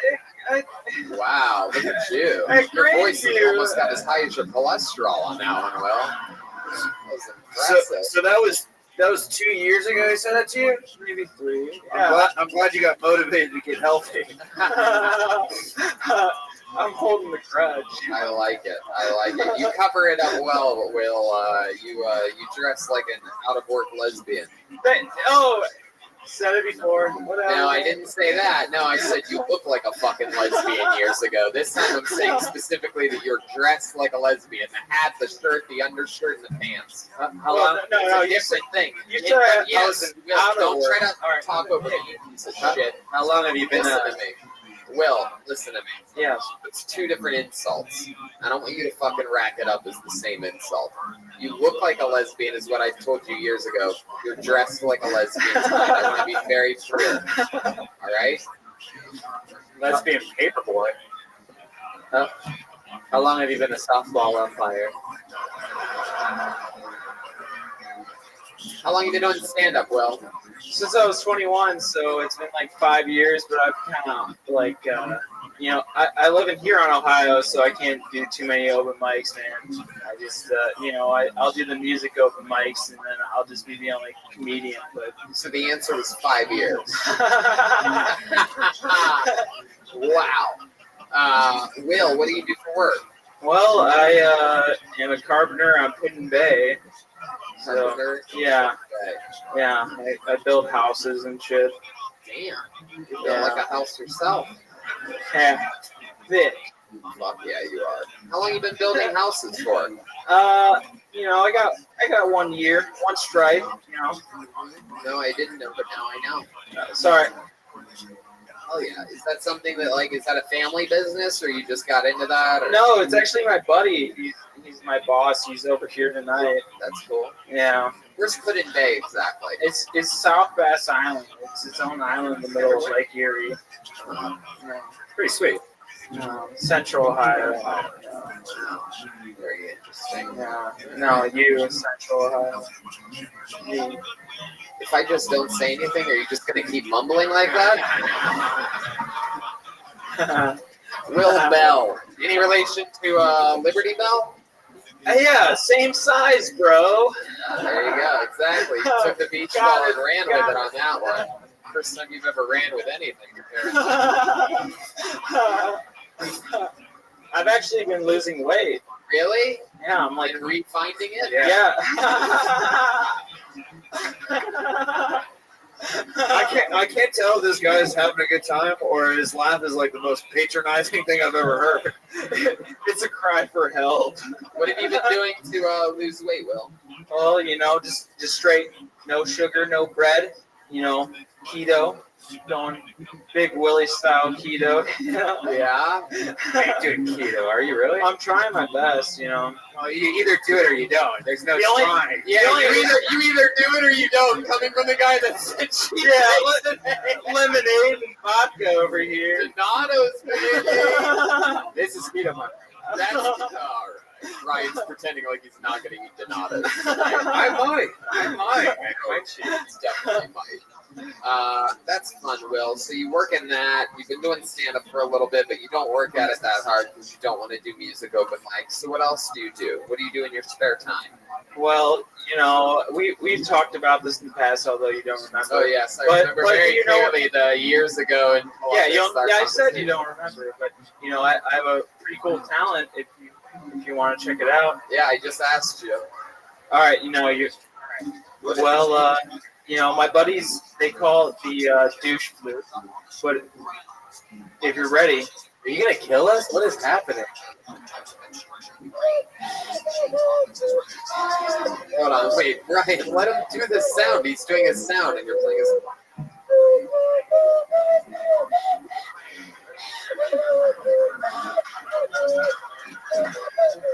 I'm sad. What are you doing to do that?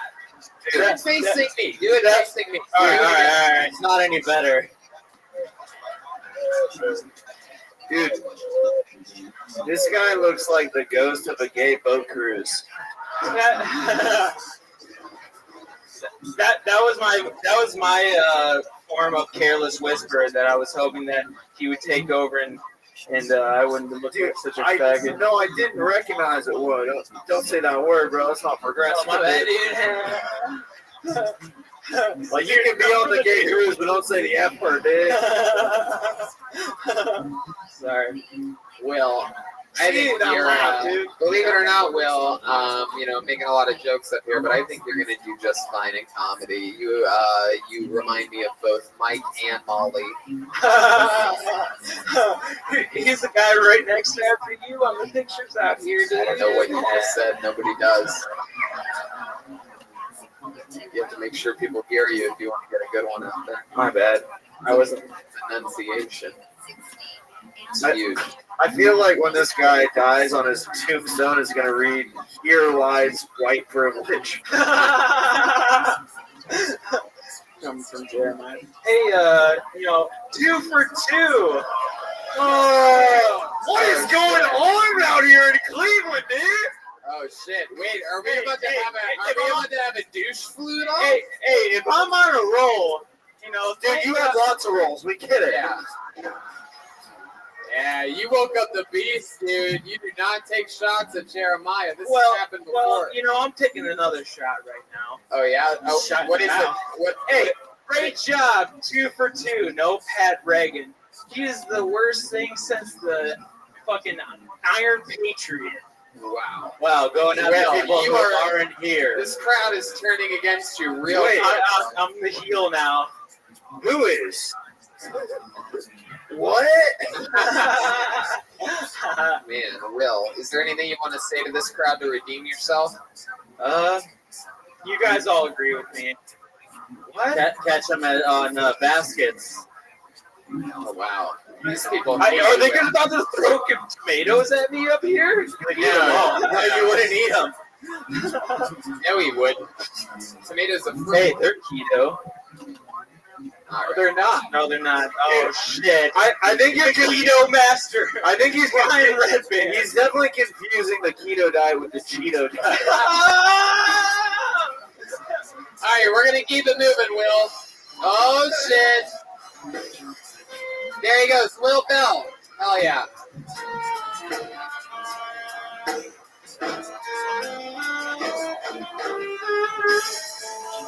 All right, we're flying through it here. We have we're almost there. Why don't we try to get maybe a couple more up here real quick. Put your hands together for Jeremy Walken, everybody. Jeremy Walken.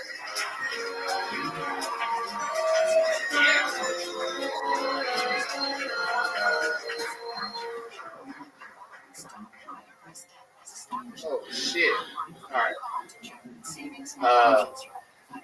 Fucking blank. All right, here we go.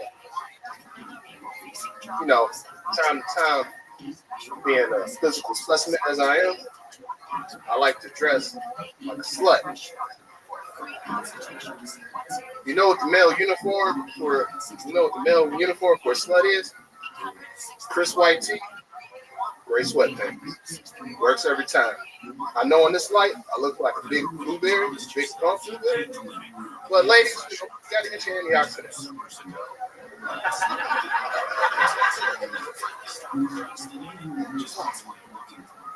About to say, you know, you ever want to go down on a lady? You pull down her panties. There's a piece of tissue in her pussy crack. Is it rude to tell them? Do you eat around it like a piece of salad or something? Oh, is that it? If you want to finish it, you can keep going. That's all. That's all you got. Hell yeah. You look like you eat the pussy, the toilet paper, and everything in a refrigerator. It all goes down. It all goes down smooth. Hell yeah. Fuck yeah, Jeremy. That's awesome, man. It's your first time doing stand-up? Yes, sir. Fuck yeah. Put your hands together for Jeremy.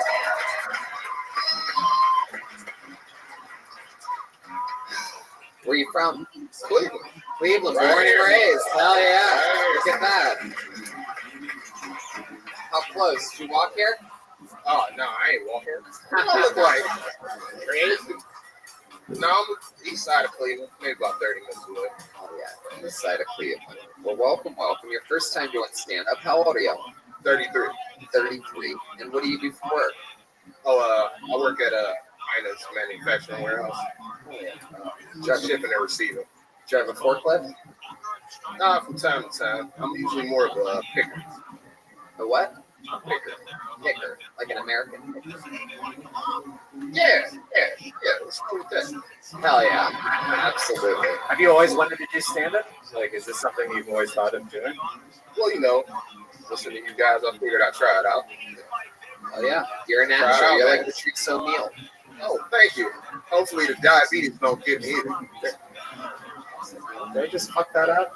Patrice O'Neal? His name's Patrice O'Neal, right? Yeah. And I said Patrice O'Neal. See, he's almost like him, so he must have like purple feet or something like that. Okie dokie, we lost everybody. All right. So Jeremy, when you're not working, what else do you do for fun? What else is fun facts about Jeremy Walken? Video games. Yeah. Some of your favorite video Welcome, games. big dog. Fortnite. Nah. Hands ain't How are fast you? enough for that. What are some of your games? Living the dream, dog. How many hours you put into studying today? Those type of games. Oh yeah, that's fun. When you're not playing, you have a girlfriend? No. Antioxidants. So when you're games. No. And you're not I know it working, sucks. What else? Anything else? Anything you do outside of the house? You live by No, yourself? I know it sucks. No. Still with the parents? Yeah, with my mom. It's kind of. I bet your mom cooks good shit. Yeah. My grandma's the best. Oh shit. What's her? Dude. God fucking damn. I can't even imagine. Gets you every I time. cannot even like. It makes me seriously like want to like tear I had up. a flashback. Like fucking dumb. God, I bet. People having flashbacks and shit. All the time. That toilet paper shit's hilarious because I think we've all been there, you know? Like, yeah, I'm right. We were the Red Band, yeah. I think everybody's seen that. We just don't talk about it. Yeah. That's funny as fuck, though. What have you done in the past when you've seen that toilet paper there? Trying to move it to the side. Yeah. Move it to the side. Just leave it on the wall. Maybe she's saving it. Move it to the side. Have you only been with black women? Oh no, I don't. Or that was that on? Yeah, they black can woman's be. Vagina? Unfortunately. All toilet paper on a pussy is. You could. never know. You know. Boo, really, lady? Really? Single ply, simple bitch. I can have fucking toilet paper on my pussy all you fucking want. If I want to fucking break up toilet paper on my pussy, it's 2018. Boo you, lady. Jesus, go clean yourself, you dirty bitch. Ew, these chicks just throw out boos for anything now. Ever since Hillary lost, everybody does. Ew! I fucking like TP on my fucking pussy. You can't tell me what I like. I voted for it. Dude, she sounds like a girl that named her vagina Charmin, dude. You got it, I bet dude. it's super easy to quicker pick her upper. She needs a brawny man. Fuck. Sounds good, pimp. Oh, we cover toilet paper and pussies. It's a working. Jeremy, you're a big guy. You have any special moves in the bedroom that you do? Anything crazy? Oh, I call it the lockdown. The lockdown? Oh, yeah. Is that just when you're on top? That too. That too. The lockdown is when you got it from the back. Yeah. You put your stomach. Oh, shit. Hell yeah. I might have to try that sometime. Next time I'm having sex with a girl from behind, I'm going to put your stomach on her back. Lock her down. That's what's up. Jeremy, I fucking love your style. I love your charisma. Everything straight down the barrel goodness. Next time you do this, just ignore the lights. That we can't tell whether you're seeing anything or not. You know what I mean? Any of those self-thoughts. Just look out there into that. Just like when you're looking in the mirror, you look out and see that black mass out there and just let it rip. You know what I mean? Because I think you got this on lockdown. So do it again sometime. Have fun. There he goes. Jeremy Walken. Fuck yeah. No relation to Christopher. What do you guys think? One more? We only have time for one. Sorry to all of you that signed up that didn't get on. This is the Cleveland Bucket of Destiny, and it has spoken. And your final comedian performing tonight is Devin Knapp. Devin Knapp. Oh, look at all the sad faces of people that didn't get up. You can try again. Cincinnati's only a 3.5-hour drive on Friday. And then Saturday, Fort Wayne. There's a Kill Tony there, Fort Wayne, Indiana, if you're feeling anxious. One more time for Devin Knapp, everybody.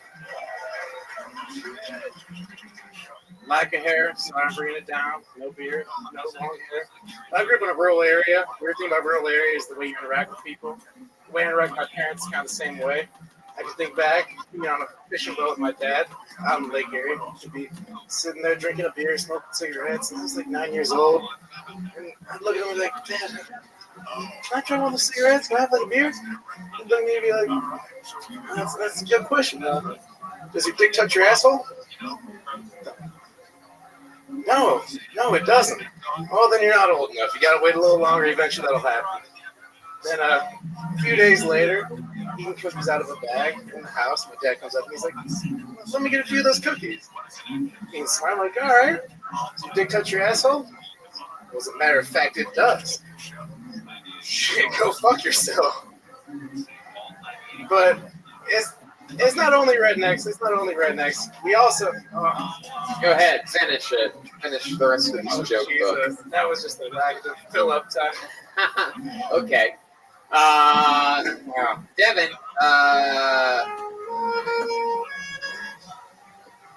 Somebody told you that joke, right? Like, that's like a street joke. That came from my grandparents. Why would you do a joke that your grandparents told you? Because I thought it was... How old are you? What are you, a giant baby? Don't let the facial hair fool you. Dude, I'm pretty much It's your first time doing stand-up, and you did a joke that your grandparents told you. What do you think, Jeremiah? Can I make a weird curveball suggestion? Yeah, I think it's going to be the same thing that I might be thinking. We haven't had one female on the stage tonight. Can we pull a female name out of the bucket and replace this dude? Let me ask you something, and don't just stop. Stop.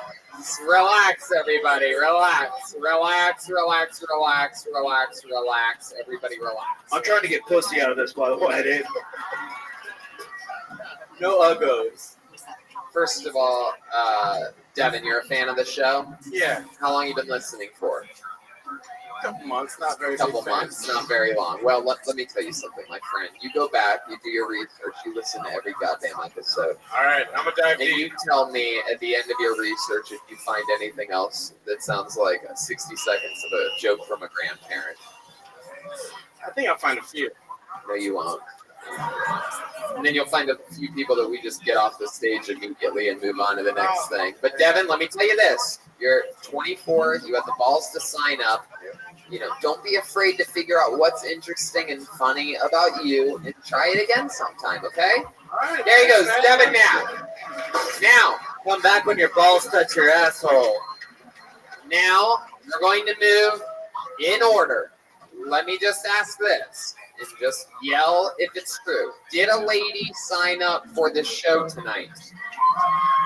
Okay, now that table shut up. Did any other ladies sign up tonight?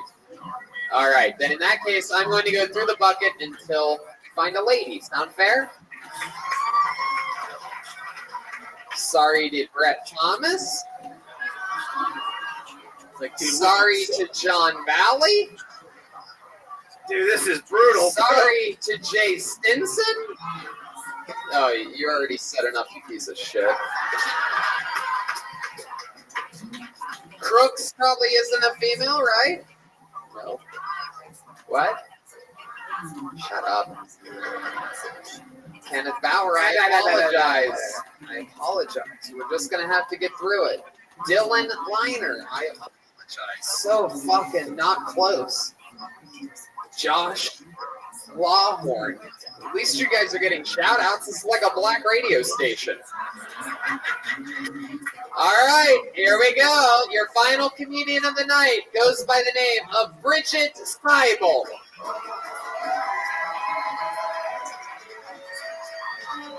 Bridget Seibel is coming to the stage. She has a steady pace, a drink in her hand. Here she comes, of course. Make some noise for Bridget Seibel, ladies and gentlemen. Closing out the show. So yeah, earlier in this podcast, I was the one that did. So yeah, I got to add a little sauce to it. So I just moved from Chicago after 5 years living there, but I did grow up in Cleveland, so that's why I'm here. I escaped purgatory, and then I came back. So I have Very no well. idea what to say now. So it's a total mistake. I apologize on behalf of all the other females, all of none that have truly entered, because this entire I put my neck out for you! This entire show. Lock her up! Lock her up! It was great to sit here for at least 5 white men to tell us things that weren't funny, and then Wait a second. Hold on. What's your Stop. closer? Stop. Excuse me? Stop. Stop. Stop. Stop. Okay. All right. Everybody stop doing things. Bridget, what would you have to say about 5 white guys? What did you say? just the fact that I got really drunk because I had this much. Obviously, how you I living? thought you were calling Joel White for a second. I was about to get pissed, dude. Yeah, What the fuck? Seriously. And by the way, Jeremy Walken was 5 black guys in 1. I don't understand how. That's what's up, bruh. Bridget, first of all, let me, I know a lot of people think I'm going to be mean to her, but let me start by saying that is one of the funniest performances by a female comedian I've ever seen in my life.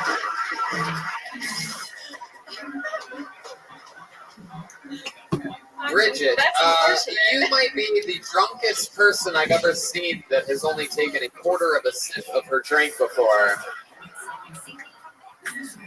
Yeah, I was about to spill over again. I actually spilled it when I was walking up here.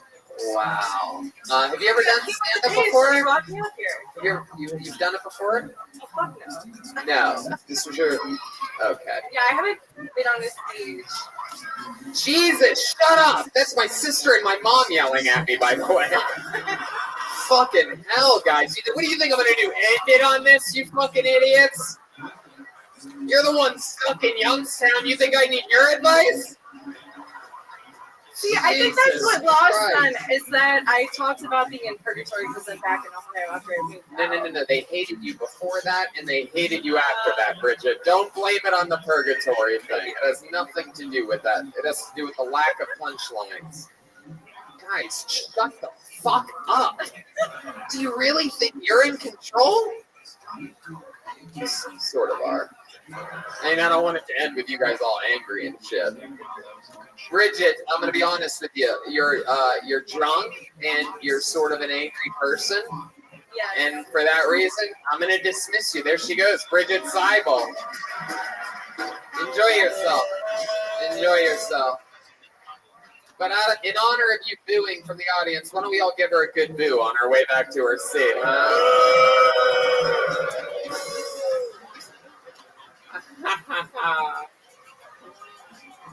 I apologize to Michael Tucker. I apologize to Tony Giachetti. He sounds like he'd be funny too. Tony Giachetti. Brittany H. Brittany H. Here we go. This is going to be your final comedian of the night. Is she coming? Here she comes. Brittany H. Moving at the pace of The Undertaker. Yeah, here we go, motherfuckers. You guys ready to end this show or what?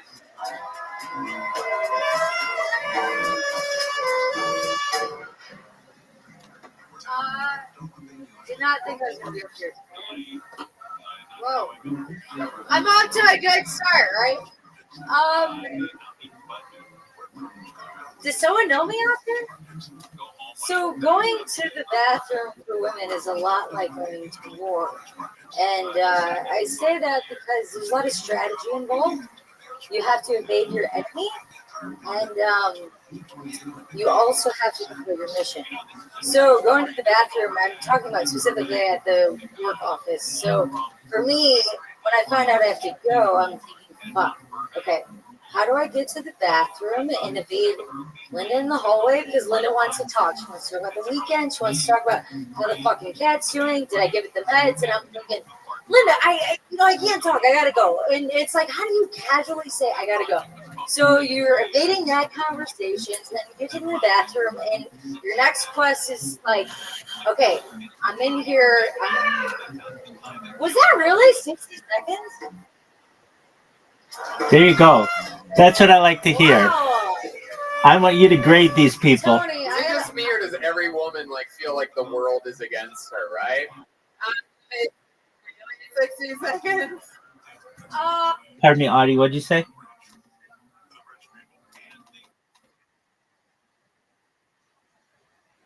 No, that's what we're going to do. We're going to grade them. We're going to grade every stand-up comedian until you fall asleep. We're going to give them a scale because scales are very important. Do you want to make the scale 0 to 10 or 0 to 100?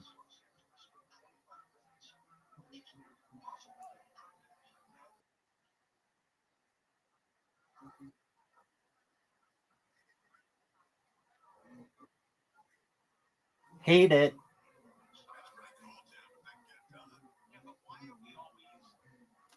Tell me why it should be 1, 2, 3.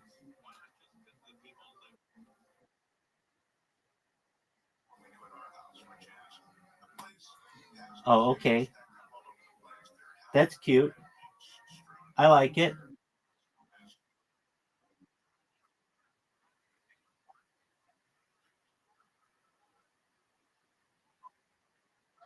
Yeah, they do. Have you been thinking about Rabbi's stool scale recently?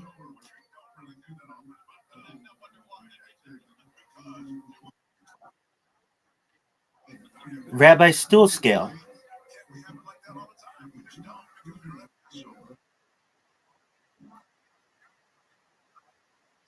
No, no. Have you been thinking about my stool scale?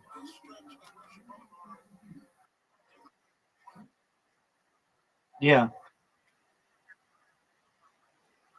Okay, that's honest. I'll tell you what. I thought about it.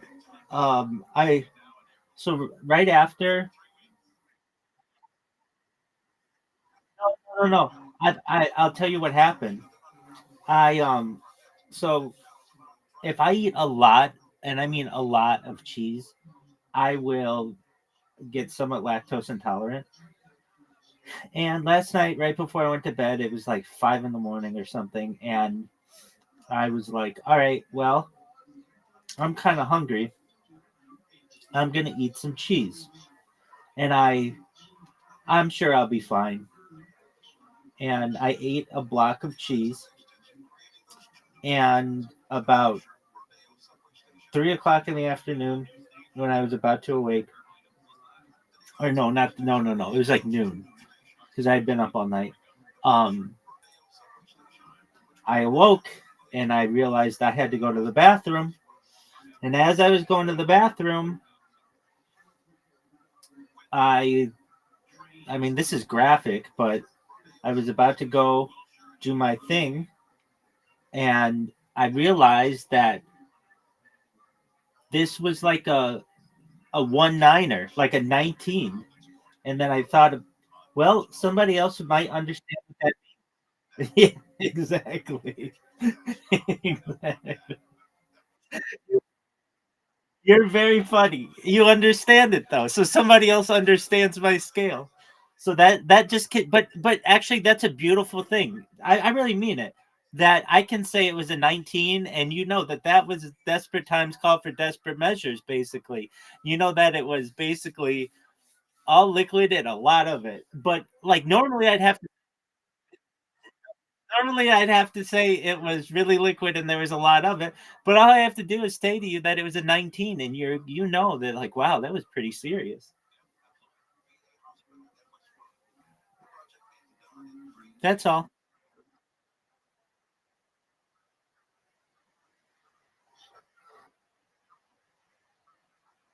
Oh yeah, few people would. I mean, you're rocking with the best. So yeah, but we had a 19 on our hands, girl, and it was a mess. But everything worked out in the end, no pun intended. So yeah, there you go. I'm glad you know. Well, no, I do like puns, and people make puns on here. Okay, so with that out of the way,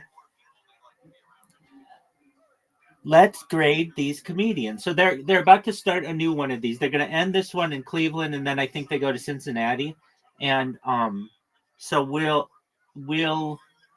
we will judge comedians, and um, we'll see if we have commonalities in what we think is funny. So with that, here we go. But I love that you said zero, and one other thing when it comes to scales, so like I don't know, this happens a lot with dudes.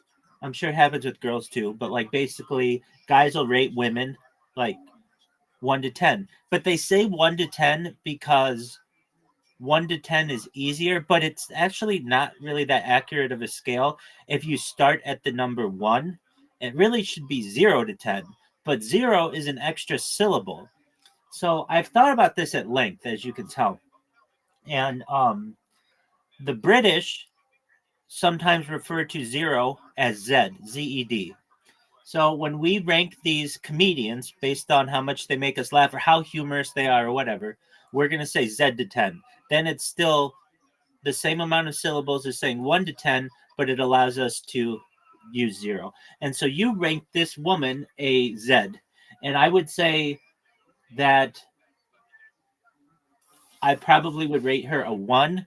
The only reason why I don't rate her a Z or a 0 is because, well, some people are really, really racist and they're just like, I wish I could give these people negative numbers. So this woman at least wasn't super racist. But there's another thing that you should know about these scales. I'm very into scales, obviously, and accuracy. There's this excellent. There's this subreddit on Reddit that's known as True Rated Discussions. There are a bunch of them. They basically are just a bunch of loser people who rate really pretty people on a scale of 0 to 10. And normally, people who are very, very good looking, like very good looking, you would think they'd be like an 8 or a 9 or a 10, but these people don't rate them that way. They rate them as like a 5.5 or a 6. They're very strict on 5 being exactly the middle. So with you, I want to do the same for these comedians. Basically, a an average comedian is exactly a 5. A 10 is like we're both laughing out loud, and I would love to say like super racist people are like negative, but since it has to be on the scale, then we'll just have those people be zeros or whatever, really bad people. But this woman, she didn't make us laugh. She wasn't very funny. I see how you're saying she's a 0, and I could agree with that. But I'll at least my scale, I'll give her a 1. So before we continue, we'll say 0 is just absolute dog terrible people. 1 are people who basically don't make you laugh at all. 2, sometimes they're like first time people or people who are at least trying maybe. 3 are a little bit funny. 4, okay. 5, but perhaps the scale's already off. Maybe a little bit funny is probably 5 or whatever. But anyway, I just want to be careful with how we rank 7, 8, 9, and 10. Meaning they have to be really, really like 10. We have to be laughing out loud, and we'll take it from there. Okay, here we go. This is Audie. If you're watching this on any of my streams, this is Audie and Rabbi. We are judging humor, and I've never done this with anybody, so I'm very excited. Here we go. When you go to the bathroom, do you think, "Oh my God, are there other people here? Can I take a shit quickly, or are other people gonna listen to judge?" Who's roofing all the women in this audience? This is like all males, so of course I'm gonna be, What is going on? Where? Of course you're gonna be what? douchebags like you are probably like, no. Whoa! Oh, dude, everybody's coming against I you just tonight. take shit freely. Yeah. Brittany, I have no idea what's going on here. Is this your first time doing stand-up? Yeah, absolutely. Okay. I actually did this because my husband, he's out there. He wants to come up. My name got picked. I'm just trying to show him he can fucking come up, do your thing. Did he sign up? Yeah, and I wish he'd come up here. So he signed up, And I and to just- show him, you took another spot in the bucket Yeah. with no preparation other than saying, "You ever go to the bathroom?" And You're right.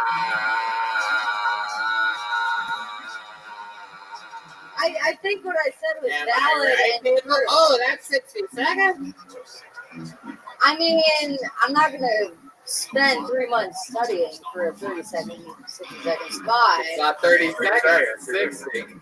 And it doesn't seem like you spent 60 seconds studying for this 60 seconds. You're absolutely right. You're right. I didn't even think my name was going to get picked, but here I am. Well, Up here. probably like many other times in your life, Brittany, you thought wrong. I'm gonna move along from you. There she goes, Brittany H. That's it? That's it. it? That's it. You're right. She was very bad.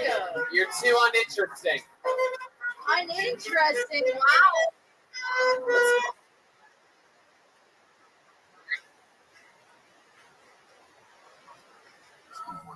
I know it's kind of hard to see. Can't you see it? I am showing it.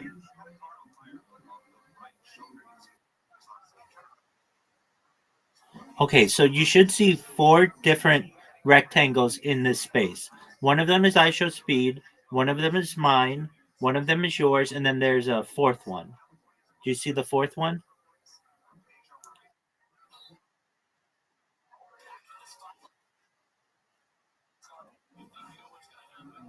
Oh. Okay, they are not for me. Let me see.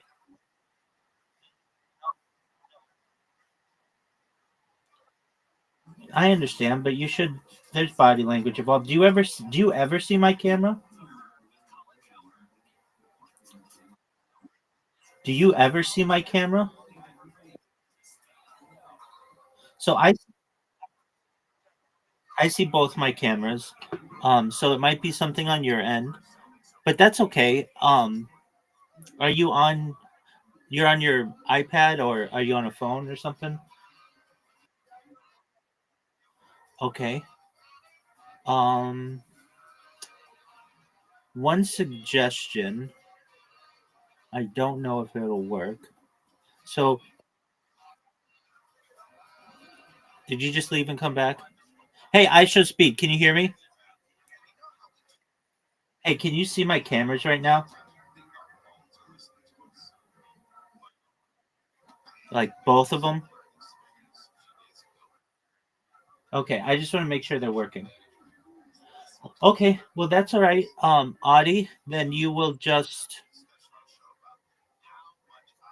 um let me see if there's anything else we can do to help you before we try this. And I understand what you're saying. Then it's just based on sound. All right. So if I were you, how could I make this work better?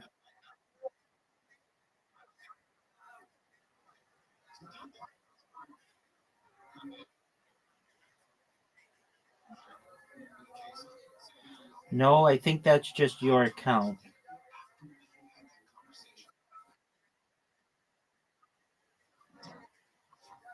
Oh yeah, you did. I see that. Oh yeah.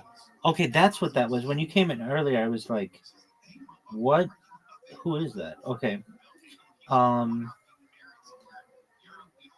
Wait. So is it working now or no?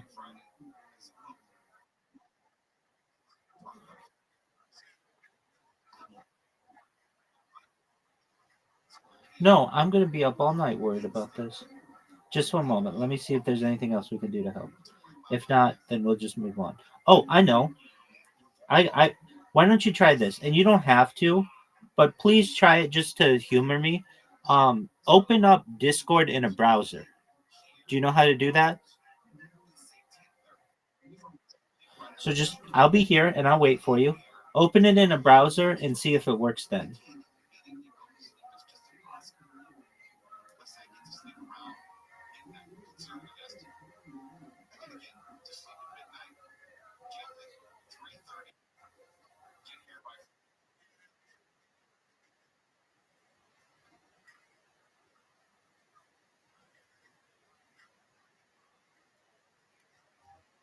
That's okay. Do you have an iOS device or an Android device?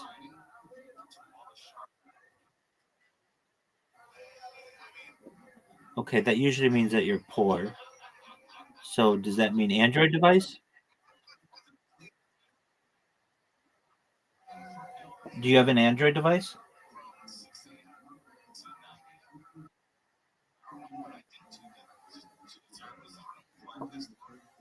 Do you have an Android device?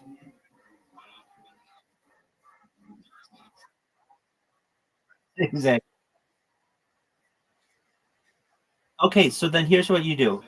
Go to the Discord app and hold it down and go to settings or like the information screen. And then at the bottom, it's going to say open by default. And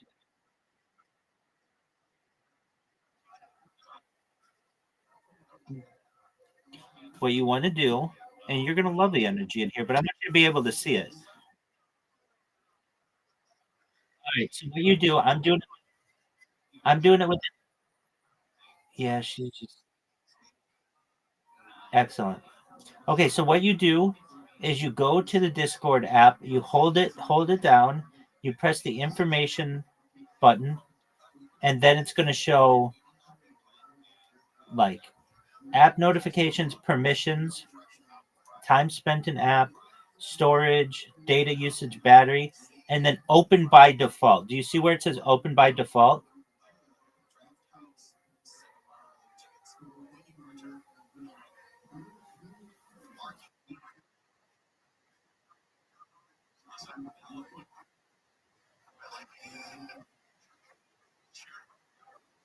Okay, that's fine. So I'm just walking you through. You don't have to. You can do that while you're speaking in here. So what you do is just minimize and go to the info button on Discord and scroll down where it says open by default. And then what it'll say is open supported links. And then you want to make that don't open in this app. And then what you do is you open Discord in a browser, and then you should be able to see the cameras.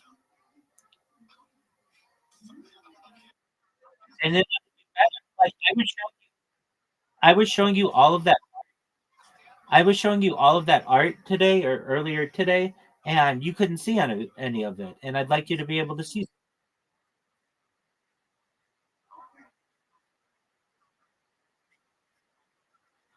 No, I was literally showing you people who were in here the different kind of art that I like. That's why I was like, really a shirt? There was art.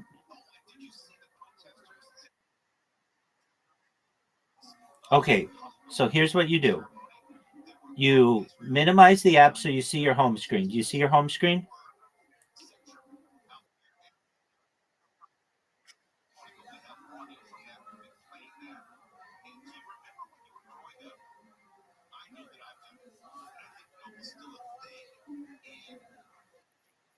Yo, pimp,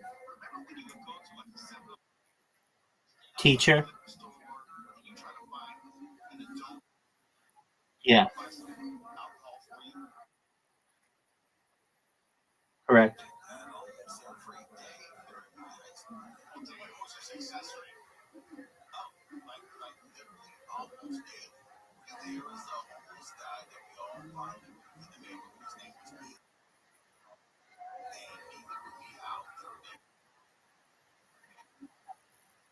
Don't do that.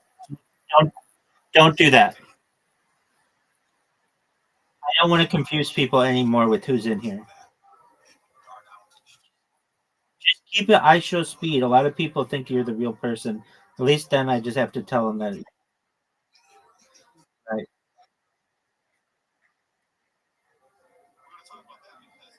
There you go. All right, Audie. So what you do is you minimize the app. Do you see your home screen now?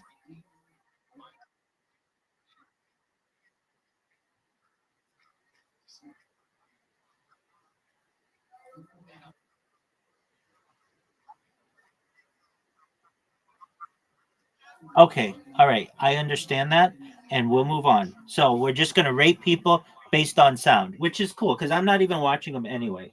So here we go. It's okay, just go. I'd like to apologize to Dylan McCarthy. I'd like to Oh, apologize to Gary Green. one other thing. So I'm sure you're aware of how this show works. People get 60 seconds to make the panel laugh as much as possible. Let's rate how funny the person was, their 60 seconds, and then let's also rate the interview. Same scale, but how good the panel does at interviewing, how funny their answers were. Because sometimes those are really funny too. All right, let's go. Graham.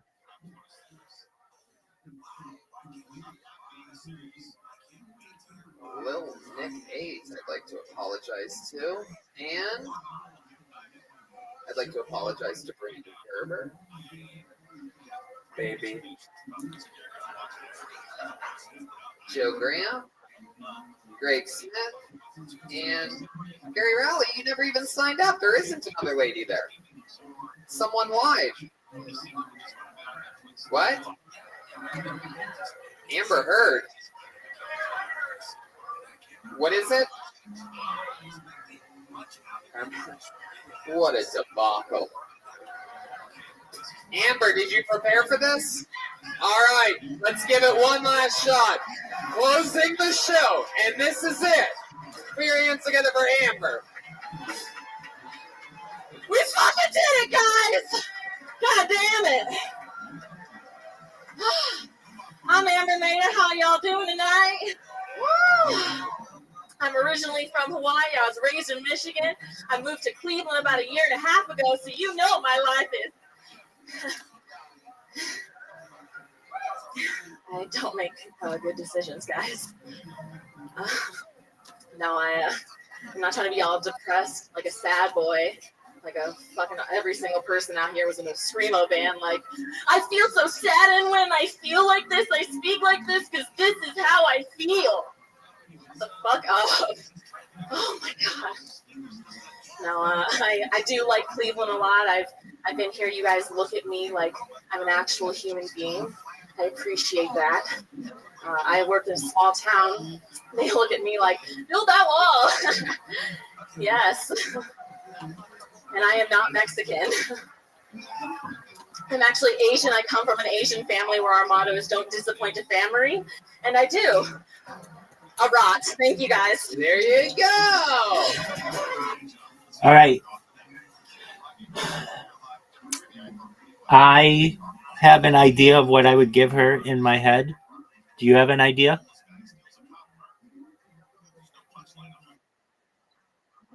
All right.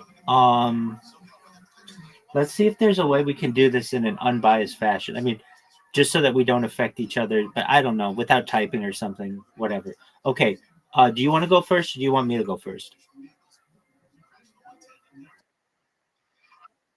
I give her a 3.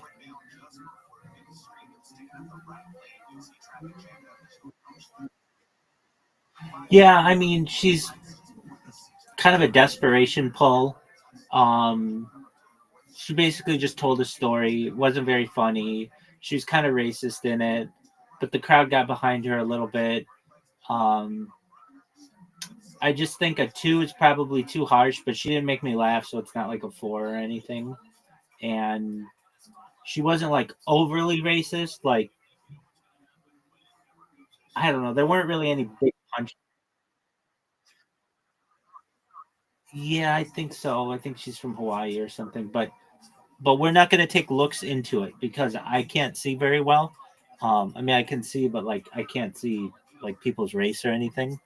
But I don't know. I feel like if you're making jokes, I don't like racial jokes really at all. But sometimes they can kill. Sometimes they're really, really funny. Um, so I'm not saying I completely dislike them either. But I just don't like. Or she could be a native Hawaiian.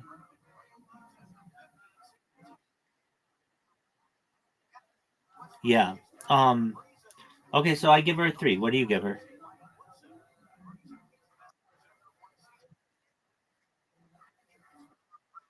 Okay.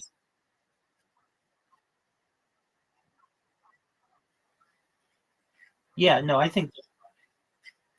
Yeah, I think that's fine. Okay, so we're pretty much in agreement there. Oh, one other thing, and this may be sexist to say, um, they don't get many women up. It's just not as big in. I don't know. They're really harsh on women, and um, I think that may sway me a little bit to give. I don't know. I I want to give women more of a chance to be funny.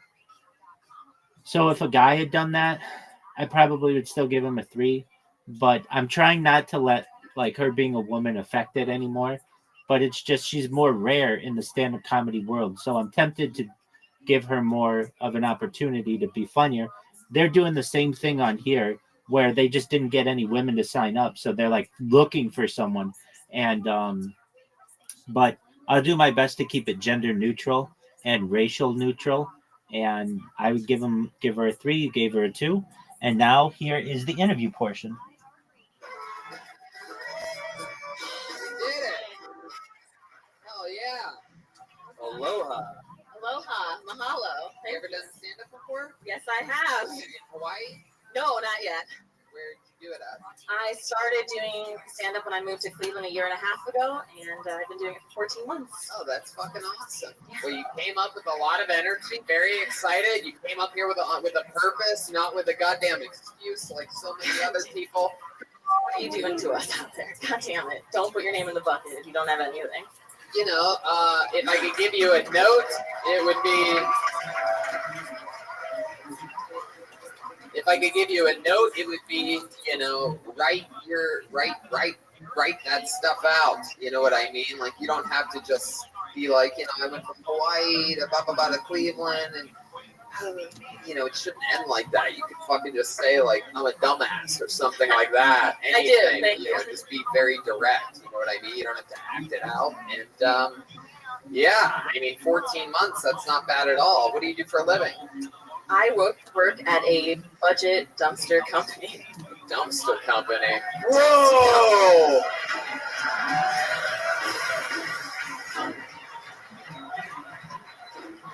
Dude, let's bring the garbage man on stage and have sex right now, dude. Fuck yeah, dude. I'm pretty sure he'll put it in your budget dumpster. Well, that's fucking awesome. Amber, we have gone way over time, so much like your tits, we're gonna bounce. There goes Amber, everybody. A very funny. Okay. I would say that was just an average interview. Probably, since they didn't have a lot of time for it, maybe a 4.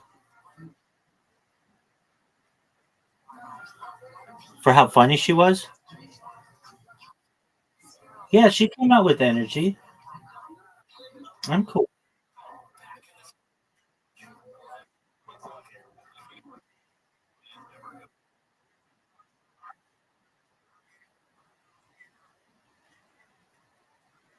Okay. Absolutely. I think you're right. She has a good personality. She's been through some things in her life. A 3 is still not good, but it's not. I couldn't see that, but she did have a bubbly personality.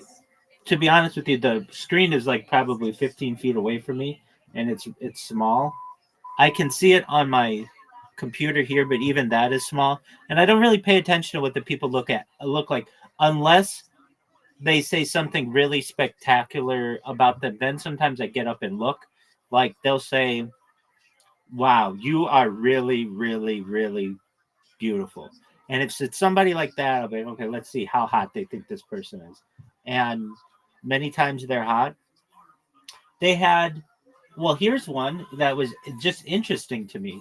They had this woman on. Her name's Cassandra, or I call her woman. She's actually was born a man. And the way these guys were talking about her, they're like, "You are so hot."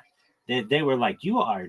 We would have sex with you right now." I'm like, "Are you serious?" These guys are like talking like they would have sex with this once a man. And when you look at her, she is a very beautiful transgender individual. So I can see what they would say, why they would say that. They've also said, yeah, the person is very convincing as a woman. They had another woman on here. I'm not saying I would have sex with her. They were saying they would have sex with her, and I thought this person's got like how hot is this person? And this person's pretty convincing as a woman. Um, and then they had another girl on, and she was a she everybody talked about how hot this comedian was, and I had to like watch a few times. I didn't watch her, but I'd listen, and every single person they had come up, they were like, "You are so beautiful," and it's hard to pay attention to your humor because of how gorgeous you are. That person was pretty hot. um they'll have people who come on who have like maybe some like they really have to go above and beyond by saying like, "Hey, XYZ about this person," or if not, I just listen to them. I can't really see what's going on, but occasionally I will stop it and take a look. If they're like making a spectacle of the person, sometimes they'll say, "This person's so fat," or "This person's so ugly," or they'll make like small little jokes. That's not a huge deal. But if it's something that the people come up and like they basically change the show because of it, I'll take a look and see what are they talking about. Anyway, with this person, apparently her boobs jiggled. I didn't see it. That's not. I kind of was just listening. So when we, yes, ma'am. What? What?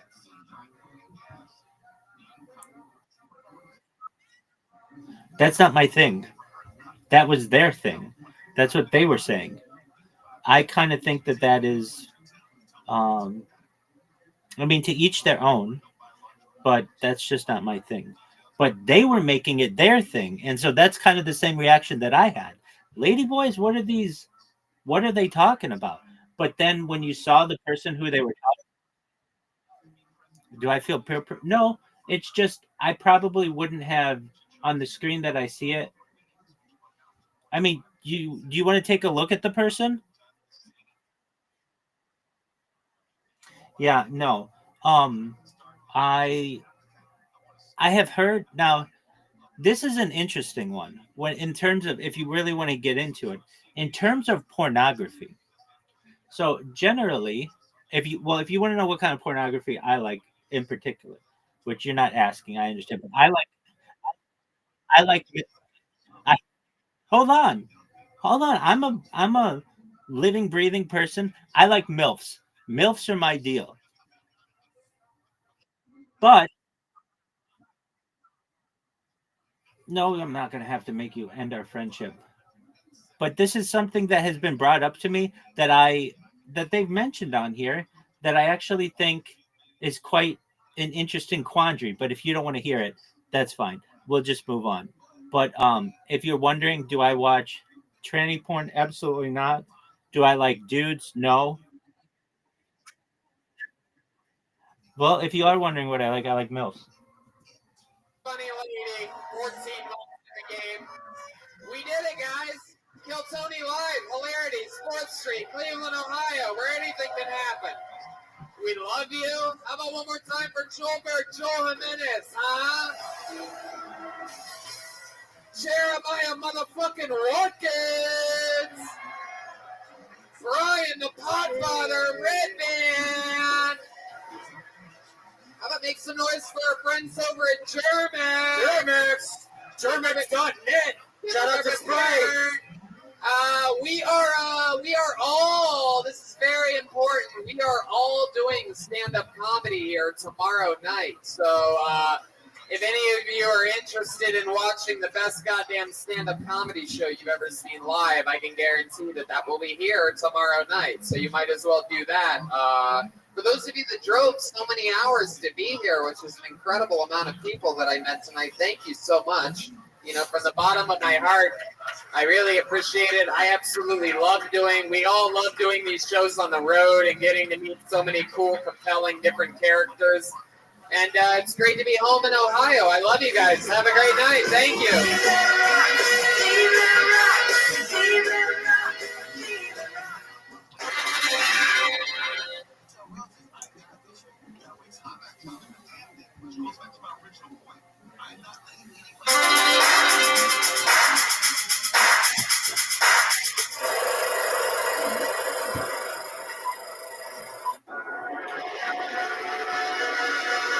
Oh, before we start this one, I know another one that I sometimes stop and take a look and see what the person looks like. Sometimes they'll have little people on and they'll be like, well, you're not that little. And other people are like, so sometimes if there's like an anomaly like that, I'll take a look at it.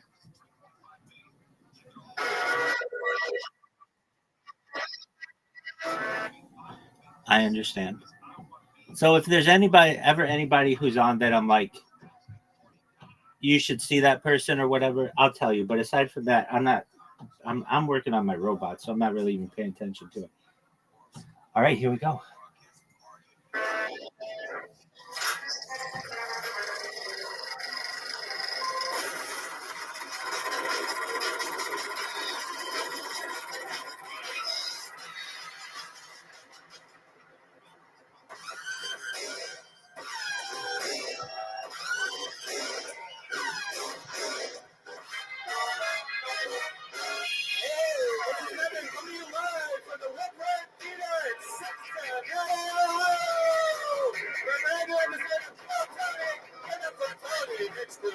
Oh! Look at this lit up crowd. We are in the daylight live in Cincinnati, Ohio. Are you guys ready for this? It's the #1 live podcast in the world. Brian Redman is here. We're just a couple Ohio boys right back from where we all started. That's right. We didn't really start here. We started in LA, but we're back. We started running here. That's where it began. The Great Escape. How you guys doing? Oh yeah, this is my kind of crowd. I love the diversity of a crowd like this. You have white people, white people, white people. We have a father and son duo over here. I know a good one when I see it. Hell yeah. Which one of you guys signed up? Neither one of the father-son fuck. Oh man, are you sure about this? You guys look adorable. Got some people in the balcony. I'm excited about this. Brian, we're here in Cincinnati. Yes, it's great to be back in Cincinnati. Yes. We were in Cleveland last night. Whoa. All positive energy tonight, people. How many of you guys want to see some comedians do good tonight? How many of you guys want to see some comedians bomb here tonight? My favorite part's like finding the comedians in the room when they go crazier for the second thing. They're just like, fuck, man. What the fuck did I sign up for? Now my name's in that fucking bucket. Well, as you can tell by the size of our table, we are doing a special guestless show tonight. So for those of you that were that got so high before this that you thought maybe Joe Rogan or maybe Dom Irera came with us, you can go fuck yourselves. Welcome to a new episode of a show called Lower Your Fucking Expectations. Yes. But in lieu of having a guestless show, I think you guys might be excited what we did bring with us. You guys know the band leader of Kill Tony, the legendary one and the only, and he is the leader of the Kill Tony band. It is Jeremiah Watkins, ladies and gentlemen, the best damn band in the land. Wait a second, what the fuck is that? Could it possibly be? Do you believe in miracles? It's Gilbert Joe Jimenez! It's the goddamn Kill Tony band! They are here in the motherfucking flesh as basketball players. The characters that I never really thought I'd see. I forgot to mention every week every show they do different characters, and I never know what they're going to be.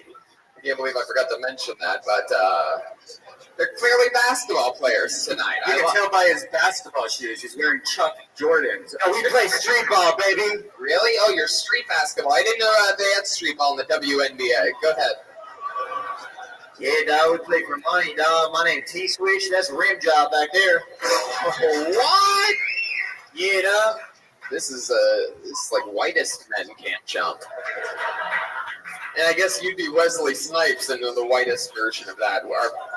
Cincinnati, I'd like to introduce you to your first ever Mexican. Here he is. It's Gilbert Joe Jimenez, live in the flesh. Is this loud enough? Does that seem loud enough? I feel like I'm yelling a little bit. How's the sound back there? It's good. It's like a goddamn. This place is huge. I thought I saw three Mexicans earlier. They were just Indian dudes. Yeah. I like it. I like it like this. I'm excited about this. Basketball players, huh? Yeah. You brought those jerseys and headbands with you from Los Angeles? Yeah, we play there. Hell yeah. Well, the whole band is in motion. I'm excited about this. How excited are you guys that Joelberg's here, everybody? Come on. Special surprise. Shout out to Andy and his sister for hooking us up with drums. Yeah. And how about a hand for the amazing Woodward Theater? Dan and this amazing staff. So beautiful and welcoming. I can't wait to see what it looks like when the sun goes down. I know. I kind of want to get married here. Look at this. You would get married here, right, man? This would be the place. Yeah.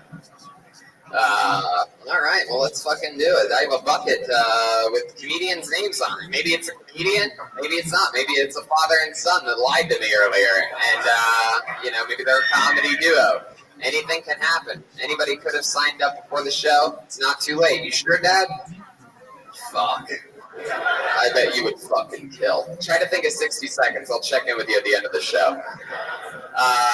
If I pull your name out of the bucket, you get 60 seconds. You know your time is up when you hear the sound of a kitty. Wrap it up then, or else you're going to bring out the angry Cincinnati Bearcat. There you go. special look treat for you. You got one alumni over there. Oh my God, you have a Bearcat tattooed on your arm, dude. You gotta fucking escape immediately. Just start running. You're on an episode now. Actually, no, you're not. The black guy next to you is. What the hell? Where'd you come from, sir? I love it. Come on in. Hell yeah. I never thought I'd see a white guy with a tattoo of a kitten sitting next to a cool black guy. But here in Cincinnati, it's a real melting pot. You guys ready for this shit? I pull your name out, you get 60 seconds. It goes like that. We interview you afterwards. Maybe we find out more about you, what you could have talked about that's more interesting. You guys ready to start this shit? It is live from Cincinnati, Ohio. Kill Tony. It's a whole damn band. Chroma Chris is here in both spirit and what he would have done if he was actually here. Dang, that's cold, baby. All right, here we go. The toughest spot, I think. Going up first tonight with 60 uninterrupted seconds goes to Zachariah Flo.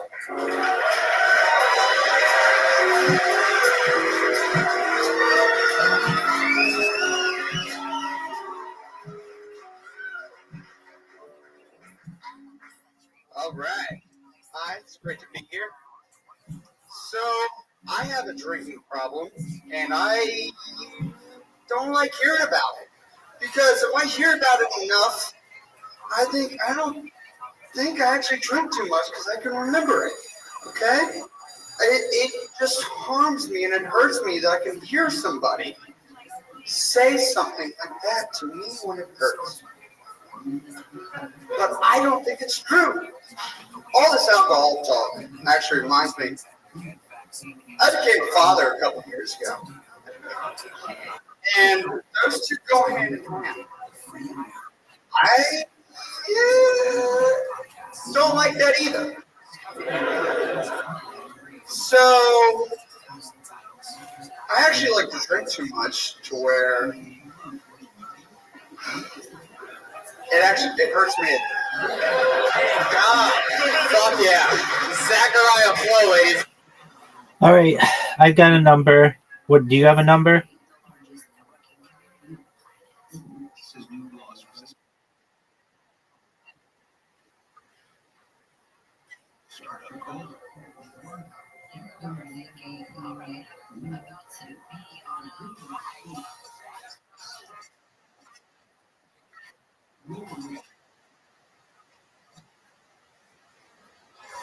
No, he just basically talked about being a drunk, being someone who drinks all the time. Yo, what's going on, YD? Yeah. How you living? How are you? How are you? How'd you find out about me? I know, but how did you find out my Discord? Well, is it from Discord? Is it from Twitter? From Kick? YouTube? Okay. Welcome. Do you know what Kill Tony is?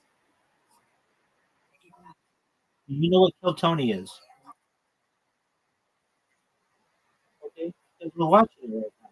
It is the biggest live podcast in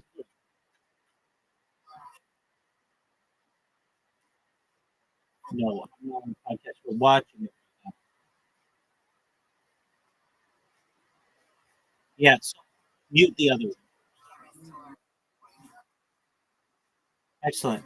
We're watching Kill Tony. It is the largest live podcast. Okay, then mute the other one. Mute the one that's.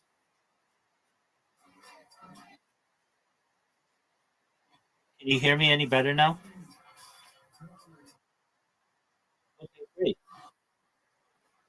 Yo, we're watching Kill Tony. It's the largest live podcast in the world, and we're basically doing a marathon of it. So what we're doing is we're ranking the comedians and how funny they are. I'm live on Rumble, YouTube. I'm live on Twitch, on Billy, Africa TV, Twitter. Just type Rabbi Rothschild into YouTube and filter by live. I'll send you a link.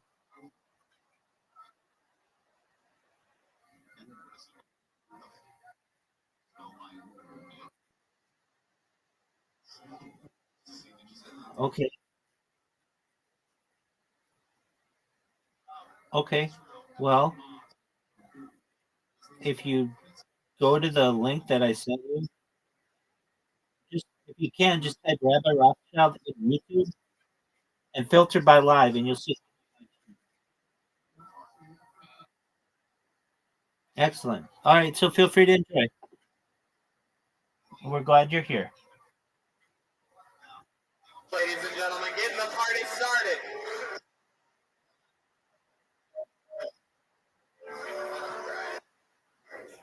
Holy shit. Please do. Signed up for an AA meeting.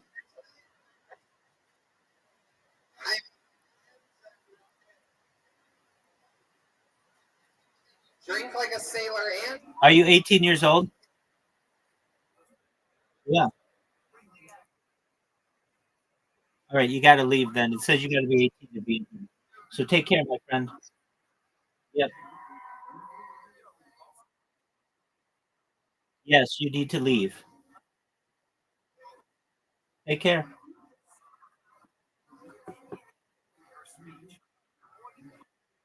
All right, to Audie, we were just ranking. Yeah.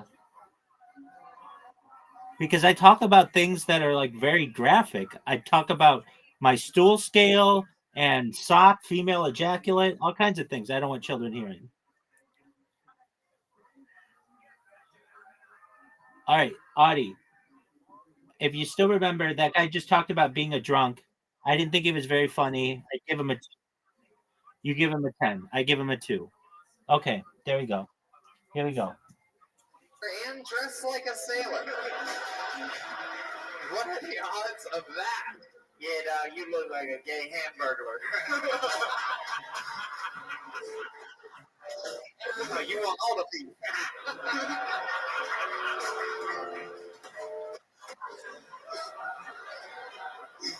How much do you have a drink tonight?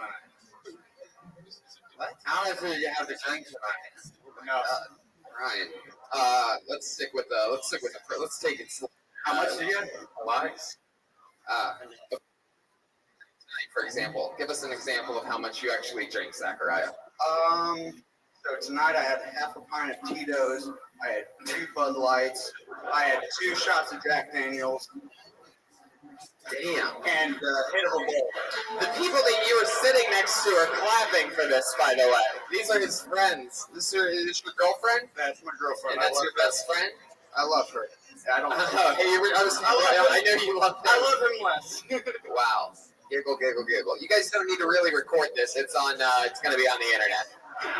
There's a better camera right there. It's going to get all this. Enjoy the moment. Soak it in. This is the time that your boyfriend had his life changed in front of everybody. This is your new bottom, Zachariah. It looks like you're ready to be one. Jeremiah, go ahead. He's blown away because he never mind talk before. Basketball player. Dog, can't you hear? She said yes 3 times.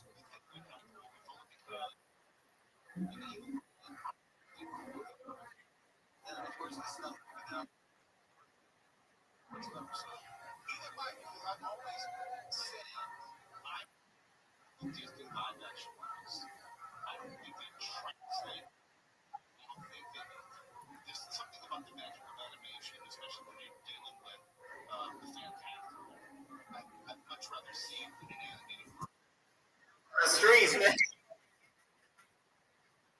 Like you. Yeah, Youngstown. No, she's in her 20s, dude. Jesus. So Zachariah, how long have you been steadily drinking like that? You're Irish? No, I don't think so. Actually, I don't know. Oh, well, probably the reason why you don't know what ethnicity you are is probably the reason you drink so much. Weren't that close to your parents? No, actually, I'm very close to my parents. Oh. Never talked about what type of blood flows through your veins before? Well, I'll be extremely honest right now.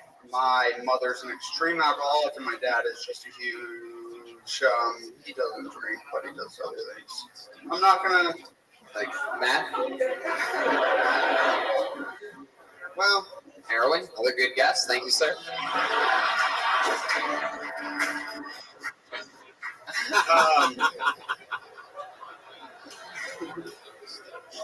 What's it gonna be, dude? You gotta tell the truth. I'll make you call this motherfucker right now. You keep not answering me.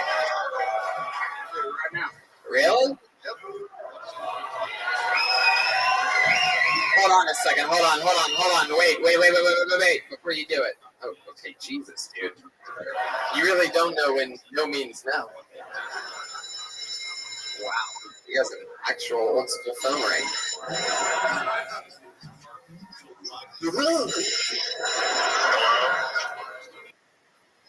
Quiet. Hello? Oh. This is Zachariah's dad. Hello? Say yes.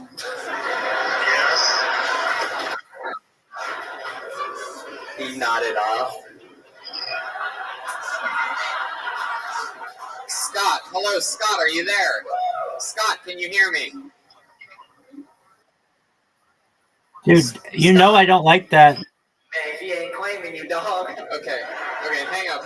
Get it away from me. Got scary there. You really don't take direction very well. I told you to stop right before you hit send. I wanted a little more backstory. That perhaps is the saddest segment we've ever had on the show. It's a unresponsive father on the other hand.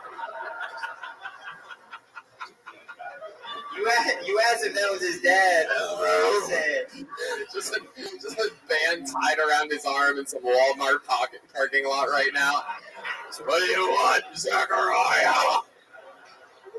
I'm getting my rocks off. What does he do? What's this thing? Well, now he's definitely going to listen. You called him instead of stopping like I told you to. All right, well, anyway. You don't get to hang out with him often? How old are you? I'm 24. What do you do for work? Graphic designer. Gondola operator. Graphic designer. Hell yeah. How long you been with this lovely lady over here? 5.5. 5.5 months. Is she a drinker too? Yeah. Yep. Drunkest you ever got? What do you like? What happened that night? Like biggest mistake you've made drinking?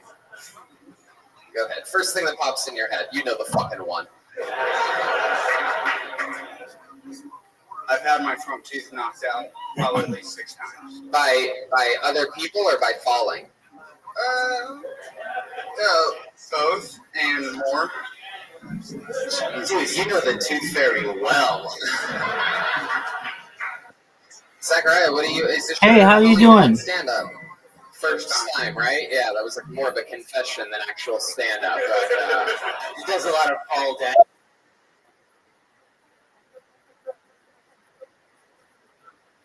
And then we're gonna bowl, girl. Already, you gotta wait for. Excellent. It's the guy, of course, it's the guy that got the Bearcat tattooed on his arm. Like, oh, make bad decision.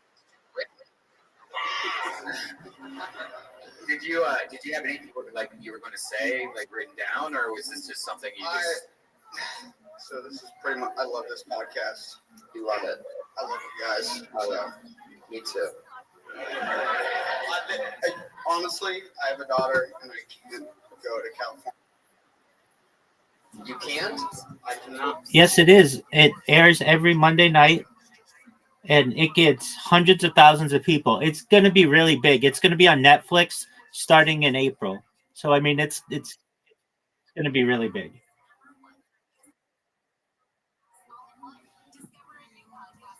Oh, I got it. Because you have a daughter. I thought there was like some legal reason you couldn't be in the state of California. The way you said it, I have a daughter and I'm not allowed in California at this time. Whatever. Are you always this huge of a bummer? Like we would like we went to Applebee's. Would you be like pissed off the whole time? Like fun to drink with. Yeah.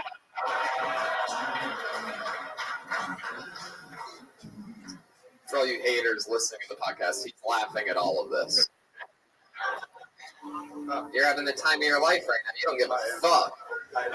It's a shame any of this. I feel like you're gonna watch a replay of this podcast like a part of every day for the rest of your life after this because you can't quite remember it. And every time you're gonna be like, I wore that.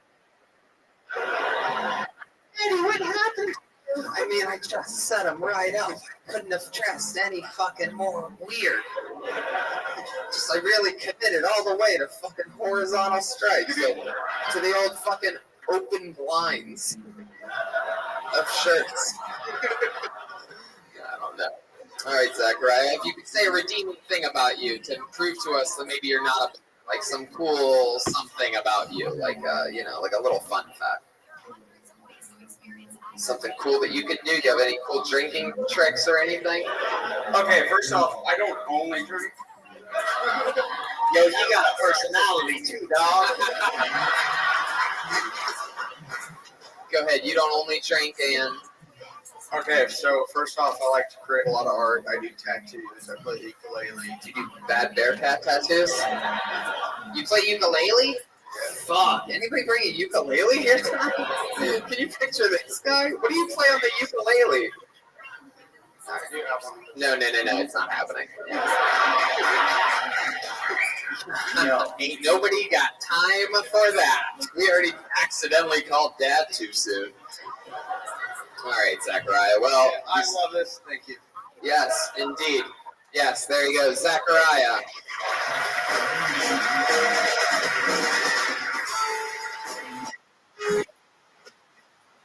If you really love it, Zachariah, then you can go do open mics more often and use it as an excuse to maybe fucking, drink a little more water and take care of your 2-year-old daughter, you dirty bitch.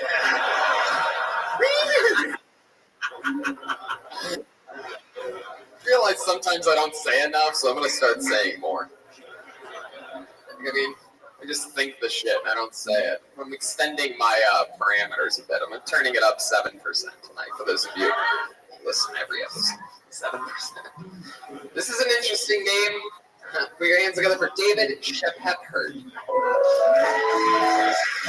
he comes. Be careful on these stairs, everyone. They're right down the middle. Take your time. David Shepherd, everybody. Hi, my name is David Shepherd. I failed public speaking in college. Classroom was only 8 people, so this is gonna be fun. When you get high, have you ever masturbated and then wonder why God creates so many sperm instead of only one? When that's all you need.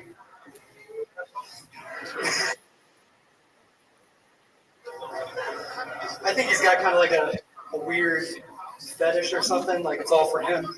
Like, if you only need one to procreate, why do you have 10,000? Like, either God is like really kinky, or he's like maybe not. I'm not gonna say it. So yeah, hopefully it's almost up. There you go. Audie, what do you think he is? Or you want me to go first? Oh, I'm talking to Audie.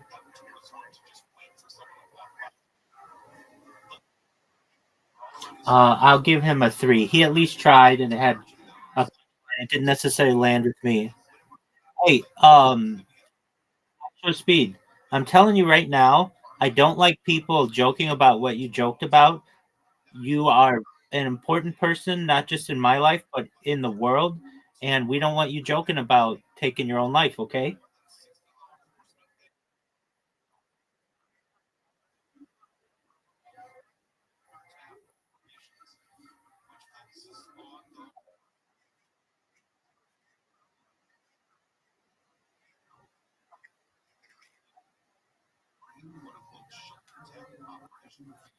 All right. I didn't yell at you.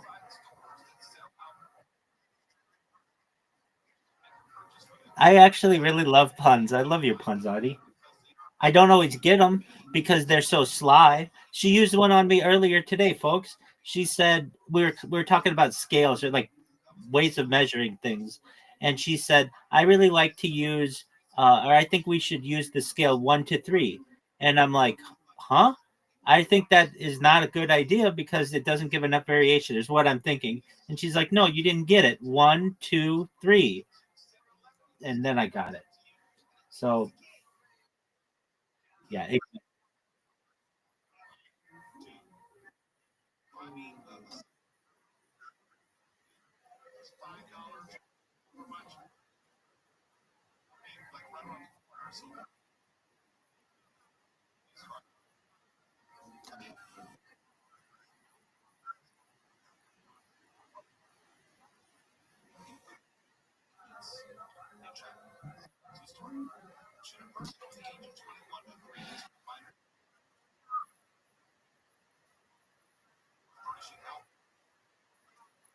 she is.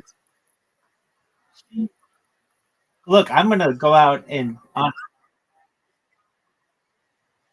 she's so nice. You have such yeah, you are. I love you. She is.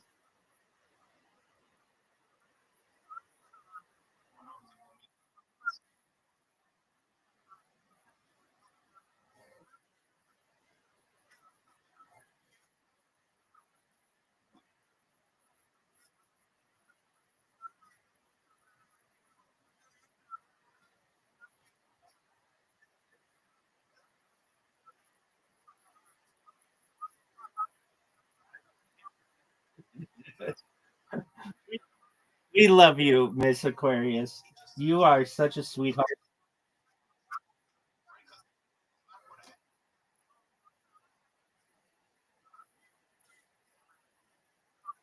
Yeah,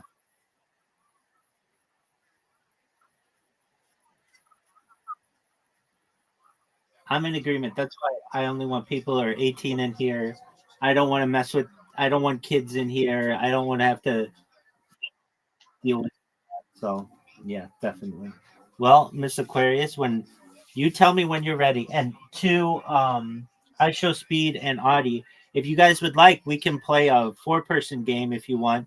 I'll tell you what, Miss Aquarius and I have been playing bowling recently, and she is better than I am at it, and so I am tempted to start practicing so that I can beat her.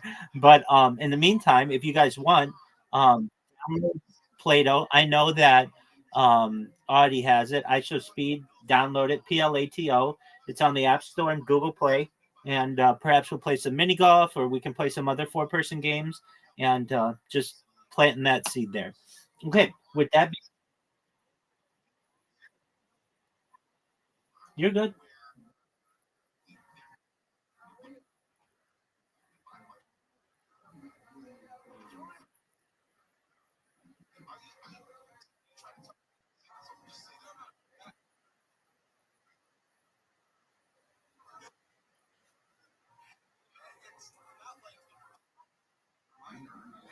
Uh, I show Speed. You were in here the other day where that rapper from Georgia was in here, who's like a legit rapper. Remember that guy? Yeah, he had some really great content. So anyway, Georgia's. Yeah, we are.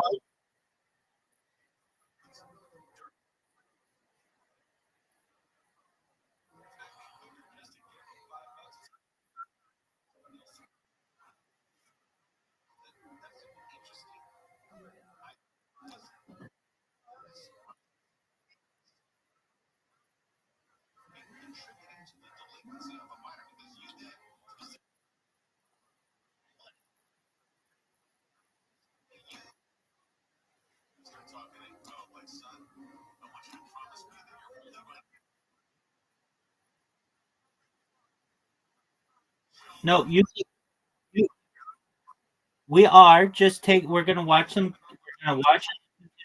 some stand-up comedy, and then when Miss Aquarius is ready and comfortable, then we're gonna play. But we're gonna let her take her time. So with that, just be patient. David, and you made a real point to correct me. Hey, it happens all the time. Do people really say that like that all the time? No, you're the first. No, they call him Bobby Hill. Oh, there you go. Yeah, let it rip. Okay. Let me ask you something. How do you spell your name? How your last name? Spell your last name out for me. Hold on. In what universe would that sound effect be fitting there? Like, how far is your delay right now?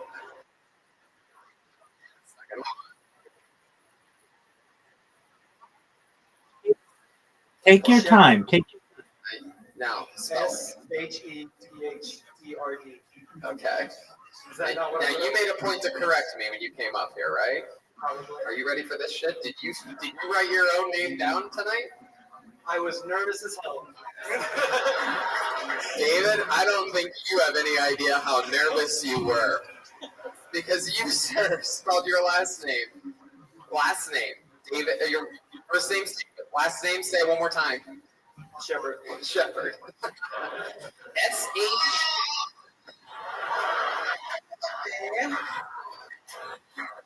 I guess when windows open, they're just not closing tonight for Brian. He's just hitting buttons that I love it. Let's try this one more time. You spelled your last name. You were so fucking nervous. You're not even going to believe this. S-H-E-P H-E-P H-E-R-D. Literally misspelled your name. I'm sorry, And you spelled it Shepherd. I had a couple drinks. I love it. It's funnier than anything you did on stage tonight. It was incredible. It's mind-blowing. I've never seen that before. We've done some completely... Are you stoned? No, I'm a little dyslexic. Oh, now I'm the asshole. I'm going to kill myself now. Great job.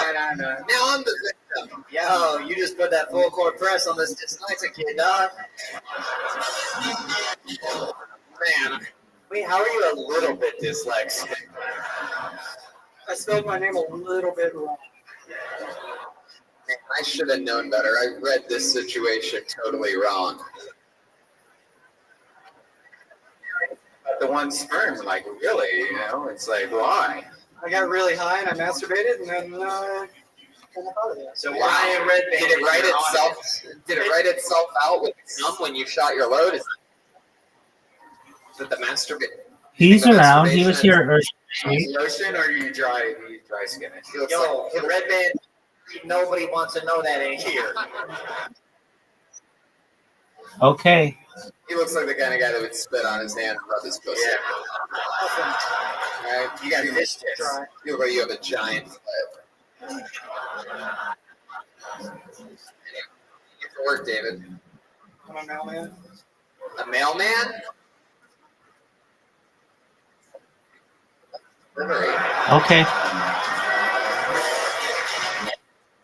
Work for me. They think that's what you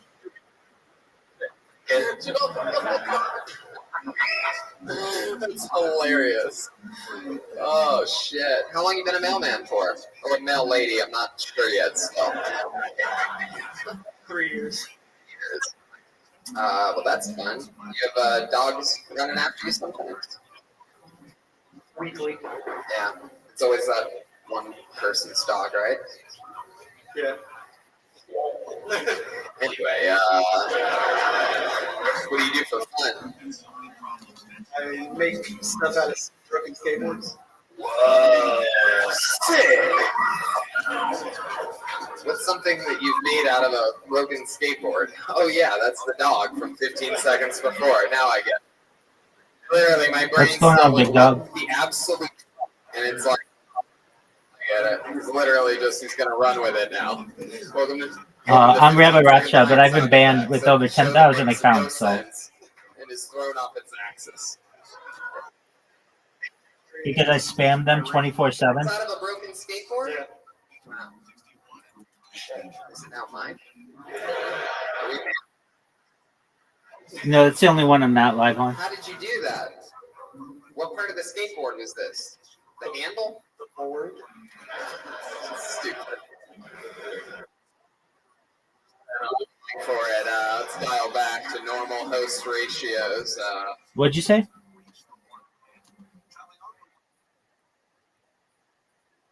Oh yeah, definitely. I'm live on 16 different YouTube streams right now.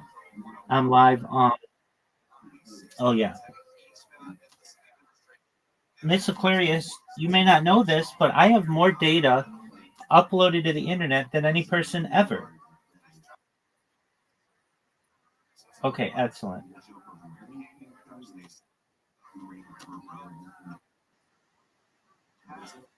I know. Okay, Miss Aquarius, are you ready?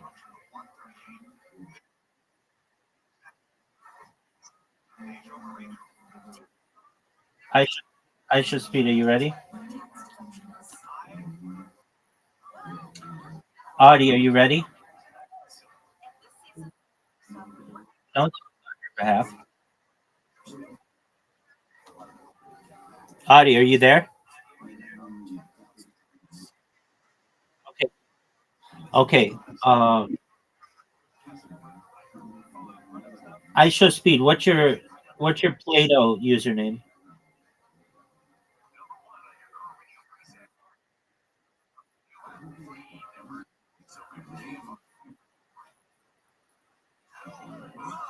Cave detect?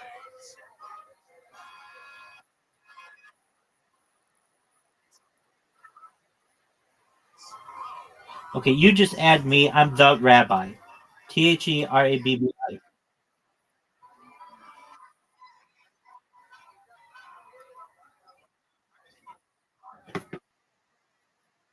Right.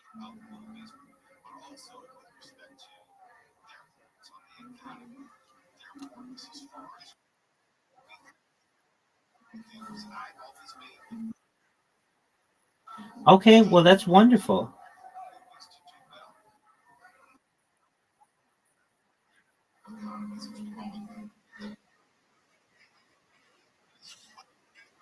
All right. Absolutely. Okay, so we're gonna play mini golf to start off, and I'm very good at it. And I'm not going easy on you all, so you better watch out.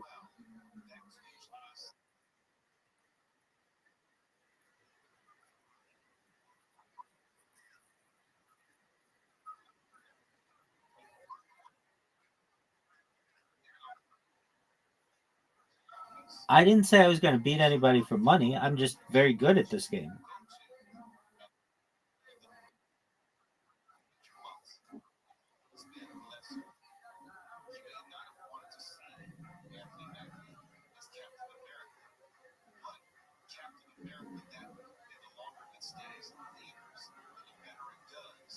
All right, Miss Aquarius is in, Audie's in.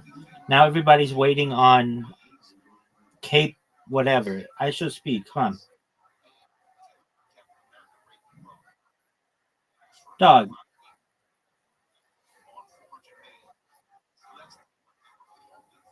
All right, you're up first, Cape.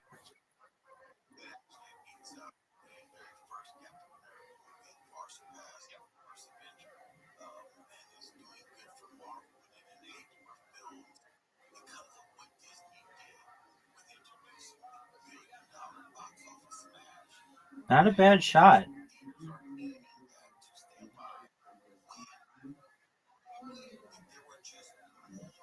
My shot was terrible. Here I am talking like I'm so good at this game, and then I do terribly.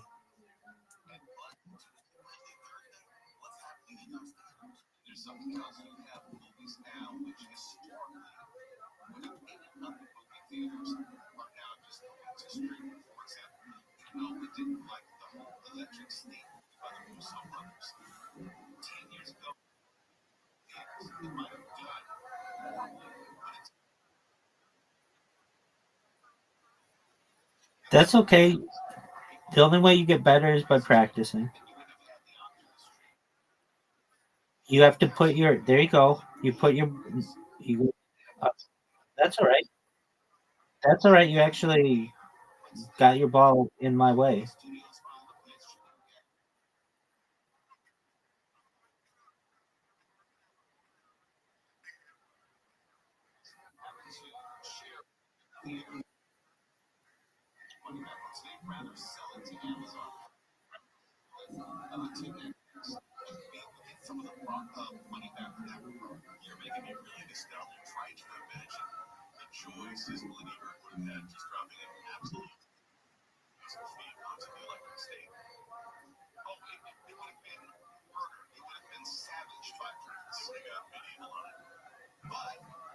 There you go. There you go.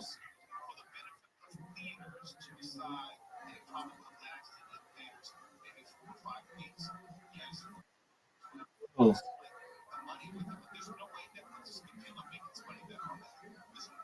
Boo! I'm doing so badly. I'm not used to playing with 4 people. Usually play with 2 people.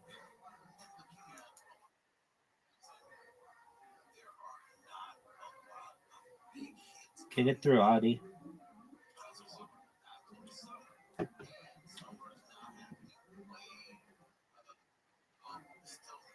I know you are.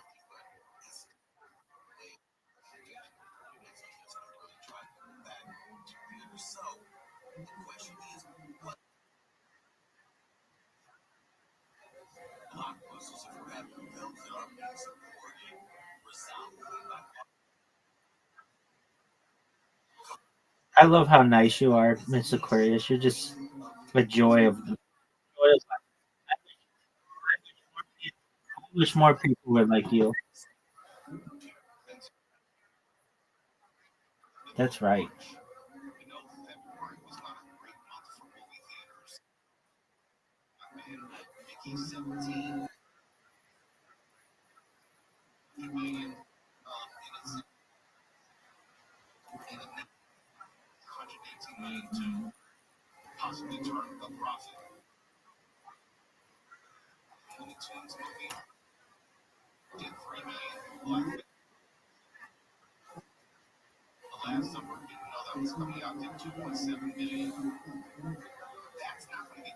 That's okay. Nobody's going to score in this hole. You only. You don't. No, you're not. You have to make this next shot. Actually, you're already done. You're already done.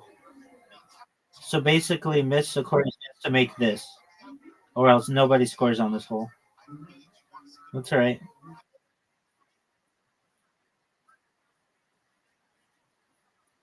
You'll get better. I can tell you already, Miss Aquarius, you're playing better than you were.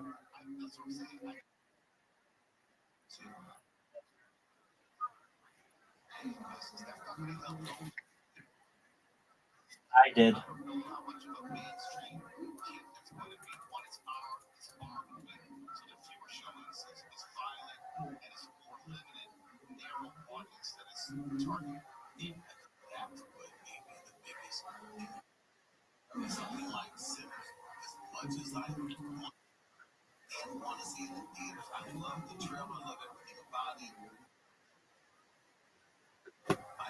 You pull back and fire.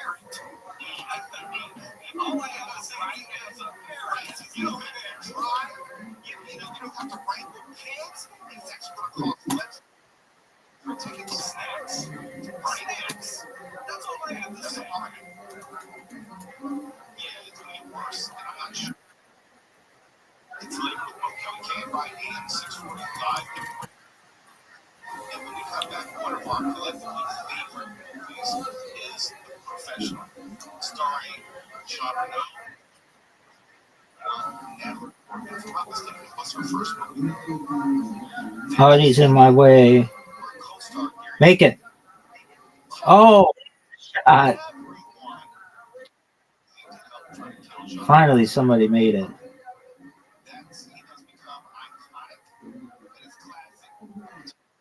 Your angles. There you go.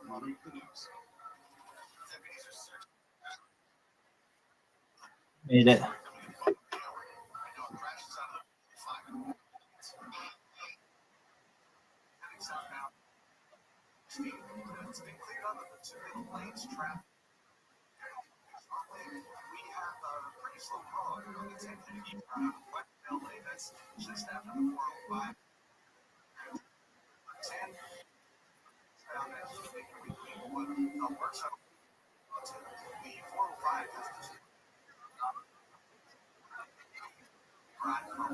You are so positive. All right, this one's a really hard hole.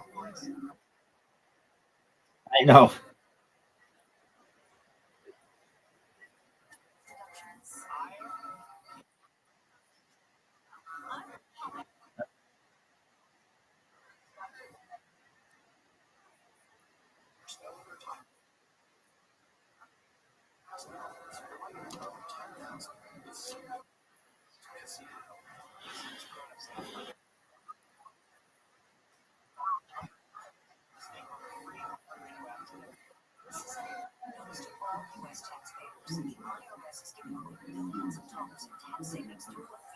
Audie, did you shoot? Go.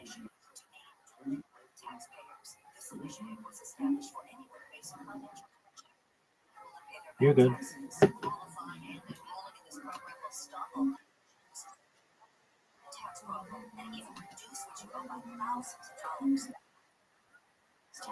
I think his computer died.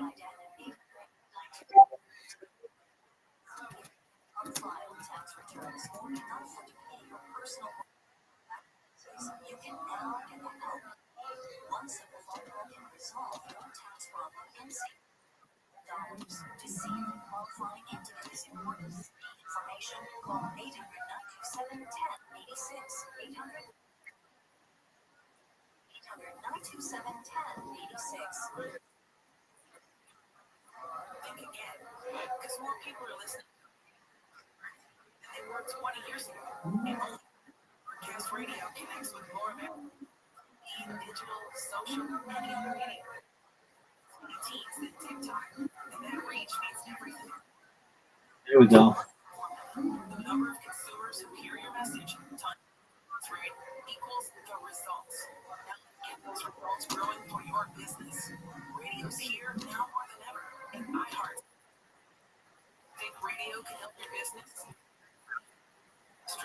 Yeah, it's just hard.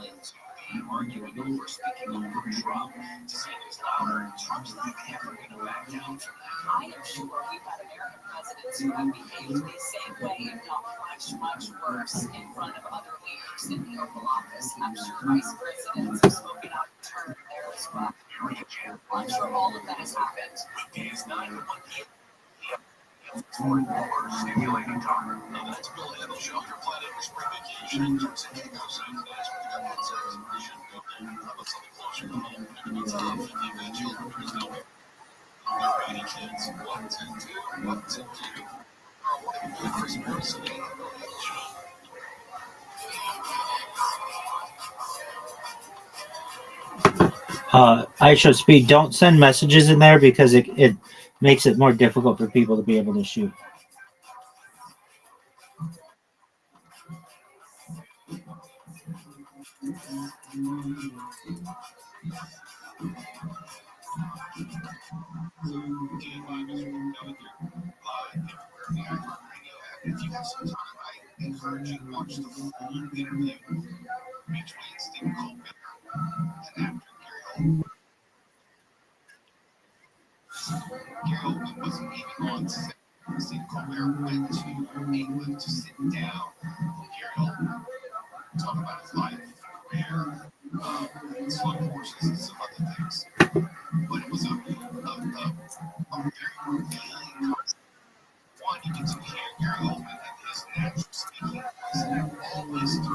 Okay, this is a really hard hole. It may not seem like it, but it's really hard to get in that little spot.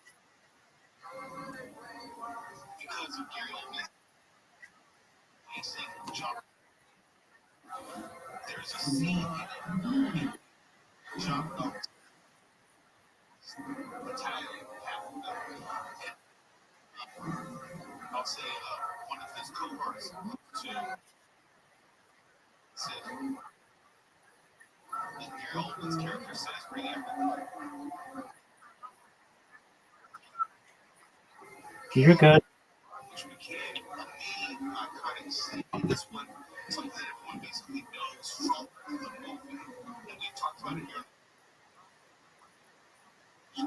You're good.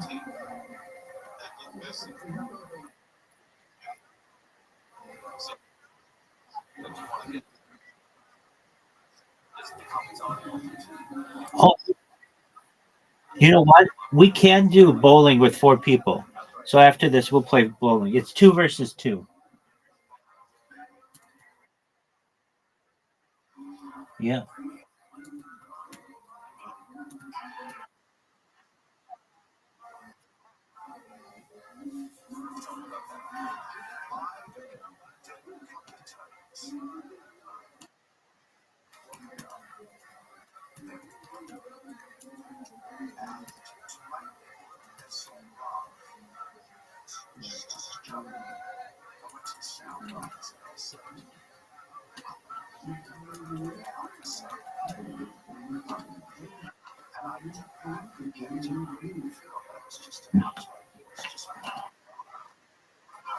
Thank you, man.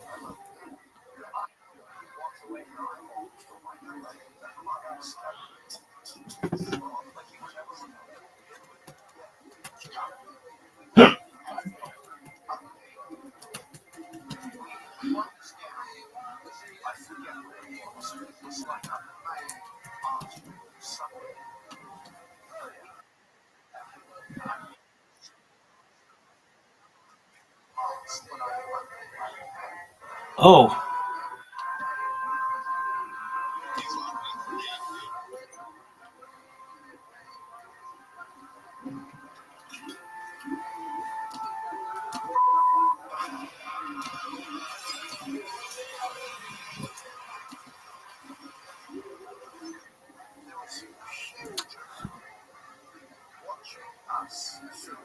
oh, boo.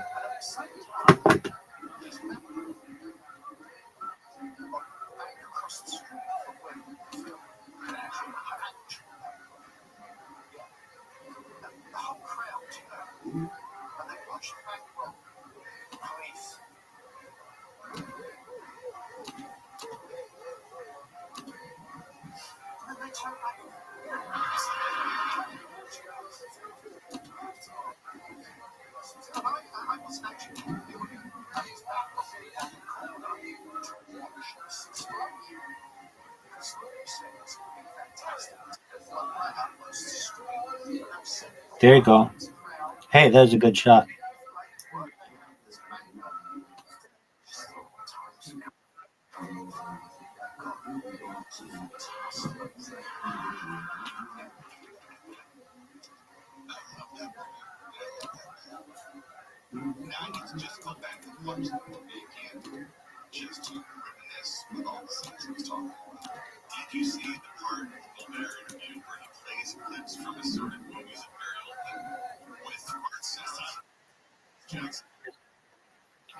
I'm ready.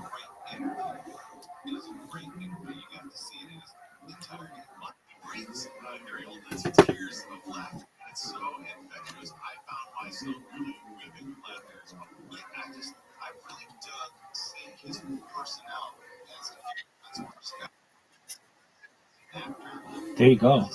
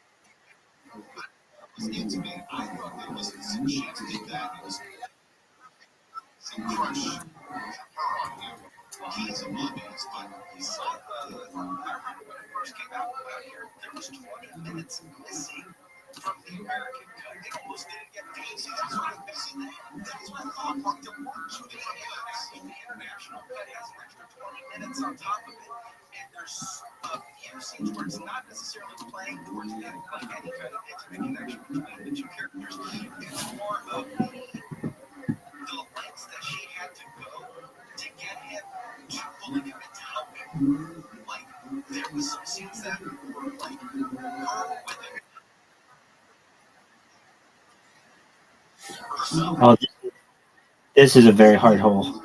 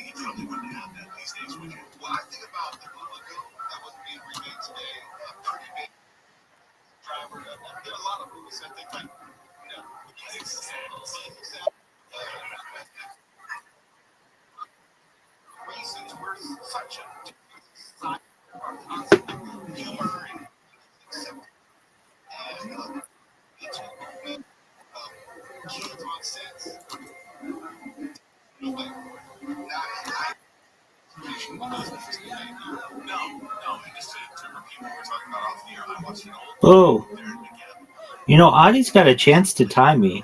If she just has to score on this hole, basically, doesn't seem like anybody's gonna beat her.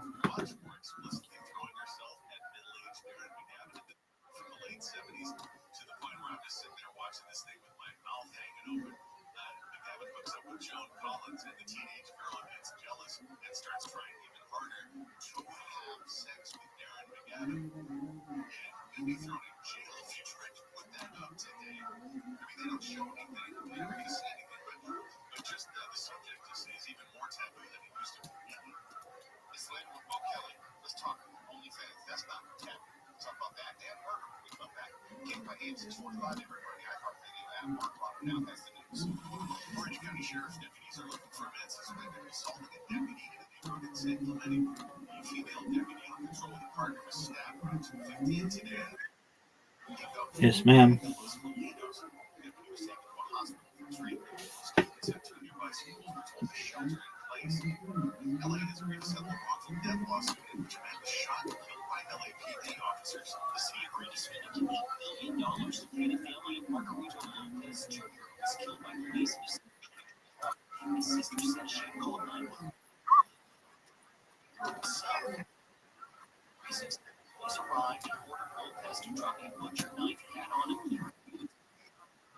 Same here. You have a beautiful soul.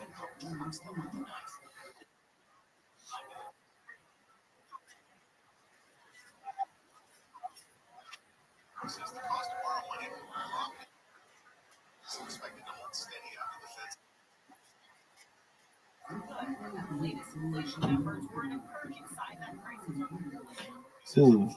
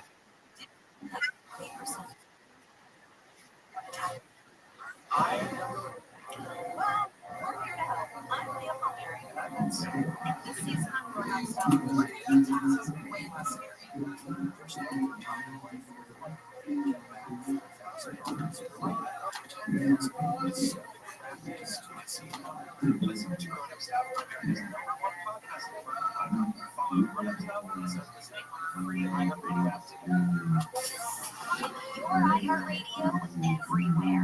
There are hundreds of ways to experience iHeartRadio in the Android app and at iHeartRadio.com. Here's another way to connect to iHeartRadio. Amazon Fire TV supports iHeartRadio with a beautiful big screen display where you enjoy your favorite music, radio stations, and podcasts. Make sure you link your iHeartRadio account and use voice controls for easy navigation. Content on iHeartRadio. iHeartRadio on the big screen is easy to control from the remote or with voice controls. Audie gonna tie for the win. For seamless listening between your devices, your iHeartRadio music, radio stations, and now on your big screen. Amazon Fire TV and Fire TV. Check out for free now. iHeartRadio. Anywhere you want to listen, iHeartRadio is there. Marketer's Report. Today, Erica Taylor, Chief Marketing Officer of Genentech, explains how audio is an ideal way for brands to tell their stories. Everyone is listening somewhere somehow. I think that there's something deep in all of us that enjoys listening to telling stories. When I think about what we do here at Genentech, we do a lot to actually tell the broader story of our company and the legacy that we stand upon. 25 years working in important medicines of older time period, and we celebrate that in story form, in audio format. It's a great way for people to learn more about what we offer and to be educated in an easy and convenient way. As the #1 audio company, iHeartMedia can get more people to hear your message than anyone else. We can also get a better response rate for all your marketing. For better results for every budget, visit iHeartMedia.com.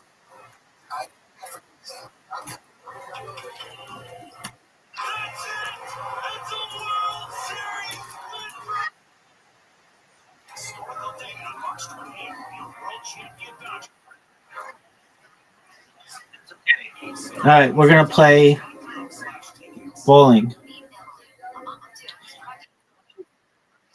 Don't you dare say that you don't know what you're doing with bowling. All right, we'll play. Oh, we can play with 4 people. All right, here we go. 5 frames. We've got Miss Aquarius. We've got Cake Detect Odjiuski. All right, here we go. I've never played with 4 people. Have you, Miss Aquarius? I haven't either. Okay. I show speed. Accept the invite, big dog. Yo, I show speed. Are you there? I show speed.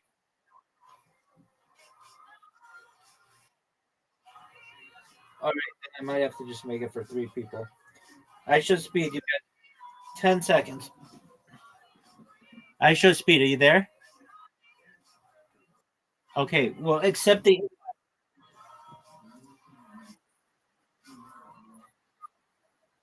I show speed. There you go. All right. Who's up first?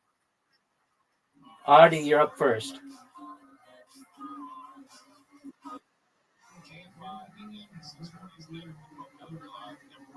Audie, there you go, girl.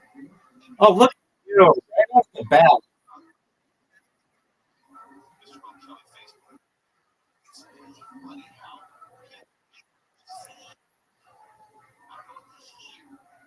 Well, look at you guys. Haven't you been practicing?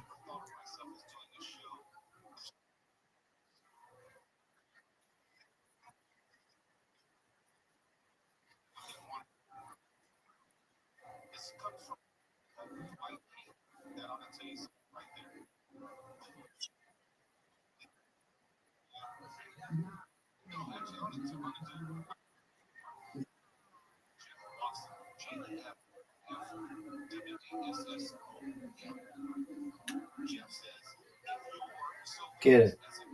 No, I have like a split now. Oh,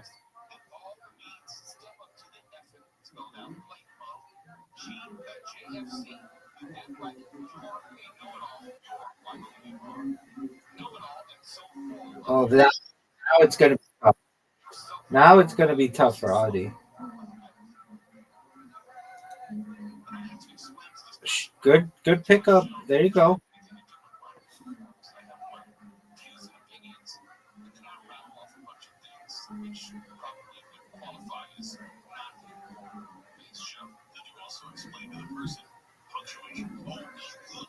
Oh, slow and steady.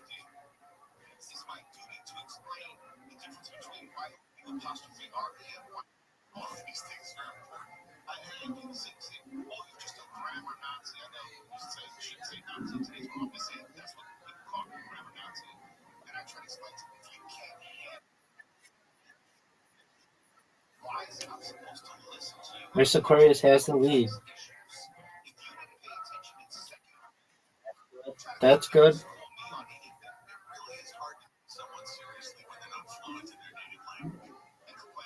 That's good.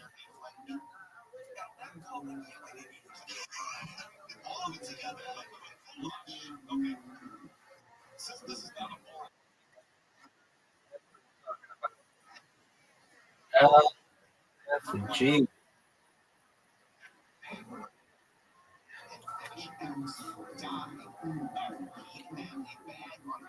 Look at you.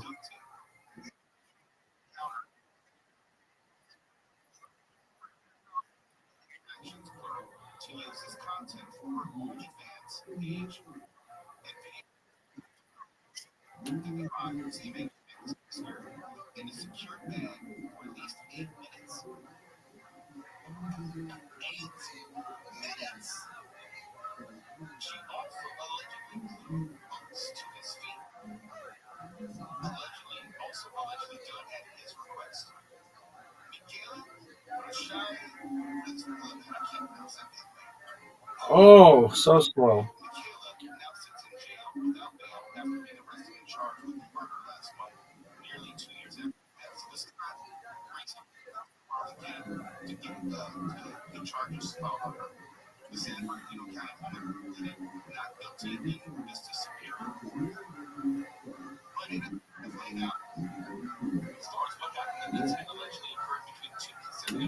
Come on. There we go.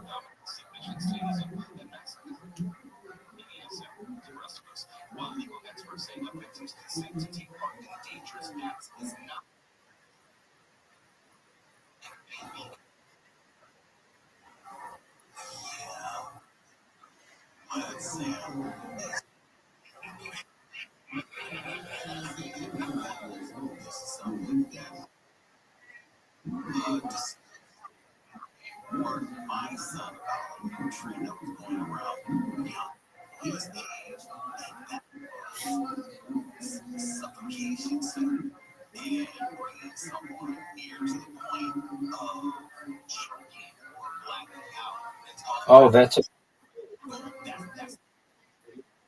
It looked good.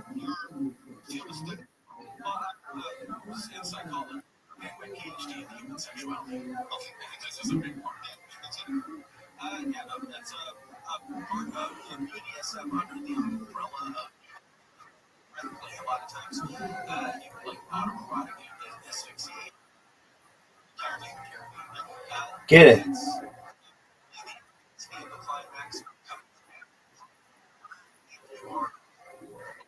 Get it.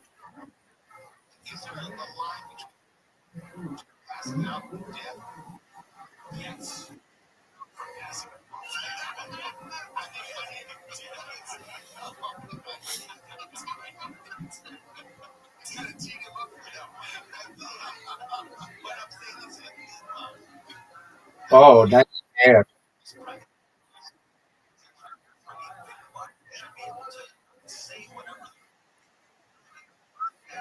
Oh, looks good.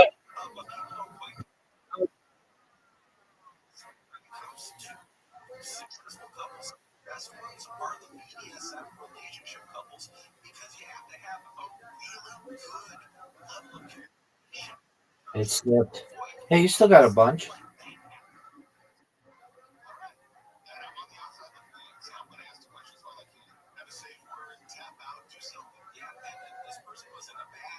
Oh, it's slow. Perfect.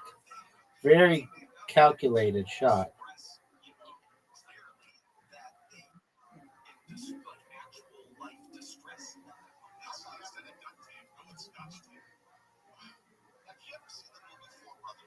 Oh, look at this. 64.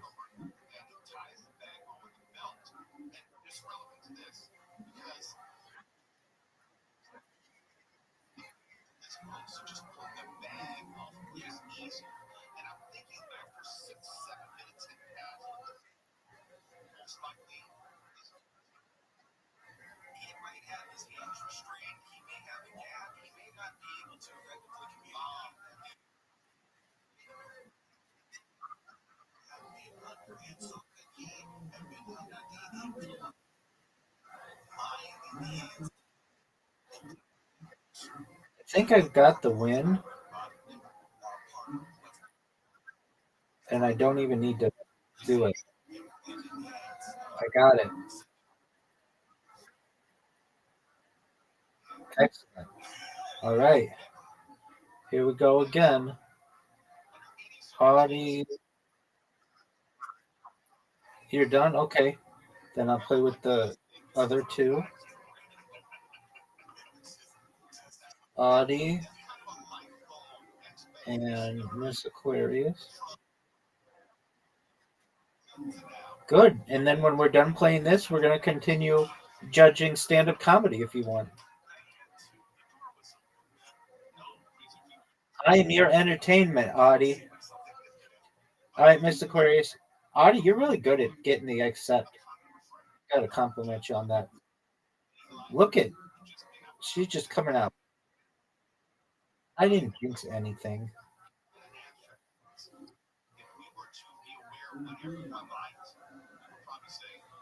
Oh.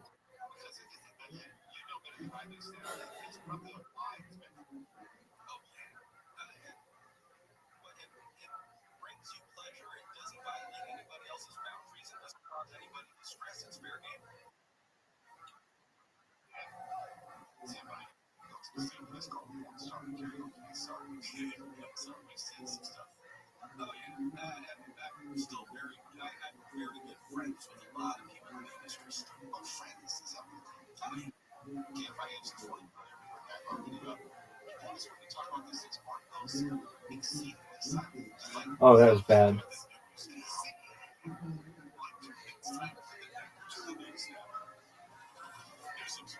Get it.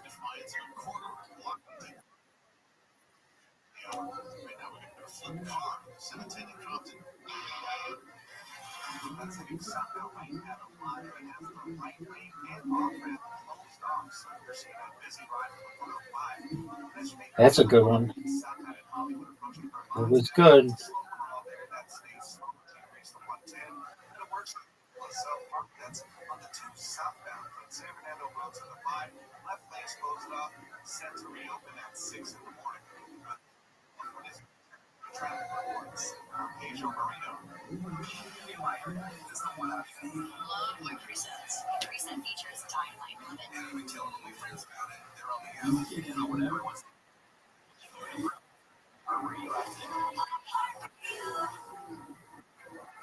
Here we go. Oh no, I've got a split. I've never picked up a split. Come on, get it. Oh man.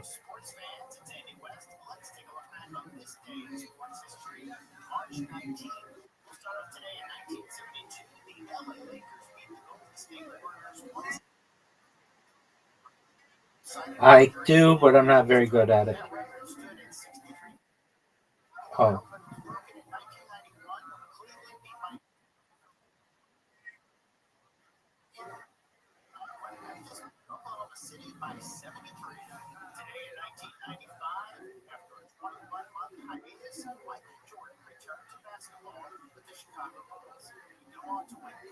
Oh, look how slow.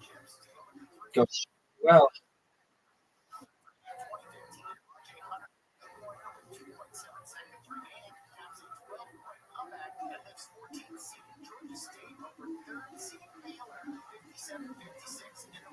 Oh, nice and slow. Nice spare.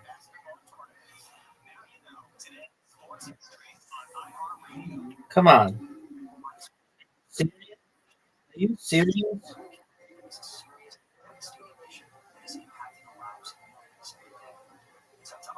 Boo. I was distracted by Audie's message. Oh, look at you.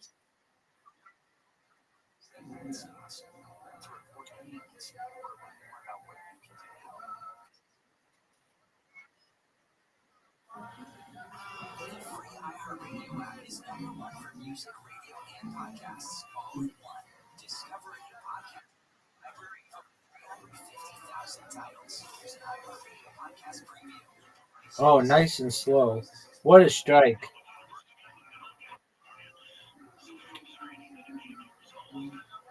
Come on. Got it.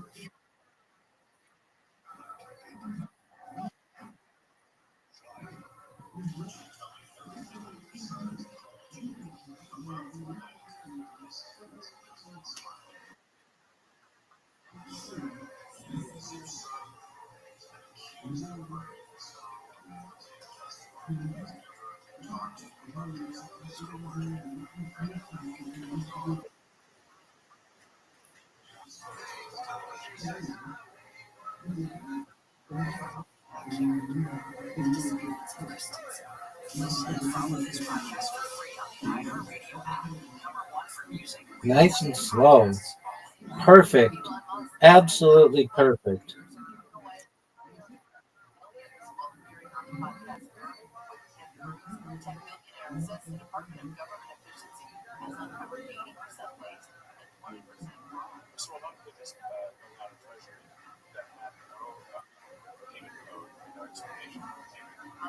What is it?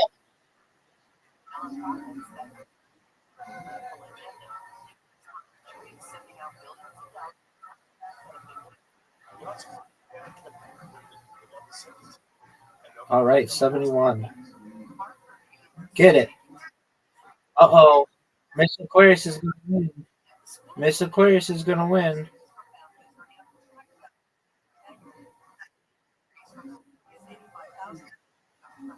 Good job.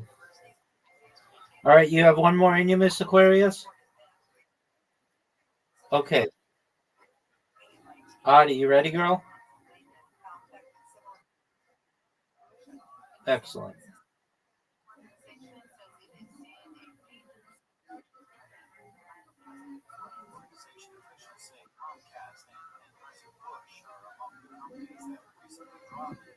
Oh, Miss Aquarius going first this time.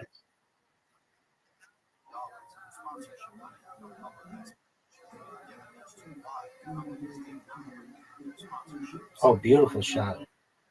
Beautiful.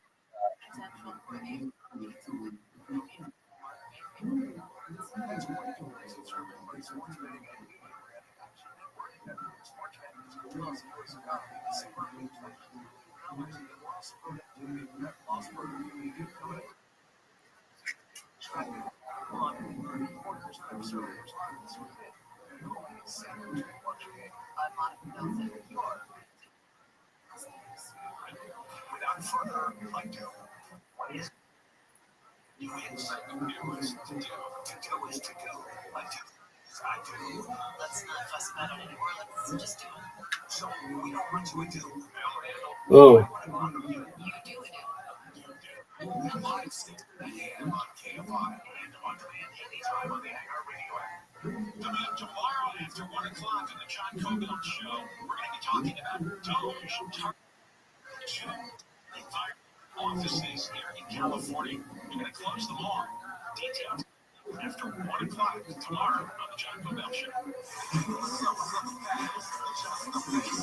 Oh. You got one.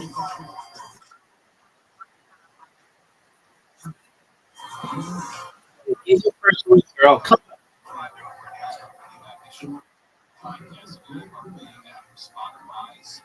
on. Audie. There you go.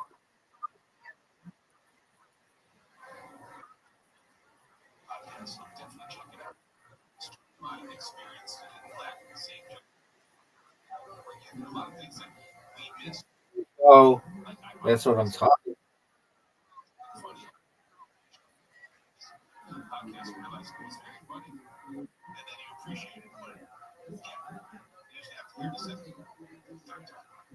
Oh, that's nice. That's nice. Good job.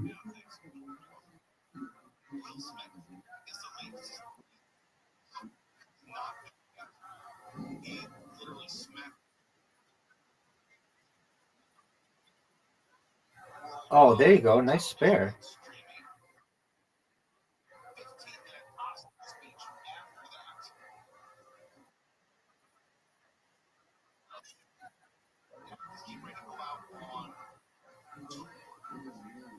Oh, come on. How didn't I get that?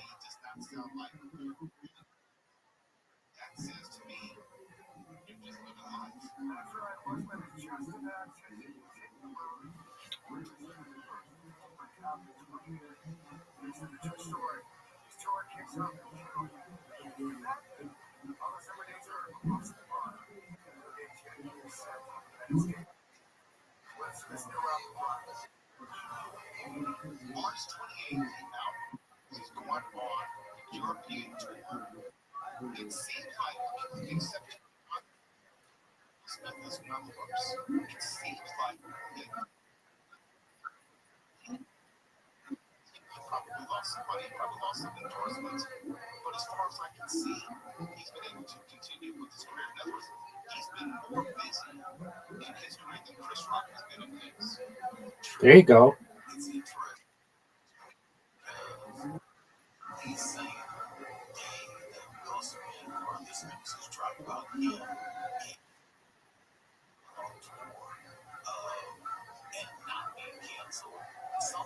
There we go.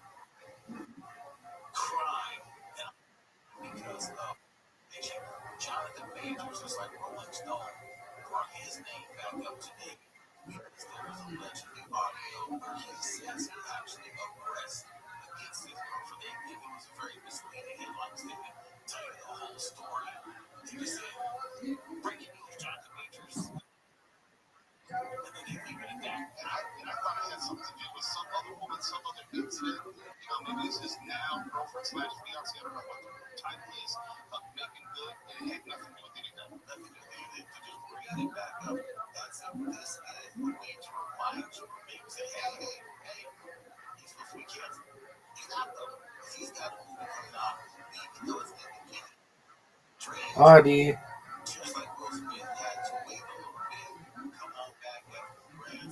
There we go. Oh no. No, that's not good. Now I have to get this crazy split. Oh, W though. All right. That's what I'm talking about. Well, it was a pleasure to play with both of you. Excellent. Please stay in here if you can. Miss Excellent. And Audie, you ready to listen to some stand-up comedy? Excellent. All right, here we go. Good night, sweetheart. Doing stand up. Wow, two cherry poppins tonight. Look at that. All first timers so far. Dad, are you sure you don't want to do this shit? I know you think you could do better than these people now. You've seen a little bit of it. And how long have you been an inmate on Orange is the New Black? I'm literally not wearing orange at all. Like you. I didn't hear what he said, but you both look like lesbians. Oh man, okay, I see you, man. Okay, all right. See you out there. Put that press on you, okay? Oh shit! So you make shit out of broken skateboards. Where do you find broken skateboards? Skate parks, skate shops. That makes sense. I guess they would have a lot of Where the kids kids are. afterwards. It was a pedophile joke. Well, you know. All right, David. Well, I mean, you know. You think you're going to try it again, or is this just something you just wanted to do? If I can come up with another bit, Yeah. I would like to. This is something that I thought about for a while to try to do. You can't do it once a year. You have to like. Right. You should try going. For a while. Hell yeah. It's definitely a good opportunity to come up. Yeah, of course. It would be silly and see what happens. One of the funniest things, you know, that I think that, you know, can possibly happen here. Wait, what's the here it comes? What does that mean? What do you think I'm about to say? Because I'm curious. Am I missing something that's blatant right now? Like, here it comes. I'm just waiting for it. What do you mean waiting for it? Oh, come on. What do you think I'm about to say? I have no clue. You have no clue, but you're waiting for it. How can you be waiting for something that you don't know even if it's coming? No, that's bullshit. Because let me tell you why you're wrong. This is what I'm gonna say is it's not a here it comes. Is talk about the shit that only you can talk about. How many sperms are in a jerk off load or whatever the fuck you were talking about? It's crazy. Meanwhile, the whole time I'm like, he said his name's David Shepard. And I'm looking at an entirely a whole different HEPH in the dead center of your last name. And had you said, you know, I'm so fucking nervous, I probably spelled my name wrong as your opener, and just been, you know what I mean? Like, it's about, you know, being real and talking about shit that you can talk about. Being a dyslexic mailman? Are you fucking kidding me? Reading people's names, having to deliver the mail, that sounds like something written in a writer's room with professional writers. And that's your real life, dude. In Cincinnati, sounds like a sitcom already. So fucking, there's your, oh, here it comes. Oh, here comes great advice. Life-changing advice. Oh, here it goes. Here we go. Anyway, we're having fun here tonight, right, David? There he goes with his first ever step in front of human beings. It was in front of you, Cincinnati. Oh shit. There goes Cowboy Cerrone walking around the room, just taking it. Game Cowboy Cerrone. Cowboy Cerrone if he was a brokeback mountain cowboy. Nobody's safe. Nobody's safe. Anybody that stands up during this show can and will be. All right, this is a cool name. Put your hands together. You guys having fun out there? You get it? All right. Put your hands together for Clay Crump. Wow, here he is.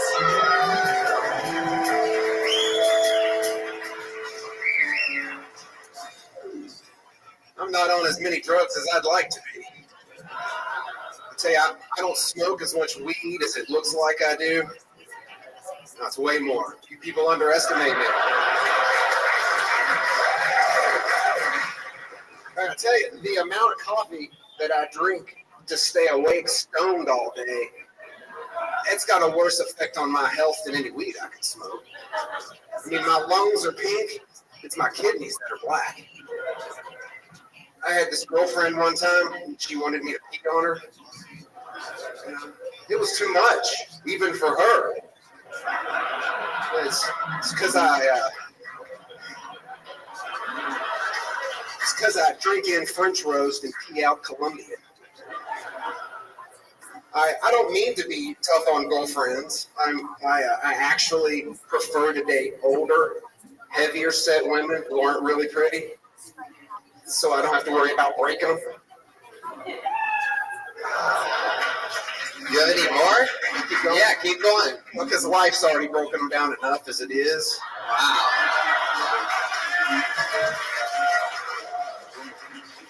I like my women worn out and broke in, just like an old T-shirt with holes in it. Oh my God. I love how badly. Clay Crump, ladies and gentlemen. Fuck yeah. How long you been doing stand-up? About 11 months. About 11 months. Look at that. Wow. You from here in Cincinnati? Lexington, real close. Lexington. I'll see you next week. Oh, Lexington, Kentucky. Yes, I am there all of next weekend. How far is that from here? That's about an hour and a half. Okay, not bad. Not bad. Tony, I think at this point we've had the entire cast of Devil's Rejects. Yeah. I've always wondered what WrestleMania 46 is going to be like, and The Undertaker still is coming out, and we're just shocked. Like, I can't believe it, there he is! Like 20 years from now. When was the last real good hippie throwback you've seen? Hippie throwback? Wow. You do smoke more weed than I thought you do. That's awesome, Place. You've been doing it 11 months, and you started in Lexington. What do you do for work? I'm an electrical contractor. That's what electrical contractors look like in Lexington? Just the handsome ones. Wow. I'm shocked. All right. Fuck yeah, Clay. You play any music or anything like that? Or do you just look like you do?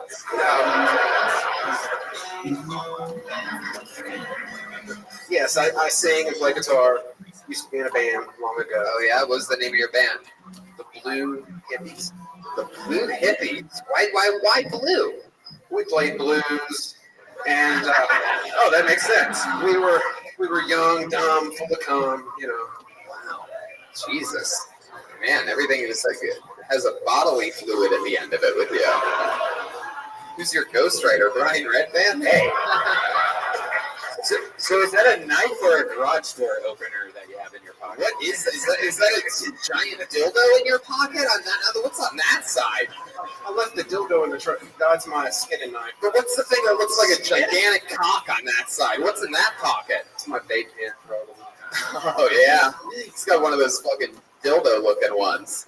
It's the outline of a penis. Is that a knife? That's my vape pen.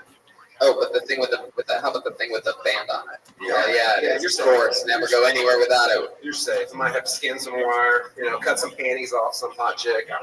Jesus Christ. Yo, I don't know where you come from, but that's called rape where I come from. Yeah. I guess the Me Too movement hasn't made it to Cincinnati. I'm in the Me 3 movement, you know what I'm saying? Okay.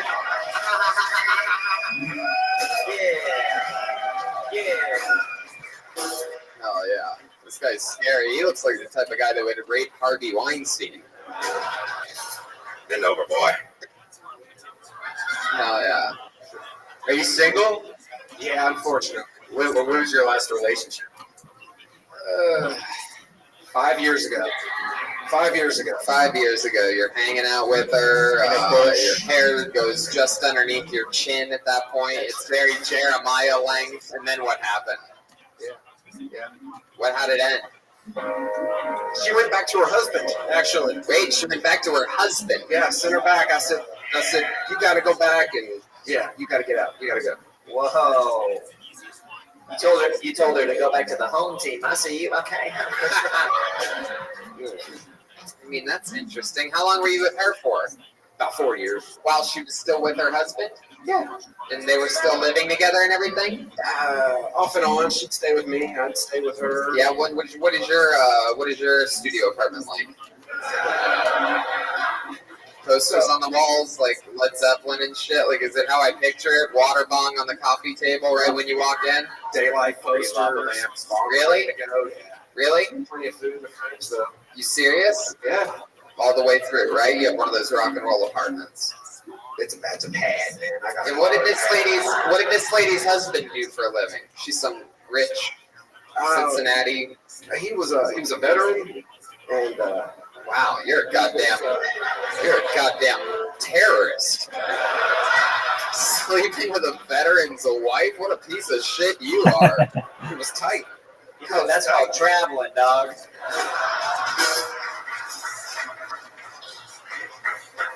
My God. That wife went from the Air Force to the Air Force.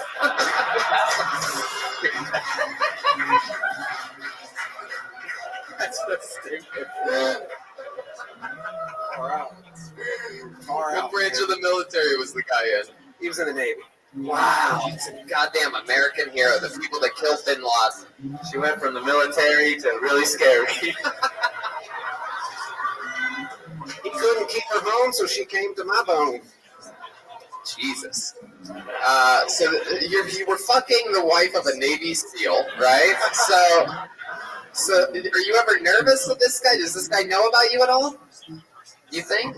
The scariest thing I've ever done, Tony, is to have sex with my girlfriend while her husband was home. He was in the fucking house. Everybody stop everything. Explain this to me. Explain this adventure to me. Tell me the truth, please. Are you being honest or are you fucking with me? I'm being honest. Okay. Okay. Yes. Go. Well, he came home from work. Where were you? But where were you during this?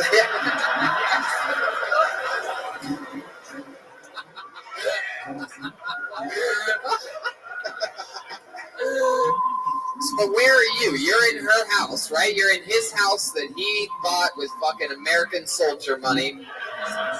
Good hard-earned money, the hardest way to probably earn it. Yes, I was. Push-ups and fucking sweat for his country that you live in and probably definitely don't pay taxes in.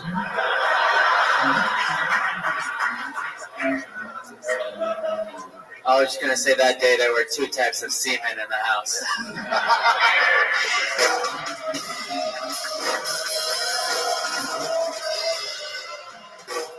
Oh my God. Holy shit. So you're on the couch, the bed, what's going on? They had separate bedrooms. Yeah. I was in her bed. We came in, said, "How y'all doing?" We had a conversation. We said goodnight. He left the room. We shut the door and Got over the motion of the ocean. God damn. I can't believe he just let his wife fuck the drug dealer from Pulp Fiction. When you refused to wake Uma Thurman up, I thought it was so funny. But the whole time you could hear him walking around the other part of the house with his boots, Oh, and she's probably thinking about killing you. Oh, were you thinking about like leaving? I mean, how were you even hard? Well, she kept saying, "Go slower, go slower," because she wanted to hear it, right? She wanted me to take her time. Go slower. No shame.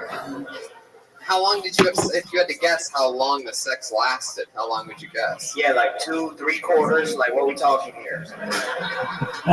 SEAL Team 6, 7 minutes. You always remember it, longer, bigger than it was. So, well, 15 minutes. All right. Well, I mean, that's some fucking crazy shit. I guess it's cool that he's nice to you. And then I'm still alive. I mean, you're still alive. Yeah. It's crazy that. Where's he been? Do you know what tours he's been on? You look like you've been through Vietnam. I mean, was he shot in the dick? Does he have a dick? Is that why? Or is he filming it and watching it right now? Or no, thank God, no. I don't know which tours he was on, but he was a good guy. And probably a bunch you protested back in the 70s. And that's the last person you had sex with. Was that long ago? No. Oh. Like, what was your last experience like? Consensual? It was living. It was, she was older, heavier set. Older and heavy set. Not real pretty. So I didn't Not real pretty. Wow. Damn, that's very honest. She's a lot like an old T-shirt, had holes in it. Okay, well, I don't think the holes in it part's the funniest part of that joke. But I'll tell you what, Clay, we're going to keep it moving. We're going to move on. And there he goes, the guy that fucks a Navy SEAL's wife. It's a real melting pot here tonight. Anything can happen. This show is as live as it gets, people. Come on. Jeez. That's fucked up shit. All right. I pulled another name out of the bucket. Put your hands together for Zach Metz. Wow. Look who it is. Zach Metz, ladies and gentlemen. So I got shot on April Fool's Day. It was back when I was 17. The funny part of it was the guy who shot me was the son of a funeral home director. I mean, that's a hell of a way to stream a business. Also, whenever he got shot, or whenever I got shot, his mom felt bad for him more than she felt bad for me. So she bought him a cruise around Alaska and refused to want to even pay my medical bills on top of this. Like, how fucking crazy is that? After that, I gained 60 pounds in 6 months. At my heaviest, I was 260 pounds. My iPhone, like, you know, they tell you, like, all the different people in your photos. I have 6 different photos of who's this person, who's this person. It's all me. Fuck yeah. Like, nope. It's Zach Metz. Hell yeah. Look at that. The courage of a gay magician to come out and give comedy a shot. I love it. If you're here, then who's tied up on the railroad tracks? Well, that's why I got that Bearcat tattoo, because I'm from a small town in Canton. Cincinnati's huge to me. You're from a small town in what? In Ohio. I'm sorry. Did you say Canton? Yes, Canton, Ohio. The home of the Pro Football Hall of Fame. Yes, sir. Yes. The seventh largest city in Ohio. Welcome back to Facts. Short Facts with Zach Metz. Don't do that. Yeah, you'd think you wouldn't do that after what happened to you. Honestly, this is my first time doing comedy as well. You've got we can tell. We can tell. You didn't have to say, Zach. I wasn't even going to ask you. No, I'm kidding. Put your hands together for Zach. It's his first time on stage. It's been all first-timers. One guy that's been doing it 11 months. That's crazy. So, Zach, where do we even begin with you? First, how long have you lived in Cincinnati?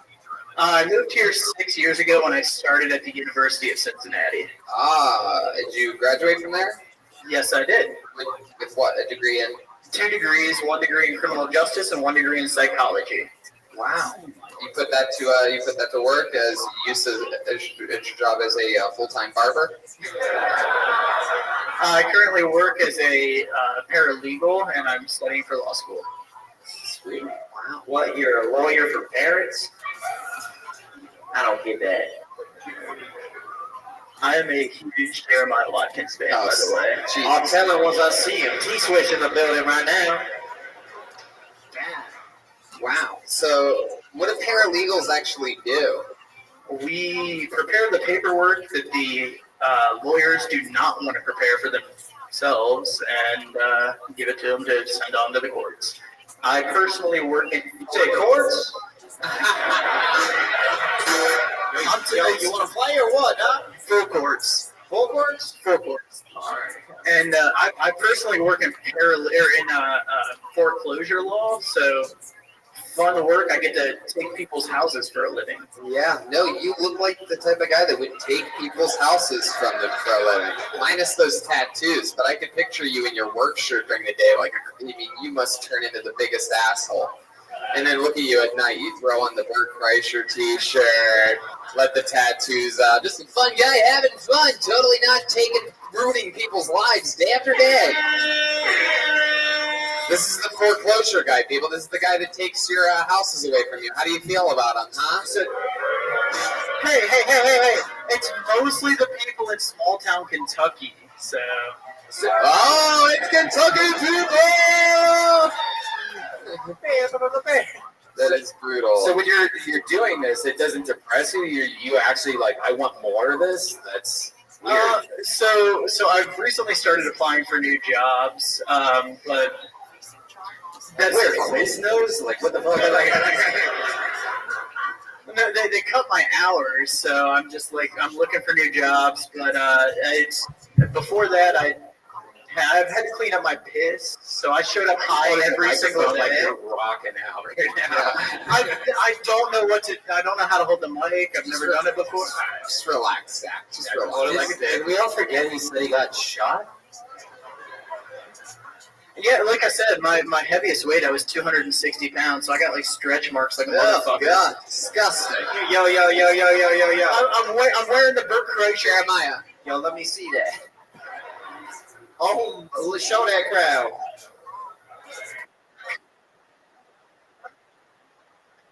What'd you say?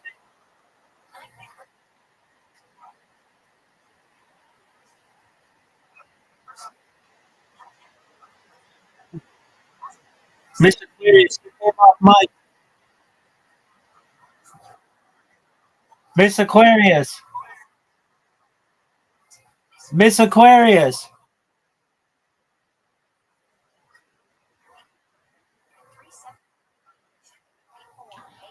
Miss Aquarius.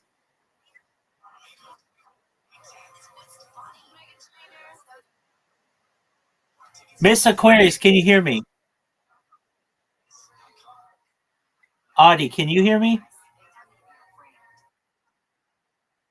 All right. Well, I think Miss Aquarius came off mic and didn't need to.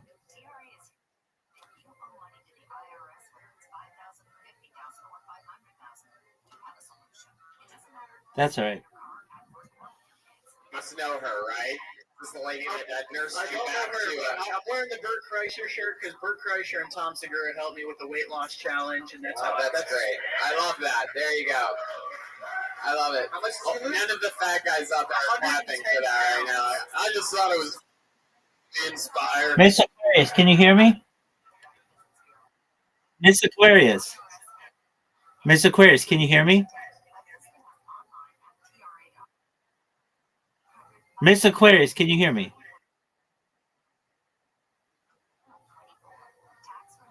That's all right. What up, Audie?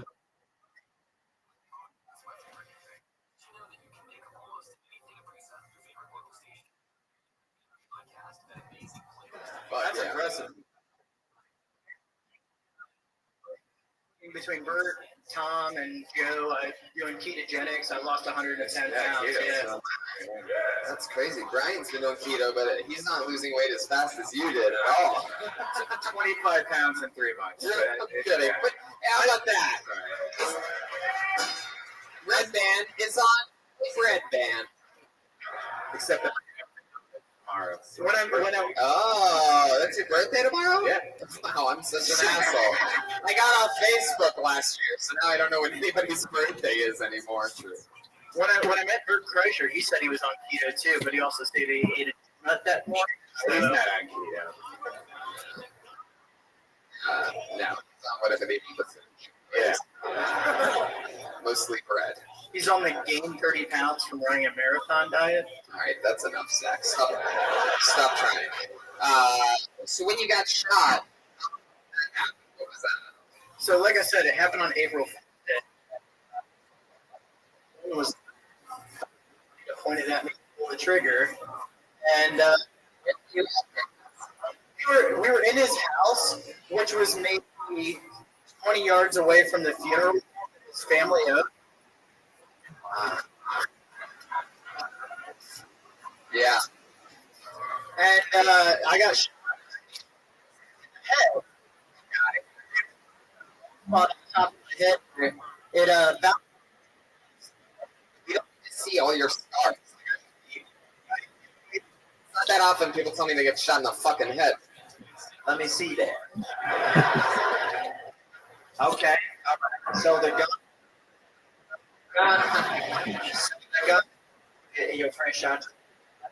It was a revolver. He pulled the trigger. It didn't go off, so he pointed at me, pulled the trigger, Russian roulette style, man. Okay. And then what happened? I stayed conscious the entire time, and I ended up running down the street to where the funeral home was. I jumped in the back of his mom's truck. Jumped in a coffin.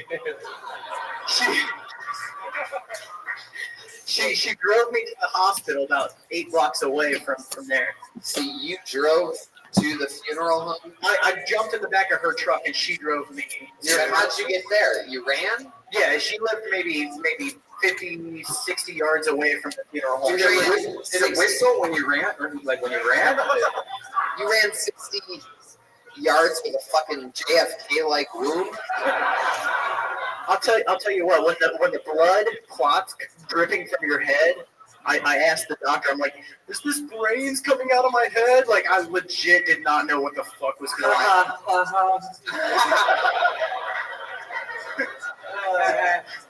That's just crazy.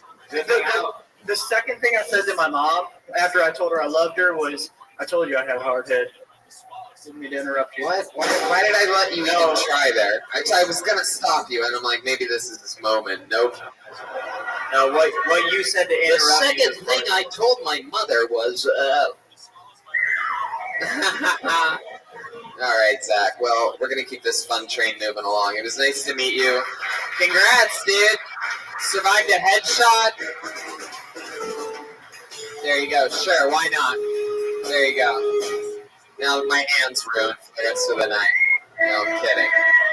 How about one more time for Zach Metz, everybody?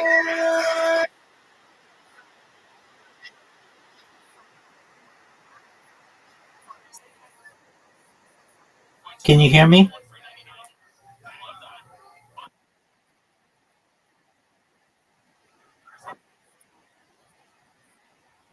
I don't like her either. That's all right. I was yelling at you. Hey, can't you hear me?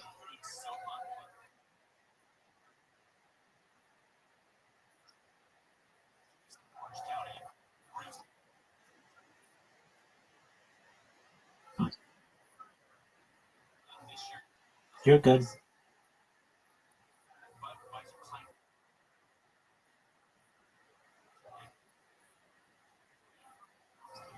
That's okay.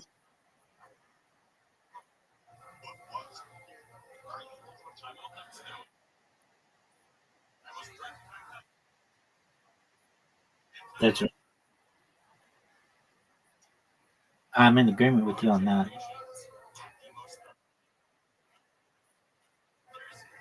I agree. One shot. Sweet dreams. All right. What's going on? Take care. All right. I was System of a Down on saxophone. No biggie. Can I order a Crown Royal and Coke? Is that possible? You want anything? Yeah, can I just get a wild turkey? No? You guys should all be drinking too. You guys having fun out there or what? You don't drink. Can I have a vodka soda, please? It's a Crown and Coke vodka soda and Jeremiah, Roy Rogers. Yo, can I get a solid comedian up here? This could be the one. I pulled a name out, and the name is Jeremy Johnston. Here he comes.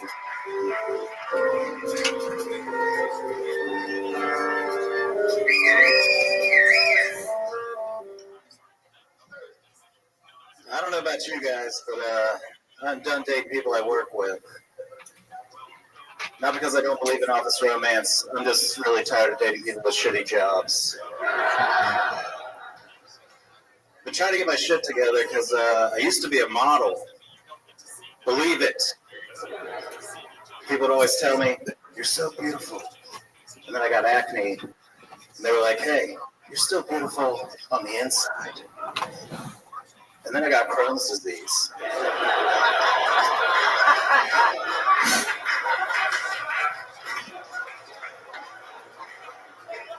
It's okay if you don't get it. It's an inside joke.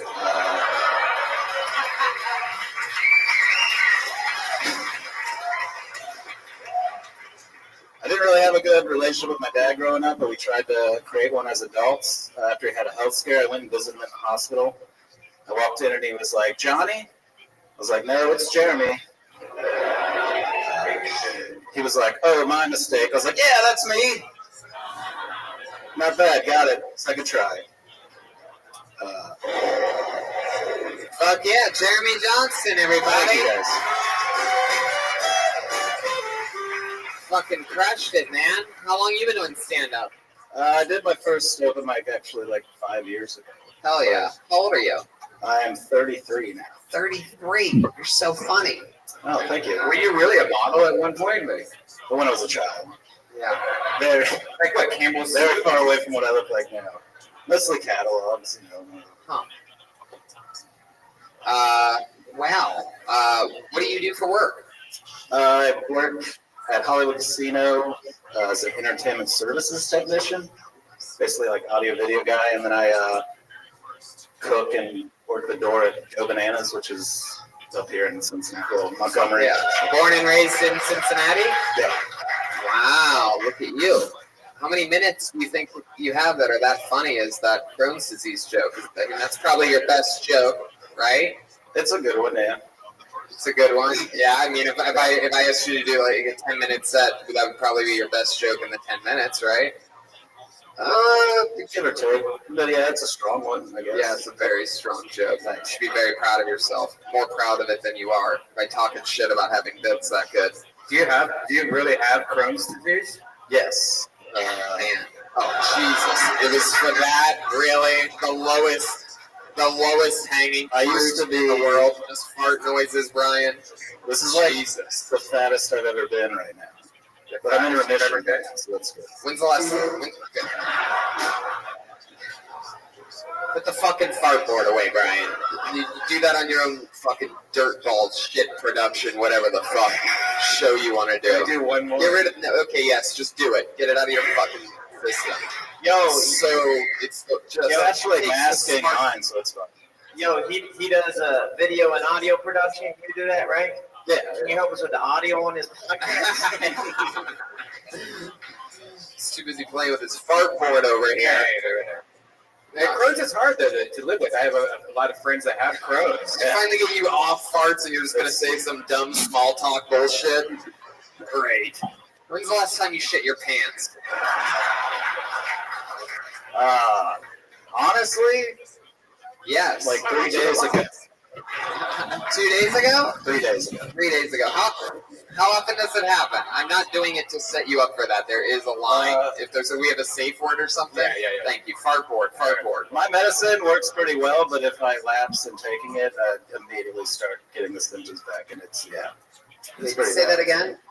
I'm on medication, and it works pretty well, but as soon as I lapse on it, right, it gets pretty bad. So if you forget to take a pill, you're basically gonna shit your pants. Pretty much, yeah. Wow, man, is it sometimes worse than other times? Yeah, because actually it's an injection, and I'm terrified of needles. So sometimes I'll put it off, but then I gotta do it. So.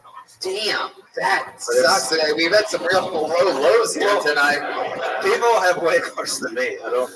How old were you when you developed Crohn's? 26. 26. What a shitty time to get Crohn's disease.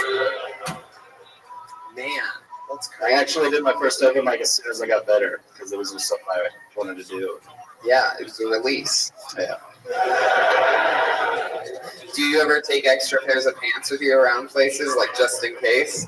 Not really, but I always make sure I'm wearing underwear now and stuff like that. For sure. Yeah. Free balling is a right that you definitely lose when you get Crohn's disease. You never raw dog those khakis? No, man, I got like 3 layers under here. Can't tell. All right. That's called Chrome defense right there. Oh yeah. No way this guy's going caca in his khakis. Hell yeah. I hate this right now because all my friends tell me Crohn's is the most interesting thing about me, and that's all we talk about. Wow. I think it's true though. I mean, it is great. That's what I was trying to tell the guy with the mailman with the reading thing. Dyslexia. Jeremy, what do you do for fun when you're not working at the casino, at the audio visual board? Pretty much just writing and shooting dumb videos and doing stuff with friends, goofy stuff. Yeah. You fucking? Not when I wear these pants, but yeah, other times. Does the Crohn's ever get in the way of a relationship? Yeah. Yeah? In what way? It ruins beds sometimes. Which is like, you can only date German girls. Does it happen with... Pardon me. Do you ever? So sometimes you have poop the bed. Yeah. Yeah. That's actually how I found out something was wrong with me. Why? That's how I first found out. I don't think. Oh, because I you thought kept something was pooping wrong the bed. with me. Yeah. From groaning to groaning. Man, so you would just wake up with poop on your butt. Yeah. Did you try to like stop it for a couple of weeks before you went to a doctor? Like put like some scarf in there? I'm terrified of hospitals, so I dragged it out as long as possible until I went. And then I was. You're talking about dragging it out. You're talking about your mattress, right? Yeah. If you need a Casper, you can go to. Yeah. Casper, they're so affordable that you can shit your bed and get another one. Use coupon code. I got 100 days. So. www.shitrecruiter.com over here.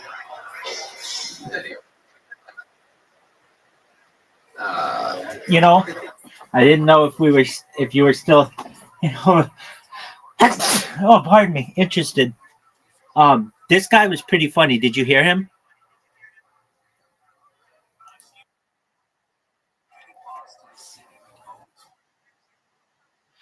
Oh, that's okay. We'll restart on the next guy.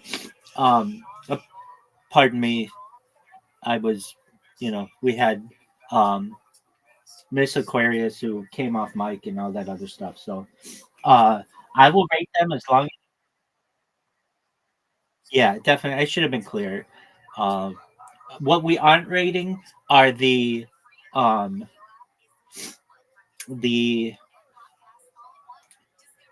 follow up, the podcast part, because that just takes too long. And sometimes they think they're done with them and then they're not. But we'll do the 60 seconds. And this guy, his was actually pretty good.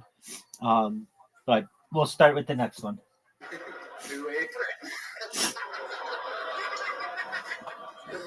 Oh my god. Poor him stuff. Alright. Jeremy. It's weird that your name's Jeremy Johnston because you look like. By the way, somebody created an app that does to do this as well, but it's not for the older ones. Like this is one of the older episodes, but for all the newer episodes, people go on and they rate how good people did with their stand-up comedy.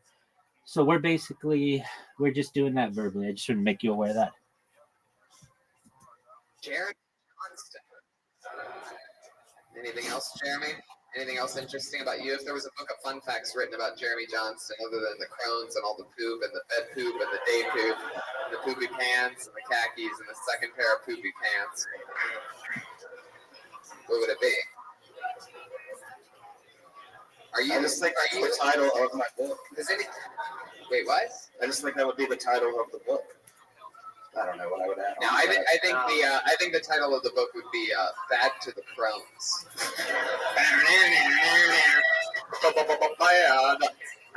I think the title of the book after you poop the bed would be called Double Dribble. There he goes, everybody. Jeremy Johnston, he killed it tonight. Cincinnati Zone. This podcast is listened to all around the world, including in North Korea. He's putting tissues down on the chair before he sits down. That's nice of him. And he had a great set. How about that? He did not shit the bed here tonight. Yeah. Jeremy Johnston. I got the solid comedian I asked for. His jokes were clean, but his pants. He's my number 2 favorite comedian.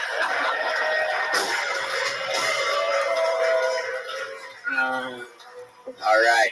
I pulled another name out. Put your hands together for Q Taylor. Okay, here we go. Q Taylor. Hell yeah. Here we go.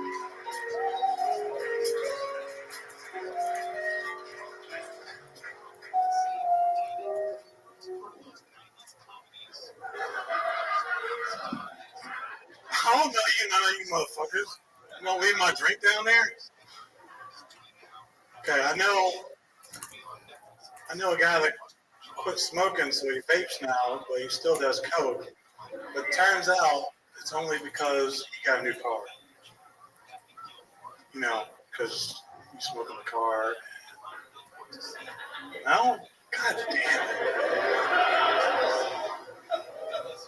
I recently became a minimalist, and I didn't even know it because alcoholism makes it so when you leave the bar, you cannot afford to buy anything when you get home.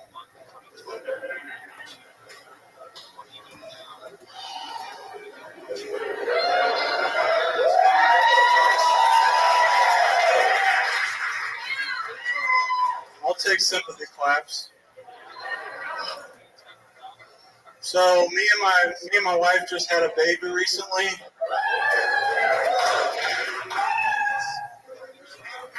It was subcontracted.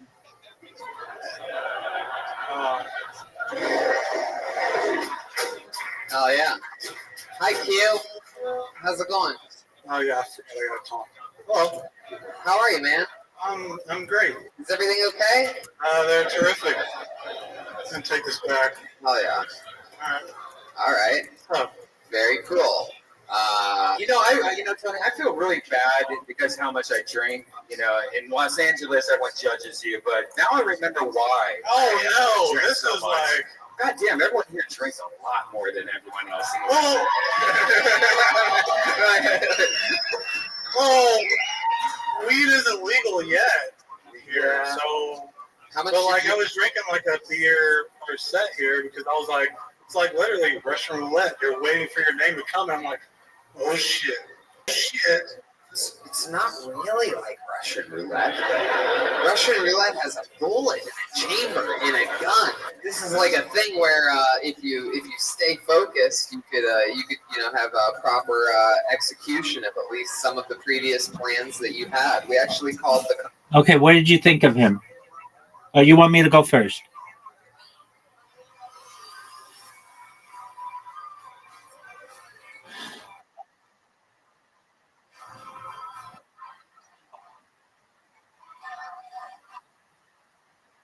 Oh, way too high. 3. Dude, we gotta listen to this guy again. You tell me where the jokes are. It was awful. God damn, everyone here.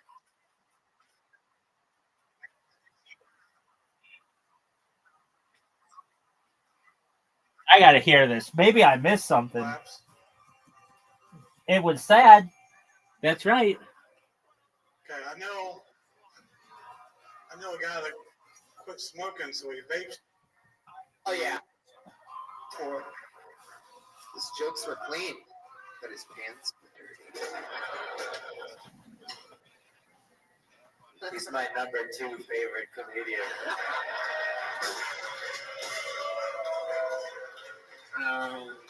All right. I pulled another name out. Put your hands together for Q Taylor. Q Taylor. Hell yeah. Here we go.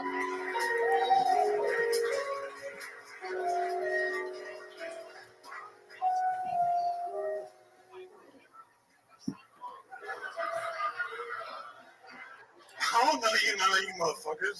You gonna leave my drink down there? Okay, I know a guy that quit smoking, so he vapes now, but he still does coke.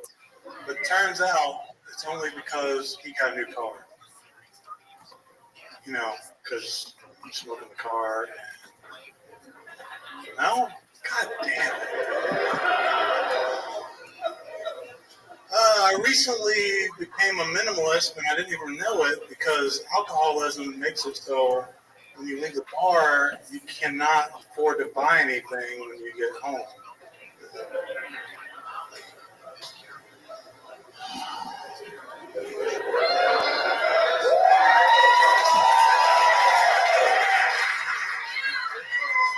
I'll take sympathy claps. So me and my wife just had a baby recently.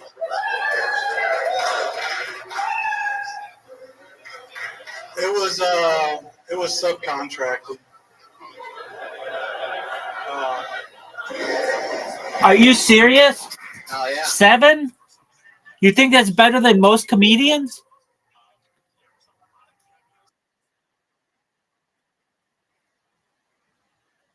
That's funny. Now that's funny. Okay. All right. I like it. I'm glad that we don't always find the same stuff funny. That's great. So you will not change your you really think that's a 7? Love it. Good on you. Yeah. Hi, Q. How's it going? Oh yeah, yeah, it's all. Well, How are you, man? I'm great. Is everything okay? They're terrific. And take this back. Oh yeah. All right. All right. Very cool.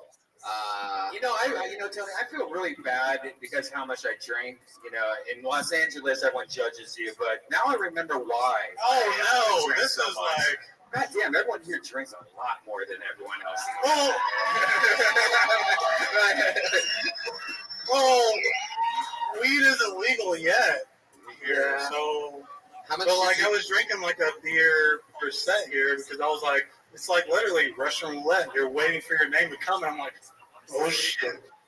Oh shit. It's not really like Russian roulette.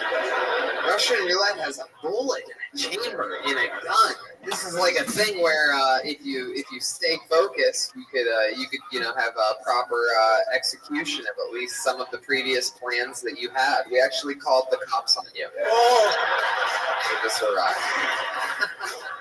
This is like a comedy bullet because like I'm a real big procrastinator.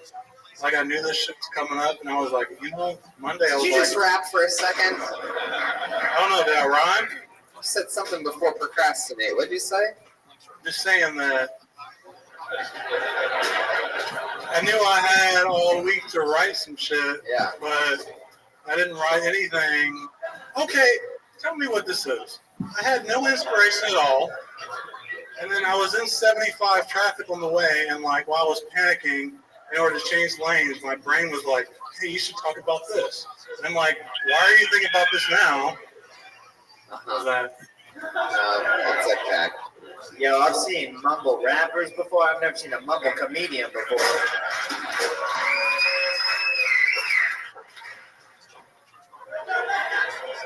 I love your hair. Q, how long have you... Yo, Is this your first time doing... Is this your first time doing stand-up comedy? No, it's been like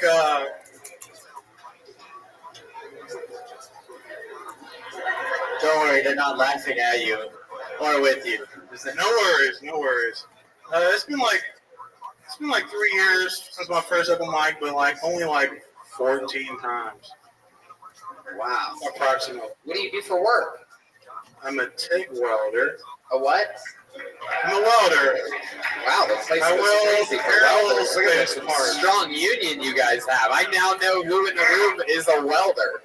That's incredible. Is that a Cincinnati thing? It's a very Midwest job. I weld aerospace parts. So like, you're who they have in charge of welding aerospace parts? Yeah. My God. Did you work on the Challenger? No, the mentally Challenger. I was on like 4 when I blew up. Space shuttle endeavors. Q, why do you think you've only done stand-up 14 times in 3 years? Because I have 3 fucking kids and I work second shift. How old are your kids? 5 weeks, 12, and 7. Yeah. 5 weeks, 12 years old, and 7 years old. I like that you went like, it was like a Tarantino movie. Like you started with the most recent, then you went to the end, and then back to the middle again, and it all made sense. You wrapped it up there at the end. Wow. So one could say you've been fucking? A little bit. Rollout game is the 12-year spread. All the same baby mama? Of course not. 3 from 3 different? Wait, why you say of course not like that? Like nobody said anything about that, and then you're like, of course not. You have 3 different baby mamas? Yes. That's right. Man, here we go. Man, he's always going for 3s. You know what I'm talking about? Hell yeah, man. For a welder, you can't keep it together, you know. incredible. 3 different babies. Did you switch it up? Did you go white, black, Mexican, or Asian, or anything like that? Black, black, white. White, there's white, black, white. Did you go like Neapolitan? What you working with?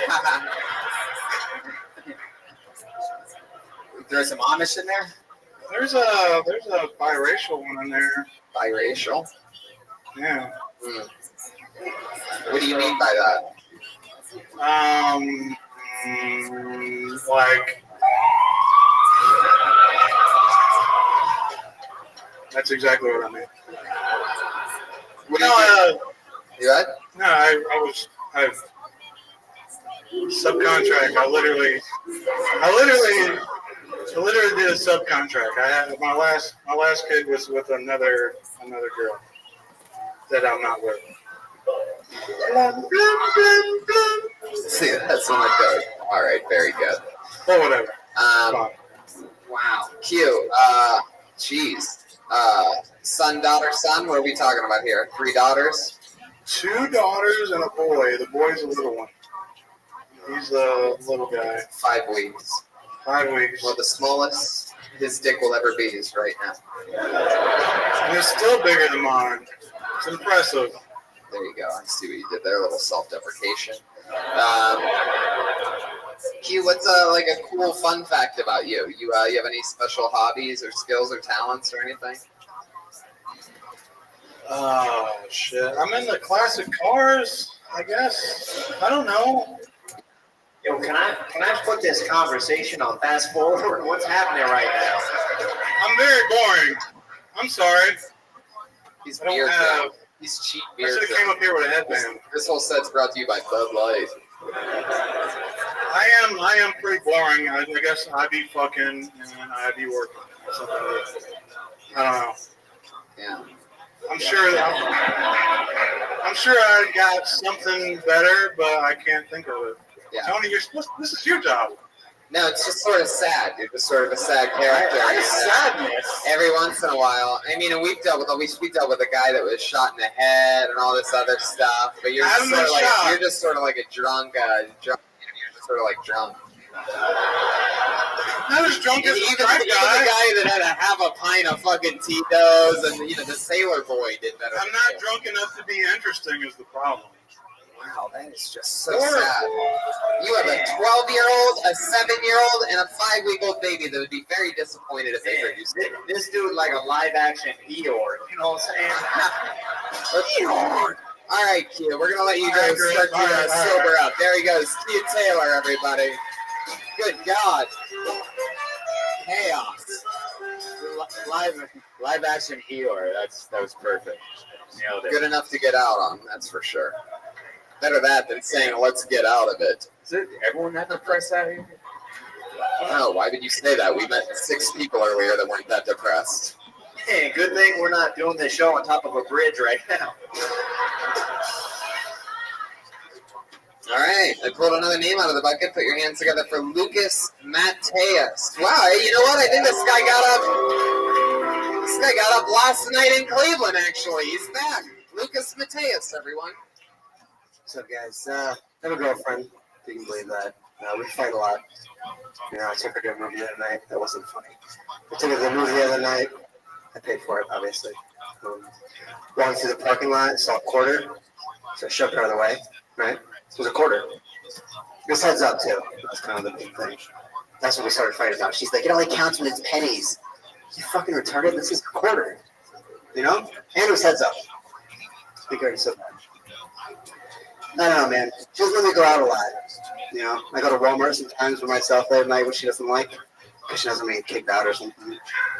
Some of you guys ever been to Walmart at like 2 a.m.? It's a fucking freak show, And I know the people that work there, too, are freak shows.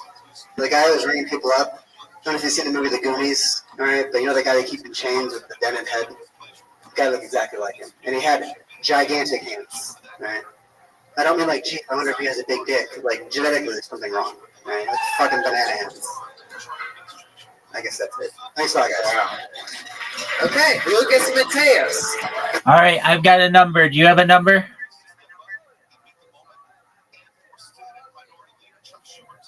Audie.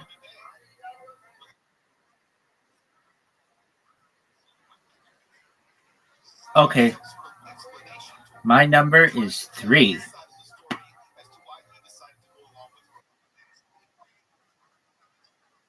Yeah. If you want to hear it better, you can unmute the other one that's closer to the TV. But just giving you a heads up. Lucas, I feel low. Was up last Oh, okay. night in Cleveland, right? 2 nights ago. 2 nights ago. Yes, that was 2 nights ago. Right. So congratulations to you. I can't remember. Was it a fun set in Cleveland? It was too? much better than that set. Right. Right. Things have gotten rough. Since then, you've become a veteran of the United States military. Clearly, you've been letting this hippie fuck your wife for the last 5 years. Why are you dressed like that? Were you in the military? No, I wasn't. It's just kind of how I dress. That's just kind of how you dress, like a out of work super trooper. No, I had to do it again. It's just you look so much like the super trooper guy. I know because we've had him on the show, and that's exactly It's what really it looks facial like. hair can grow, so it's just What? it is. The mustache. Oh. Man, and I reused a joke. You look like if Hitler was a skateboarder. Yeah. Yeah, I said it 2 days ago and it worked again. Yeah. Hell yeah, Lucas. Well, I mean that was fun. I could barely sort of understand what you're talking about. You want to make sure that you're listening to yourself when you're talking. You were very like. You have to enunciate a little bit better. You could pull the mic a little bit farther away from your mouth and just talk a little bit louder and project. Yeah, my voice isn't very loud, so I feel like I gotta put it. You gotta fucking do it. You know, no matter what, it's part of the performing part. It just fucking sucks, but you gotta project sometimes, and you have to make adjustments based on the audio because if people can't understand you, there's no fucking way anything can be laughed at, or unless they just feel bad for you. But and that's not gonna happen here. Lucas, remind us real quick of what you do for work. I work at a grocery store. Ah, that's right. You work in the back of a grocery store. Pretty obvious. And do you live closer to Cleveland or here? Because you work both. Where are you? Columbus. Columbus. Right in the middle. Fuck Right. yeah. How convenient for you. You born and raised in Columbus? No, I was born in South America. South America? How'd that happen? Sex, I guess. I don't know. Yo, this dude, the truth. How long were you there for? Just a baby. I was adopted when I was a baby. Oh, that's right. You were adopted. Fuck yeah. Well, I'm glad that you got up 2 nights in a row. In order to just keep everything moving, we're just gonna fly through it. Congratulations to you for getting pulled out of the bucket twice in 1 week on Kill Tony. This is a guy that lives in Columbus, fucking doing it. Lucas Mateus, everybody, come on.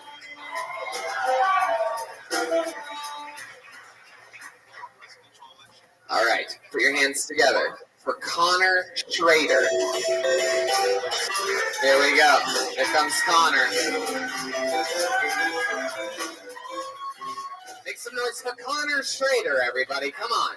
What's up, guys? So I signed up today because I wanted to take a minute to tell you guys how much I love talking to crazy people. You guys would not believe some of the conversations I've gotten with some of these guys over the years. I met a guy at a party once who told me that the reason why Stephen Hawking is paralyzed is because he's so intelligent. I just that makes it sound like there used to be like wheelchair days, like back in a time when people just called him Steve, you know, he's just walking around, and then one day he just read too many books in the library, and doubled over to the library and just like Steven. And then yeah, I'm just gonna end it there. Okay, what are your thoughts? Or do you want me to go first?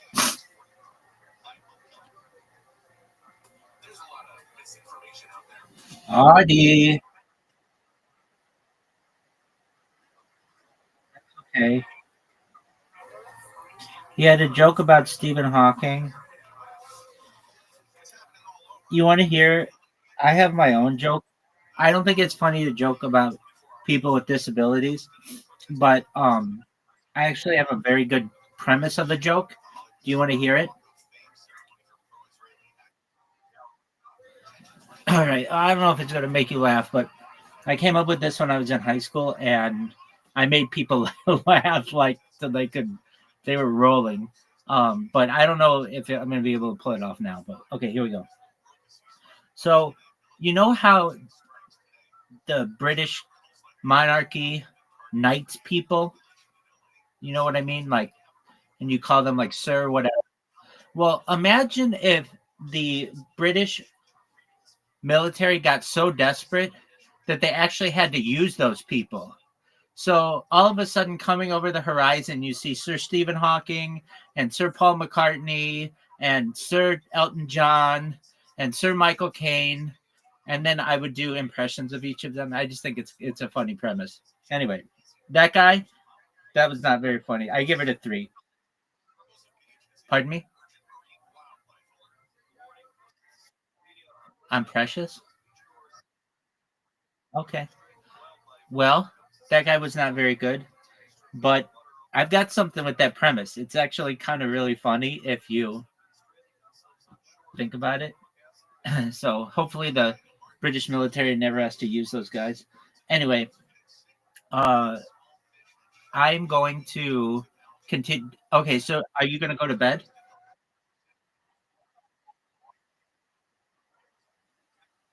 No, you don't have to. I'll continue to do it, but I'll stop it before the people start so that you're paying attention. Not saying that I don't stop paying attention. So sometimes I may miss as well, but I'll do my best to stop it beforehand. Be like, okay, you ready? And then we'll rate it. Okay, here we go.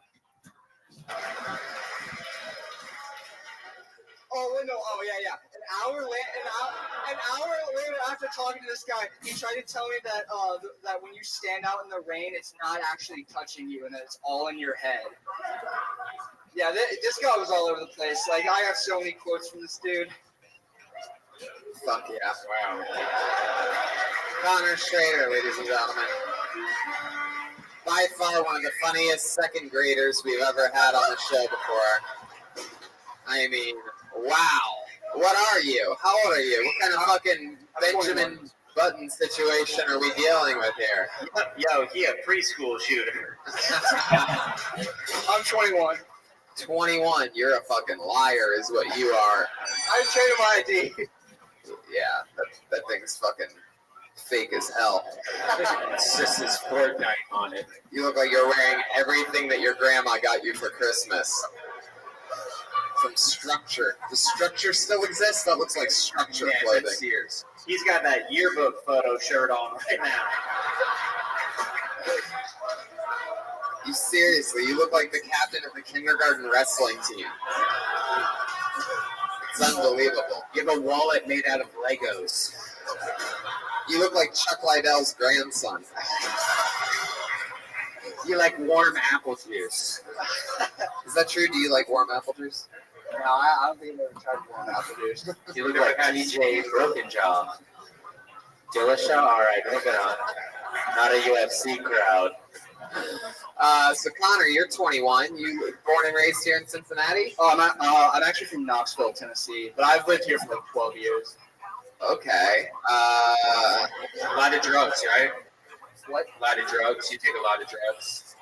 Oh, I've experimented.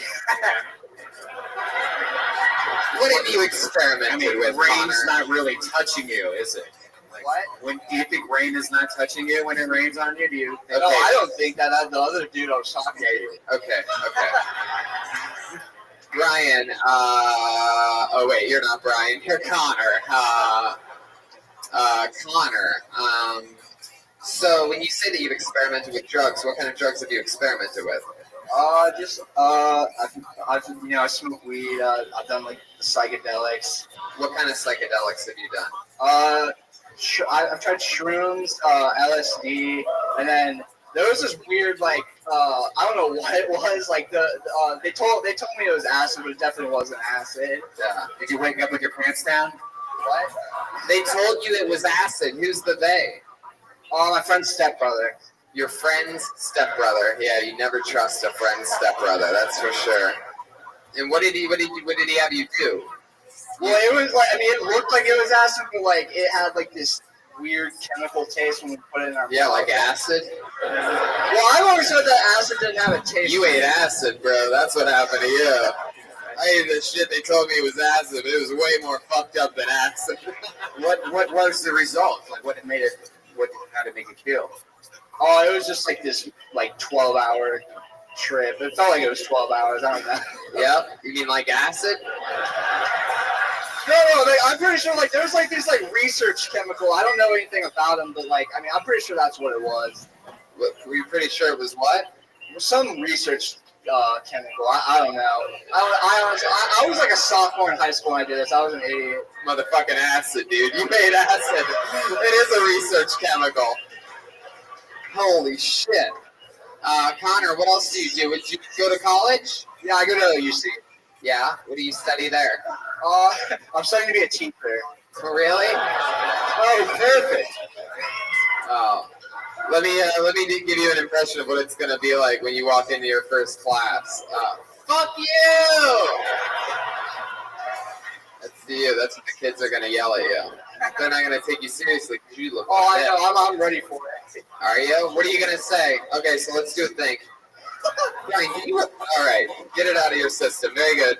All right, hold on. Now, let's stop things so we can have comedic timing at times that aren't just controlled by music playing. Hold on 1 second. Can you give me a second on that? Yo, he's still on West Coast time right now. I know. It's really, really amazing. He's just having his own dance party over here. So hear me out, Connor. So let's say you just walked into the classroom. You're a teacher. I'm a student, right? You're ready to give your lesson plan. And I'm like, hey, fuck you, Mr. Schrader. You look like a fucking kid, you bitch. See, I don't even know. I guess I'm not ready, honestly. I'd probably just, I'd probably just laugh. Oh, I had a feeling that was going to be great. And they think they should be paid more. They're going to need to give you. I don't even know if I'll make it. They're going to need to give you a gun just so you can kill yourself on day one. Hell yeah. All right, Connor, what else are you into? What are 21-year-olds into around here in Cincinnati? Well, I don't know if all of them are into this, but I love exploring abandoned buildings. Wow, that's really fun. That's a dangerous little sport. What's the creepiest building you've been in here in, well, I guess you're from Knoxville. Isn't Kane your mayor now? I don't even know. All right. Pretty sure you might be. What's the craziest building you've ever explored? 2 weeks ago, I found that there's this abandoned card factory over in the Norwood area, and it was huge. There's this clock tower, and you can get up into the clock tower and change the hands on the clock. Wow. Yeah, it's a huge building. I think I saw. How far is Norwood from here? Let's do this shit tonight. Yeah, right. I was gonna say, man, take us. I'll take you guys on a tour. No, it's okay.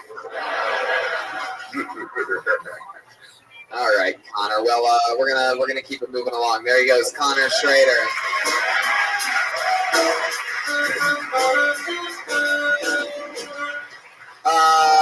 I figured we would do something fun. You guys want to do one more comedian, huh?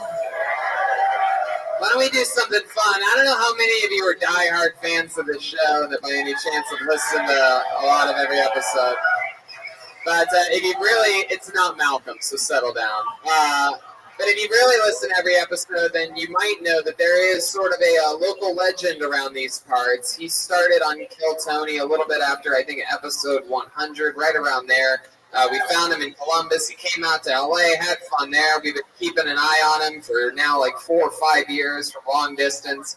He, I believe he lives in Cincinnati. I'm pretty fucking sure. And he always signs up for this show for years now when it's in Columbus or anywhere around here. Put your hands together for a guy that started on this show 4 years ago. The great Will Needles, everybody. Will fucking Needles Moore.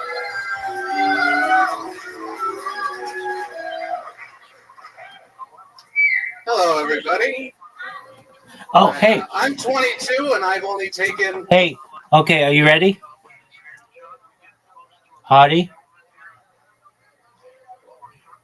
Hardy, girl. All right. Ready? Are you ready? Okay.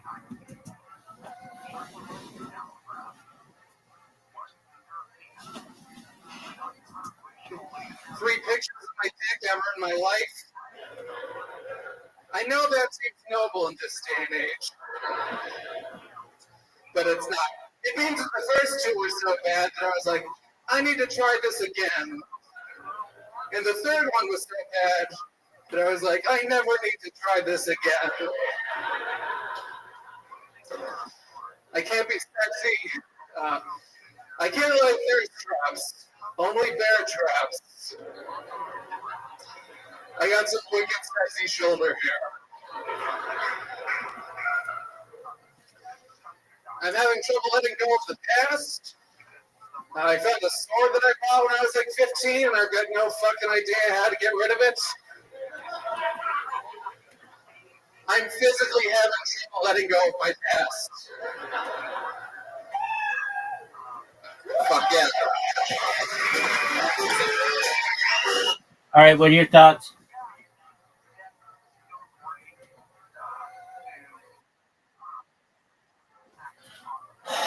Three.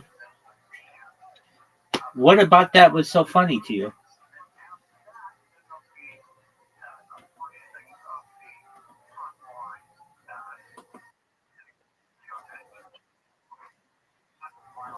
The one thing that I thought was okay was he's like, I've got some major arm hair, but that or like shoulder hair. But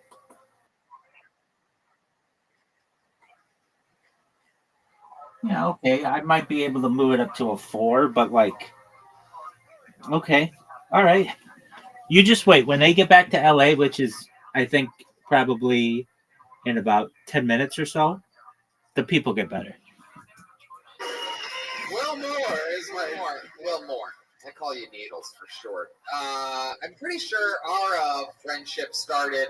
You were in the front row of the stand-up comedy show. That was me, Red Van, Haddish, Segura. Am I right? Is my memory crazy? Right, it's like that. You were in the front row, and I Segura Benson. Oh, okay. Yeah, I was the only one that you could see on the stage. And you were in the front row, and I believe I said the words like, "You look like you ate a double cheeseburger on the way here," and you go, "I did." Yeah, no. And we stopped at Wendy's on the way up. I forgot about that. And you and I have been friends ever since. How about one more time for Will Moore, everyone? So here we are. You were a little boy back then, 18, I do believe, or something. I was like 16 now. Yeah, 16 back then. And then your first time on Kill Tony was what, like a little over 4 years ago or something? Yeah, it had to be around then. Yep. And now you've been doing stand-up comedy this whole time? Yeah, it'll be 5 years this month. Look at that. 5 fucking years. And it shows. It shows, man. That was hilarious. Yeah. That was great. How you been surviving? What's been going on? I mean, I know that you saved a lot of money when you were the lead singer of Blues Traveler. Yeah, I'm no longer a giant baby. I have a beard now. Yeah. No, just stand up. Other than that, I'm not a super interesting person. Now, those dick pics that you took, did you use like a selfie stick or something? Like, how'd you fucking... Whose arm did you use to get those pics of your dick? No, it's okay. Did you put it on a timer? Like your whole, like your genitals were like a happy family or something like that? Like everybody together now? Tied to the dog? You gotta know your angles. I mean, there's like some beer. Took it with your toe? You laid your phone down on the ground and tapped it with your toe? The old toe tap? Actually, no, that's the only way the dick pic could have been worse, I think. Because if it just went straight up your leg with just your face looking from the top. Like that one shot where the Stay Puft Marshmallow Man's just looking down at everybody. I love that. Fuck yeah. So how's life been, Will? It's been good? What's your living situation? You live by yourself? No, I live with my family, a couple of people. Hell yeah. Yeah. Family and a couple people. So there's like actually the couple people moved out. There's been like 2 or 3 people that I don't know that have lived in my house in the past couple of years. Oh yeah.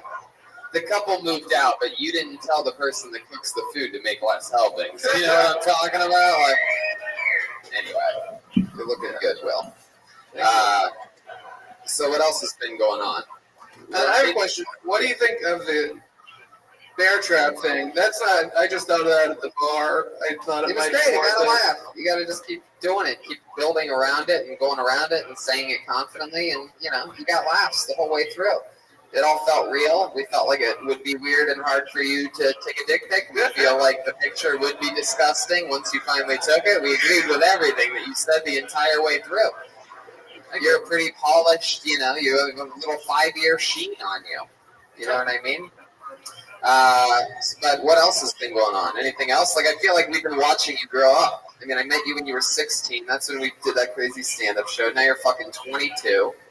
Yeah, I mean, nothing big. It's just been like a few interesting stories here and there. Yeah, like what? What's an interesting story here and there? There's one I did a guest set here at Go Bananas right after I got back from LA and did Kill Tony that one time. And the couple was like, oh, we're in town filming a movie. You'd be perfect for this part. So I got like, you know, like the whole, like where your dreams come true thing. Yeah. Happened to be here. I didn't get it, by the way. So that's, you shouldn't have recognized me. And then this one girl. You were Nemo. Nemo? That doesn't even make sense. And then I thought he was a Cabbage Patch doll. Well, that's fun. Yeah. Who does the cooking around your house? I bet it's fucking delicious. Because there's no way you're the only person in your family that looks like that, right? I totally am, actually. Really? Yeah. Get the fuck out of here. My clothes got stolen once from my house. And I was so confused because I was like, no one else is my size. This is just because they hate me. Someone stole your clothes. Yeah. You used to court hardcover or something like that. Someone at the University of Cincinnati pranked their friends in the funniest way possible. That's what that is. Remember the time I put 30 pounds of fat guy shirts under your bed, dude? What's your, like, do you have, like, something that you, like, obsess, like, I have to eat, like, 5 pizzas a day, or, like... Oh, God. No, I just... You tell him this, and then he'll tell you yours. Yeah. No, the problem is that I am indiscriminate. I enjoy all the foods so much. Right. Yeah. Hey, you're like Snaction Bronson. I really enjoyed that one. What's your favorite fast food? Ooh, my favorite fast food. He likes his food a little bit slower than fast, you know what I mean? It's a guy that doesn't mind smelling it for a while, enjoying the atmosphere. Steak and Shake is good. I enjoy burgers more than anything. Burgers? Yeah. That's your fucking thing, huh? Wendy's. All right. Well, I'm glad life's going good for you. What else is happening? Any love interests on the horizon? No, on the rear view. In the rear view? Yeah. Yeah. It was a fun time. It's over now. How long were you with her? Either. Okay, so the real answer is 0. That's just me not giving a bullshit answer. What? Nothing. Never. I was in love with someone, a woman. We were never together. That's it. Oh, jeez. Hey, fuck whoever laughed like that back there. Whoever cackled like that. My God. From The Simpsons? What an asshole. That's the sound of a guy that never really got the girl he loved either, by the way. Hateful bastard. Yo, can one of you ladies give this guy a free throw and let him smash real quick? Yeah. Come on. Which lady out there is going to give this guy a big crazy hand job right now, huh? What about that guy's dad? Come on. Yeah, bring the doctor out here. He's coming, actually. Here he comes. Will, you've been funny on this show so many times. You did it again here tonight. Thank you. I can't wait to keep watching you grow up and then eventually get smaller and then keep growing up again. Here's hoping. Hell yeah. There he goes. Will Moore, everybody. Come on.